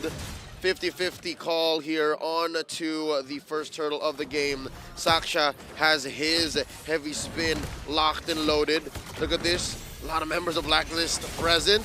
Turtle on a 5th of a tail, on a 10th of a tail. Heavy spin. Saksha secures. Shields up. Down goes two. Edward and Sui bite the dust. Lord Smooth gets Dua. Smooth. What a smooth gameplay. Did you see that? Damage, kills, turtle, everything for Team SMG. And you have announced it yourself, Wolf. You said it. It might be the start of the Super Saiyan era, but is it the end of the last Kage? Not yet. I still want to see Sasa with his last dance in the international stage. What I do like what happened was this time Saxa was super duper on point. Maybe Sensui forgot how to play around the Akai ultimate, the heavy spin, because typically I fairly remember during MPL. When he plays the Fredrin, he knows how to dodge the heavy spin so that when it does happen during the turtle fight, he still wins it. He still wins the retro battle. I have very vivid memories of Sensui even being under the heavy spin, able to retribution the turtle. Just because of the positioning, because you take advantage of the tough boots that you eventually get, and obviously the positioning to get the retribution. So maybe that's the reason why they lost that fight, because it's very... Actually, the positioning overall of Team Blacklist was very un-Blacklist during that moment. So, but then again, you will have to give credits to Team SMG. They're the ones that put Blacklist in that position. The way that they were very aggressive, poking the Matilda, forcing him to recall out. They are also poking this Faramis so that the level for the Faramis was far too late. All of those stuff combined together, that actually was the main reason why the positioning was bad from Team Blacklist. Well, Agent Zero losing his life twice so far makes it so hard for an Olo to be as annoying as we have witnessed him during the M5 run so far. So I think that Smooth is definitely winning that lane, 3 kills so far, and I think he can even add up more. He haven't used that Petrify yet, so Team SMG might do something with the draft that we thought at the beginning. It's not a winning draft. Yeah, no, it comes down to their execution. And here you see, despite the pause, of course, the agents are just happy to be here, fans of MLBB. I hope you guys are feeling the same way back at home watching from wherever you are. Oh. JC Sumandal says it's game time. Okay. Oh, UA. There was a time, I think I said it in the draft, that Faramis wins the lane versus Lilia, but if it's Rafaela plus the Lilia, it's kind of difficult to kind of win. I don't think that anybody wins against that. That's the strength of the Rafaela, winning the mid lane. Ooh, Guiding Winds on out. I think Blacklist International just finding their footing again. That was an amazing early game by Team SMG. Yep. Yeah, I think the Team Blacklist International need to find their own tempo once again. They kind of lost it by this turtle. There's a Shadow Stampede displacing a bit of Team SMG there, but they know, they understand that they're ahead here. 2K is nothing to scoff at 4 minutes. What you want to do if your Team SMG is to rid this Fredrin off of the jungler creeps. Utility jungler versus utility jungler. It's all about the EXP. Oh, Cycling Eagle. All about the levels for both junglers now. Shinsui gets bullied out of the turtle pit. An immaculate pull by Saksha. There's no way, they're so far away. Look at this, the collapse, the pull. Smooth looking for targets. Edward gets pulled back. Oh, Smooth wants to take one down. Look at the back. Shinsui controlling that short bush. Gets spotted by Stormy. The rest of Team SMG off to retaliate. Turtle gonna go over to the Malaysian squad once more. Saksa uses the retribution so they cannot invade the purple buff, but nonetheless, they take a very good fight. Good pokes camera from Team SMG. And overall, good positioning camera from Nico. He provided the vision for everyone from Team SMG. That's why the decision-making from the Malaysian squad was much better. It's perfect vision, perfect information. And with Blacks International still squirming, still scrambling to find their footing once more in this early game, Team SMG are poised to succeed. They can keep going. Definitely can. Well, look, actually after helping Bruno during the draft phase, and now seeing that Bruno Gold is that good, I think that Team SMG are on the right path, the path that Coach Bao have wrote for them. And Saksa so far, I think that even though he is the Akai, one of those who are dominant when it comes to neutral objectives, still, Shinsui, you guys said even under the heavy spin, he can reach out. That's right. Which means, the Lord Dances will be the choice now for Blacklist. I think that during MPLI, there's one thing that I saw from Blacklist International, which is, I call it the ADP, Anti-Disaster Protocol. Which generally happens is that they're so good at recovering when they're down like this. And what they do is they don't I would say this. They're not anxious to kind of recover. No, they're not rushing. They trust the process. They trust the process. They just level up. So when they're behind like this, the main goal now for Blacklist International is to take care of the jungle. That's the first step in their anti-disaster protocol. Let's secure a jungle so that when the Lord fight happens, even when the other team is leading by 5,000, you have the same level with the opposing jungler. And hey, if your retribution is as sharp as Shinsui, that's exactly what you want. Yes. And after mentioning that Team SMG in the last game, we said that when they lose the early game, it's so hard for them to recover. Right now, they are winning the early game by all means, killing-wise and also turtle-wise, so neutral objectives, everything looks good. Oh, Smooth. Lord Smooth, 2v1, maybe a 3v1. He spent all his whole kit, gets shut down by Agent Zero, but not without Yue almost going down. Stormy had to steal away that turtle. Yeah, no, just because they were dueling here in mid. Yep. Look at Shinsui. A lot of levels, a lot of EXP ahead of Saksa. This is the ADP, everyone. Necklace of Durance coming from Miko earlier on. It's still minute 7, and I think that Team SMG are again going into the right path. But Team Blacklist, as you said, they have this. You call it ADB. So ADB, they are actually taking turrets. Did you see that slide? He came from like the bot lane to the mid lane, free ride. Yeah, that's the in-game sound.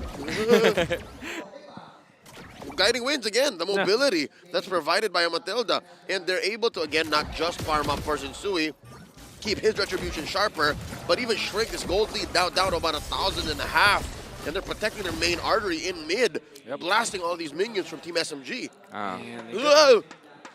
How else would Brody react, right? Only that. Any other hero, actually. Man, look at this. I'm just really amazed. Sensui is level 11, Saksa is level 10. Whoa. Offensive Guiding Winds, man. Yeah, Rinja at this point taking Team Blacklist International all around the map. Mid lane you find, bot lane you find, anywhere you will find the right to go into the right direction. You should trust Rinja when it comes to that circling ego. Oh wow.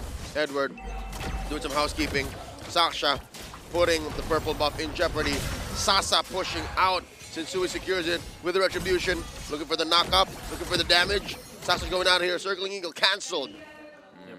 This is very foreign to Team SMG, the way that they are leading and controlling the map. They got 3 turtles, but come the next Lord fight, they will not have the right amount of retribution against this Fredrin. Fredrin is looking to be a level ahead of the Akai come the first Lord fight. However, though, I'm gonna say they still have the heavy spin, so which is a big factor in these Lord dances.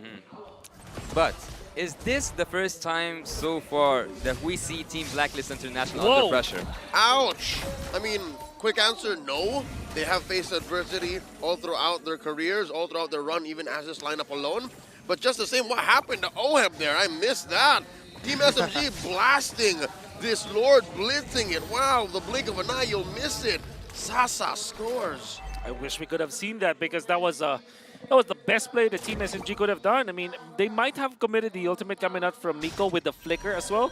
Very deadly with that, and they have the burst anyways. Combine the Bruno plus the Lilia, that's a lot of like burst damage that you can take out with just the Holy Baptism. And by the way, the Baptism is such a strong CC. It's a long duration ultimate, actually. Yeah, I think that the best possibility that Team SMG can pull off here is make Team Blacklist International go behind their inhibitor turrets. So it's not a possibility to see a finish, but more of a, if you take the second or secondary turrets, you're fine. And remember when we talked about the draft a while, it was an impregnable trio from Blacklist International.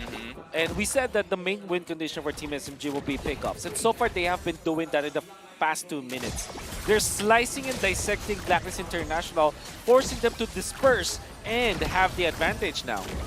And right here, we see a lot of pressure from top lane. Heavy spin, the perfect dispersion. You're going to get one. OHEB gets popped. The Hitman far away from home. Big ol' CC, top lane. Blacklist International scrambling. Whoa. Team SMG not going to go down so quickly. They're underneath the base. We're going to game 3. We're going to game 3. Oh my God, still moving under gunfire. SMG ties the odds. What a beautiful ultimate coming out from Saksa in the end. For some reason, he's able to disperse the members of Blacklist International with OHEB away from UA, just a pixel away from the cult altar or the nether realm. It was more than enough to get the kill onto OHEB and actually end the game afterwards. Obviously, that was just a nugget, but I love the fact that they went in together. That was smooth as well as Saksa going in, and there wasn't any answer afterwards. The damage was there, and they just literally knew their win condition to go for pickups. It's so rare to see a composition having a win condition of pickups when you have the Akai, for example, because it's a team fighting hero, right? It's generally a team fighting hero. But because of the Rafaela, Lilia, as well as the Bruno, and the Benedetta to go with it, the nature of that composition now, going up against Blacklist International, is to separate all of their members away from each other and then win the macro fights. The big MVPs here will be the Benedetta for sure, winning that lane. And then obviously the turtle fight, the first turtle fight, when you see Saksa just get the retribution battle. Yeah, and also, actually, I take it back. I take what I said. I said that the best case scenario was the secondary turret, but look here, who is the MVP of the match? It's Lord Smooth, of course, coming through. Wolf already pointed it out, man. The Benedetta, not only when he's around does Blacklist International hurt, but even when he's not around, they have to think about him. What's Smooth up to? Oh, he's ruining our turrets. Oh, he's in the back line. Oh, he's killing us. 4-1 and 2. He's exactly what they needed to be, the tempo breaker. He changed the game. He changed the way Blacklist International understood Team SMG's offense. Well, did you guys see what Saksa did there when he got OHEB before just he finished the team fight? Look at this. UA is not level 4 when this happened. And it's mainly because of the pokes that you saw coming out from Team SMGs. That's the best thing that they did. And we said that the #1 win condition for the side of Team SMG was to win their lanes before. And look at that. And look at Saksa. Look at taking away UA away from OHEB. NetherRealm didn't reach OHEB in time. because of the isolation. That was one of the most beautiful heavy spins I get to see, because sometimes, you know, we get to see like all those heavy spins which just locks down 3 people. This one was more beautiful because it separated the Faramis, the hospital, the clinic of Blacklist International, away from the victim, which was OHIB this time. Yeah, I'm not one to say, but given the damage output that Team SMG had, even if OHIB were to be under the Netherrealm, he would have just died anyways, right? I agree with you. But then again, it's just like wonderful to see. Like Saxa has tricks up his sleeve. By the way, I want you to turn your eyes onto Smooth, going in for damage emblems, and then eventually when we flip the switch, it's damage build as well. The Malefic Roar, Bloodlust Axe, and the Rose Gold Meteor. Typically, when you see a Benedetta in the XP lane, it's quite tanky, right? You go for sustain. You get maybe perhaps one Hunter Strike to go to as your first item, and eventually transition into tanky art and into sustain. But he went in full damage. That is why you saw that he is battling against Blacklist International. Also, that speeds up his wave clear. Yeah, it's exactly what defines the dynamics of this game. The fact that this Benedetta built this way echoes throughout everything that SMG did. We were expecting for them to win team fights. We were expecting for them to win at a weird pace, a different pace. Instead, they go this fast, and I don't think Blacklist was ready for it. Yep. 36.8k damage, though. The carry of the game is Smooth.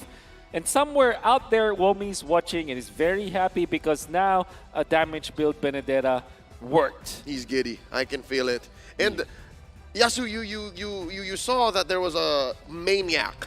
I'm not so sure. Is that the first Maniac of M5? I'm not so sure as well. That's why I didn't want to point it out, but a Maniac by Bruno Sasa at some point was just unbearable. He did.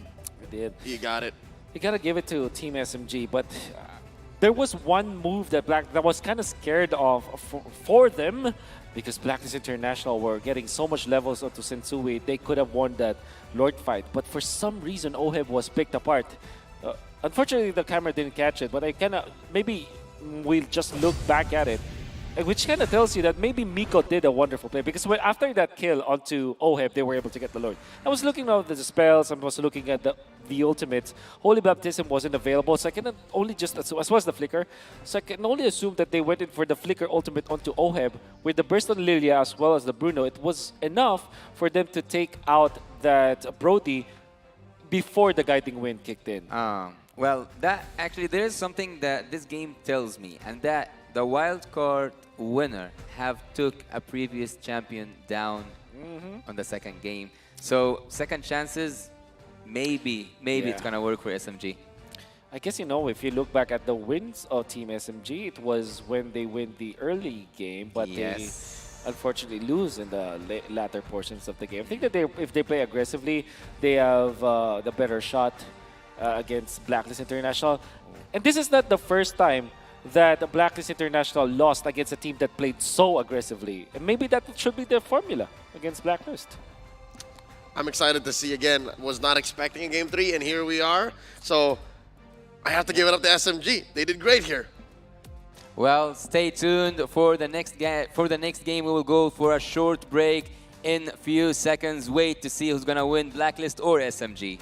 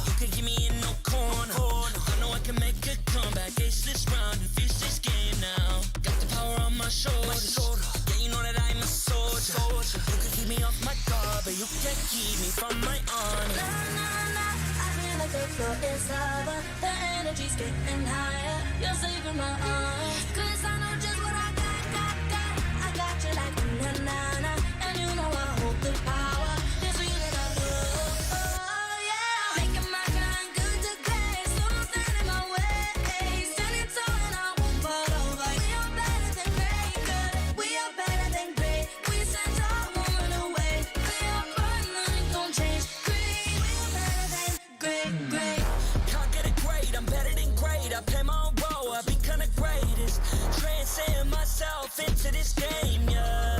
I feel the power to dominate fate. Championship mind, no time for the weak. What's up to the game? Shot reveal, better than great, that's how we feel. I feel like the floor is lava, the energy's getting higher. You're saving my arms, 'cause I know just what I got.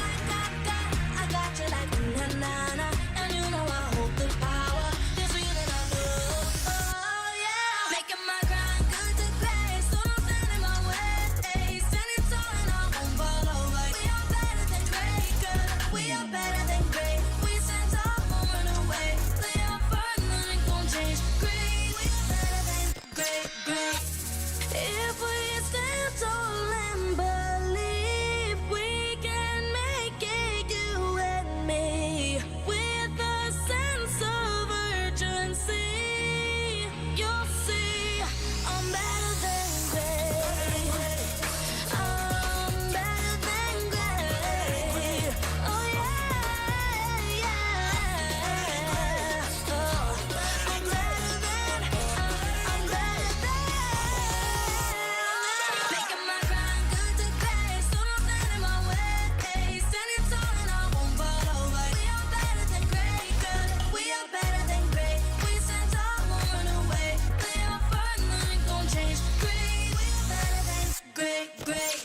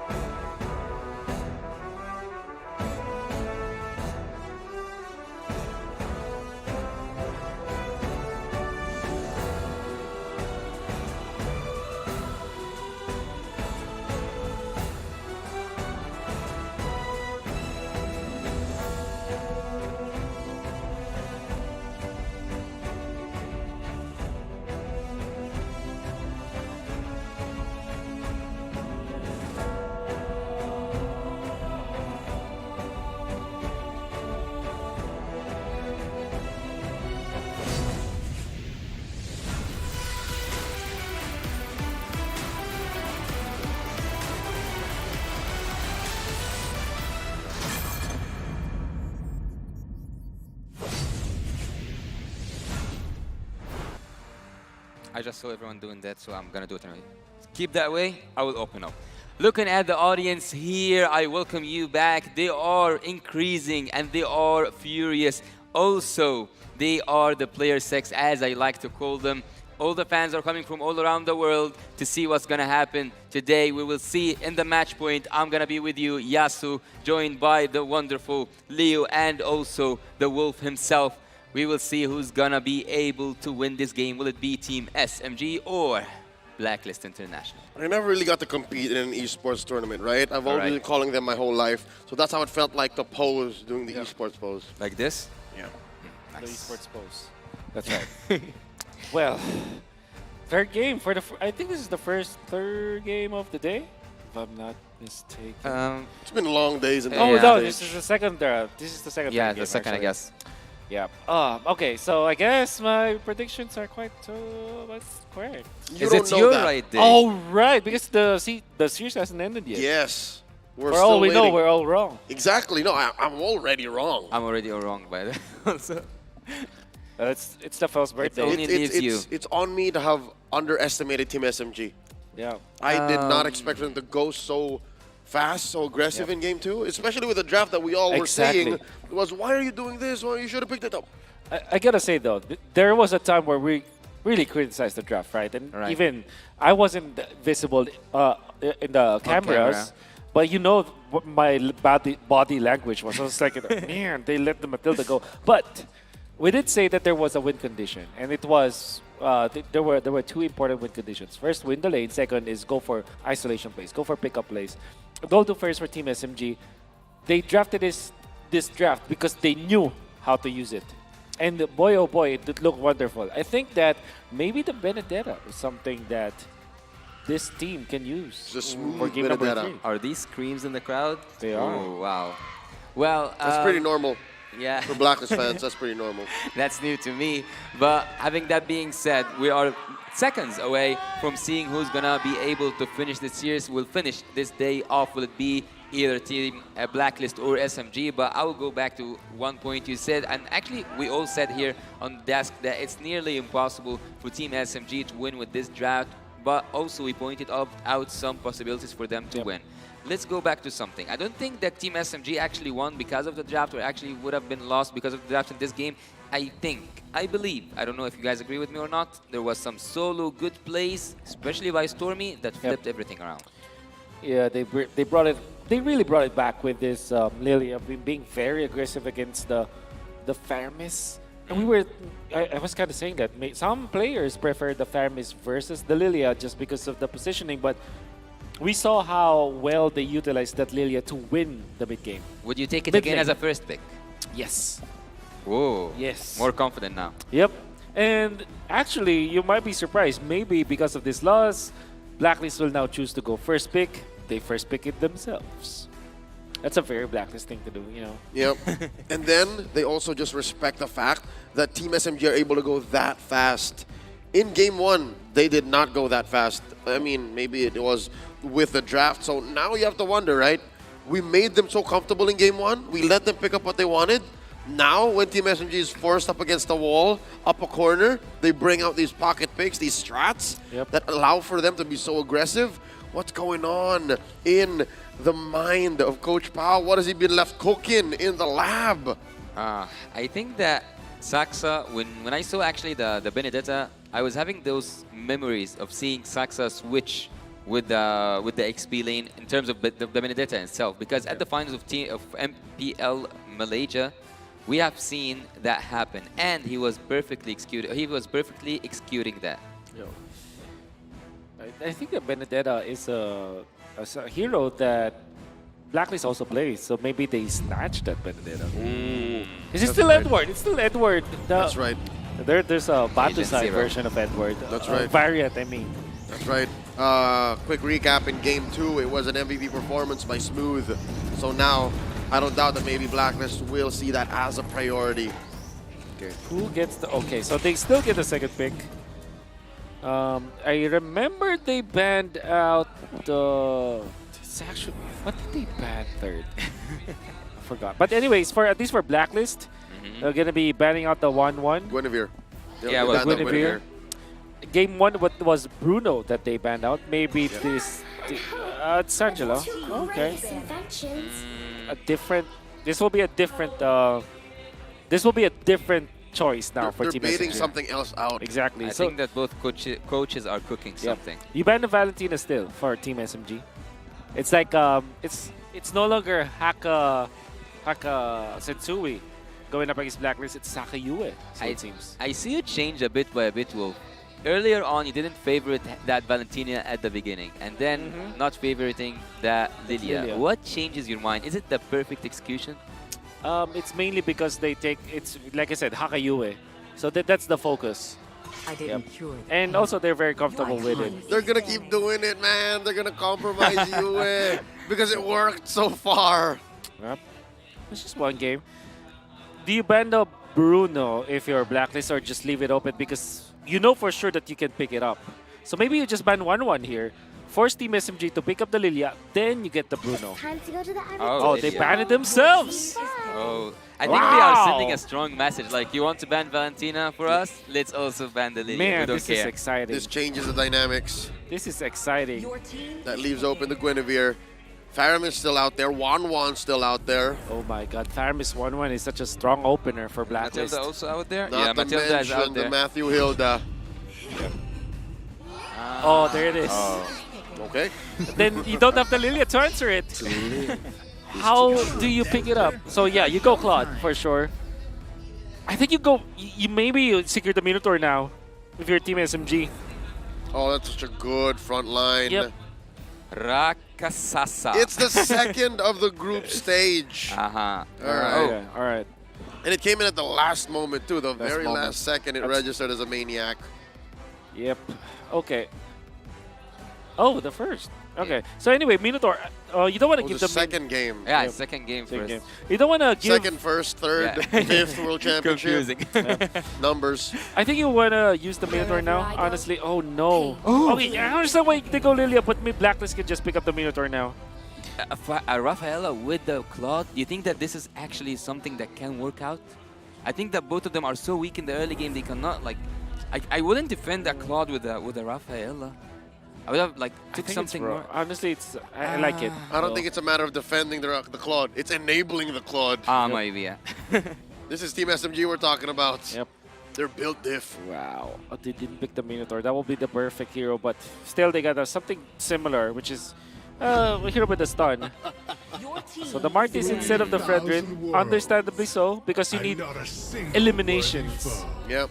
with your lineup. You stop it. You let them think that they're safe with the heals, and then you say nay. There's a lot of nay. You protect the 1-1, you protect the Martis. More crowd control, maybe? For both of teams. Arlot's still actually. out there, by the way. Yeah. Minotaur, the one you are calling out so far. Could be the ban for Team SMG along the way. If, yeah, I think that is the valid decision. The thing with the opener here for the Rafaela plus the Guinevere coming out from Team SMG is that you confirm that the Guinevere is a jungler, or at least not a roamer at all. Well, Phivius being banned, does that mean we'll see a Benedetta from the Agent Zero? What was left undone. The Phivius, actually, yeah, it is obvious for the 1-1, but maybe add upon that a Yeah, for Benedetta. sure. You wanna you wanna pick up the Benedetta 4th pick if that in that case. I guess Team Blacklist, if they have this Martis plus this 1-1, they probably will not go Benedetta. They might go something like Terizla so that they protect themselves first. You need a front liner. And it's faster damage. Yep. Better ways to pull in, because you are kind of diving if you're looking at the one. Correct. You're all dive, to be honest, like these first three. Yep. There still is a benefit for the Matilda Faramis though. Or maybe Renjay just goes for Kaja. Oh no, there's a Rafaela, so maybe they want Kaja anyways. What if you put Matilda? She's still out there. Yeah, Matilda. Actually, will be banned, but okay. Oh. No? Same idea, I guess. They heard you. They heard me. I will choose my own path. So that is Arlet. There it is. Called it. Yep. That's going into... Okay. No one knows, actually. We don't know if this can still be a roamer. What is a DPS mage? I think Benedetta still is good for SMG, all things considered. I think they need something to take damage. Someone to take damage, actually. Yeah. So without the Leah, Gord maybe might be the best one, or a Farsa actually for Team SMG. Oh, yo, it's been a while. Yeah, Stormy. Yeah, I guess those are my two guesses: Gord or Farsa. Farsa would have been my choice actually against a 1-1. Yeah. That's a natural counter. Yep, You just blow her up before she takes to the skies. And then instead of the Benedetta, well, Benedetta still is a pretty good hero, but maybe they Khalid instead. Yeah, because that really, Khalid with the Rafaela plus the Farsa, that's a very strong hero combination. Oh, you called it again. It's work. More burst. Okay. Okay. They're going dive for dive. Isn't that too much true damage on Team SMG? Nothing is too much. They need everything. Yep. Given the way they played game 2, yep. I've learned to never doubt them. Honestly, Tigers still looks to be a good option here for Blacklist. Not gonna lie. I think even a Franco would do something here. Franco is good. Always on the way. Okay, Matilda. Always on the way. Let's see. Matilda is there. Again. They're looking to redeem that game 2. Yep. There are only two different heroes here, which is now instead of the Fredrin, it's the Martis, and instead of the Brody, it was the 1-1. Yeah. Right. So, what is the benefit of having a Matilda and the Faramis? Again, it confirms the crossbow of Tang, right? Yep. No matter what happens, you're gonna fly. She's gonna get it. Yep. And there's not a legitimate burst coming out from Team SMG. On top of my head, they went in for the X-Borg, so that's not an actual quote-unquote burst. Not gonna burst you fast enough. Yeah, and they went in for the Gourd. The Gourd, which is also not quote-unquote a burst. There has to be a full combo. You have to kind of walk into it. So that's my main concern here for Team SMG. At the same time, though, there's not a lot of frontline from the side of Blacklist that might be enough against this massive front-to-back the Team SMG has. Imagine facing Discord. Surely the 1-1 might survive, but the rest might not be able to. Who's gonna set up this for Team SMG? For all of these beautiful ultimates, who's gonna set it up? Sasha. Sasha's gonna take care of business here. Yep. It's he's pretty confident. Guinevere is there. He can go tank build. And then also the Rafaela. It's a slow commitment. Yep.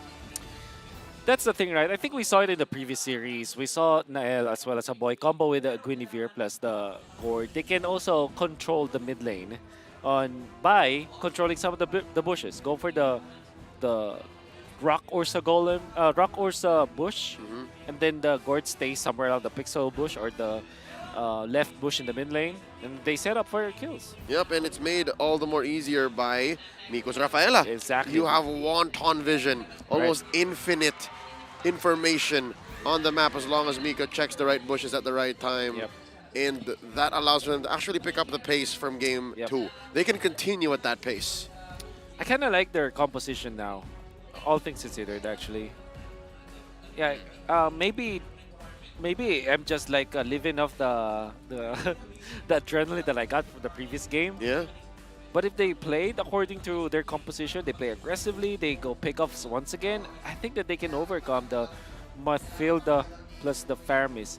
What I'm trying to say here is, this game number 3 is much more winnable compared to game number 2, and they won game number 2. That's right. I actually like how SMG have good early and late game heroes, because we have True Damage, we have the X-Borg, he's gonna be even more annoying with the Immortality, and we have Rafaela, as Leo said, to trigger, to enable Claude and Saxa to cover the middle port. Yeah. And Blacklist International, again, maybe we're just so used to the way they play, we're so used to that meta game, that whenever something new comes in, at first we question it, then we see it work, and then we ride the wave, we just go with the flow.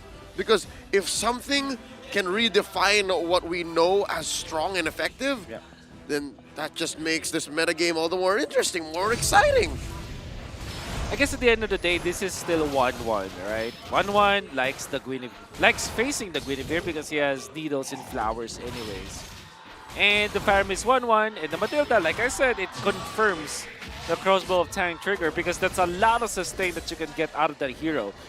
There's no legitimate burst from Team SMG.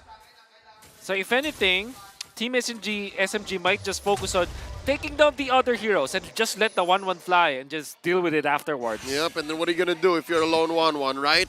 Let's get into it. The final game in this best of 3. Team SMG, obviously, balls in their court. They have the momentum. They could go ahead and go for the reverse sweep. Blacks International looking to reset, regroup, and reclaim.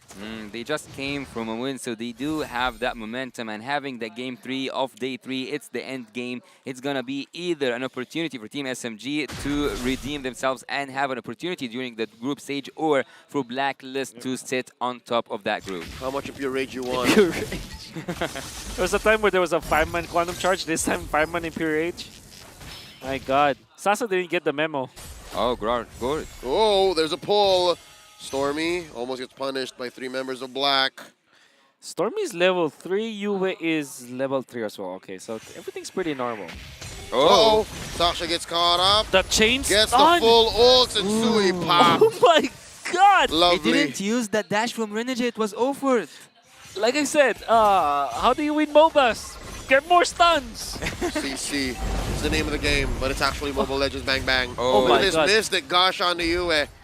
Renegade pulling him out of harm's way. Again, he's under level 4.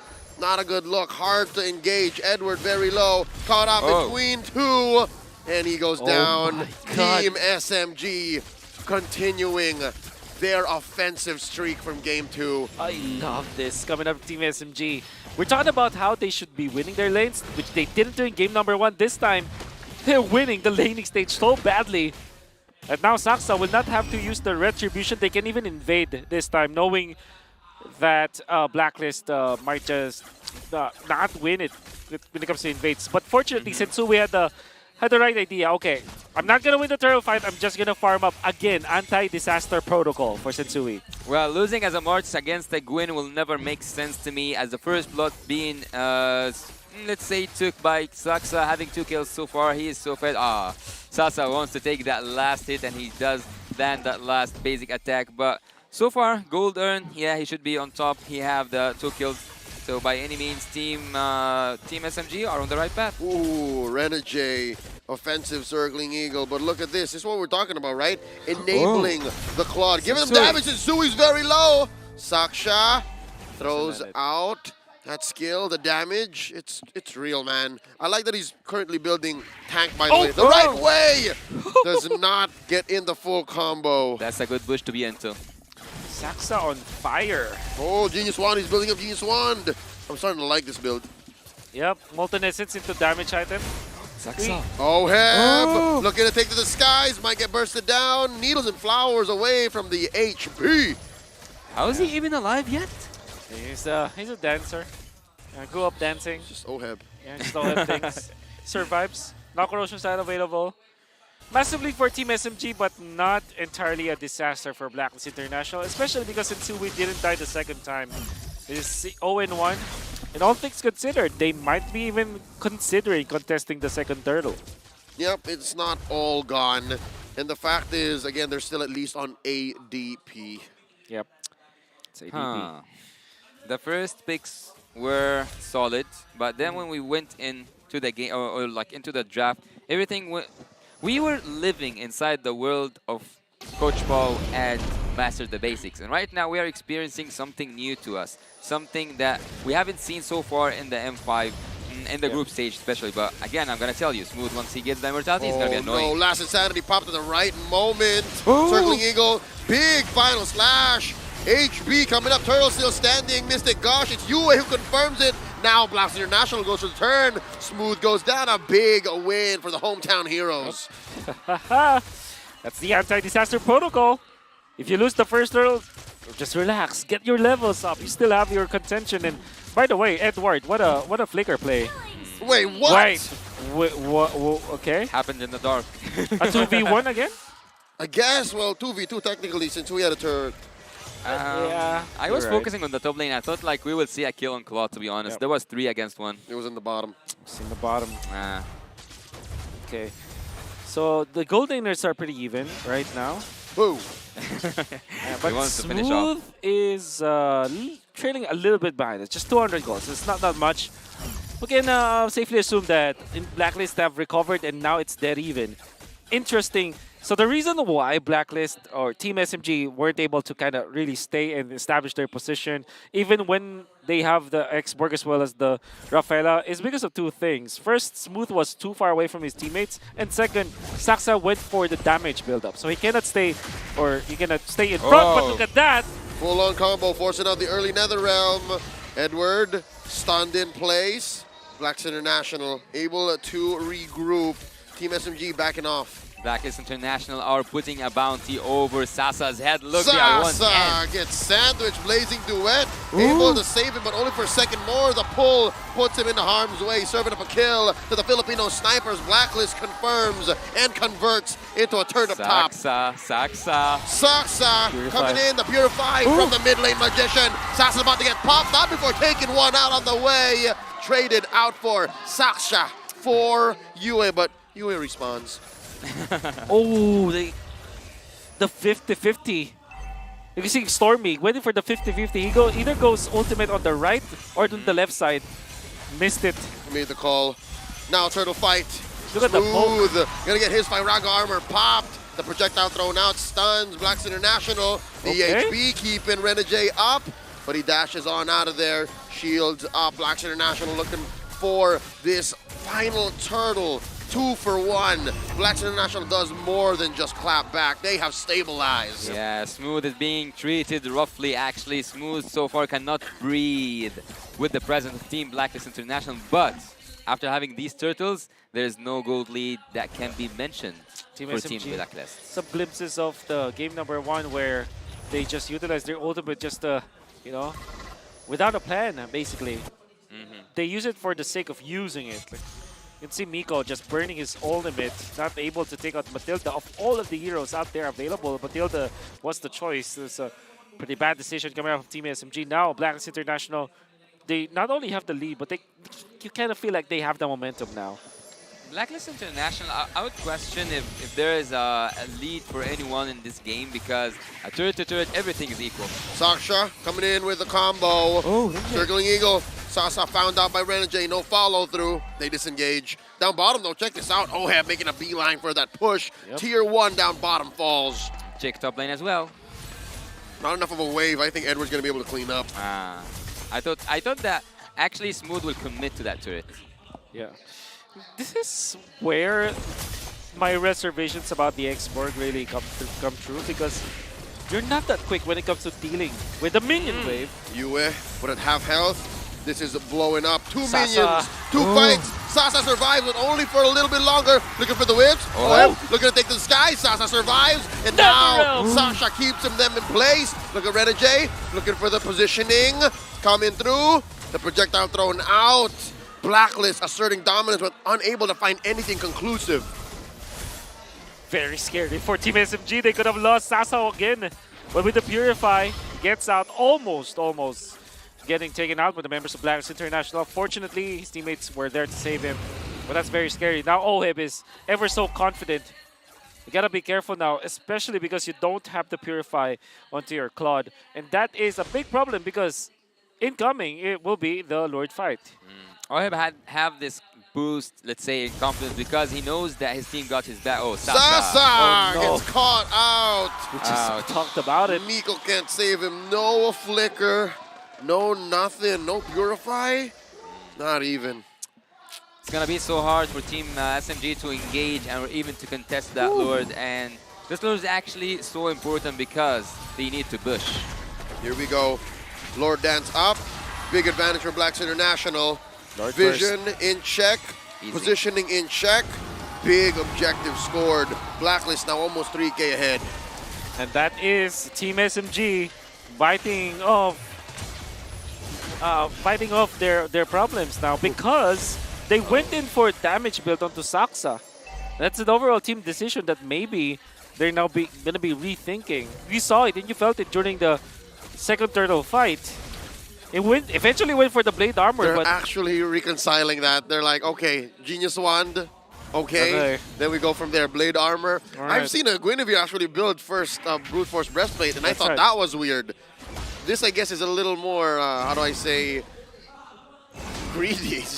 Yeah. This is more odd. And actually, when Gold speaks here, we see that one full item ahead from Claude. This is gonna hurt so bad if we saw a crossbow of Kang. That's right. He hasn't even flown up yet. Final slash, put Smooth right in front of Blacks International, served up on a silver platter. Take it to the skies, Oheb! Crossbow of Tang! Smooth survives, but only for a little bit longer. NetherRealm keeping Blacklist International topped up, catching that Mystic Gush right to the face. And they disengage. Lord taken care of in mid. Sensui and the gang wailing away at that tier 1. In mid, scored, capitalized, converted. Blacks International owning the map, turning it red. Matilda coming up from Red J. Stuff of Legends. We're so impressed about his gameplay with the Matilda back in FPL Philippines playoffs during Season 12. We didn't see it in the previous game, but now we are seeing the full potential. The pokes that you are seeing from Red J is immaculate, really forcing Team SMG to disperse and break their formation. And he saves his teammates so many times. And by the way, Renegade is utilizing this Matilda to also aid the farming of his players. There was one time that he used it for Sensui, another time he used it for Oheb, so that the positioning and the farming will be sped up. For me, it feels so awkward actually to see the X-Borg without the immortality so far, and I don't know what's gonna happen when you don't have a front laner that can risk it all. If he lost the shield that he has, if he lost his own passive, if he lost that front laning, Team SMG don't have anything to actually engage with. You will not sacrifice Saksa, and you have all these lords waiting for you. And I guess that's how Team SMG makes up for it. The fact that they lack peel, they make up for in vision and in, I guess, faster damage output. That's what Blacks International is lacking. They need to trigger the final slash. They need to trigger the ghost bursters. They need OEB to fly. If Team SMG are able to pull the trigger faster, then that changes the way this game has gone so far. As we ramp up into the late game, it's still Blacks International calling the shots. Renegade smooth, hits a circling eagle, and they're gonna collapse onto this export, popping him just as quickly. Sensui hits a decimate right as the Luminous Lord spawns, and there's nowhere for Team SMG to go. It's hard to contest this, especially with a man down. Oh, look up top. There's the plan. Oh, Sasa barely escapes. But that means Blacklist International will have another uncontested Lord. That Lord will be so easy, actually. Oh, it's not. Oh, Saxa wants to contest that. Even by being behind in gold, he still wants to go for the retribution. This is not a dance. This is not a dance. This is a highway robbery if Saxa is able to get this. Lord here, a fifth of its health, a 10th in retribution range. Sensui not letting this left up to fate. He's like, yeah, I know they're very far off, but let me retribution. It's on the way. At this point, you cannot afford mistakes. By the way, big props to Edward just zoning out Guinevere. First item, Radiant Armor, followed up by Dominance and Blade Armor. That allowed him to be aggressive. I have a question for you, Wolf. Why is Ixborg not completing the anti-curse or even going for the immortality? He wants to split push. Can't afford it. He can't, and also he can't afford Poor. it. Wait. Did I see that correctly? Edward having the roam boots? I didn't see that. We'll see it again. We'll see it again. I hope we see that again. In just a bit. But yeah, no, it's possible. Maybe they've come to the point where they need the utility of Rome coming up at this point in the game. Lord crash it up top. Down goes that inhibitor. Permanent damage dealt to Team SMG's structures. Permanent damage that they'll have to constantly think about. They're bleeding from that lane. Down bottom, Edward coming in with the flicker, looking for the final slash. Spent it already. They're happy with this outcome as they back off. This is dangerous. Team SMG pulls the trigger on the gush as Blacklist sends packing. A sweet disengage. Renegade, the maestro behind everything that's happening on the side of Team Blacklist International. They took 2 inhibitor turrets, if I'm not mistaken, and that's a good output from taking that enhanced Lord. Okay, Sasa. This is very scary. The 1-5 conceal play. Position 1 and position 5. Oh no, Sasa. He dead. This is Does he have dangerous. Purify? He does have Purify. He does. But he doesn't know, though. He doesn't know. He's gambling with his life. He don't know. And, okay. He's going to try to get this orange. Not the safest orange, but the fact that Nico's very far off, too. Oh, he's going to get away with it anyways. Yep. They didn't feel confident about it. To be fair, the 1 plus the Matilda, it's such a weird combo. You know, it's not like a big... It's not an instant burst of damage. Burst. If it's like carry plus the Matilda, it's a bit different. Different story. Maybe Franco 1-1 could be good because of the flight. I think that Oheb and also Renegade have been sleeping in this bush for quite a solid minute. We've seen Filipino teams do this much longer. Yep. We've seen upwards of 3 minutes, 4 minutes. And now, the test of patience. I think they're approaching 2 minutes now. Do they want to find the back door or like see a team fight from another? Pick off. Yeah, the pick off they're looking for. They see Smooth, forces out the last insanity. They have to reset. Yep. And be A-okay. But this will be another defense coming out of Team SMG, just controlling the minion waves for now. Lord, gonna be up. Obviously, both of the junglers are level 15, but Blacklist International, they can burst this, especially because they know that the Claude is in the bottom lane. They see it. They're short of man. They also spot Saksha. Yep. Oh, this is gonna be a burst. Ooh. They're gonna burst it. SMG do have the ability to defend, but will they go for a defense though? All right, that's a burst. Cancels it. Lord here, just approaching under half health. Down to a 4th, down to a 5th. Yes, Sensui's gonna have to commit to the retribution. In comes Saksha. They're gonna turn. There's a turn. Down goes Saksha. Lord still standing. He takes it. They're gonna turn on Sasa. He goes. It's just 3 defenders left. Blacks International calling it. This is endable, they're saying. It's endable. Let's have a Edward! Oh! Stormy gets taken out with a final slash off of the tip of Edward's spear. And now they're going inside the base. Lord marching up top. Big fat wave in mid. Just Miko and Smooth. Smooth and Miko.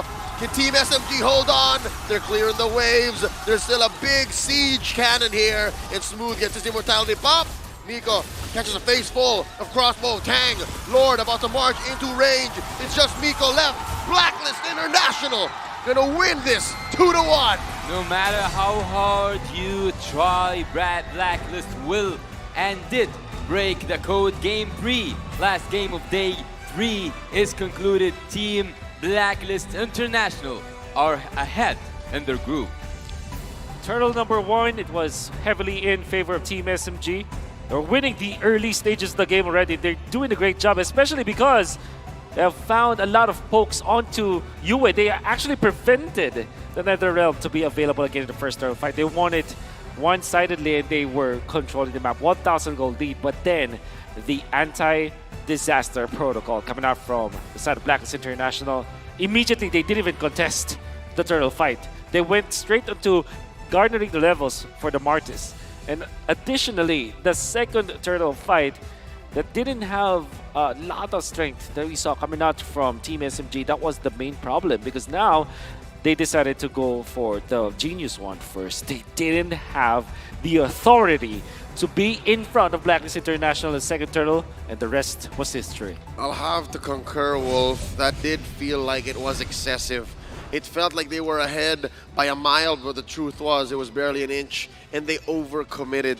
They bought that item way too soon, and it led to them not having the right engages, not having the right breadth or tempo for that early game to actually snowball into what they wanted to get, which was essentially the reverse sweep. But here now, Blacks International had better situational awareness. They understood where they stood in the offense and defense, who was the beatdown, and because of that, they walk away with the dub. Yeah, they definitely understood the assignment. Who is the MVP? Oh, 2 times in a row, Yue. Yue, the mid lane genius. Yep. But obviously with this, Thermis struggled a little bit in the early stages. But because of his usage of the Purify as well, and this is spacing, and the fact that he used the NetherRealm at the right moment during that turtle fight, it was a collaborative effort because Edward lands the final slash, gets it to go, finds the good opening, and then the NetherRealm to eventually prevent everyone from dying in the turtle fight. That allowed Blacklist International to objectively secure the game. And that's the thing for Blacklist. Once you give them a turtle, they snowball off of that. And I will give credit to the overall idea here coming up from Blacklist International. They don't contest what they cannot contest. They always go for the better team fights. They don't risk it. They look for team fights that they will have the advantage off from.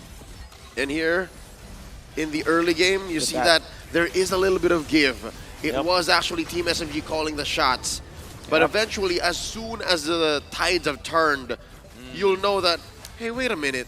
Maybe Team SMG don't understand exactly that it's now Blacklist who's ahead. Wow. Here, very good recovery coming up from Blacklist because that was when the Gord landed a big ultimate and then they just turned it around. And look at that pull coming up from Yue. Eventually died, but that was a shutdown. If anything, he's happy that that happened because now Sensui has a lot of gold. And massive knock-up coming from Renegade, getting 2 people, setting up for another Sensui kill. Not having a solid front laner actually was the trick for me in this game. SMG were, for me at least, they didn't have any opportunity to go inside and force a fight. Yep. You see that, again, play coming out from Sensui. He used the Ashura's aura as well as Ashura's Wrath as well as the Mortal Coil to fend off this Guinevere because Guinevere was so zoned out. It didn't have enough tank ability to be in the front lines. And it's the big problem here is that you don't have an additional here to go for that play because the X-Borg is not as tanky as something like maybe a Terizda or an Edith that we cannot prescribe this team. There's somebody else has to be in the front lines, but because the X-Borg was really just destroyed in the lane on the mid-game stages of the game, you saw that the Guinevere Saxa didn't have enough vision, staying power in the front lines. Actually, the MVP was concluded. We saw that Yue is the one who is the MVP, but for me personally, I would say that Renegade was the man behind the scenes. He was moving everything around, making everyone safe, engage and disengage. Yeah, and doing so without having died. Yeah. Wow. It was such a perfect situation that was allowed for by Yue. That's right. Yue was always in the back. Yue was always making calls saying, there's enough damage on me. I have Netherrealm. You can force the issue. It's the same between Oheb and Renegade, actually. That's why towards the late part of the game, they were always together in that death bush, and less than half of the map away, Yue was there. Yue can actually make it, if I'm not mistaken. Definitely, With the Shadow Stampede, he can make it to the scene in case these two will get into trouble.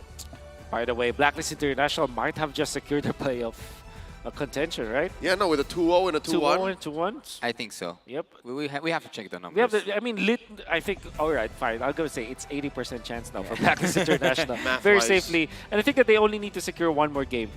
Even if they lose the next series that they're playing, if they win one game, it's already enough for them to secure the playoffs. Until now, actually, you can comfortably say that they have secured it. Renegade having the best teamfight participation, best total heal, best stats overall. I do agree with Yashta here. Yesta. Yep. Renegade did a lot in this game. And thinking more importantly, his pokes was immaculate. The way that they are forcing this X-Borg. That's the main problem with X-Borg. You would think that X-Borg is a very tanky hero. It's not. In the metagame that we have right now, it's actually very flimsy. Smooth rarely did anything of his own accord. Yep. For about 9 out of 10 times that he actually got an ult off or dove in, it's because maybe Blacklist forced him to. That's right. But would we say that the Group of Death has claimed its own first victim? Team SMG. I think because they lost 2-1. 2-0 and 2-1. Changes things. It changes things. They're not 100. They're also not 100% out of it. There's a very low chance though. Hope. These 2-1s are interesting. I want to see more 2-1s. Yep. That's why I feel that no matter what happens, you have to win literally each game. This is the big problem now for teams like SMG, for Burmese Schools, even for Geek Fam, in fact, TOB. All these teams that have lost back-to-back games, they're in a very tight spot. It's a non-0% though, so you have to hold out for hope. That's true.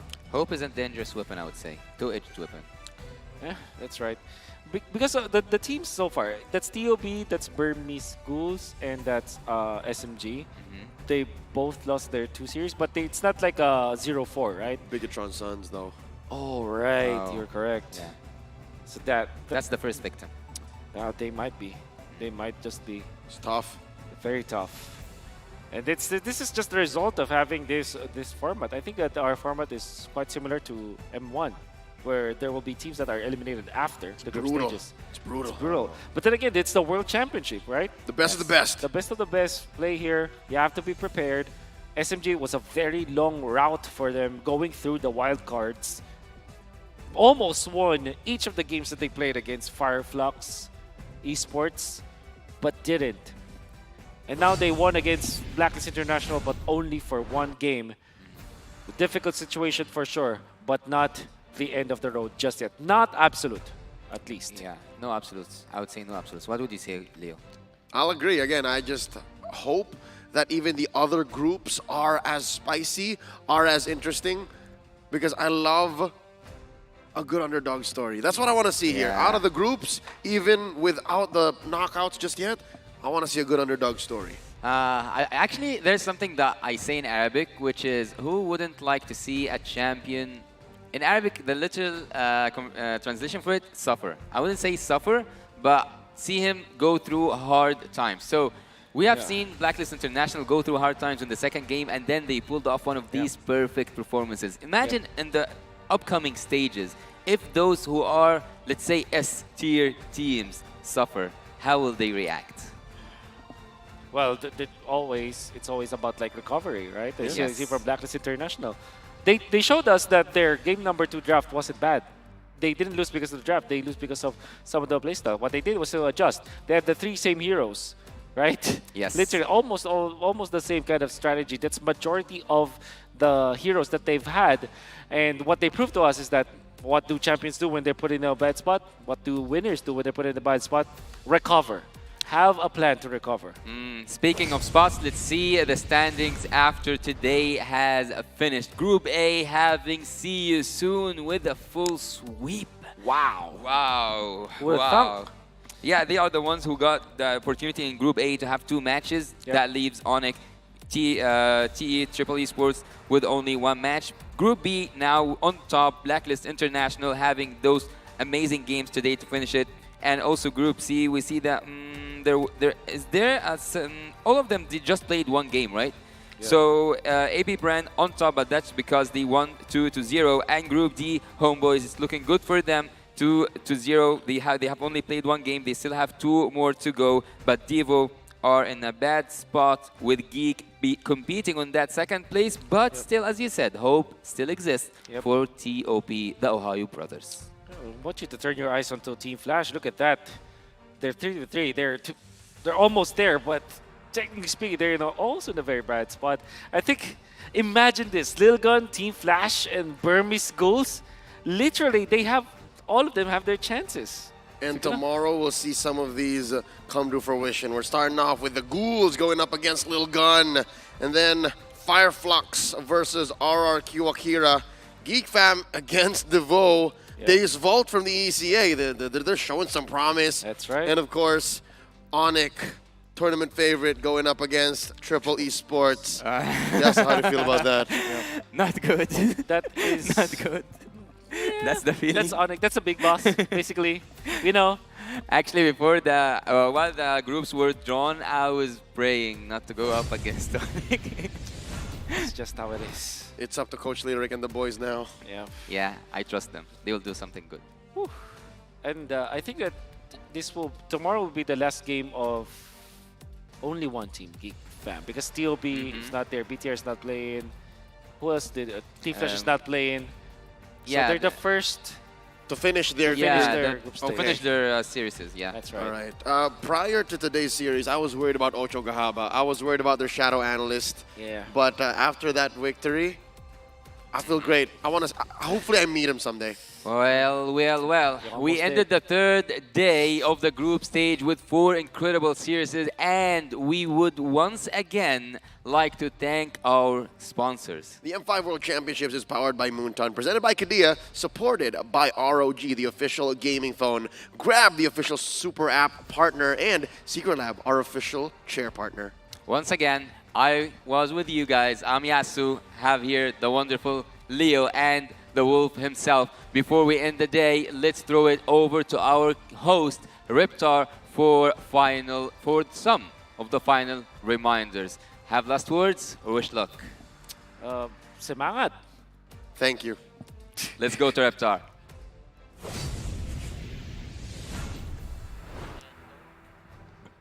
After 3 days of non-stop action, finally, we got to witness 16 of the world's best Mobile Legends Bang Bang teams be better than great here at the M5 World Championship. We saw the Cambodian representatives see you soon clinching their 2nd straight sweep victory. This match was followed by the Mongolian downloaders, sticking to their identity, what they're known for, after securing another reverse sweep against Singapore's Team Flash. We continued with the Indonesian runner-up Geek Fam, bouncing back at the cost of the Ohio Brothers' demise. Finally, we got to witness Blacklist International deny the reverse sweep attempt of Team SMG, defeating them 2-1.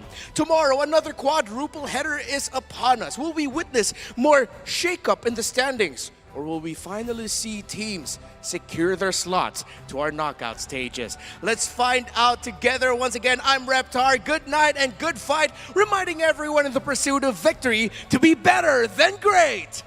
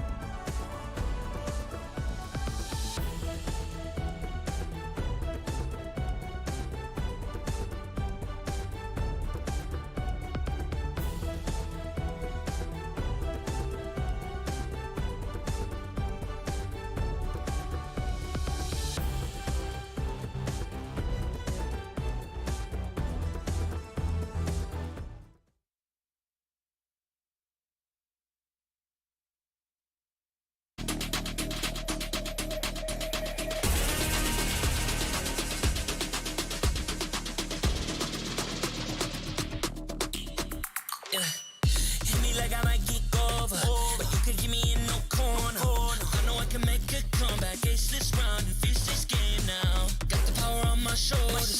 Yeah, you know that I'm a soldier. You can keep me off my guard, but you can't keep me from my honor. I feel like the floor is lava. The energy's getting higher. You're saving my arm. 'Cause I know just what I got. I got you like na-na-na. And you know I hold the power. This feeling I love. Oh yeah. Making my grind good to great. So don't stand in my way. Standing tall and I won't fall over. We are better than great, good. We are better than great. We stand tall, won't run away. We are fun, nothing gon' change. Great. We are better than great. Can't get it great, I'm better than great. I play my own role, I become the greatest. Transcend myself into this game, yeah. I build a power to dominate fate. Championship mind on top of the week. What's up to the game? Shall reveal. Better than great, that's how we feel. I feel like the floor is lava. The energy's getting higher. You're saving my arm. 'Cause I know just what I got. I got you like na-na-na. And you know I hold the power. This feeling I love. Oh yeah. Making my grind good to great. So don't stand in my way. Standing tall and I won't fall over. We are better than great, good. We are better than great. We stand tall, won't run away.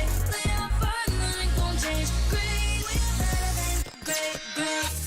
If we stand tall and believe we can make it, you and me, with a sense of urgency, you'll see I'm better than great. I'm better than great. Oh yeah.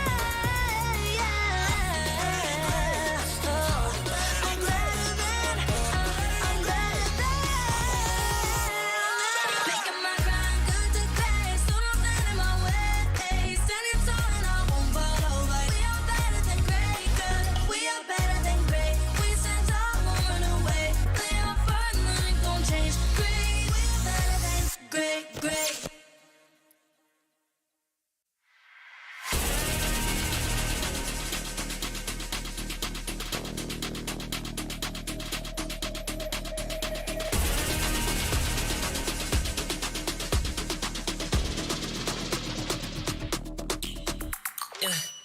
Hit me like I might get over, but you can get me in no corner.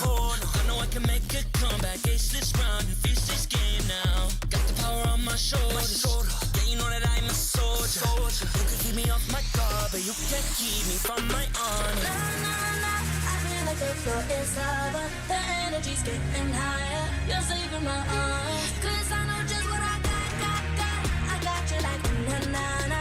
And you know I hold the power. This feeling I love. Oh yeah. Making my grind good to great. So don't stand in my way.